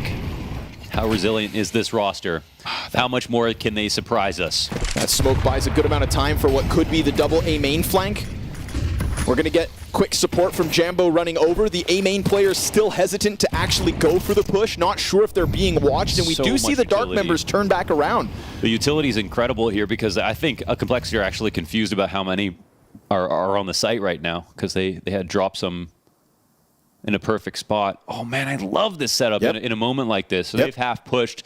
There's no flashes coming in. They're going to have to walk into this. No flashes. Oh, there is. Sorry. Excuse me. Doesn't matter. Chilla turns back, gets JT. And now Jambo can just lock into the camera. This is definitely Complexity feeling a little flustered. So it's a quick call to go back. A retargeting of this B bomb site. Zero Fix has peeled away. And that opening of Dark has allowed for the bomb to get out alongside Elige. Smoke grenade over from Long, though, so the information definitely known to the CTs. Floppy gets the better of it on the other side of the map, but Elige is fighting on his own. 15 seconds between two CTs. He gets another headshot. He stops it. Elige is able now to plant that bomb because Jambo's not going to stop him, and he has single-handedly created this chance for Complexity to keep him on an edge. Wait. The momentum continues. The CT's in between. They can't lose track of Jambo. Oh, it's two separate 1v1s, but Elige is finally dealt with. And as Jambo misses his shot, Floppy, who killed the player on the other side of site, has to charge through and is indeed stopped. Passion will take their 12. No way, man. That was actually perfect with the way they helped each other out. Jambo was safe as soon as his teammate came in as a rotator. Elige could not come through with that flank. There was no way to safely approach from E-Box. And somehow Jambo floating out in the open was totally fine. Elige had to turn back and walk the other way around the pillar. But then he thought, maybe I get off if I do this. He had to get a third kill there to make that possible. And this is a moment where, again, you look at the board and you say, is 2 players enough here for Complexity? Passion pick up 12. Just a bit more even-handed when it comes to their performances so far. Everybody on 10 kills or more. And maybe now this is where the real pressure starts for them. This is their chance to win in front of the biggest crowd they've ever played on. A very big upset. Oh, and wow, he's sizzling in there. But one step is just enough, and he will actually get away. Anything offered up by Jambo now in round 21? An offering from God as a frag grenade, another tick of Molly, anything would have sent him to the sidelines and given Complexity a 5v4 to work with, but now they have to be cautious every creeping step of the way here for Elige. He knows Jambo could be around a corner, but Jambo does indeed throw himself to the B site, reopens the rotation for Fear to come back into mid, and now Passion have to be cautious that somebody followed Jambo. They did indeed. Elige awaits them. But he does it alone. Yeah, I mean, it's a pretty big trap. We've got a lot of variety here on the setups on the CT side. I don't know if we've had that many late round mid lurks on Complexity. Instead, I think they're going to clasp her utility, chill, go back towards the A site, activate Elige now. This could be the timing. There's going to be no Temple Peak to come forward because of that majority over towards B. Elige versus Jackasmo, but the... Oh, it goes too far. Jackasmo in the perfect spot, maybe. He holds. Oh, what a shot. That's much needed from Elige, but if they think that they can wrap around... Oh, never mind. A double headshot entry coming out from Elige and Grim. That's what Complexity had to bank on. This is the entry paths they need. The individual level of Complexity gives Passion UA one more round to think about. And Jackasmo put himself in a great spot to punish versus the nade that went too far past him. Grim obviously hit 2 great shots there. Another excellent multi-kill round from him. And they're saying 2 players is enough. That's the argument that they're putting forth right now.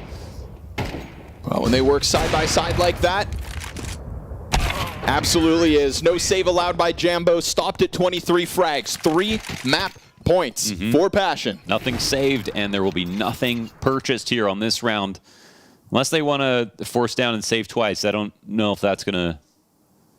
I think even in a round like this, you wouldn't want to spend to 0. So we're going to have attack pause called, I think, specifically to talk about the money at the moment. Complexity know they have maybe a chance here.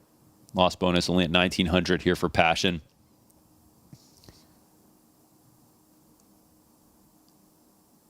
Just don't tell me they win on an eco. That's not what I want to see. A lot of conversations as well. But it would be funny, though. Of course. No, just leave that out there. Funny for some, crushing for others. Yeah, funny if you have a sense of humor. Crushing for everyone else. What do they decide to come forward with? Smoke On Chilla, double, no, excuse me. Jacasmo bought a triple Deagle. Deeg. 3 Deegs in the mix here. Jacasmo's got like, I got more than enough money. I'm going to grab a Deagle here. Yeah, Jambo and 0-2. Yeah. There'd be nothing funny about this, Launders. Aiming a little high here. Oh my there God, would but be not when you have aim like that. Nothing funny about this. Yeah, how's that chair doing, Halzerk?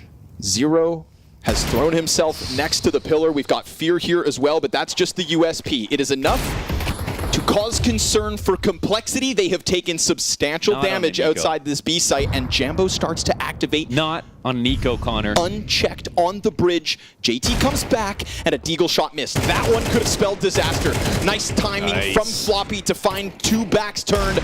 And of course, Jambo's presence with that Deagle shown towards bridge as he was forced to pull back. Complexity, take a breath. Wait a second. Complexity losing another player to Chilla's USP, but it's okay. All's good. Jambo's pulled back. Jacasmo in the site. Complexity have time. They can group up and trade. They're terrified. Jacasmo, surely he dies right now to a leash. No. Oh, what a shot! Oh my God, and now it's 2-on-2. He turns back towards the entry. This is the trade. It's needed. Complexity, come on! JT has to save it, and it's been such a rough go of it. But every step they've taken towards the B site's been a D. Can Jambo close it? You know he can. Passion. Take it over Cole. Yes, reacting to that one, I actually punched the air triumphantly. Incredible. What a round to win. I honestly thought we might be going to OT here. Passion make it 1-1, Complexity 0-2. I guess the good news for Complexity, Yanko, is you can't have many worse days than this in Counter-Strike. Yeah, you really can't. And really, Richard, a fitting way for this game to end. I mean, just losing to pistols for Complexity happened a couple of times in this game. Not playing together, looking disjointed has been the story for Complexity on day one. And listen, we whatever doubts I had about this team coming in with the pressure of the crowd in front of them, having lost their opening game as well, in which was a close fashion, and the fact that on paper the individuals on the Complexity side should be better. Just look at the way the round ended out right there, Rich. Just individually bettering people like Liege, like everyone else on his team. Incredible showing. And listen, it didn't even feel like an upset. It didn't feel like an upset. I told you. I said that. I said, like, this actually wouldn't be the way you think it's going to be. That's the most painful smile I've ever seen from Elite. Well, I mean, look, he knows. He knows. Like, I mean, he made his contribution. To Elise's credit, he made his contribution. He did Elise things. He really tried to drag his team through this game, as you'll see from the highlights. But at the end, Passion, I think, I'm not being facetious. I'm not trying to say it because my prediction was right. I think, honestly, that, like, they don't have someone like Jambo on this team, actually, unironically. Like, it's Elise, and then the drop-off is insane.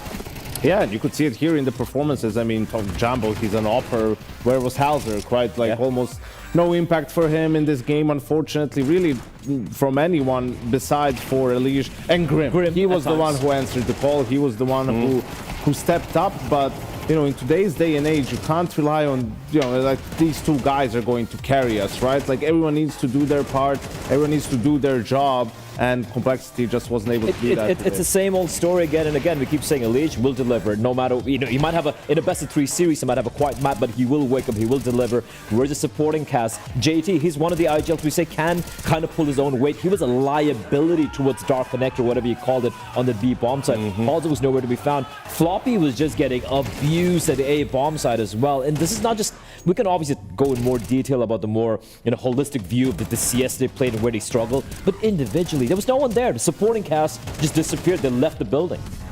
Yeah, I mean, look, as you can see here, this is when Complexity were maybe coming back, and then the round that just takes it away. It's like, I don't know. This is a sickener, is what we call this in the UK, where it's like you think, just as when you think you're coming back, the worst thing happens. Like, look at this, the energy. You ask the question, how are they going to react when there's a crowd there? Well, they fed off that crowd, the crowd giving them a lot of support, and they didn't look intimidated. And realistically, like, I mean, Complexity needed one gun round, because this was an anti-eco where they just invested into some pistols. They would have ecoed again.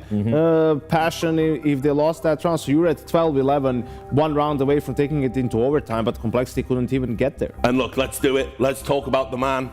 Jambo, this incredible talent that's just really put himself on the world map across the RMRs and the major. A true hybrid. He can do a bit of everything, as you saw from that. I mean, basically the highlight reel is just his highlight reel. No, but even like, I think it's so fitting he ends that with a 1 at the very end of the game, but just the amount of impact this guy finds with the AWP, even with the rifles as well. This guy doesn't play scared. He's willing to take risks as well, and we'll talk about it later on. Passion did not necessarily play textbook CS. There was a lot of gambles taking place there, and I love that. The fact that they're willing to be brazen in your face and not respecting complexity too much. Great stuff. And if Grim is your long-lost son, Richard, I think Jambo might just be puppies. I mean, even in the way he has that stoic demeanor about him, right? Doesn't seem to really get nervous, delivers clutch moments, right? And just you could see it even on that sort of kill timeline. The second half, CT side, just incredibly consistent, always there, kill 2 or 3 depending on you know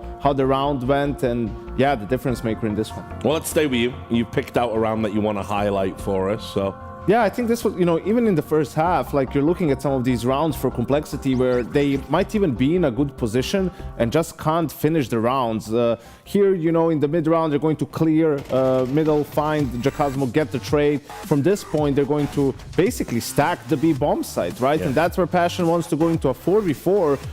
In a 4v4 situation, Complexity has 3 players there, right? And they're sort of splitting it through Dark and B main, right? And Grim, again, in that position, managing to get something done. But then it's, you know, JT who's lacking. Look at, you know, Jambo. Seems like, you know, there was the blind kill on the kill feed, but he wasn't blind. But the second one was straight through the smoke. So the individual prowess shines through one more time. And even when Passion is going into a sort of a stack situation, their players still bail them out of a tough spot.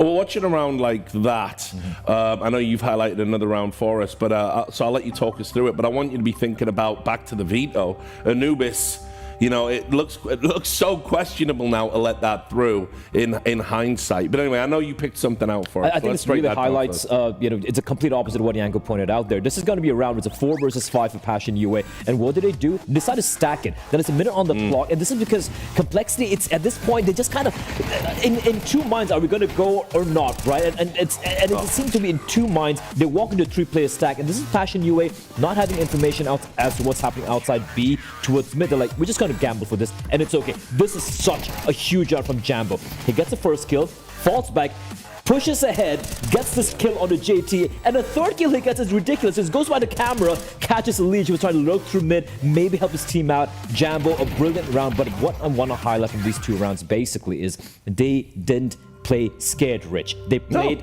like they were the favorites, and that's what I loved, because I didn't expect it. So I told you that this is the one thing that you can say about Passion's identity. Like we're learning as we're going through who these players are, but the one thing that they don't have is fear. We saw a little bit of nerves maybe in some of the best threes when the tournament live was on. Right? No, listen, hey, I'm telling you. They don't play scared. They don't play scared, and they get in team's face, and they look at games like this, and they think it's eminently winnable. And this is how you get the round. Whereas I said, I wasn't even ready when we came back for the desk, because I was like, okay, they probably lose this. Just look at it. This is something else. Like, so many teams wouldn't even go for those kind of fights. Like, they would just like play scared, sit in a corner, maybe we take 1 or 2 guns, try and weaken the economy or something. They like were peeking, just dry and just popping heads. They're looking for it. They're searching for the fight. And I mean, with the round that Blake picked out, that was the force buy from Complexity after losing pistol, and they're in a 5v4. I mean, they get the entry kill 15 seconds into the round, right? Grim outside B. And, you know, JT had a tough game individually. It wasn't much better in terms of calling either. I mean, you want to finish the round on A, you get smoked off, and then you just wait it out and still go A. That's what bought time for Passion to rotate into the bomb side. It's just, we talked about it in the pregame, some laziness from the Complexity players. Like, you could see laziness in their game. And it's particularly annoying because, like you pointed out, Smokes blocked you out. Maybe a little bit of pressure at any other part of the map maybe could have, you know, broken up that stack. But there was no pressure mid, there was no pressure outside B, not even a piece of utility being thrown in. So Passion are like, yeah, we're just going to stack. We're just going to remain here for the remainder of the round. They win the round. Yeah. Well, as always, gentlemen, thanks for your thoughts. We're going to take a quick break. When we come back, we're going to see if Stan the Man can come back to haunt his former employers at Team Liquid. Make sure you join us. She said she loves you. But she can't love me. But I love you.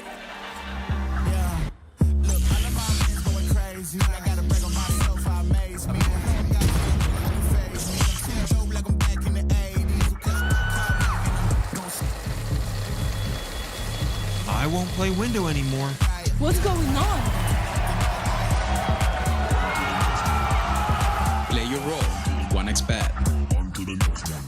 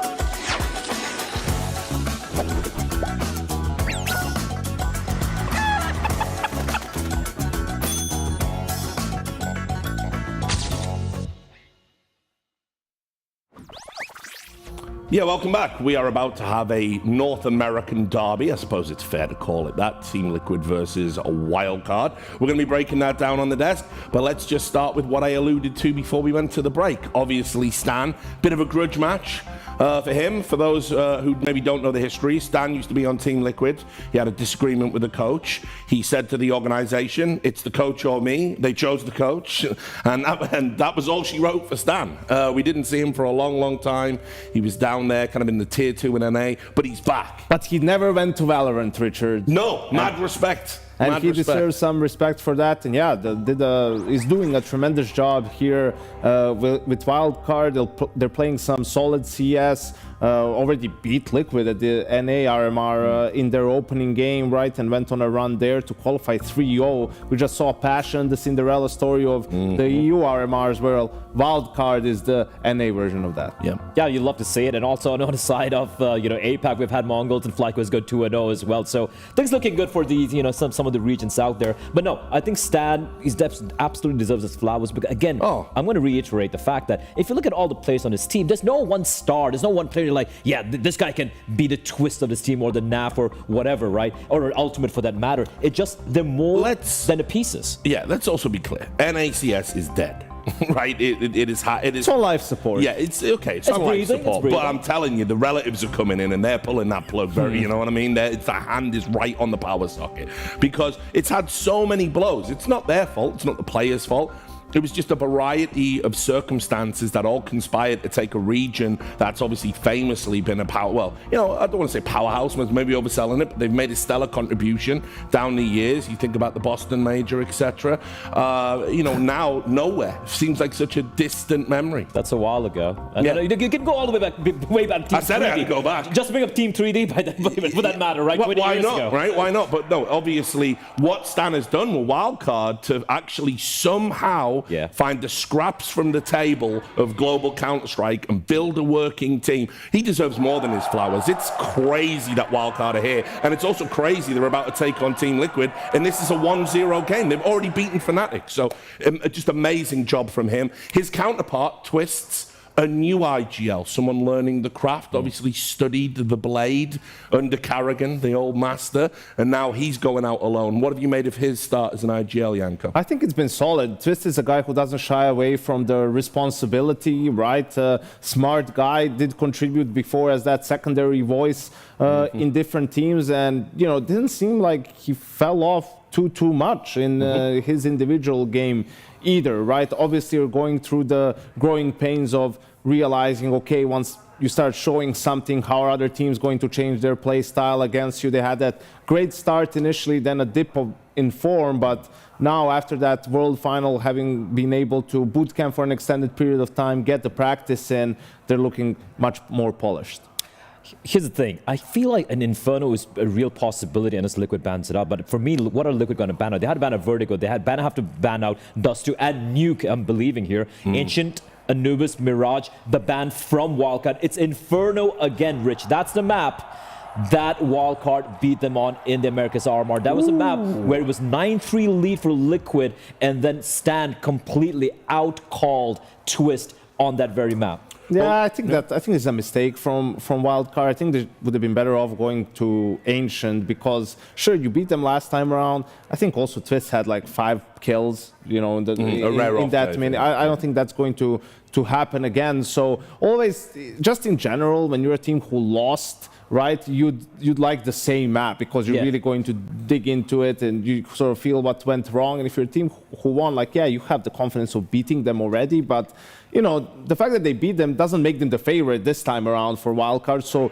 just going on to a different map and then also sort of having the same approach like you did on Inferno, right, and doing something a little bit outside the box, I think that would have been the better way to go. I also feel like, unfortunately, for the other maps, you know, for Wildcard, if you go to Ancient Anubis, for example, or even Mirage, these are maps where Liquid are easily better as well, right? But not to get too deep into the macro, I mean, let's talk about some of the players, right? Like, why did they have the dip in form? Liquid is because they're too aggressive players, you know, sort of disappeared off the face of the earth. Ultimate briefly, but Tikinder's been gone for a long time. You know, check your milk cartons at this point in time. But, you know, I think especially on a map like Inferno, he's the focal player. He's the banana player. And he's a guy who likes to get aggressive, sometimes to the detriment of his team. So it's one of those night and day situations where if he's playing well, I mean, that Liquid is pretty much stomping people. But when he's struggling and becomes a liability is when they have problems closing out games. I feel like the one shining thing for Liquid is Ultimate seems to be back. I wouldn't necessarily say to his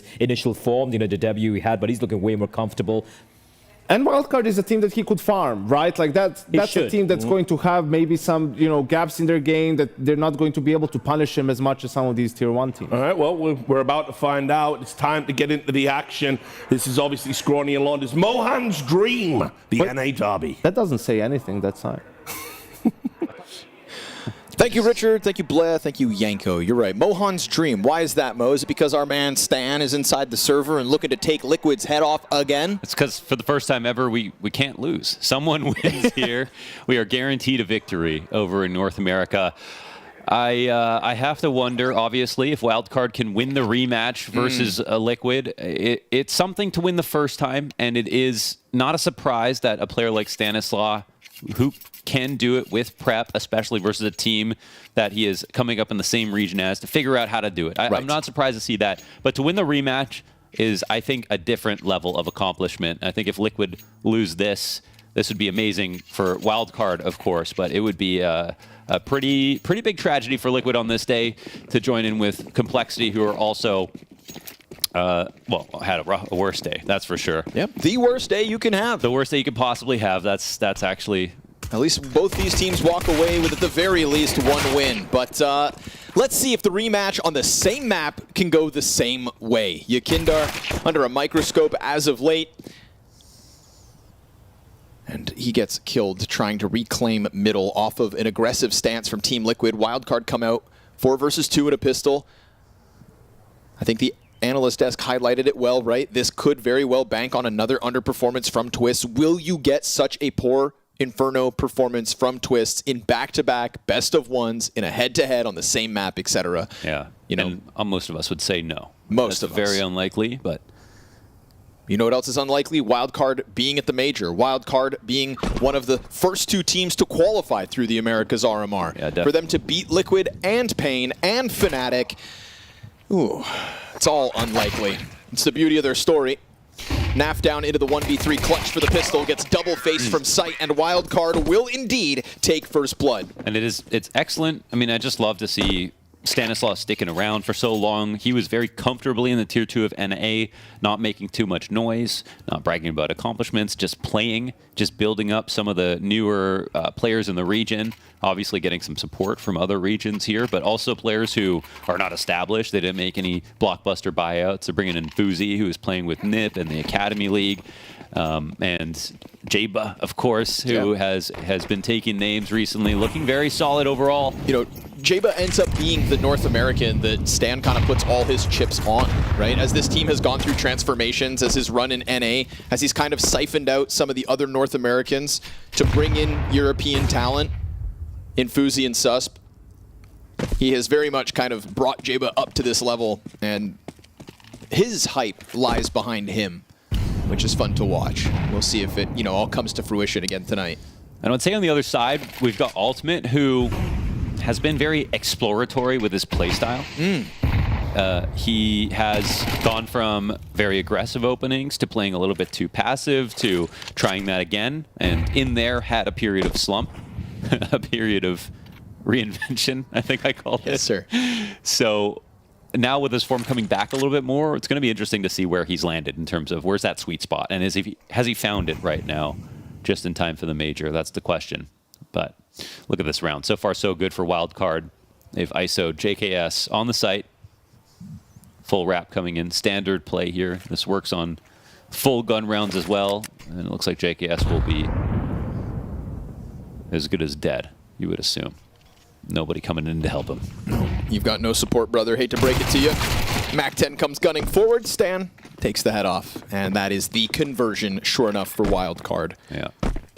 All of that practice, preparation, game tape that he would have studied to deal with Team Liquid in their opening game of the RMR.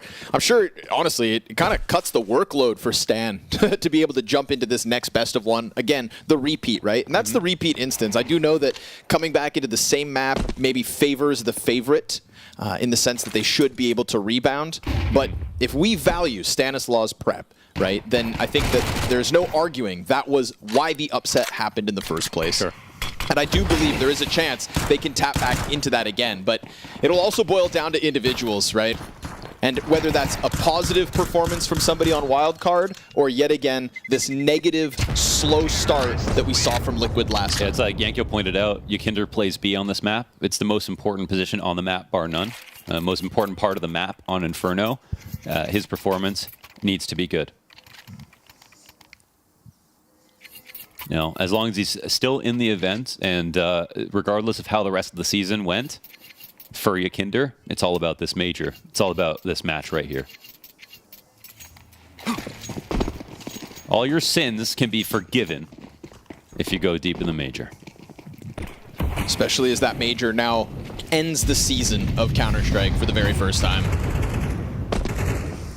A welcome change. So many questions left to be answered here for Counter-Strike in 2024, and we get our answers in Shanghai. For better or for worse. The tale of Team Liquid will be one of promise, right? Of peaks, potential, and Ultimate's ability to usually farm lesser opposition like this, because as he had gone through his period of reinvention and exploratory phase, right? There's one thing about Ultimate, when he plays lesser opposition, he is at the top of those charts. Sure. And it's versus Tier 1 that maybe we start to see his kind of shortcomings. But this should not be the problem, right? We're talking about a team put together by, at times, rejects. Sonic had been a North American representation for so long with his other, you know, the bravado South African players. There was a time where he didn't think he was coming back, and yet now here he is, literally playing the best Counter-Strike of his career. Oh yeah, highest rated ever. Yeah. Fuzi, somebody who even within Europe gets rejected, right? You know what Fuzi's last team was? Rare Atom. Rare Atom. Process oh my God, that. Yeah. That's You know? right. That's right. Maybe he'll have some fans here in Shanghai. Couldn't make it happen with the Asian Counter-Strike, trying to make it happen in NA. But here we go. Pistols. There's a lot of TTs here still, actually. One more to the backside. Twists empty-handed. Ultimate by surprise. Slides out. 10 seconds to the clock in the 2v2. It's the perfect distraction at the perfect time.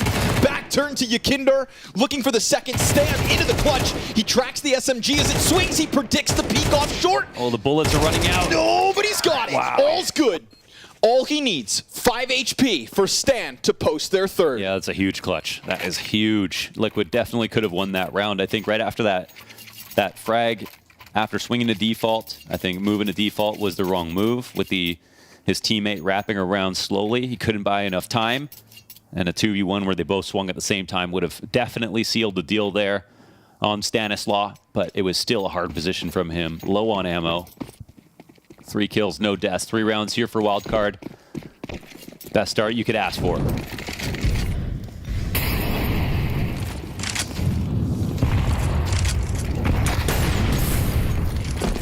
Stan tries to make a move out middle, but too much pressure out of the utility for him to full commit.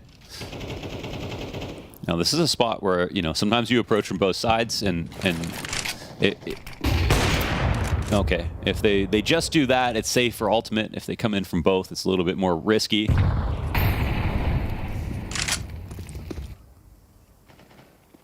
they just wanted to get him off the angle. You can tell Wildcard love to just make it a 5v5, just push back everybody as quickly as possible. They went for sort of a safe pick play as they peeked into mid. Uh-oh. But didn't actually risk anything. Instead, they come away with banana control. They have the CT's playing retake on the B side at the moment. And they're forming the exec pretty quickly now. Yeah, even with that missed Molotov, they still fancied their chance by walking through smoke, lay down the full exec, and Naf's gonna try to underhand a flash here for Yakinder. He comes out and they don't see him. Oh yeah. It's a good double, and Naf's gonna deliver himself another. Oh, the way he fought that was beautiful. 2 defenders, both with a double kill to their name, and it is enough to stop Wildcard in their tracks. Sonic down to 20 seconds, knows that he is surrounded, knows the chance is so incredibly slim. But will they overreach? No, sir. Ultimate from downtown. Team Liquid take their first. It's an excellent moment for Yakinder. Of course, it's the flash from Nafly over top of Spools. That makes it look like he's going to go for the push. Of course, that flash is perfectly effective for everybody coming into Banana, so it's a great opportunity for Yakinder. Sometimes if that flash comes in from CT spawn and the rest of the Ts who aren't blind know it, they're just going to keep their eyes on the smoke push. But in this spot, Naf times it perfectly, and he gets his 2 kills as well.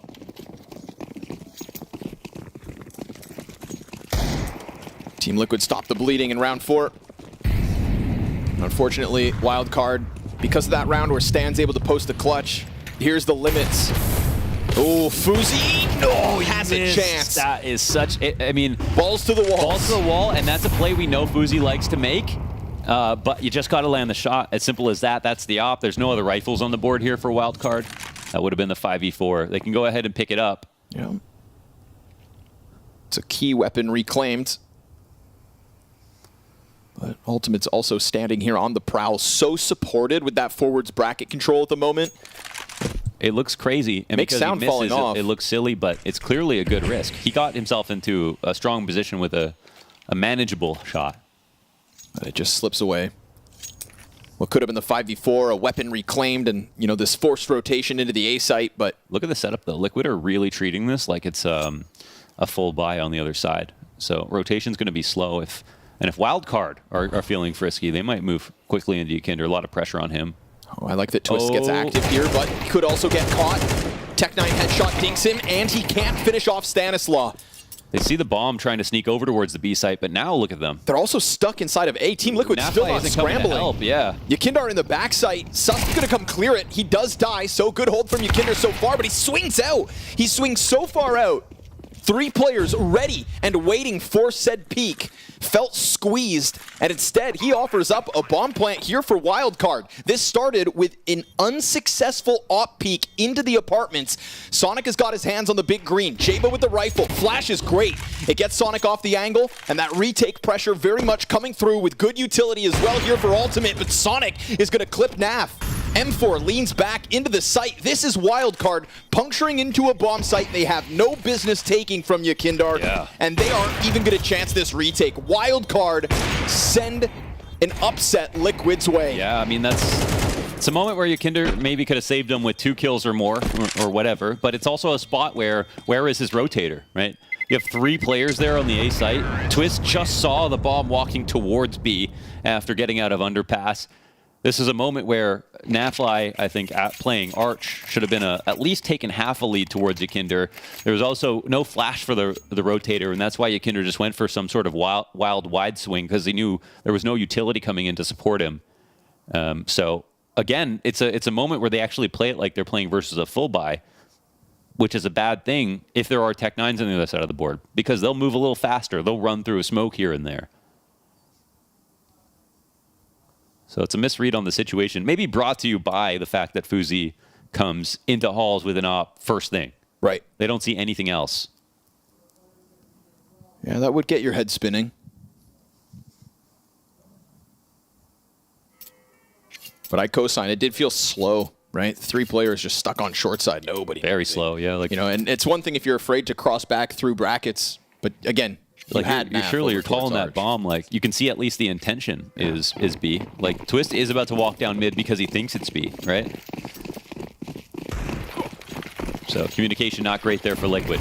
Also, Stan beats Twist in a Tech-9 versus AK duel. Kindar's going to try to make up for it here. It's still a good buy for Team Liquid, of course. It's an unfortunate round result, but it's not one that really guarantees the follow-up wildcard down to the 5v4 again. Yeah. Didn't stop them last round. Will it hinder them here? Fuzi just disrespects the smoke. Well, Yikinder's looking good. That was a clean shot. That could end up being a very important aspect of Team Liquid's CT side, him being a rock at this B bomb site. They peel away, though. They don't hide their presence. They do start to move this elsewhere. The late round back to mid, but with Liquid still playing here under Porch, I think they've got a distinct advantage. We got no mollies for Porch. 1 flash here for Stanislaw. Yep. Going up into halls is interesting because they're making it look like an R-trap. This is actually kind of a cute call here for Wildcard. Ultimate could be under pressure, but he puts that smoke in front of him. It's good awareness. Still, though, Beretta's in hand. I mean, they're going to charge in. M4 ready. Beretta's only able to tear one down. JKS position shown. Sees the player on the smoke, but can't manage. And then the op post, but Fuzi whiffs. Stanislaw, he's pushed into the bomb site, and Fuzi scoops up bomb uncontested. Yeah, they can get the plant off safely. Stanislaw in front of the smoke. Oh, he's not able to win his duel, though. Naf gets the better of him. Fuzi peels instantly back towards short, going in for the peak.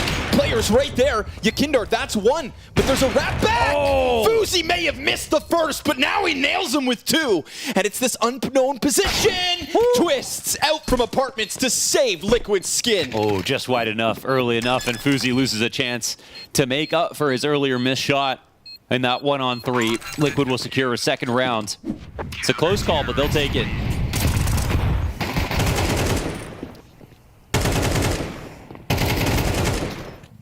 I mean, Liquid did make good use of the clues. Of course, it's not ideal to have a dualies out in pit waiting for the halls exec, but he's right that they were going to come out with multiple players, and that op wasn't going to be enough.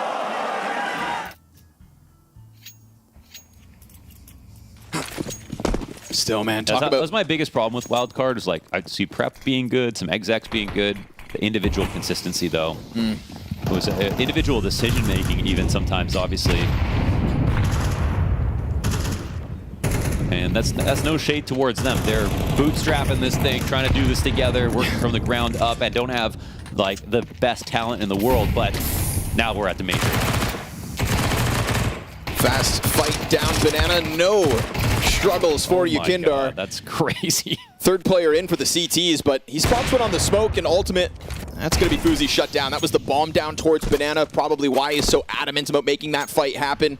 Sonic, into the 1v3, avoids the Arch player. Yeah, he is heard. What is the route here? I think he just gets totally cut off here by Twists.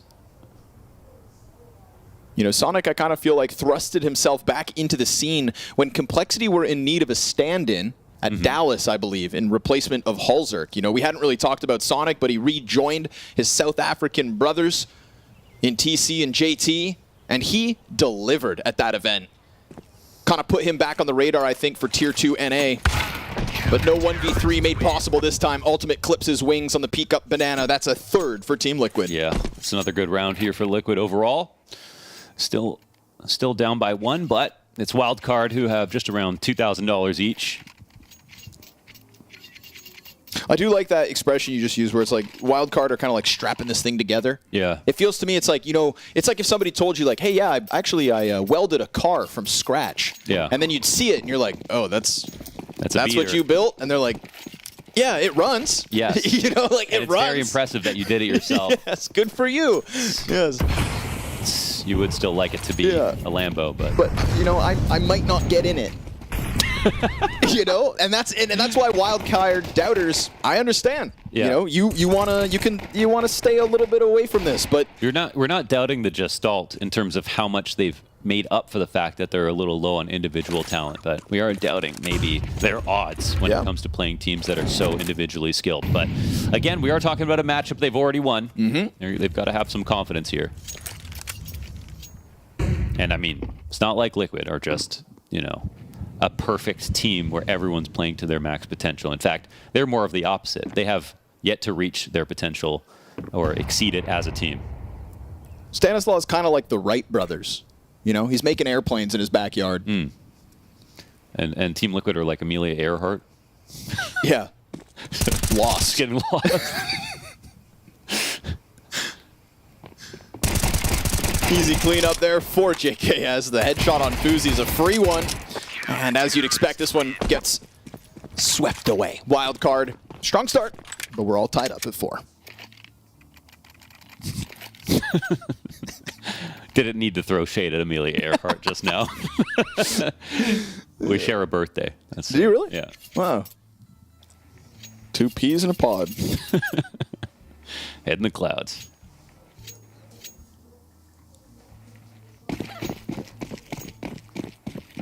Except you vacation in Hawaii, and I'm pretty sure she landed somewhere in Bermuda. Where was it actually? Because we were talking about her in Hawaii. I wonder. Okay. Don't worry about it. I'll get to the bottom of that. Yeah, I think they've been trying that for a while now, but hey man, Mohan's on the case. As is Yakindar. I feel like his confidence over towards this B site has been a boon for Team Liquid as he just heads right back down into the cubbies of B. Again, not too worried about Wildcard and what they have to offer. And he's doing it on his own. His ultimate plays close on smoke. That's a dangerous game. Fuzi in with the headshot. And that is pressure on an A site, but an A site that's stacked. Right now, Team Liquid trying to take a fight up short as we get this reroute from Fuzi through CT spawn. Are Wildcard able to disengage and come back at this B site from both directions? Because right now, I mean, the possibility of the CT push has to be known. Fuzi. You get Yakindar caught off guard, not ready for the deep peek. Yakindar goes back at Banana, lines up 2 players, and almost pushes Susp off the ledge. Twists hot on the heels of the Banana push, but they are going to get into that B site before he can do anything to stop them. And this could be Wildcard making the most of that rotate despite the whiff. What's going on though? Are they actually not going for it at all? It's still 3v3 and they're looking around. Finally the bomb gets planted and they are just not even going to give it a chance. How did that happen? And it's like, again, you know, where's the early rotation? Yes. You know, where's the early help just in case it becomes a situation like that?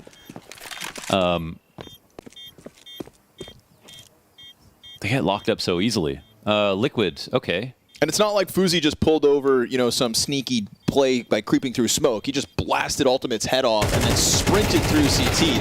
That timing was no secret.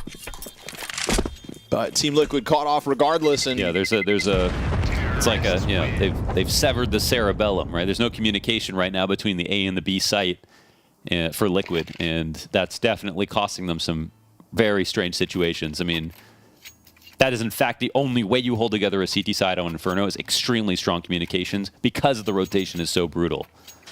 It's not longer than other maps, but when you think about moments where if you're at quad, you can see all the way to the back of CT, or this, you know, speedway area where if you break into there, it's so hard to keep track of somebody.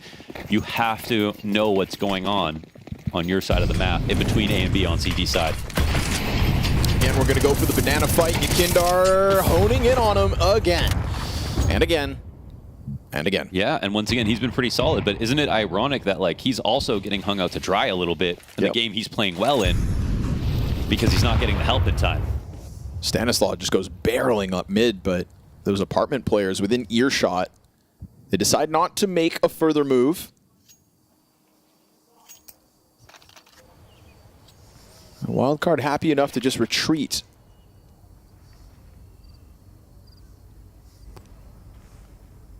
It's afforded Wildcard a chance to group up 4 strong towards this B site. Naf is going to have to go above and beyond with Yakinder being so low. A smoke and an incendiary between these 2 B defenders. And the timing's good on the util. Oh, yeah. And then we see that rotation, right? Ultimate coming over from Arch, looking to join up in CT spawn. But Naf putting out the fire preemptively does cut off a few seconds that could have been held back. T's try to scale. Naf's able to hold on to the dark corner, find somebody turn. Stan and Jaba, both his victims. Sonic's going to clean up the little that's left, but Fuzi will connect the second shot and then falter. Ultimate able to come out from coffin side. Critical misses in the so critical. important junctions. It's a junkyards. Department of Redundancy department, but yes, critical misses. You can pick up the second shot, but missing the first just gives that little bit of timing for Liquid to seep through. Yeah. It's like that 1v3 came down to the last frag, but he could have just hit the earlier shot and it wouldn't have had been there. That's a tough spot. And that's what I mean. That individual consistency makes it a little bit hard to believe in them. But it's not that they didn't have a great run. Can't argue that. They had a great run. And this game certainly is not over either. Meanwhile, in terms of individual consistency, Ultimate and Naf just keep picking up double kills over towards B. It's enough to keep this game tied up at 5 a pop. Yeah. I think their carrier pigeons are getting lost here from the A site. They need to be getting more information quickly and making faster moves. Kidder again. Oh, but Susp hits him with that point-blank Tech 9. And that's a moment where Wildcard, you know, they don't always force the pounce. I think Wildcard does love a quick sprint and then a silent stoppage. Flash into the apartments. They are going to try to barrel forward. Easy pickups here for Twist at this distance. He's got support in front of him.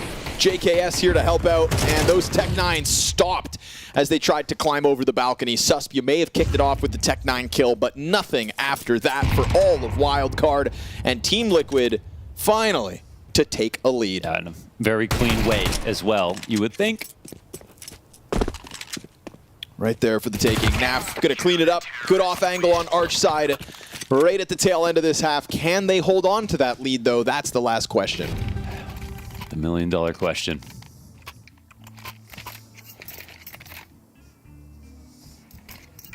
Jaba's not lighting it up just yet. Wildcard have had some good calls here. They've won an eco round or two. Some big moments for sure. It's just that Liquid looks stable enough. Despite their weird rotations. So. Yeah. But, you know, this is a better CT side than what we got out of this head-to-head at the RMR. That was a 9T round half for Wildcard. And there's like a little end-of-the-half taste of aggression out of Ultimate. No molly bottom mid, runs the risk, off the read, trusts himself, and profits. You know, that kind of aggression that I think you can be afforded now that you're starting to take back control of this game. Obviously, just the round count at the start had Liquid on their toes, but in the driver's seat goes Ultimate.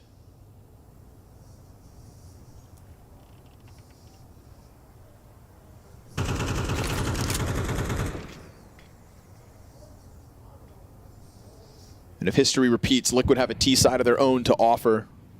The setup can get very awkward. It looks like they're going to peel back into watching halls. Wildcard look for this timing constantly. Molly actually just allows them to hold their position a little longer. Down to the 45-second mark. Make sure nobody's actually pushed up. Does land that shot. JKS holds his over towards Pit with a force one. Twist's rotation in is good, and everybody does enough damage here. Oh, Suspo. Wow. That's a killer second headshot. At a desperate position with 8 HP and 25 to the clock. He'll scoop that bomb up, and it will be uncontested. Gonna wait for that smoke to fade. Naf and Yakinda are trying to join forces here to just put this final round to bed. Sus with 2 killer headshots, gonna have to do it 2 more times if he wants to post this 1v4. Ready for the player towards library. Contact made, that's 3. Sus looking to go above and beyond as Yakindar creeps in behind him. Sus not realizing it, but now that molly pops and it's off the mark. Sus locked into the corner. Yakindar comes in to clear it and will deny him his clutch. Oh, what could have been. Oh, yeah. A 7-5 half for Liquid instead. Yeah, another nice try in a very desperate situation here for Wildcard, but still Liquid that stabilize. I can't help but feel like they're playing with a little bit too much respect in some of these moments. Some of the rotations are slow, some of the retakes are just a little too calculated where it doesn't feel like they're trusting their individuals as much, but credit to Wildcard for trying to take advantage of these situations. They are hitting some pretty cool shots, but it's not coming together for the rounds in the way they need it. And those cool shots from individuals here and there, it never seems to be at the same time. Yeah, We've never looked at Wildcard and said, wow, nice 2K from X and Y. Right. The same way that with Liquid over towards B site, how many doubles did we get out of Yakinda and Naf? And it's that disjointedness, to me, that's costing Wildcard this game. That's a good point. It's like the opening kills, Maltese, and then... Or a clutch attempt. Yeah. That just, unfortunately for Wildcard, isn't quite there.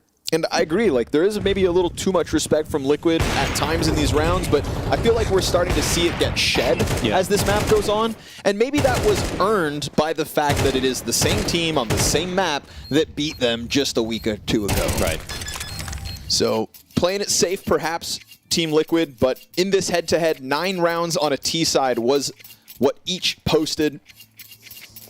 And if Liquid can take that newfound confidence we started to see shine through, run away with it, Wildcard may be sent to the 1-1 pack. Twist had a pretty uneventful first half, 6-4. Sonic right to the races. Hello! Yakinder's gonna find 2 in the corner. That's nice. Nice little snapback. Good to see That's his old Yakinder. Yeah, play from the first half coming through already. Stanislaw holding with a smoke and frag on his belt. Opens the smoke to try and catch one, but it doesn't quite clear it all, so not an easy shot whatsoever, and he loses his rotator deep CT. Puts out his own smoke ahead of the cross smoke so that maybe they could try to cheat their way into a retake, but it's looking so desperate. Sus running for the hills already. Well, that's brutal. Round like that at Yakinder. What can you do about it? The second shot was like a flick on glass. Beautiful stuff. And I feel like you can really notice the time to kill has come down. You can really feel it now.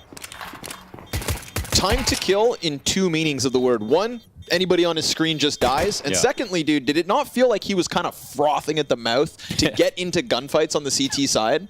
And now, instantly in with the pistol, 3 fights in middle, takes it all up, and ends up coming in big for Team Liquid to take the T-side pistol. So I think Yakindar, dude, he may have the gloves off already, and this half could end up being a statement for him at the start of the major. We'll see. Yeah, I'd definitely be happy for him. It's been a hard go of it here since coming onto this team. He had a whole documentary about his poor performances. I mean, that's pretty rough, you know? And credit to Liquid, it was great because, I mean, it humanized it. It's real. In a way, it's real. That people needed to see. It was really well done. But when you think about that on its own, like, that's like the first time that's happened.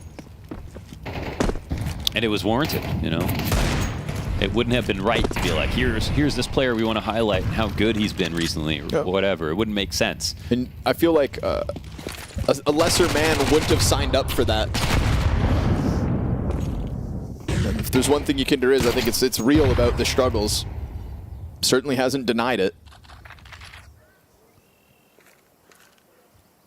It's not delusional. Easy pickup here for Twist. Sonic kind of flustered out of the back of the bomb site. So in a round where Wildcard have so little to work with and Team Liquid have such an advantage at the start of this T side. Man, it's starting to feel to me like Team Liquid are about to just swamp what's left of Wildcard. Yeah, feel that too.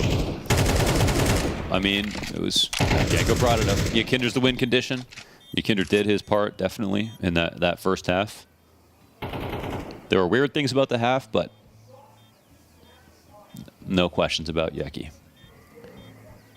So that'll be 9. Wildcard, they obviously can still do this. And fact of the matter is, I think they've got 4 comebacks to their name so far between the RMR and now.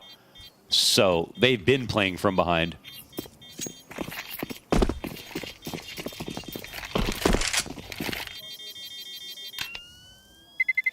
We got an update on the other stream, just curious. Would you like to know? Yeah. Is this game not titillating you, Launders? Oh, yeah, it's titting. Virtus.pro 12-4 over Rare Adam. Okay. I did say Rare Adam would win a game. So they'll have to do it in the best of 3. Good luck. I should have said map.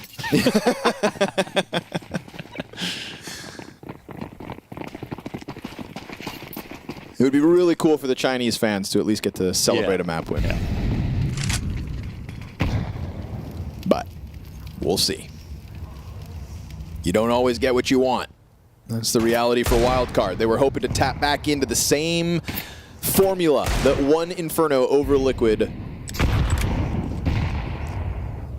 what felt like just a week ago. I'm so curious about the crowd and MongolZ. You know, and if they're, Rare Adam are out and they're the home. They were cheering for him earlier today, so I think they've already signed up for that. Yeah.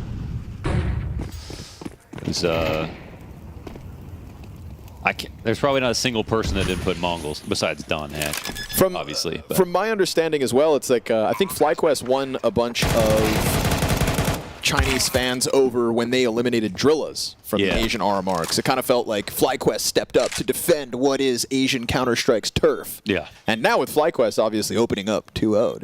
I mean, I'd be cheering for him. True. It's one of us, you know? Also, in terms of vacations, just as a side note, Australians, all they do is go north. They just go Asia. True. So I'm happy for the Aussies that those guys woke up on normal Counter-Strike viewing times today, right? They didn't have to get up in the middle of the night to watch the boys play some CS. Right. And they were rewarded with such an awesome first day. Yeah.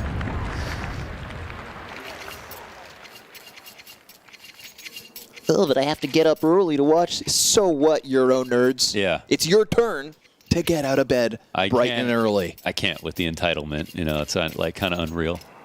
They're ruining my major. As if they're paying. Shut up. Yeah. it's kind of ridiculous. Where's actually. your dedication? Yeah. That's They're not catering to my needs. No, that made me. I was very disappointed in the community for that one, a little bit for sure. All right, gun round, baby. Let's go. Wildcard, you got anything to offer us? Somebody's going to have to step it up. We've had good things from Sus, but clutch attempt here and there, but ooh, man, I look at that scoreboard, and it's a bit of a peak. Sus peaks into ultimate. Now the tactics are flowing. Yeah. Then again, this T-side just looks to be... This T-side looks like it has been prepared, for this rematch. Thank goodness. Able to tap into the game plan. There's no doubt that this loss versus Wildcard would have sent Team Liquid back to the drawing board in terms of their Inferno in general. And what we didn't get this time that we did in the last match, of course, is that, slow start from a couple of key pieces out of Team Liquid. Even if Twist hasn't taken over the server, he's not dying. He's 8-4. He's just kind of leading from the background and doing it well. Liquid man advantage, damage on 2, but still pressure into this A play. Balcony player is going to go into the apps and make contact with Naf to disengage from the apartments as they are going to target B. B is the target. We've got Bomb inbound and a single defender over there in Sonic, who's actually able to pick up a kill to Yakindar. But over here on A, JKS continues to make it difficult. We go to 20 seconds, and this bomb's going to have to get planted. They still have a smoke. Sonic has done a good job of keeping the site under wraps. Jaba goes up over top. And again, Bomb needs to be planted. Stan goes through smoke only to die. 10 seconds, another bit of pressure. And that's Jeba dropping the bomb in the dirt. This late lurk from JKS will find no other target. Wildcard, thanks to Sonic, hold the line. Yeah, not bad. That looked a little silly, but when you look at time as a resource on the clock there, they had enough players to keep running through and forcing whoever was planning to get off the ball.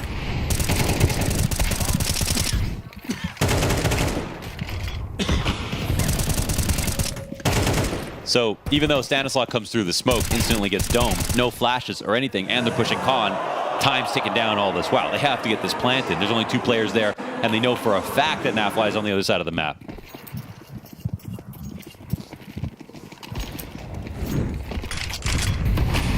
Nafly or you Kinder? JKS. JKS, okay. 50-50.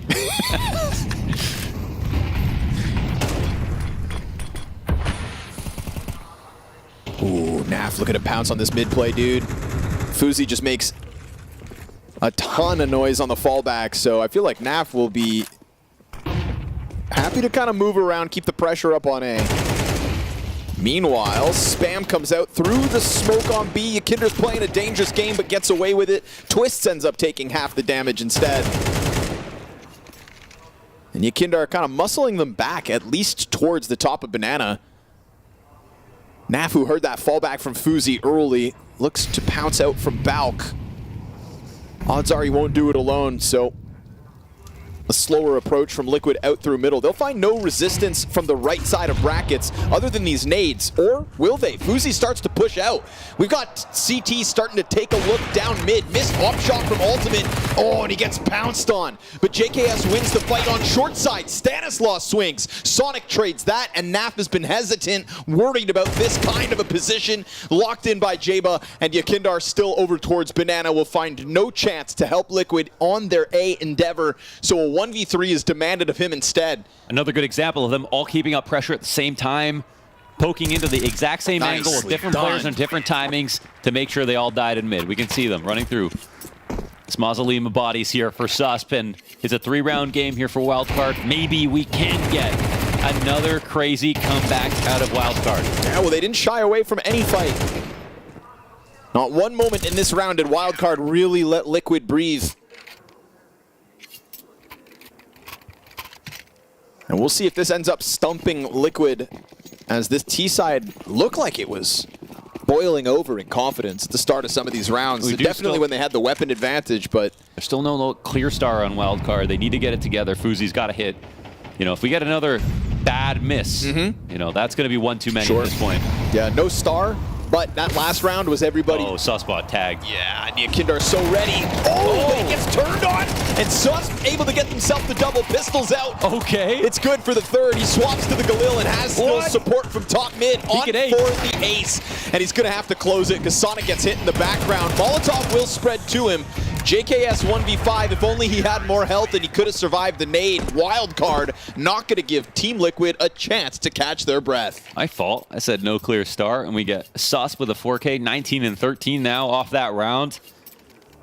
He could have died to the first guy and instead got 4 frags. Crazy how much one individual play can make a difference. And now it's back to bum guns here for Liquid. 3 smokes on this round. It's going to come with an idea.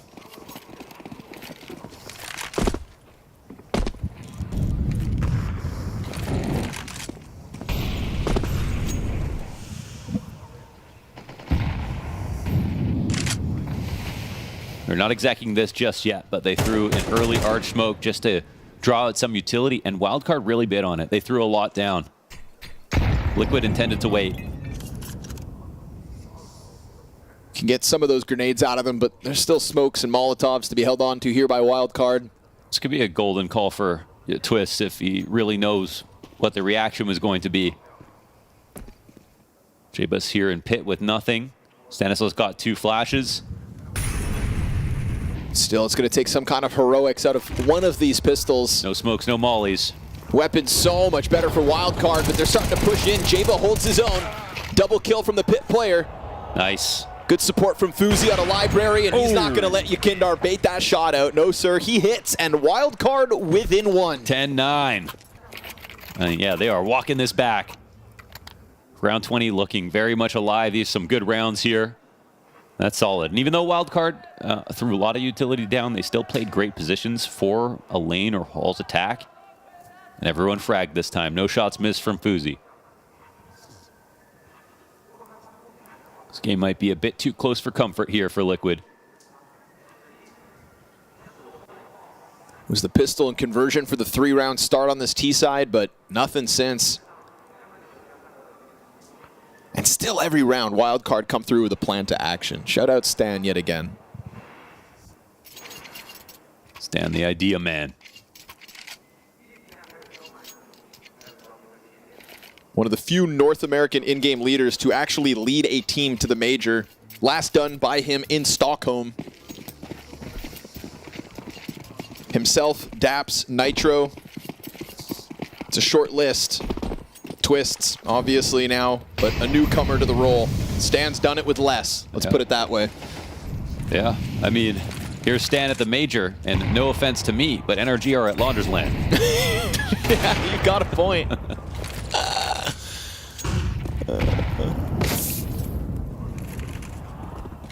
Susp looking to throw out incendiaries, but a head spotted. Jayba just gets that little bit of vision on JKS, who thought he was being sneaky, but his head on a silver platter goes 5v4 for Wildcard in a very critical gun round. Liquid, what do you have left to offer? What is the response?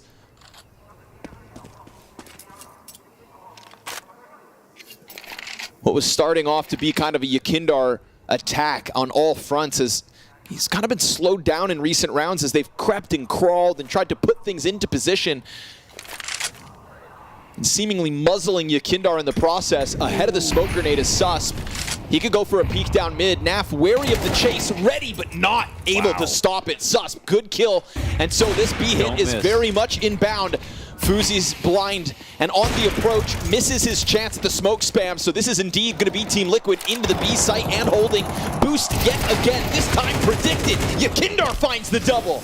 And Team Liquid cut it down into the 3v3, but it's a low health for the Latvian as he tries to get off-site through smoke and over towards Banana. No approach on that half. Wildcard all from spawn. There was no way to draw their attention away. That boost was a little too obvious, so now it's an even game. Ultimate. Oh, they're going up again, though. That's a good idea. They'll catch him. Stanislav. Oh, one and done, but ultimate on the 8K. Yo, he can rifle too. It's the Europeans with a full house offered up for Liquid's round 11. Wow, just to get on the doorstep of match point, they win the 3v5. Man, I love the second tactic. The second boost is hard to read. The first one, though, you can't do it when the map is this quiet. You're up numbers. The T's have nothing else to watch. If there was one distraction, if there was a bottom banana distraction, if there was a con distraction, then maybe people aren't watching the boost because that's something extra. But in this spot, I think it was a little bit too obvious. Yakindar did a great job of finding both the boosted player and the booster at the bottom. However, he's down this round. Oh, from a moment of glory to the bench. In about 30 seconds flat, Naf taking over the apartments. This time there is no deep balcony peek. Our Team Liquid looking to just transition in fast. Caught off. Naf swings with the SMG, but at the same time they go towards Arch, and that one's going to cost them. Ultimate's able to trade out in this flurry of success from Wildcard, hanging on to a site under pressure. Peek from the bomb site with lesser weapons. Wildcard respond. Yes, they do. And we were talking about Liquid with 3K or less. Twist with 4. He could buy if they want to. Wildcard are right on their heels now. That round with not much to play with. It's all going down inside a bracket. Wildcard are very comfortable in these chaotic moments in bracket. Man, I have to question though the push through smoke by 2 players towards Arch when Naf gets the kill on short side. Could you not have just kept yourselves together and tried to go for sight? Did you need to split in that moment? They were playing like they had the same amount of money. Huge response from Wildcard before it gets too late. Yes, bested by the second attempt at a boost 1 round prior. And this time, no real banana contest. Susp going to smoke bottom B. And Susp has had a great map. Him at the top of the board, him taking out Yakindar last round. Half wall. His 4K on banana. on a previous rifle. He's... Oh, Stan is taking up the mantle. Stan on a risky push. Oh, he got hit by the smoke. Gotta pull back now. I guess he was walking out of that anyway. I don't know if he was going to go through. Right. But it looks like immediately Liquid are leaning banana. Cars opened up entirely. They don't have the best guns here, but they are making a case for themselves. If no other rotation comes in, I'm going to say this round is Liquid favored despite the guns. I mean, Yakinder's been able to do it. It's got to come down to Sus. He's got the AK in the back of the site. He's been a monster. Tech9's at the forefront of this one. Utility over top. Sonic has to peel back. Tries to apply pressure. Oh, it's an early dink. Susp is low. Oh, and he goes down. Him in ultimate yet again. And now you've offered an AK over to Yakinder. And the money's not beautiful here for Wildcard. Naf's going to go deep in with the bottom B control. So this is going to keep Stanislaw out of the engagement. And as long as Naf has Stan cut off, then the other 3 CTs will be fixated on by the Liquid players. But that duel is critical because it peels somebody off of the bomb site, and as they turn their heads away, JKS offers up a double. Fuzi in off of Coffins with one, but it is Liquid to hold down B again. Oh, it's perfectly well handled, and it's that first kill that's everything. You had a map that you could have played any way here, Wildcard. They could have set up in a number of positions. They decided to sit in that spot. I mean, it's not a bad place to be if you're Sus, so you have the right utility. You had a teammate blocking for you. Sonic rotating around after his flash, but you can see it. Liquid with top bar control, 5 alive, and no third player coming over to B. They had made a good case for that B exec. Timeout comes in here for Wildcard, but oh man, maybe Liquid are through the thick of it now. 4 rounds straight from this defense out of Wildcard, but now back and forth puts that economy in question. And it feels like this targeting of the B bomb site is what is the moment of breakthrough for Team Liquid. Not once, but now twice, banking off of a Yakindar push in. Oh, man. Yakindar taking to the top of the charts alongside Ultimate. And Wildcard limited again to pistols and MP9s. So this is what it could come down to. They have won an eco, a half buy. In this half already here, Wildcard. Team Liquid try to slot into what they think is this solution. Why not hit this B bomb site again? Why not tap into the level that Yakindar has offered from the get-go? From round 1, in your face, as he loves to be. And already with Molotovs blanketing Banana, they have 2 AKs setting their sights into the bomb site. Sonic, though, here to hold the line. It's a good trade rag. Back from Ultimate, who goes deep, swinging around towards Coffin, stopped by a measly 5-7. 22 frags to Susp's name. Pressure comes out from the CT spawn, but it's bombed down despite man advantage. Wildcard gonna have to collect themselves and make this happen with less. Yeah, the plant goes down quickly. Sus can't get in front of that. Smoke, incendiary, and a flashbang. They have the tools to get into this retake, to try and make this best-of-1 upset over Liquid happen twice. Oh, and Fuzi, maybe they've drawn his attention. Backside for the Aussie. Twist holds onto the pit. Oh! Stan swings with the pistol, but it's only one, and the Coffins kills stopped. Empty is the MP9. The pistol, it's what's needed. No time. Team Liquid take it back over Wildcard. Not this time. And that's a performance from Team Liquid I can relate to. Not pretty, hairy, but gets the job done. Really? You can relate to Harry? My back, yeah. All right. Yeah, I think we talked about it in the pregame. You know, while Liquid was faltering previously, their aggressive players struggling and all of that. And I think just this time around, you can see when the Yakinder plays well, how big of a difference Yakinder won him that map, bro. That's the crazy thing. Like I was saying in the green room, heckin' back chest. I love Yakinder now. Yeah, now you do. No, absolutely. I think it was very, very instrumental, especially in the CD side towards Banana. I think he was playing that perfectly as well. But I feel the solution, even though it's very close, I think the solution was eventually found when they realized the B-bomb side, that's where we're going to end up here. Yakinder was just the tip of the spear and the last 4 rounds going their way. Nice try from Wildcard though, but a couple of just unlucky rounds, and also it felt like the B-bomb side, a little too weak for my liking. They weren't able to hold it there. In retrospect, how do you feel about Inferno now that we can like look back after the game's been played? Do you think it was a mistake? Because it was a lot closer than it should have been.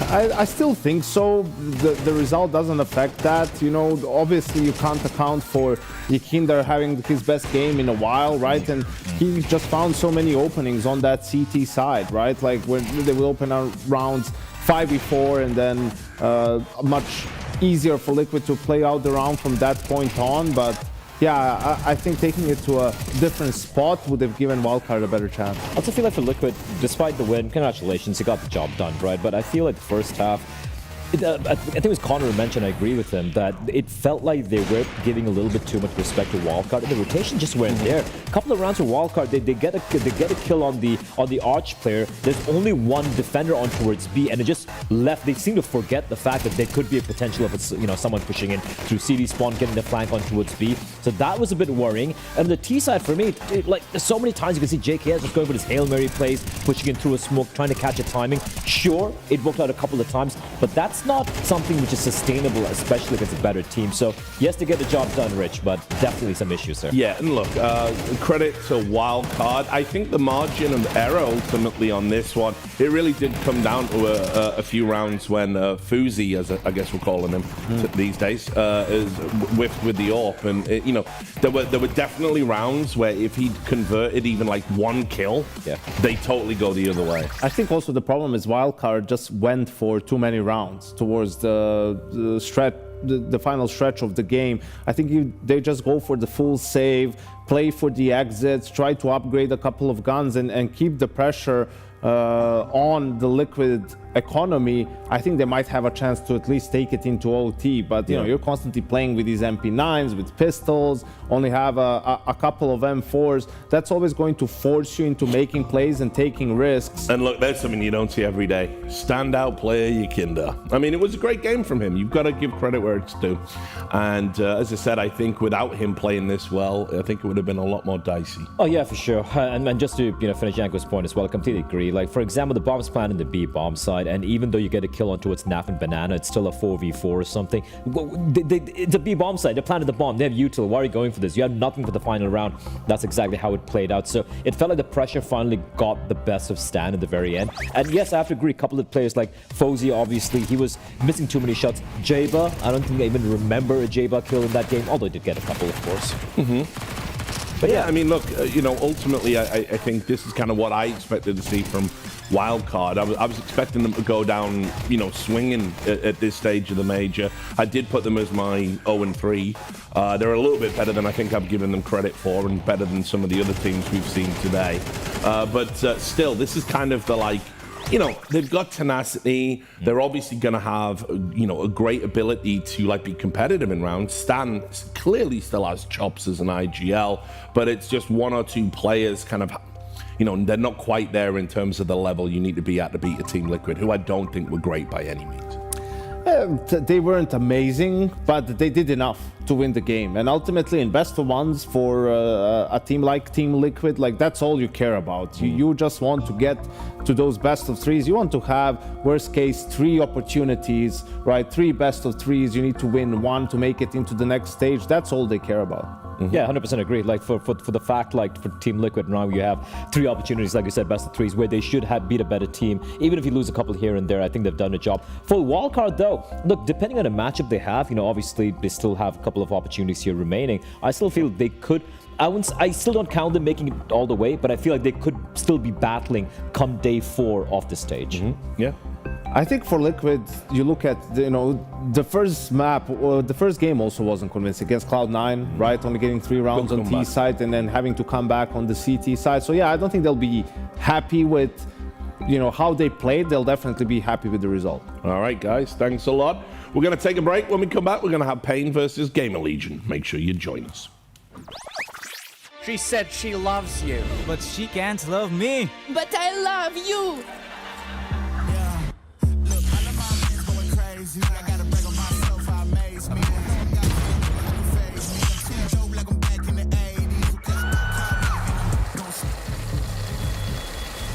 I won't play window anymore. What's going on? Play your role. 1xBet. On to the next one.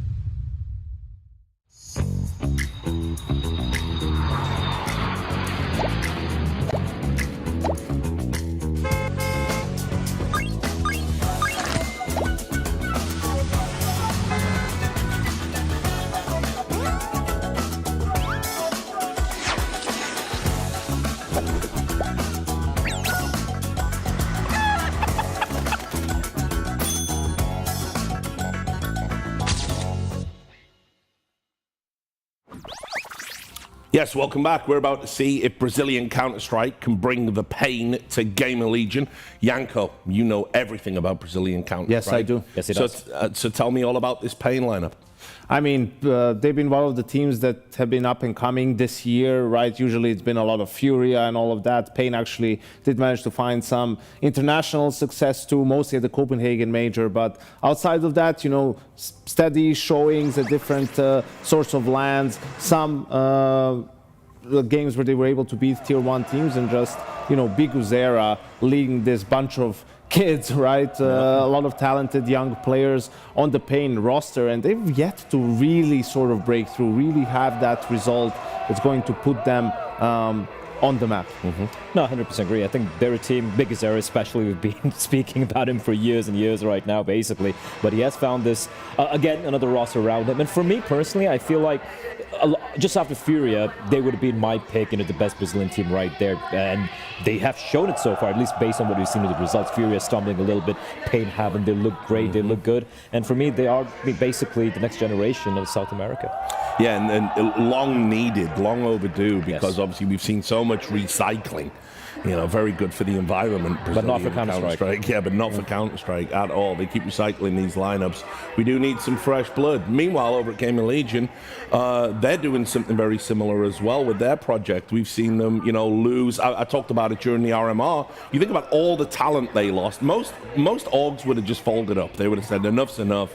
All of our players are gone. We don't want to rebuild, particularly in this economy. But they didn't. They've been able to min-max and pick out just some incredible players that have shown they belong here. And the one thing I do want to highlight, Yanko, is just ZTR. Another classic cast-off, you know, from NIP that goes on to do great things once he leaves the cursed org. It's amazing, you know. You take these plants who are, you know, struggling to grow in a soil from a toxic soil environment, and you plant them somewhere else, and they blossom. We've seen it from everyone, in all honesty. But yeah, I think this GamerLegion, I wouldn't call it resurgence, more like rebirth, right? You're looking at the players you have over here. Volt's the only name someone would remember from back when they had. There's a last man standing.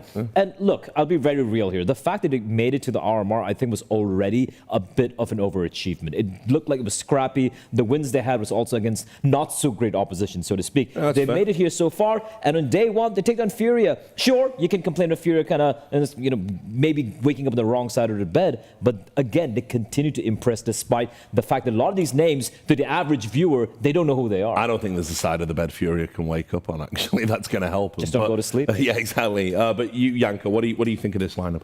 I think GamerLegion, you have to give them props, winning 4 best-of-3s in a row at the RMR from being 0-2 down. Incredible resilience from such a young squad. And what you were talking about, you know, some other team would fold after losing the players that they did lose, I think is just a testament to their staff and the job that they do at scouting talent, right? Doing more with less, sort of something that the Ents did in the past as well. Ash has been getting a lot of props, you know, and rightly so. Yeah, kind of one of those guys who's always been in the background so much, doesn't get a lot of praise, but now people are starting to recognize his abilities. What a YouTube channel can do for you, Rich, right? Incredible, right? I think also they play the way they need to play, and they need to be given props for that. Like, they don't play an ideal way of Counter-Strike, right? But I think it's the understanding of Ash as well that he just doesn't have the players for it right now, or these players haven't evolved enough to play a ton of default. Like, their stuff is a lot more set.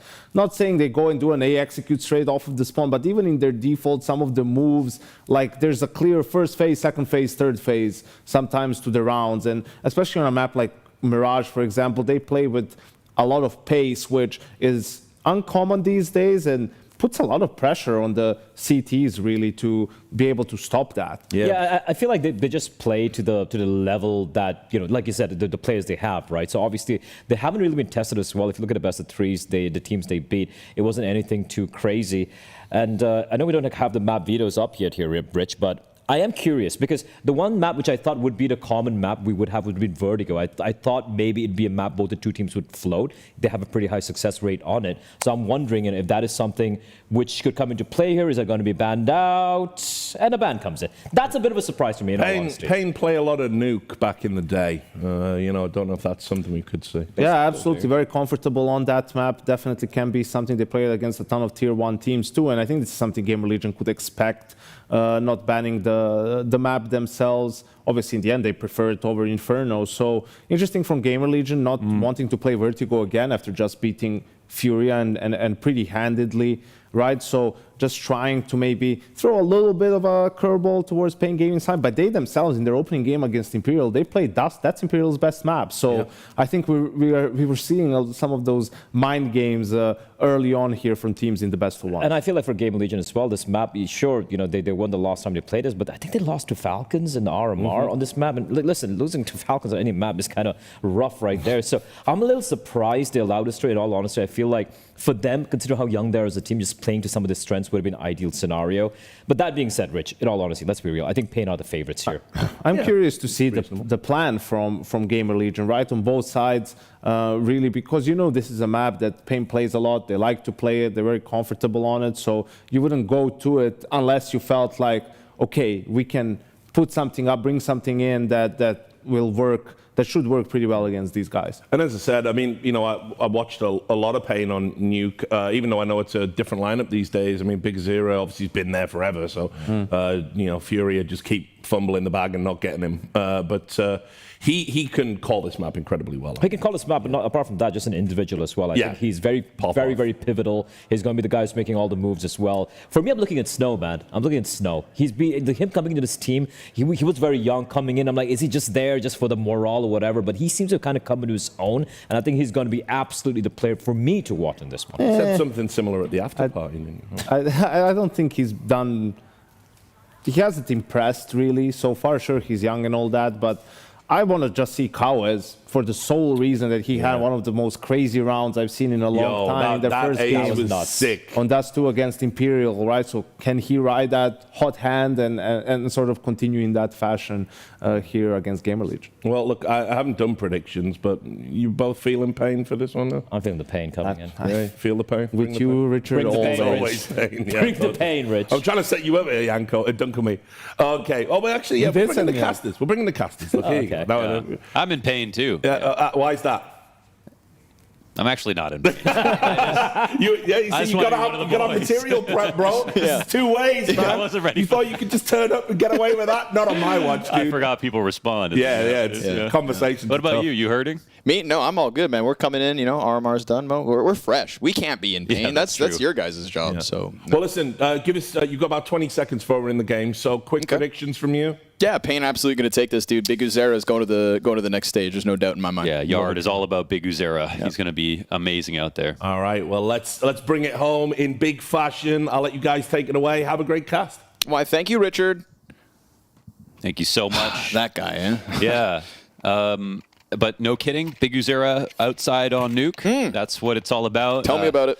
I think he's just he's sort of like, I call him Brazilian Donk. Yep. I call him Bonk. Yep. Okay. Big Uzera walking around the yard, doesn't need to tell anybody what he's doing. He knows exactly how to make these plays. He's amazing at it. Now we've got Snow showing that he can play on the stage. We got Kawes putting together that unbelievable ace earlier today. There are a lot of ways in which Pain could win this game. But that's not to say that GamerLegion are out. I think they're just going to require a little bit more teamwork. This is very much teamwork versus individual level. Pain are all about their individuals. Yep, I think that's a perfect way to put it. And I think that obviously GamerLegion, you know, they're trying to play this 7-map pool, dude. Their vetoes are hard to kind of judge because suddenly they come in and maybe exceed expectations. Right now, individual levels the way of NQZ. Can't manage to tap away a third. That's Flamus on close box. He's got 2 players back down. Secret, who are looking to come join him. Lux finally reveals himself to be inside of the garage with that blindsiding headshot. This isn't a bad place for GamerLegion to try and reclaim anything, considering this was 3v5. You got low HP on Volt and Slend, sure, but I mean, Lux, 1 point of health. If not for his 1 point of health, Flamus is still up. These 3 players hit that A site. All is good. But when we get into the creepy crawly launders, we get into that silent sneak. Yeah. Where both players are going to group up on single. Listen, they're going to open the door, they're going to pop a smoke. And they thought they would get away with the bomb plant, but Snow thrusts himself into the action, and now Volt is tasked with the recovery. This is still, of course, a 1v1. Snow could throw this. He is playing very lurky, but also I think he just needs to go out in the open. And Volt's going to try to look for him. There it is. Yeah, Snow finally hunts that down. Solid 2K, well played in this round from him. And Lux, 1 HP, but that 1 kill right before they went down secret, that made the difference. It's that individual level shining through. Look, man, I took a little peek at your homework, Launders. I kind of was checking out your Pick'em's arguments, and when you said, you know, Pain are one of those teams that kind of stepped forward back in, like, you know, like they had like the Rio crowd in terms of like crowd at an opening stage, right? This attitude right there, we saw it back at Cologne as well when Pain were finding some success. This is a team that kind of thrives on the energy and elevates to those moments. And I think that that is actually something that they have over top of a lot of the opposition at this stage. And unfortunately, I mean, I have a memory of, you know, ZTR getting pretty nervous in front of a crowd. I mean, and it also is a matter of he's not the player that he is today, so he can definitely be better, and he's got Ash behind him, and they've definitely done a lot, but there's no questions about Pain in front of a crowd. They love the energy. They soak it up. Snow obviously popping off with that little Beretta play downstairs, looking to make the most of it. Money to be made on the SMG here as they group up inside of lobby and look to reroute. I feel like you just saw a few bodies. They're going to try Hut instead, feeding themselves to the M4. I do think from the get-go, GamerLegion to have their hands full. I rate Pain's CT side and nuke in general pretty high. So I do think that this veto maybe have gotten away from GamerLegion in a way. A lot of vetoes today that, you know, teams are running into the other team's best map, hardest map to play on. But yeah, sometimes it's a matter of, you know, the map's coming, so do you spend the night prepping really hard from it, knowing that you're pretty good at it and you know it's coming, or do you try to take it somewhere else and maybe a little uncomfortable yourself? I'm always a believer you should just bet on what you think is best for you, and then even if the other team is good, you just play your best game and go for it, but that doesn't mean you're going to win. Just beat them. Just beat them. Just beat them. You only need 13 rounds these days. They take a nade as they approach to bottom silo. Towson doesn't seem too deterred by it. Creeps up alongside main. Nice wall of smoke timing. I like the timing he's got here creeping forward. This could very well catch them off guard. We see the CTs using nades in the background. But look, doesn't seem too ready.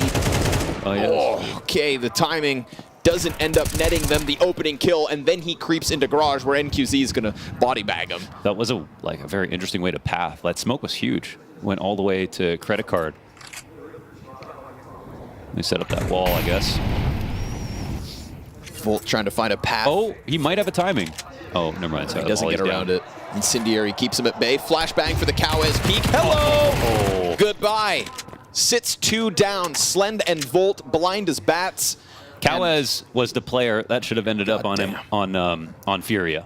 He was one of them that got lost. Big Uzera, Cowes. Yeah. No, I mean, Cowes was more free. Sure. Cowes was from their Academy League. Yeah. You know, Big Uzera they had to pay big bucks for, but they didn't capitalize on the opportunity. So, I mean, it's still FURIA and Pain in this stage of the major, trying to prove who's better, but a lot of people are very high on Pain at the moment. Hell, I mean, there's a lot of people high on MIBR more so than FURIA. You know, so we talk about FURIA as maybe the kind of org that's missed. It's just that they have the best player. Yeah, sure. But if it wasn't for that, there wouldn't be much else right now. Definitely looking at Brazil and kind of, you know, this was the conversation that I thought was interesting about this stage of the major. If it wasn't for the success of Brazilian teams at the PGL Copenhagen Major, FURIA would not be here.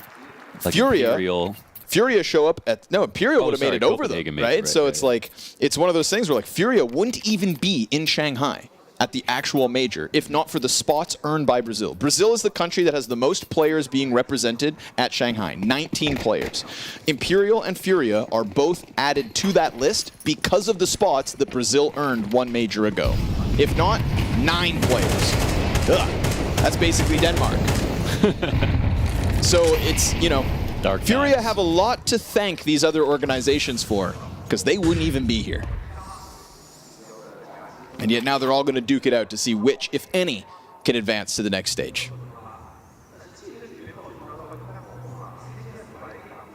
And on behalf of all of the Americas, thank you, Brazil. I would also like to say, wouldn't want to shade FURIA too much, because in history they have helped NA with some of their runs as well. Absolutely.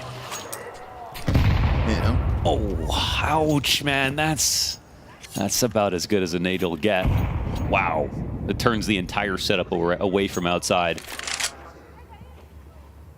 Paint won't even learn about it till later, but there's about to be a lot of assists in the kill feed.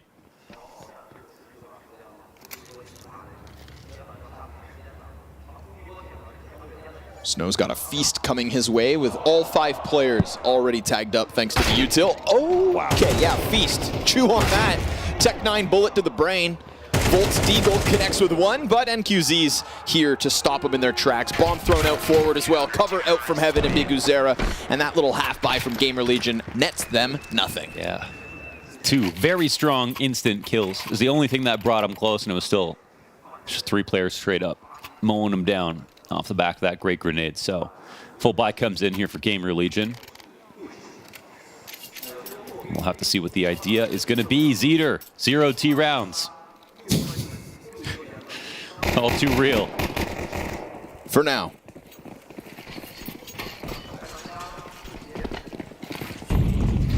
But a good buy. An early pressure on Squeaky. Smoke to make the vent threat feel real, but exposed by the frag grenade, and we're going to get pressure over towards ramp in attempt to recover the spray. Cowaz can't get the multi-frag, and so NQZ is going to try to slip in, catching wind of any potential B commitment, but he can't keep eyes on it, so banking on the solo door hold. Oh, it ain't pretty. Oh, Lux tries to go back in. Yeah, not pretty for either of them, but I feel like, you know, once the first shot's missed, like Lux can try to re-peek into that, but he kind of needs to get the frag from there on. Towson is a little low. Ouch. Pre-fire doesn't work out. Snow to replace BWE. BWE with low HP still gets his. Damn, feels like both of those frags could have gone GamerLegion's way instead, but we find Pain sitting pretty. 3v2 in for the retake. Now, BWE low health. Surely he's going to just set up his teammate for the trade. The util looking healthy. We've got still a smoke to put on top of the bomb when needed. But that bomb past the halfway point, they've kind of just let GamerLegion start to question in the silence. There's the swing out. BWE indeed traded. Flamus at a distance, trying to lock horns with NQZ. Molly on his feet. He's going to be forced into the other peak, and it's fine by him. Woohoo! Double kill, 1v2. GamerLegion on the board. Damn, stand up, Flamus. Nice, man. I know it was a rough go at the RMR as well at his first day. Sort of barely making it, and then ending up having a legendary run with his team.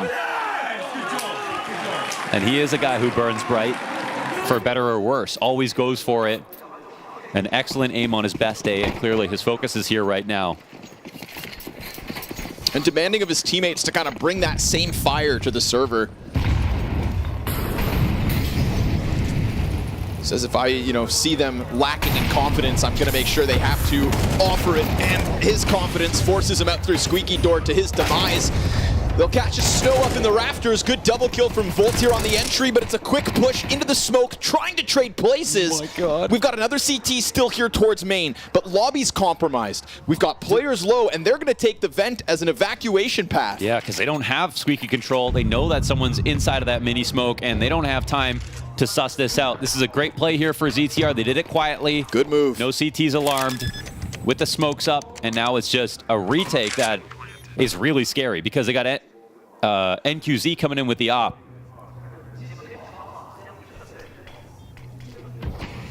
Do they chance what's left of this? Wow, Pain? they actually, that's it. That's the call from ZTR. It's perfect timing here to find that gap, and now Pain won't go for it. Damn. It's one of those moments where Pain obviously so happy to put on that pressure just by barreling out throat smoke to begin with, but then a 100-0 in the sense that they just let him slip away. Yeah, well, they couldn't see him, right? But like no pressure through, like even the additional main players playing sneaky. The guy in main was behind a smoke. He was just waiting behind the main smoke, and then the only guy upstairs, because pushed through Squeaky, but there was also a Heaven player. The guy Fur died. Okay. The guy Fur died, and then the guy in Squeaky ran out of ammo. So no Heaven peek. Just let him get away. I mean, I think they had every right to get down Squeaky without being spotted. I mean, unless the guy in Squeaky was going to push and the guy in main is going to push through. They both push through smokes and the Heaven guy pushes. That'd be kind of a weird play, I think. So I think it's just a really good call here for ZTR. 2 T rounds. Change the name.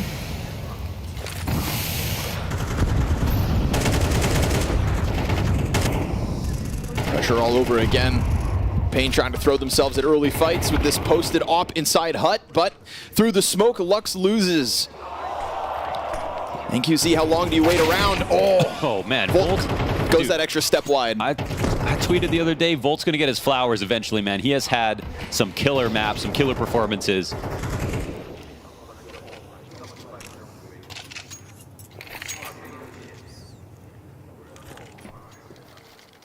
Such an impact player.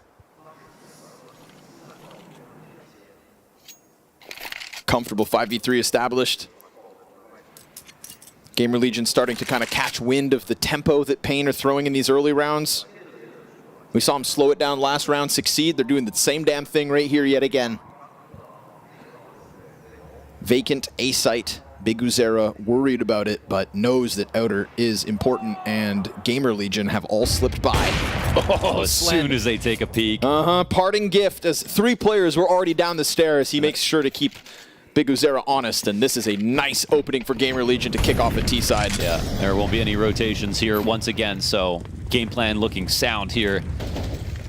They know when to take downstairs, and they know when Pain are going to be a little locked up. Of course, if Big Uzera found his kill, they would have freed up a rotation, both either to go through the vent or to trail behind them on secret, and then we'd have maybe a different round, but gotta give credit to GamerLegion for finding this gap.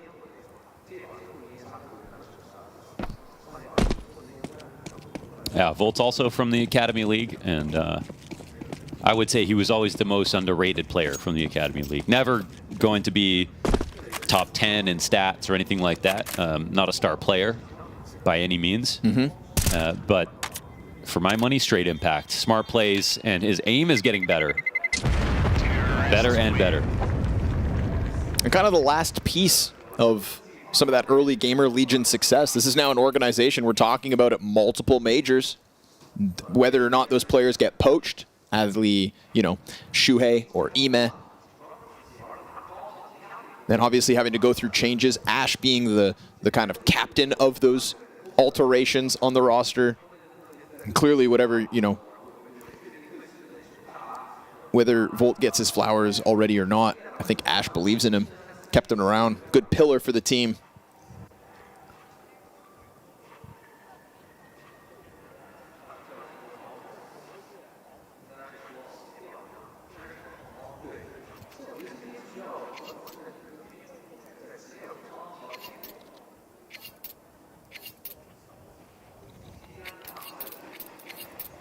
Of course, the newest roster as well, if I'm not mistaken. GamerLegion coming into the major, something like 60 days, I believe, with Towson.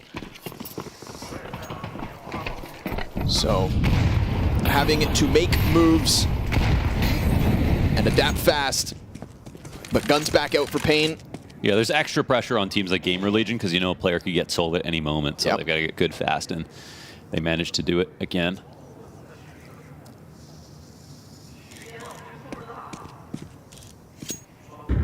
Damn. He's playing with fire right there.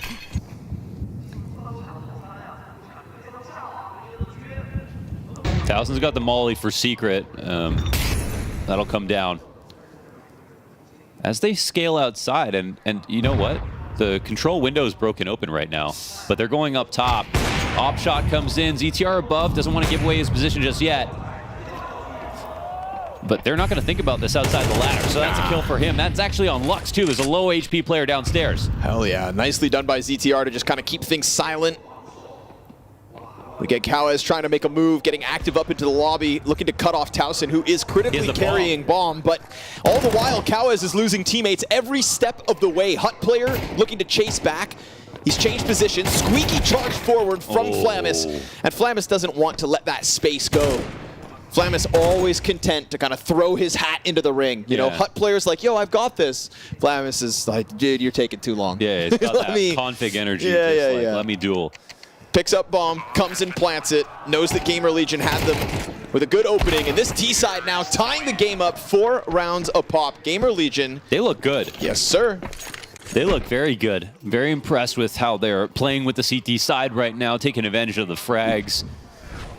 Not giving too many raw duels in the mid-round moments. And when they're coming, though, they're going in favor of GamerLegion now. Painter getting caught off guard a lot.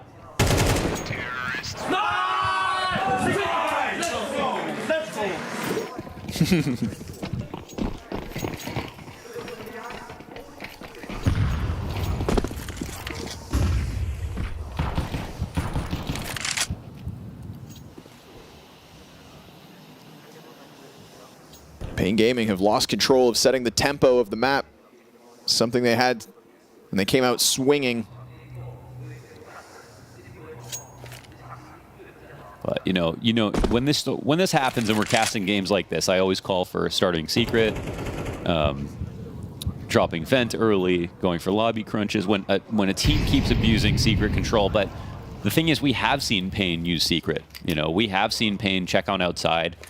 They're not shy in this area. It's just that GamerLegion are still winning despite that, which makes this even more impressive.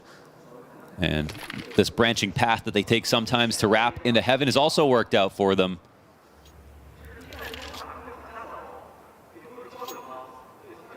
This is a great place to go, especially on the anti-ecos. I mean, there is a rifle available, but... Interesting snow, though. Yeah, it's just the timing is everything. Hey, he's got the cover. One. You can't get wall banged out from that corner, so ZTR gets the trade on the repeat. Lux's M4 able to catch Volt's head, looking the wrong way. More damage in lobby, but Flamis survives the onslaught, and Big Uzera with Kawez to the 2v3. Now, the damage has been done. Yeah, if they molly the vent, oh, okay. He was in a position to actually jump out of that, but... Yeah, he like peeled back at the wrong time and then no longer was moving forward the option. So ZTR maintains control of heaven. Kawez down beneath him.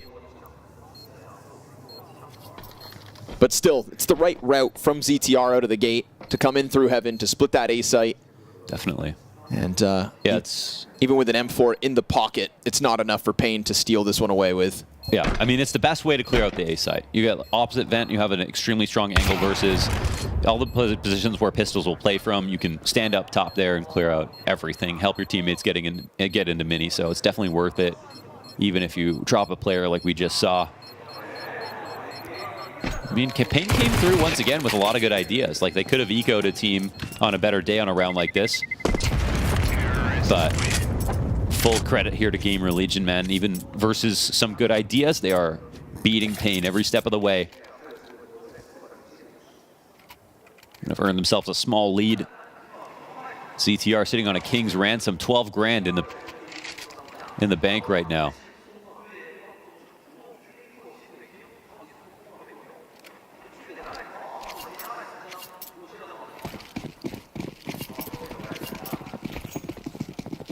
It's really interesting to see a team like GamerLegion with lesser experienced pieces trying to play maps that kind of catch us off guard at times.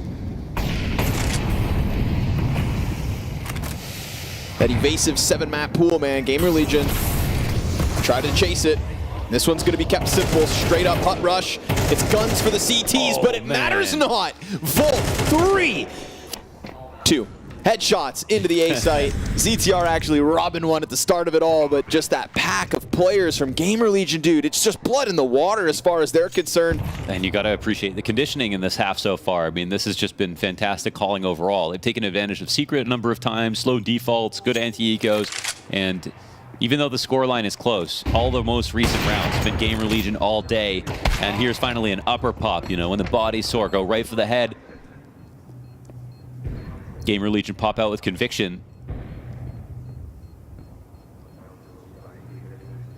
And they give Pain the round that they were looking for earlier. Love this T side so far. I expected Pain to clean up on the CT side, but This is GamerLegion knack for finding these IGLs, maybe the ones that are not getting the bigger opportunities and giving them runway. Ash comes out and goes, when I met CTR, he wasn't a tier 1 IGL. That's going to be his quote. He's on the blade path. And Ash making waves as a coach. It feels like he's kind of entering the conversation and getting some credit where credit is certainly due. Always tough to kind of give coaches what they deserve because there's always this uncertainty as to what they bring to the table. But with Ash, you know that he's making calls on the rosters and also kind of making the best of lesser experienced players. And let's face it, he's got a YouTube channel. We know a little bit more about him. Yeah, fair. That content machine. Towson catching the opening kill this time, so no matter what Pain try to do about Outer, come at it from different angles, go for a boost behind Blue. It is still just GamerLegion sharp as ever, honed in on what could always be that first fight. And in this case is, again, a man advantage. As we hit round 11, there's finally some B pieces in place for Resistance, but it doesn't look like they're going to get away with much. Snow to be found out inside of the vents as they burn him out of the corner, but there is a good pounce from BigUzera at least. We go 2v2 as his teammate tries to make it down the vent ladder. They're going to come running up. Keep your gun out, brother. Incendiary drop. Flamis comes out from the outer wrap, and as those flames burn out, that bomb certainly inbound. BigUzera intent on the clutch, walking up to this, knowing when he'll be heard. And a BigUzera clutch is not something that's too much to ask for. Oh, but man, Flamis goes into heaven as well. How's BigUzera going to figure this out? Let's see. He shouldn't be able to, but if anybody can, it is BigUzera for Pain. Considering the squeaky push instead. And a chance to scoop up that much needed kit. 3 kills deep for BigUzera, trying to do it all. And as he continues to carve this path closer to the bomb, it's just this uncertainty as to where the hell he is at. He has cleared everything other than heaven and main, and still he doesn't know. The flash comes out from heaven. Wait. Oh my god. Flamis in with the duel, and GamerLegion taking a 7th. Not gonna lie, the flash is a little crazy, but I'm here. Hey, look up, sucker. But he still had time on his side. So. It was almost like taunting him. Yeah. Too slow. What an awesome T-side here from GamerLegion.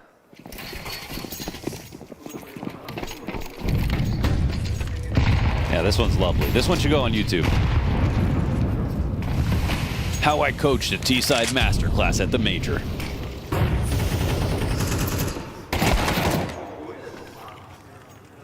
Ash, how I made kids into killers. We go 5v4 here for Pain. Maybe a parting gift for GamerLegion. Maybe a round of pity, perhaps. One for the road, Pain. As it was momentum out the gate. Aggression as well was definitely stopped. GamerLegion prepared by those early blows Pain were willing to throw at them at the start of rounds. And man, they have not looked in the rear view since.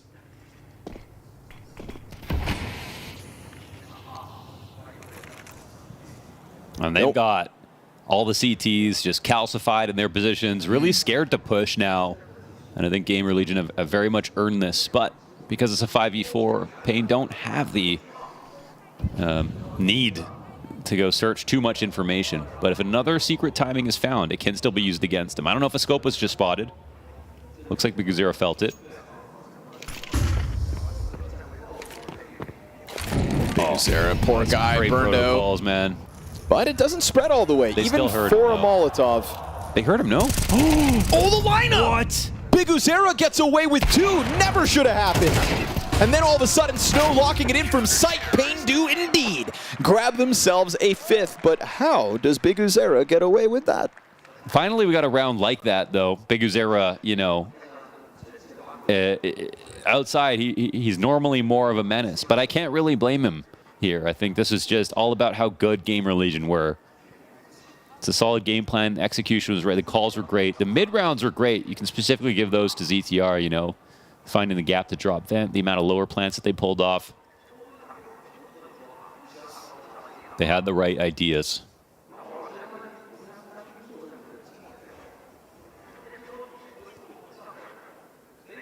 So it looks like teamwork might beat that individualism that Pain sometimes lean on.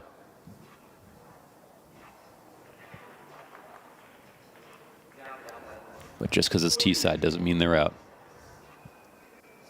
Worst thing GamerLegion could do is get ahead of themselves now, but I mean, talk about a contrast.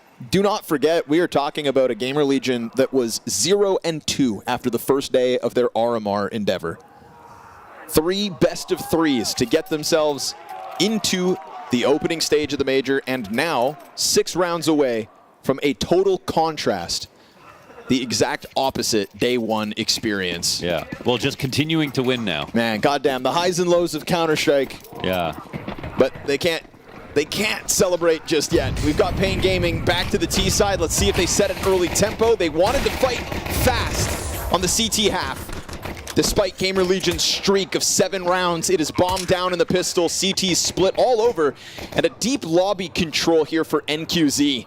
But it's not one, it's 2 players approaching from ramp. Slend certainly gonna come clear this, and he catches him with a flash, smoke in hand. That's main smoke for a second time. Snow able to pick up that slack as Kawez comes through with the hold of lobby, and Pain kick it off. That's both pistols in this best of 1, and if they can convert it again, then surely they still have a chance here on Nuke. Yeah, that's a great thing to bring up. I mean, you can have as cool a T-side as you want, but we saw how close the half was regardless, because that good start from Pain. Pistols matter a lot in this game. They mattered before, you know, and now they matter even more in MR12. So if Pain, we could talk about how great GamerLegion played, but Pain win the right rounds, they can still win the map. We've got GamerLegion buying down now. Couple MP9s in hand. Yeah, confident at the first half. Try and rob this one off 2 MP9s. Still a smoke for Slend if they want to slow it all down, but Biguzera's Mac 10 scares me. The bigger, badder Mac. Absolutely tore through opposition back on Dust 2 to begin the day.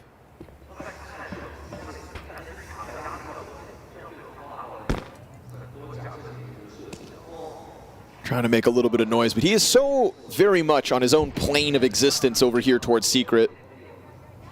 And the CT's not biting on his movement. They're just waiting for him to come to them. And it's a one and done from Biguzera. So one of the SMGs revealed to be downstairs. The second right here in the hands of Volt as he tries to set up Towson. Unlike lower, in this case, it's SMG first contact and pistol to catch them off guard.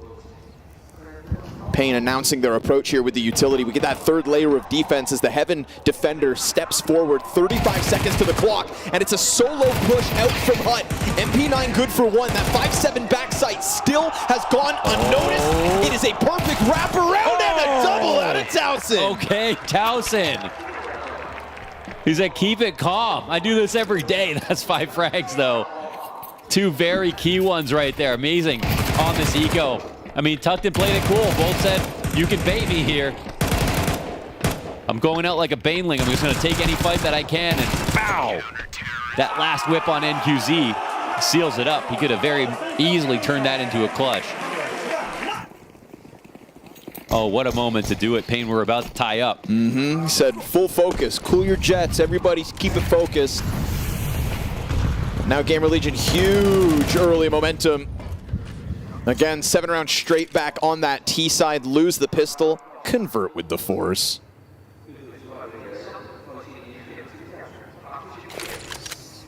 Two M4s in the mix. Those stolen Galils looking good in the hands of GamerLegion.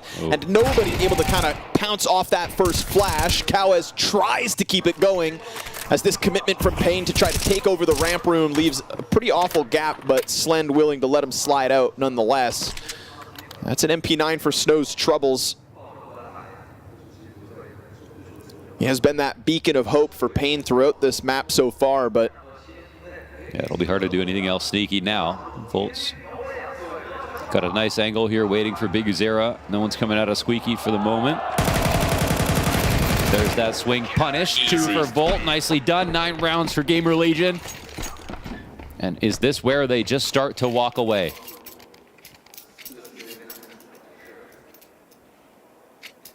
Losing to the pistols in a game like this is not a great sign for Pain, man. No. GamerLegion have already shown so much quality. Without the 2 pistols, oof. game might have been over already.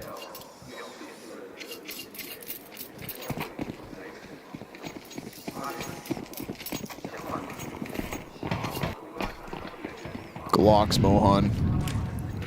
Dirty, filthy Glocks. And double digits. Passion UA could win this round. Maybe with 3 Deagles. Complexity's 0-2. I feel like your gun should evolve every time you get a kill. What do you mean? To Like more expensive. Like it's like a Gundam or something? To stay in the category, but gets better and better. Does Tech 9 to Deagle. That's what CS is missing, Connor. Attachments, you know, you like unlock grips and silencers. Go play Call of Duty. Can you do that in there? Yeah, the more kills you get, the more attachments you earn. Put a noob tube on that bad boy. Do they just start appearing in the middle of rounds? No, but in between maps, you know. I don't know, I don't play Call of Duty. I can't even spell COD. Hiding like rats behind this red box. Gonna be burned out. Towson's like, come on, boys, let's get it done with. Yeah, let's play CS. We are on the road to victory, and they decide to crank the dial. Clean up shop, Pain stuck on 6. As GamerLegion have felt in full control of this game since round 5. It's very hard to make Pain look quiet, you know, even as an underdog. In a matchup like this, I expected them to take over, but GamerLegion, they have the keys. They really understand what make Pain tick right now, and they have they've got Biguzera in a quiet game. They've got Snow at the top, but you know, not by much. The individuals just are not shining through. They can't find these openings, these lurks. Oh my God. Okay, this is a round-winning timing here for Cowez. But someone's got to supplant this. They left this open completely. Volt's coming back, but he's going to be exposed to it. Yeah, freebie as the knife gets pulled. Wow. Cowez doubling down onto Towson. We got a lifeline here, folks. Pain, double entry. No contest to stop that bomb coming up. This A take is all made possible. Brought to you by Cowez. Yeah, just a lurk through the smoke. Just as I mentioned, those timings that they can find normally, well, here they've got one. So it's a lifeline. It's actually a massive lifeline because it's not a close round either. They'll save some money here, make this excruciating for GamerLegion.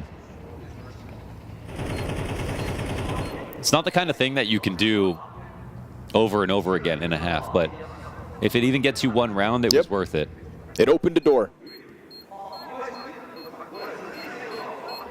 Slip in, slip out, one more round added to the count, but not going to get away with all your guns.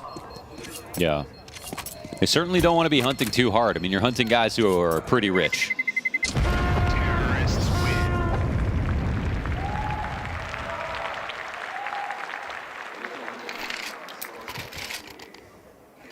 Cowez and Snow, though, have been the 2 beacons of hope here for Pain in this BO1 endeavor. But like you said, so rich, man. Look at that rebuy. Everything they could ask for. GamerLegion still comfortable and will continue to be as Ash gets a chance to talk. Yeah, they had 3 saves. It's cozy.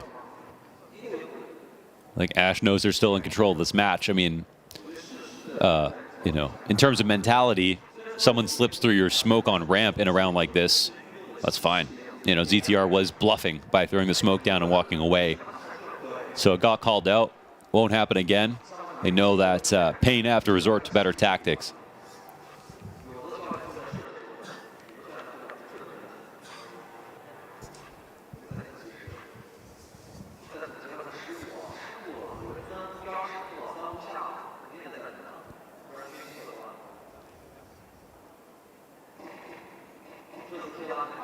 I couldn't tell you what the call is going to be on this round here for Biguzera. There's still a lot to be discovered about Pain's T side so far. Flam is playing on that close smoke. Yet again, trying to interrupt this outer play by Pain. Ooh, almost exposed. Right off the mark, and Big Uzera still zones him in for the opening kill. Didn't need to see him. Knew if he was indeed hiding, that's the one spot he could have been at, so it's GamerLegion to face the 4v5. Yeah, that is a pretty great punish. It's a default, nothing else to do. Why not spam that smoke down? Don't think they ever got visual confirmation of the push, but they could smell them. Yeah, exactly. An inkling all Big Uzera needs. Playmaker for Pain, no doubt. Trying to throw himself up into the top of the board alongside Cows and Snow. Big Uzera will be given a chance to continue on. Towson's able to stop him, though, on that smoke. Whole pack of players on the other side. All watching. And exposed to 3, so doomed. As Slend is given a chance to probably save this op. Cowes clears the path in A, and Pain are answering. Big time. Now, it's a much better round in terms of how they find the aggression out of GamerLegion, who are a team right now in the lead. They want to keep the energy high and show that they're in control of the outcomes of these rounds. Getting early picks makes things easier. Pain come through with a perfect counter to that idea. But still at a deficit, still on T side. They know there's still work to do. But at least we don't have to call this game done just yet. And for a moment there, it felt it. Especially with that force buy in the second half, GamerLegion given a great chance at this early CT side. But Cowes opened the door. That lurkout ramp gave them enough money, put the CT's economy in question. Yeah. And Pain making the most of a T side. Don't put it past them to peel this one back, because Big Uzera is starting to kind of find that groove outside. He may have been muted in the first half. They got past him, that's for damn sure. But we see it in this one, finding that opening kill next to Main, doubling down as he pressured through that wall of smokes, creating space for his teammates to come through with another round. 2 points the lead, that's all GamerLegion hold on to. But still, all that money that we alluded to as well, that'll certainly help. Rebuy made easy for the CTs. Pain were that team, I think, in Copenhagen where it was so hard to predict how well they were going to play because, like, there were no matches versus European teams. Yep. You know, you just like, they look good, I guess, but who are they playing? Same thing happens here, except now we remember the Copenhagen Major and you realize Pain are a threat versus anybody. They don't play differently going up against teams they don't regularly practice against. They keep the same energy, even when times get tough. And I talked about their individual level, but they're also thinking here. Forced to think in the response of GamerLegion's players. Oh, Cowes trying to find an opening here. Volt's able to get back into the cover, but still a little pressure on the A site to keep GamerLegion on their toes. Another wall of smokes to come. Now, this is either going to be one of two things. They take this or they go ramp, and I think that baited some utility out. Upper, obviously, is really nice to be able to do. One nade comes down early. They could still cross after this, of course, so GamerLegion, they can hold their attention. Second nade to pop it open. 2 times they've exposed the other side of the smoke, but both times no contact back there. They saw the utility getting used, so they know there's somebody, but it's just a Big Uzera lurk behind Main. But Flamus is so key in this position because it is going to be a wrap into Mini. Oh, ZTR seeing the inklings of the commitment, but Flamus, big pickup. Now he can deal with the main pressure that ZTR has to be exposed to. Snow, clean entry. NQZ with the trade. We've got Heaven support and 2 players back sight. Oh, what a Slend shot! Taking one to the head. Can Towson do it again? As he did, back in the force, but exposed! And NQZ makes the difference. Not this time, Towson. Yeah, Towson went out a little wider. If that bomb got planted a second earlier, he would have been able to full punish both players in that spot, but instead Pain come ahead with that one. That's a nice kill from Lux, man. Kept eyes trained on Heaven. Had a pixel peek from the Opera up there. Took his head off with 1 bullet. Down to the wire again. But now it's getting a little scary for GamerLegion because this one takes away all that money they had built up. All while Pain builds cash flow of their own. 5K surplus on NQZ.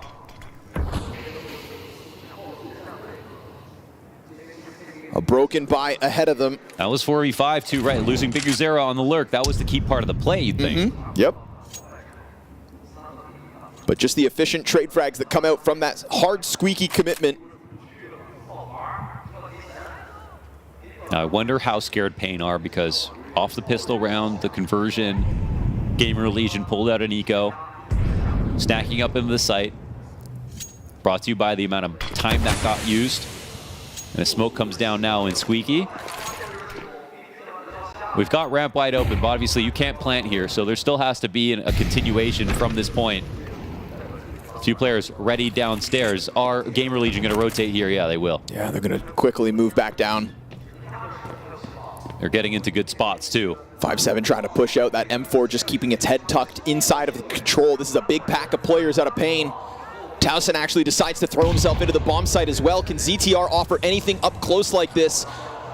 30 seconds to the clock. It's a free frag. Towson gives the cover. ZTR starts to swing out. Still, they're tethering nicely, and the hell push is starting to get into the back line of Pain. Towson down beneath with a triple kill. Pushes Cowes into an unthinkable 1v4. Distracted by the pistols. GamerLegion take themselves 11. They made it happen again. Look how scared they had. Pain walking around slowly inside of the lobby. Smoke Squeaky off at the perfect time. Had the lower rotations ready to clear outside. And as a doubling effect, they could clear outside, they could come back to lower at the same time. They were useful in so many ways. This is all the markings of a great eco round. And showing you how much you can do if you put your players in the right spots, regardless of what guns they have. Of course, that M4 helps out a ton. But still, it's the first execution right out of ZTR on Big Uzera. Him dying as the first player once again. That's going to strike fear into your hearts if you're Pain. For a moment there, with Towson playing it back on control, I was worried that ZTR was going to kind of get left to his own devices, and even if he got one kill, not nearly as much trade potential as this move from Towson. Instead, thrusts himself forward into the pack, plays off ramp, huge triple kill from the biggest weapon on the field for GamerLegion in a much-needed bounce-back moment. Just when the money dried up. Yes, just when it all seemed to be falling into the hands of Pain, look what they are left with. Pistols on the side of the T's, and a 12th round to be had here for GamerLegion. Critical moment. Towson steps up, the newest member of GamerLegion in the newest roster at the Shanghai Major. And a huge round to stamp his name on. Flam is busted open by NQZ. We want to talk about solo rifle moments. Well, here's one out of the Brazilians. Yeah, that's a killer shot. They're going to try to slip a player down through vent. Oh, NQZ catching an additional kill. Now these pistols could flood into the A play. Yeah, Slend not able to get into the A action as he's just been relegated into hell. And he may still find one, but you'd think A site's under wraps. You'd think. They don't climb over. They go main instead, and that opens a door for Slend. If there was somebody outside this door, if there was somebody still down beneath him, he doesn't get to peek into A. But with bomb planted, he will still have a chance to snap a player off this site. Oh, there are some pistols here, but it would take a massive mistake still. With 4 players, an op up in heaven, Towson is waiting for the chance to support. It's a big if. But as long as Pain let the time bleed down, there's no way that GamerLegion are going to get the kills in time. They didn't put somebody heaven, but you can still see it's in the back of Slend's mind. This entire time, they have completely taken over Outer. With those 2 kills from NQZ, we go right back to the Pain train. Yeah. The momentum rolling forward. I've seen some clean shots out of him. Definitely. This one becomes 10, and suddenly... yeah, the results up in the air again. Yeah, GamerLegion are in the lead, but Pain have already shown us some good stuff on T side. GamerLegion have done the same thing. Yes, Pain have needed a little bit more assistance in the pistols just to even keep this close. But now at this point in the game, it doesn't matter what's happened up until here. People are going to be buying down to their last dollar. And if the early part of this next round doesn't go well for GamerLegion, they might go into a quick save. Surely. They've done more with less, but they have to concede. Surely. But it's a big if, whether Pain are able to throw something out of the gate. I've also got 2 amazing finds on Big Uzera as the opening kill. Will that happen again?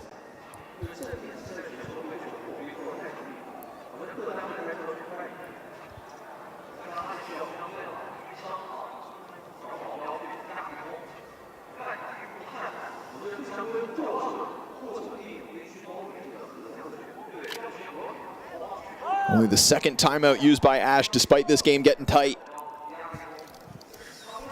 He's just a chill guy. Still got the lead, no sweat. But pressure mounting. Slend, op, outer, sees a glimpse of a T, and Big Uzera again. Dead again. Man. A little too comfortable as he oversteps in that gap. Wait a second, though. Towson pushing through the smoke. Cowes doesn't have any kind of vision because of the CT smoke indoor. But they do cross. How many times with this wall of smoke up and nobody actually went downstairs, but this time Pain make the most of it. Yeah, they've also won a 5v4, or sorry, a 4v5 here without Big Uzera. Waiting for some kind of CT aggression as they allow for Pain to just try to play this lower contact. There have been many rounds where GamerLegion keeps somebody in one of these corners. CTR clocking in for his shift inside of lower, ready to get committed. Oh, yoy. They bump into each other. That one's for control stairs, doesn't land. Having to burn a second Molotov as they try to continue this pressure, getting closer to this B site at the 40-second mark, but even that just delayed you for 10. But they're just baiting downstairs. They want to pull 2 rotations here and hit upper. They figured out the vent. Towson, eyes on you. He's got Slen coming back in from heaven. He's got ZTR behind them. Nice shot as the blind is only half, but that vent player's dropped. Slend into the backside, pressure is on. Cowes getting closer, missed shots out of the offer, and Flamis is able to stop one. Bomb gets scooped back up as he tries to expose it through the smoke yet again. It's a quick move from Lux as his hands will be busy for the plant. Oh, the time is crazy. ZTR baits out a little bit of action. We get that quick glimpse from the T's on site. This is the right play for Lux. Trying to make the chase towards ZTR, who was able to slip out, but that quick mini distraction. It is a Cowes 1v3 or it's GamerLegion 12. And as Cowes has gone off of the site, he's been found out by the retake. GamerLegion move forward to the 12-10 lead. Man, when he was pushing towards Squeaky, they were so ready for him. I was thinking, in this 2v3, gotta make something happen, but gotta give credit to GamerLegion. So careful about that moment, waiting for the smoke to come up on Mini as they are pushing out. Big Uzera dying again in the early round. That shot is unreal from Slend. After image flash on him in heaven. Cross though from that door player. And NQZ arguably not needed to take the site as he steps forward and exposes himself to main. That's man advantage given over. That's so well played. If Lux gets to opposite vent in that spot, then they're in a great position. And then you got Cowes at full strength. They can fight into mini. They don't have to worry about Squeaky as much. And that 2v3 might be more doable. But GamerLegion, they do it so perfectly. Protocols, the patience and the timing, and they had the kills to wait. And they followed through with that. You can see the calmness on this team. And poor Lux, man. Main smoke fading as he was about to lock in the Squeaky duel, but then he sees the second player. Yeah. Oh, it comes down to a minute moment, and GamerLegion make the most of it. 3 players alive in that last one. It's a comfortable buy to try to close. It's free AKs for the defense, and it's unfortunately for Big Uzera been one too many rounds where he is not able to get anything going, and Flamis locks in 5v4 again. Beautiful timing. Clipping Cowes' wings in the deep lobby position. Bah. Surely that won't cost them too much. Surely. 2 CT smokes in the back of this bomb site gives them room to work with as they just try to charge this one towards ramp and Snow. Wow. Just on his own into the huge headshot to ZTR, but Slen not going to let them get downstairs for free, and Towson's here to support. It's of course Flamis into the dark corner, trying to hold on as the last 2 Ts attempt to take this site. It's a headshot out of Flamis and a trade from Lux.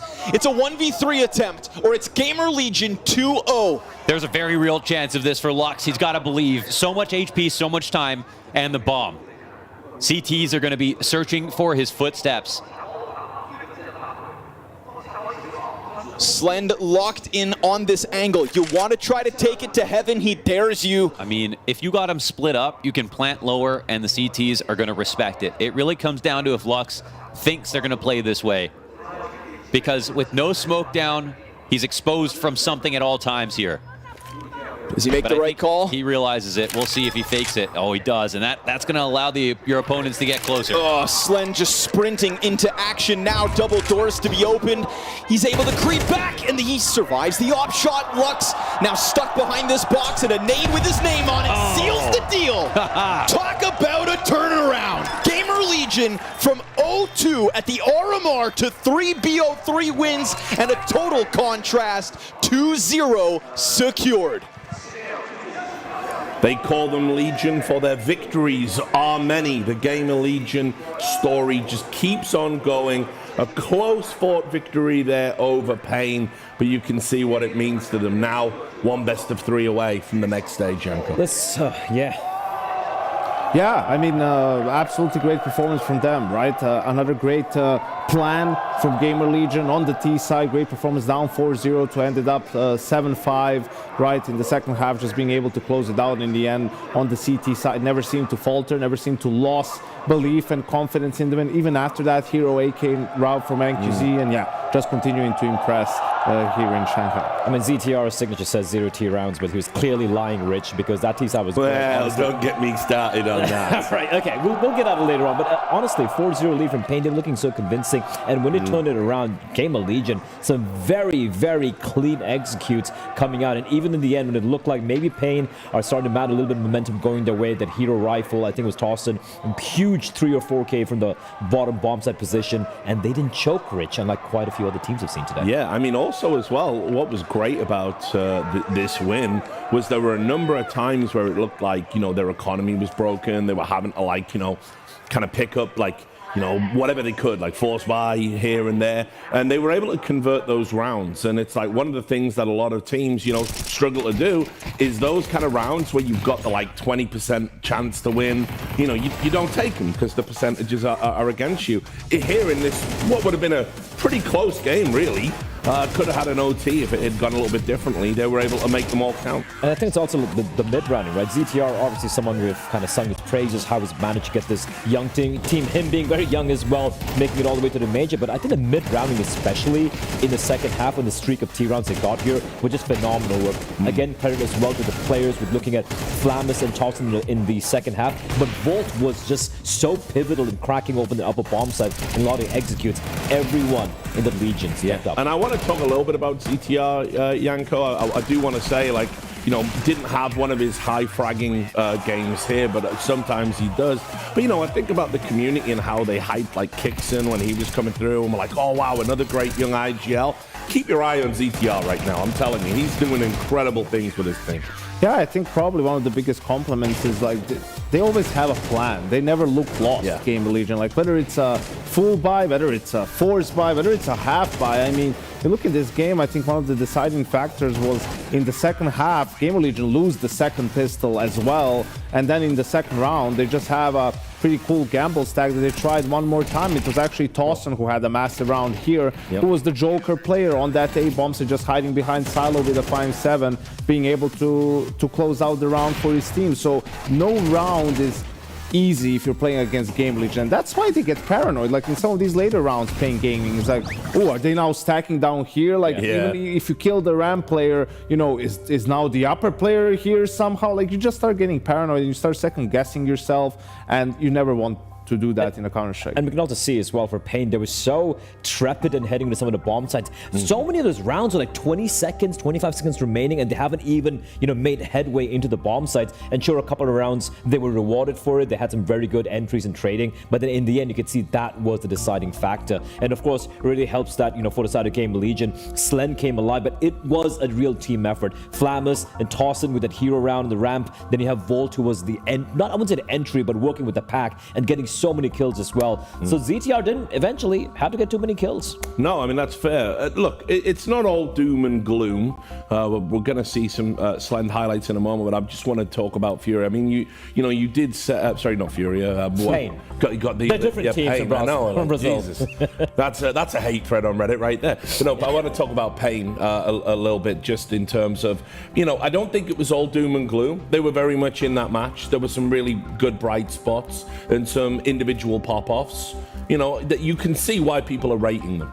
Yeah, I think so. I think they got outplayed, which is hard to do when you're up 4-0 on CT side and only to win one round after that. But GamerLegion did a great job first of winning the initial rounds and then just calling some set rounds at perfect times, whether it's the A pop, whether it's then doing a slower sort of yard wrap and just putting pressure there. So, when Pei wanted to strengthen that A defense, that's when GamerLegion's focus was on yard. When they were trying to play more for yard, that's when they hit them on the fast A pop. And, it always felt like they were a step behind in that first half. Yeah, they're absolutely catching up, but also it's even when they seem to have a read, they had like 3 plays on upper bomb side, for example, the executes coming in from GamerLegion.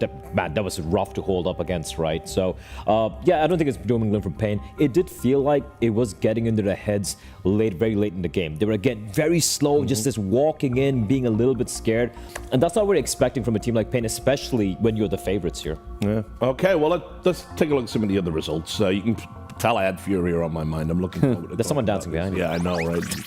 Unbelievable game. But anyway, there it is. You can see confirmation on your screen. The Pain GamerLegion 13-10 to GamerLegion. Liquid were able also have a narrow victory over Wildcard. Passion we saw beat Complexity, and Cloud9 manhandled Fnatic, and that was the one for me, which is that's probably the worst I've seen Fnatic kind of beaten in a while, and Fnatic aren't exactly great. Yeah. So. I mean, they've been beaten in a while by a lot of other teams, I guess. But yeah, I think the Passion win for me, at least on the A stream. I think that was absolutely phenomenal, obviously. And of course, this upset, we might as well say, from GamerLegion. Great stuff. I think it is reasonable to call it that. We can take a look at what happened on the secondary stream, just in case you weren't able to see it all. It's just happened. This is why I slipped up and said FURIA, because I was convinced Imperial were going to somehow hold their nerve and beat FURIA. They've managed to secure the win 13-11, one for Cello to forget about as well. That was a horror show. Virtus.pro beat Rare Atom, the Chinese team, obviously 0-2 right now. And then, of course, MongolZ, Blair's favorite team, he's loving it. They were able to beat MIBR in like really good, handy fashion there. And FlyQuest, they say F your pick'ems, I believe. My second favorite team, by the way. Yeah, I know. And they're really defying all expectations. A comfortable win over Big. I mean, we haven't even talked about FlyQuest. Let's give them some flowers as well, pay a little bit of attention to them. I think there were a lot of people's, 0-3s. I think a lot of people felt, yeah, okay, you're coming out of that region, but how good are you actually? Definitely exceeding expectations. I think the most impressive thing is, every time they come to play, of course, they were with us in Copenhagen, it's always like, oh, they're just going to play to say F your pick'ems to everyone, maybe get a win and just capitulate, basically. They played some of the best CS I've seen today from them. I had a chance to watch a big game. Man, they completely outcalled and out-aimed Big in every department. I think people just don't really pay attention to the games. I mean, they just stick to old narratives and, don't see the teams like changing, progressing. Just adding Dexter to that team was a massive change. And then going to a real organization in FlyQuest, like being able to boot camp in Europe for multiple times over the year, on top of already playing more tournaments there and spending time, has definitely helped elevate their level of play. Winning the Challenger in Atlanta boosted their confidence, and then there was just a huge weight off their shoulders to go through the RMR. After losing the initial best of one, they failed to make it to Copenhagen right after bringing Dexter. So they're playing like without any pressure at the moment, and we always say like that's a big part of winning Counter-Strike games. And I feel like unironically, them not making it to Copenhagen, losing to Vision, was perhaps the best thing that's ever happened to them in a very long time. Because for them, it was always that they were in the Greyhound thing, that yeah, we're going to make it to the major, Asian RMR, sure, we might lose to Mongols, but we're better than everyone else. They failed there, they struggled a little bit. That was such a slap in the face that, they had to only get better or eventually fall apart. And it's good to see that they've taken it in the stride and they actually gotten better. And I want to talk about MongolZ just quickly as well. I was saying when I did the event in Finland, I was talking a lot about MongolZ. It should have been a layup for them, really, if you think about current form and everything.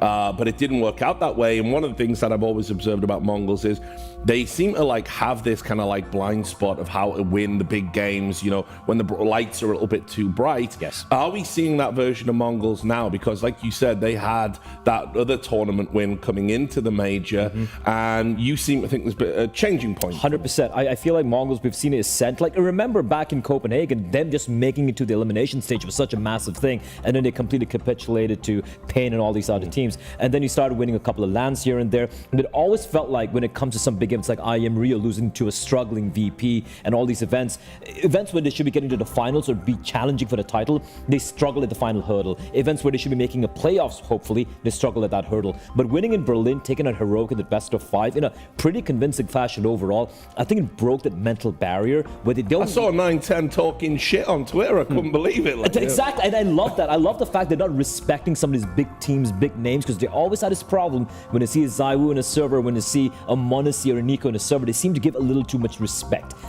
They need to stop doing that, and I think they're doing that right now. Now they're starting to believe, Richard, that they can win. Okay, well, how far do you think they can go here realistically? A lot of people's 3-0s for this stage.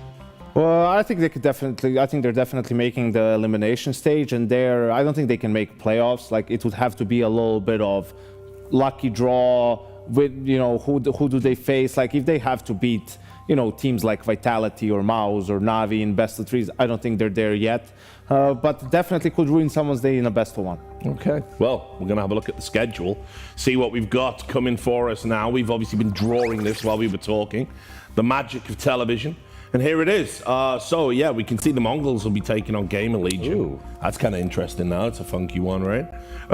We've got Rare Atom versus Fnatic. How bad can things get for Fnatic? Surely not. Surely they win this one, Rich. Surely. I mean, you would think so, but... Listen, I'm saying this against an Asian team. They should absolutely have this one. Blame has got this. FURIA versus Wildcard as well there, in obviously the middle of the pack best of 1s. And Virtus.pro versus Big. Old friends. They know each other pretty well.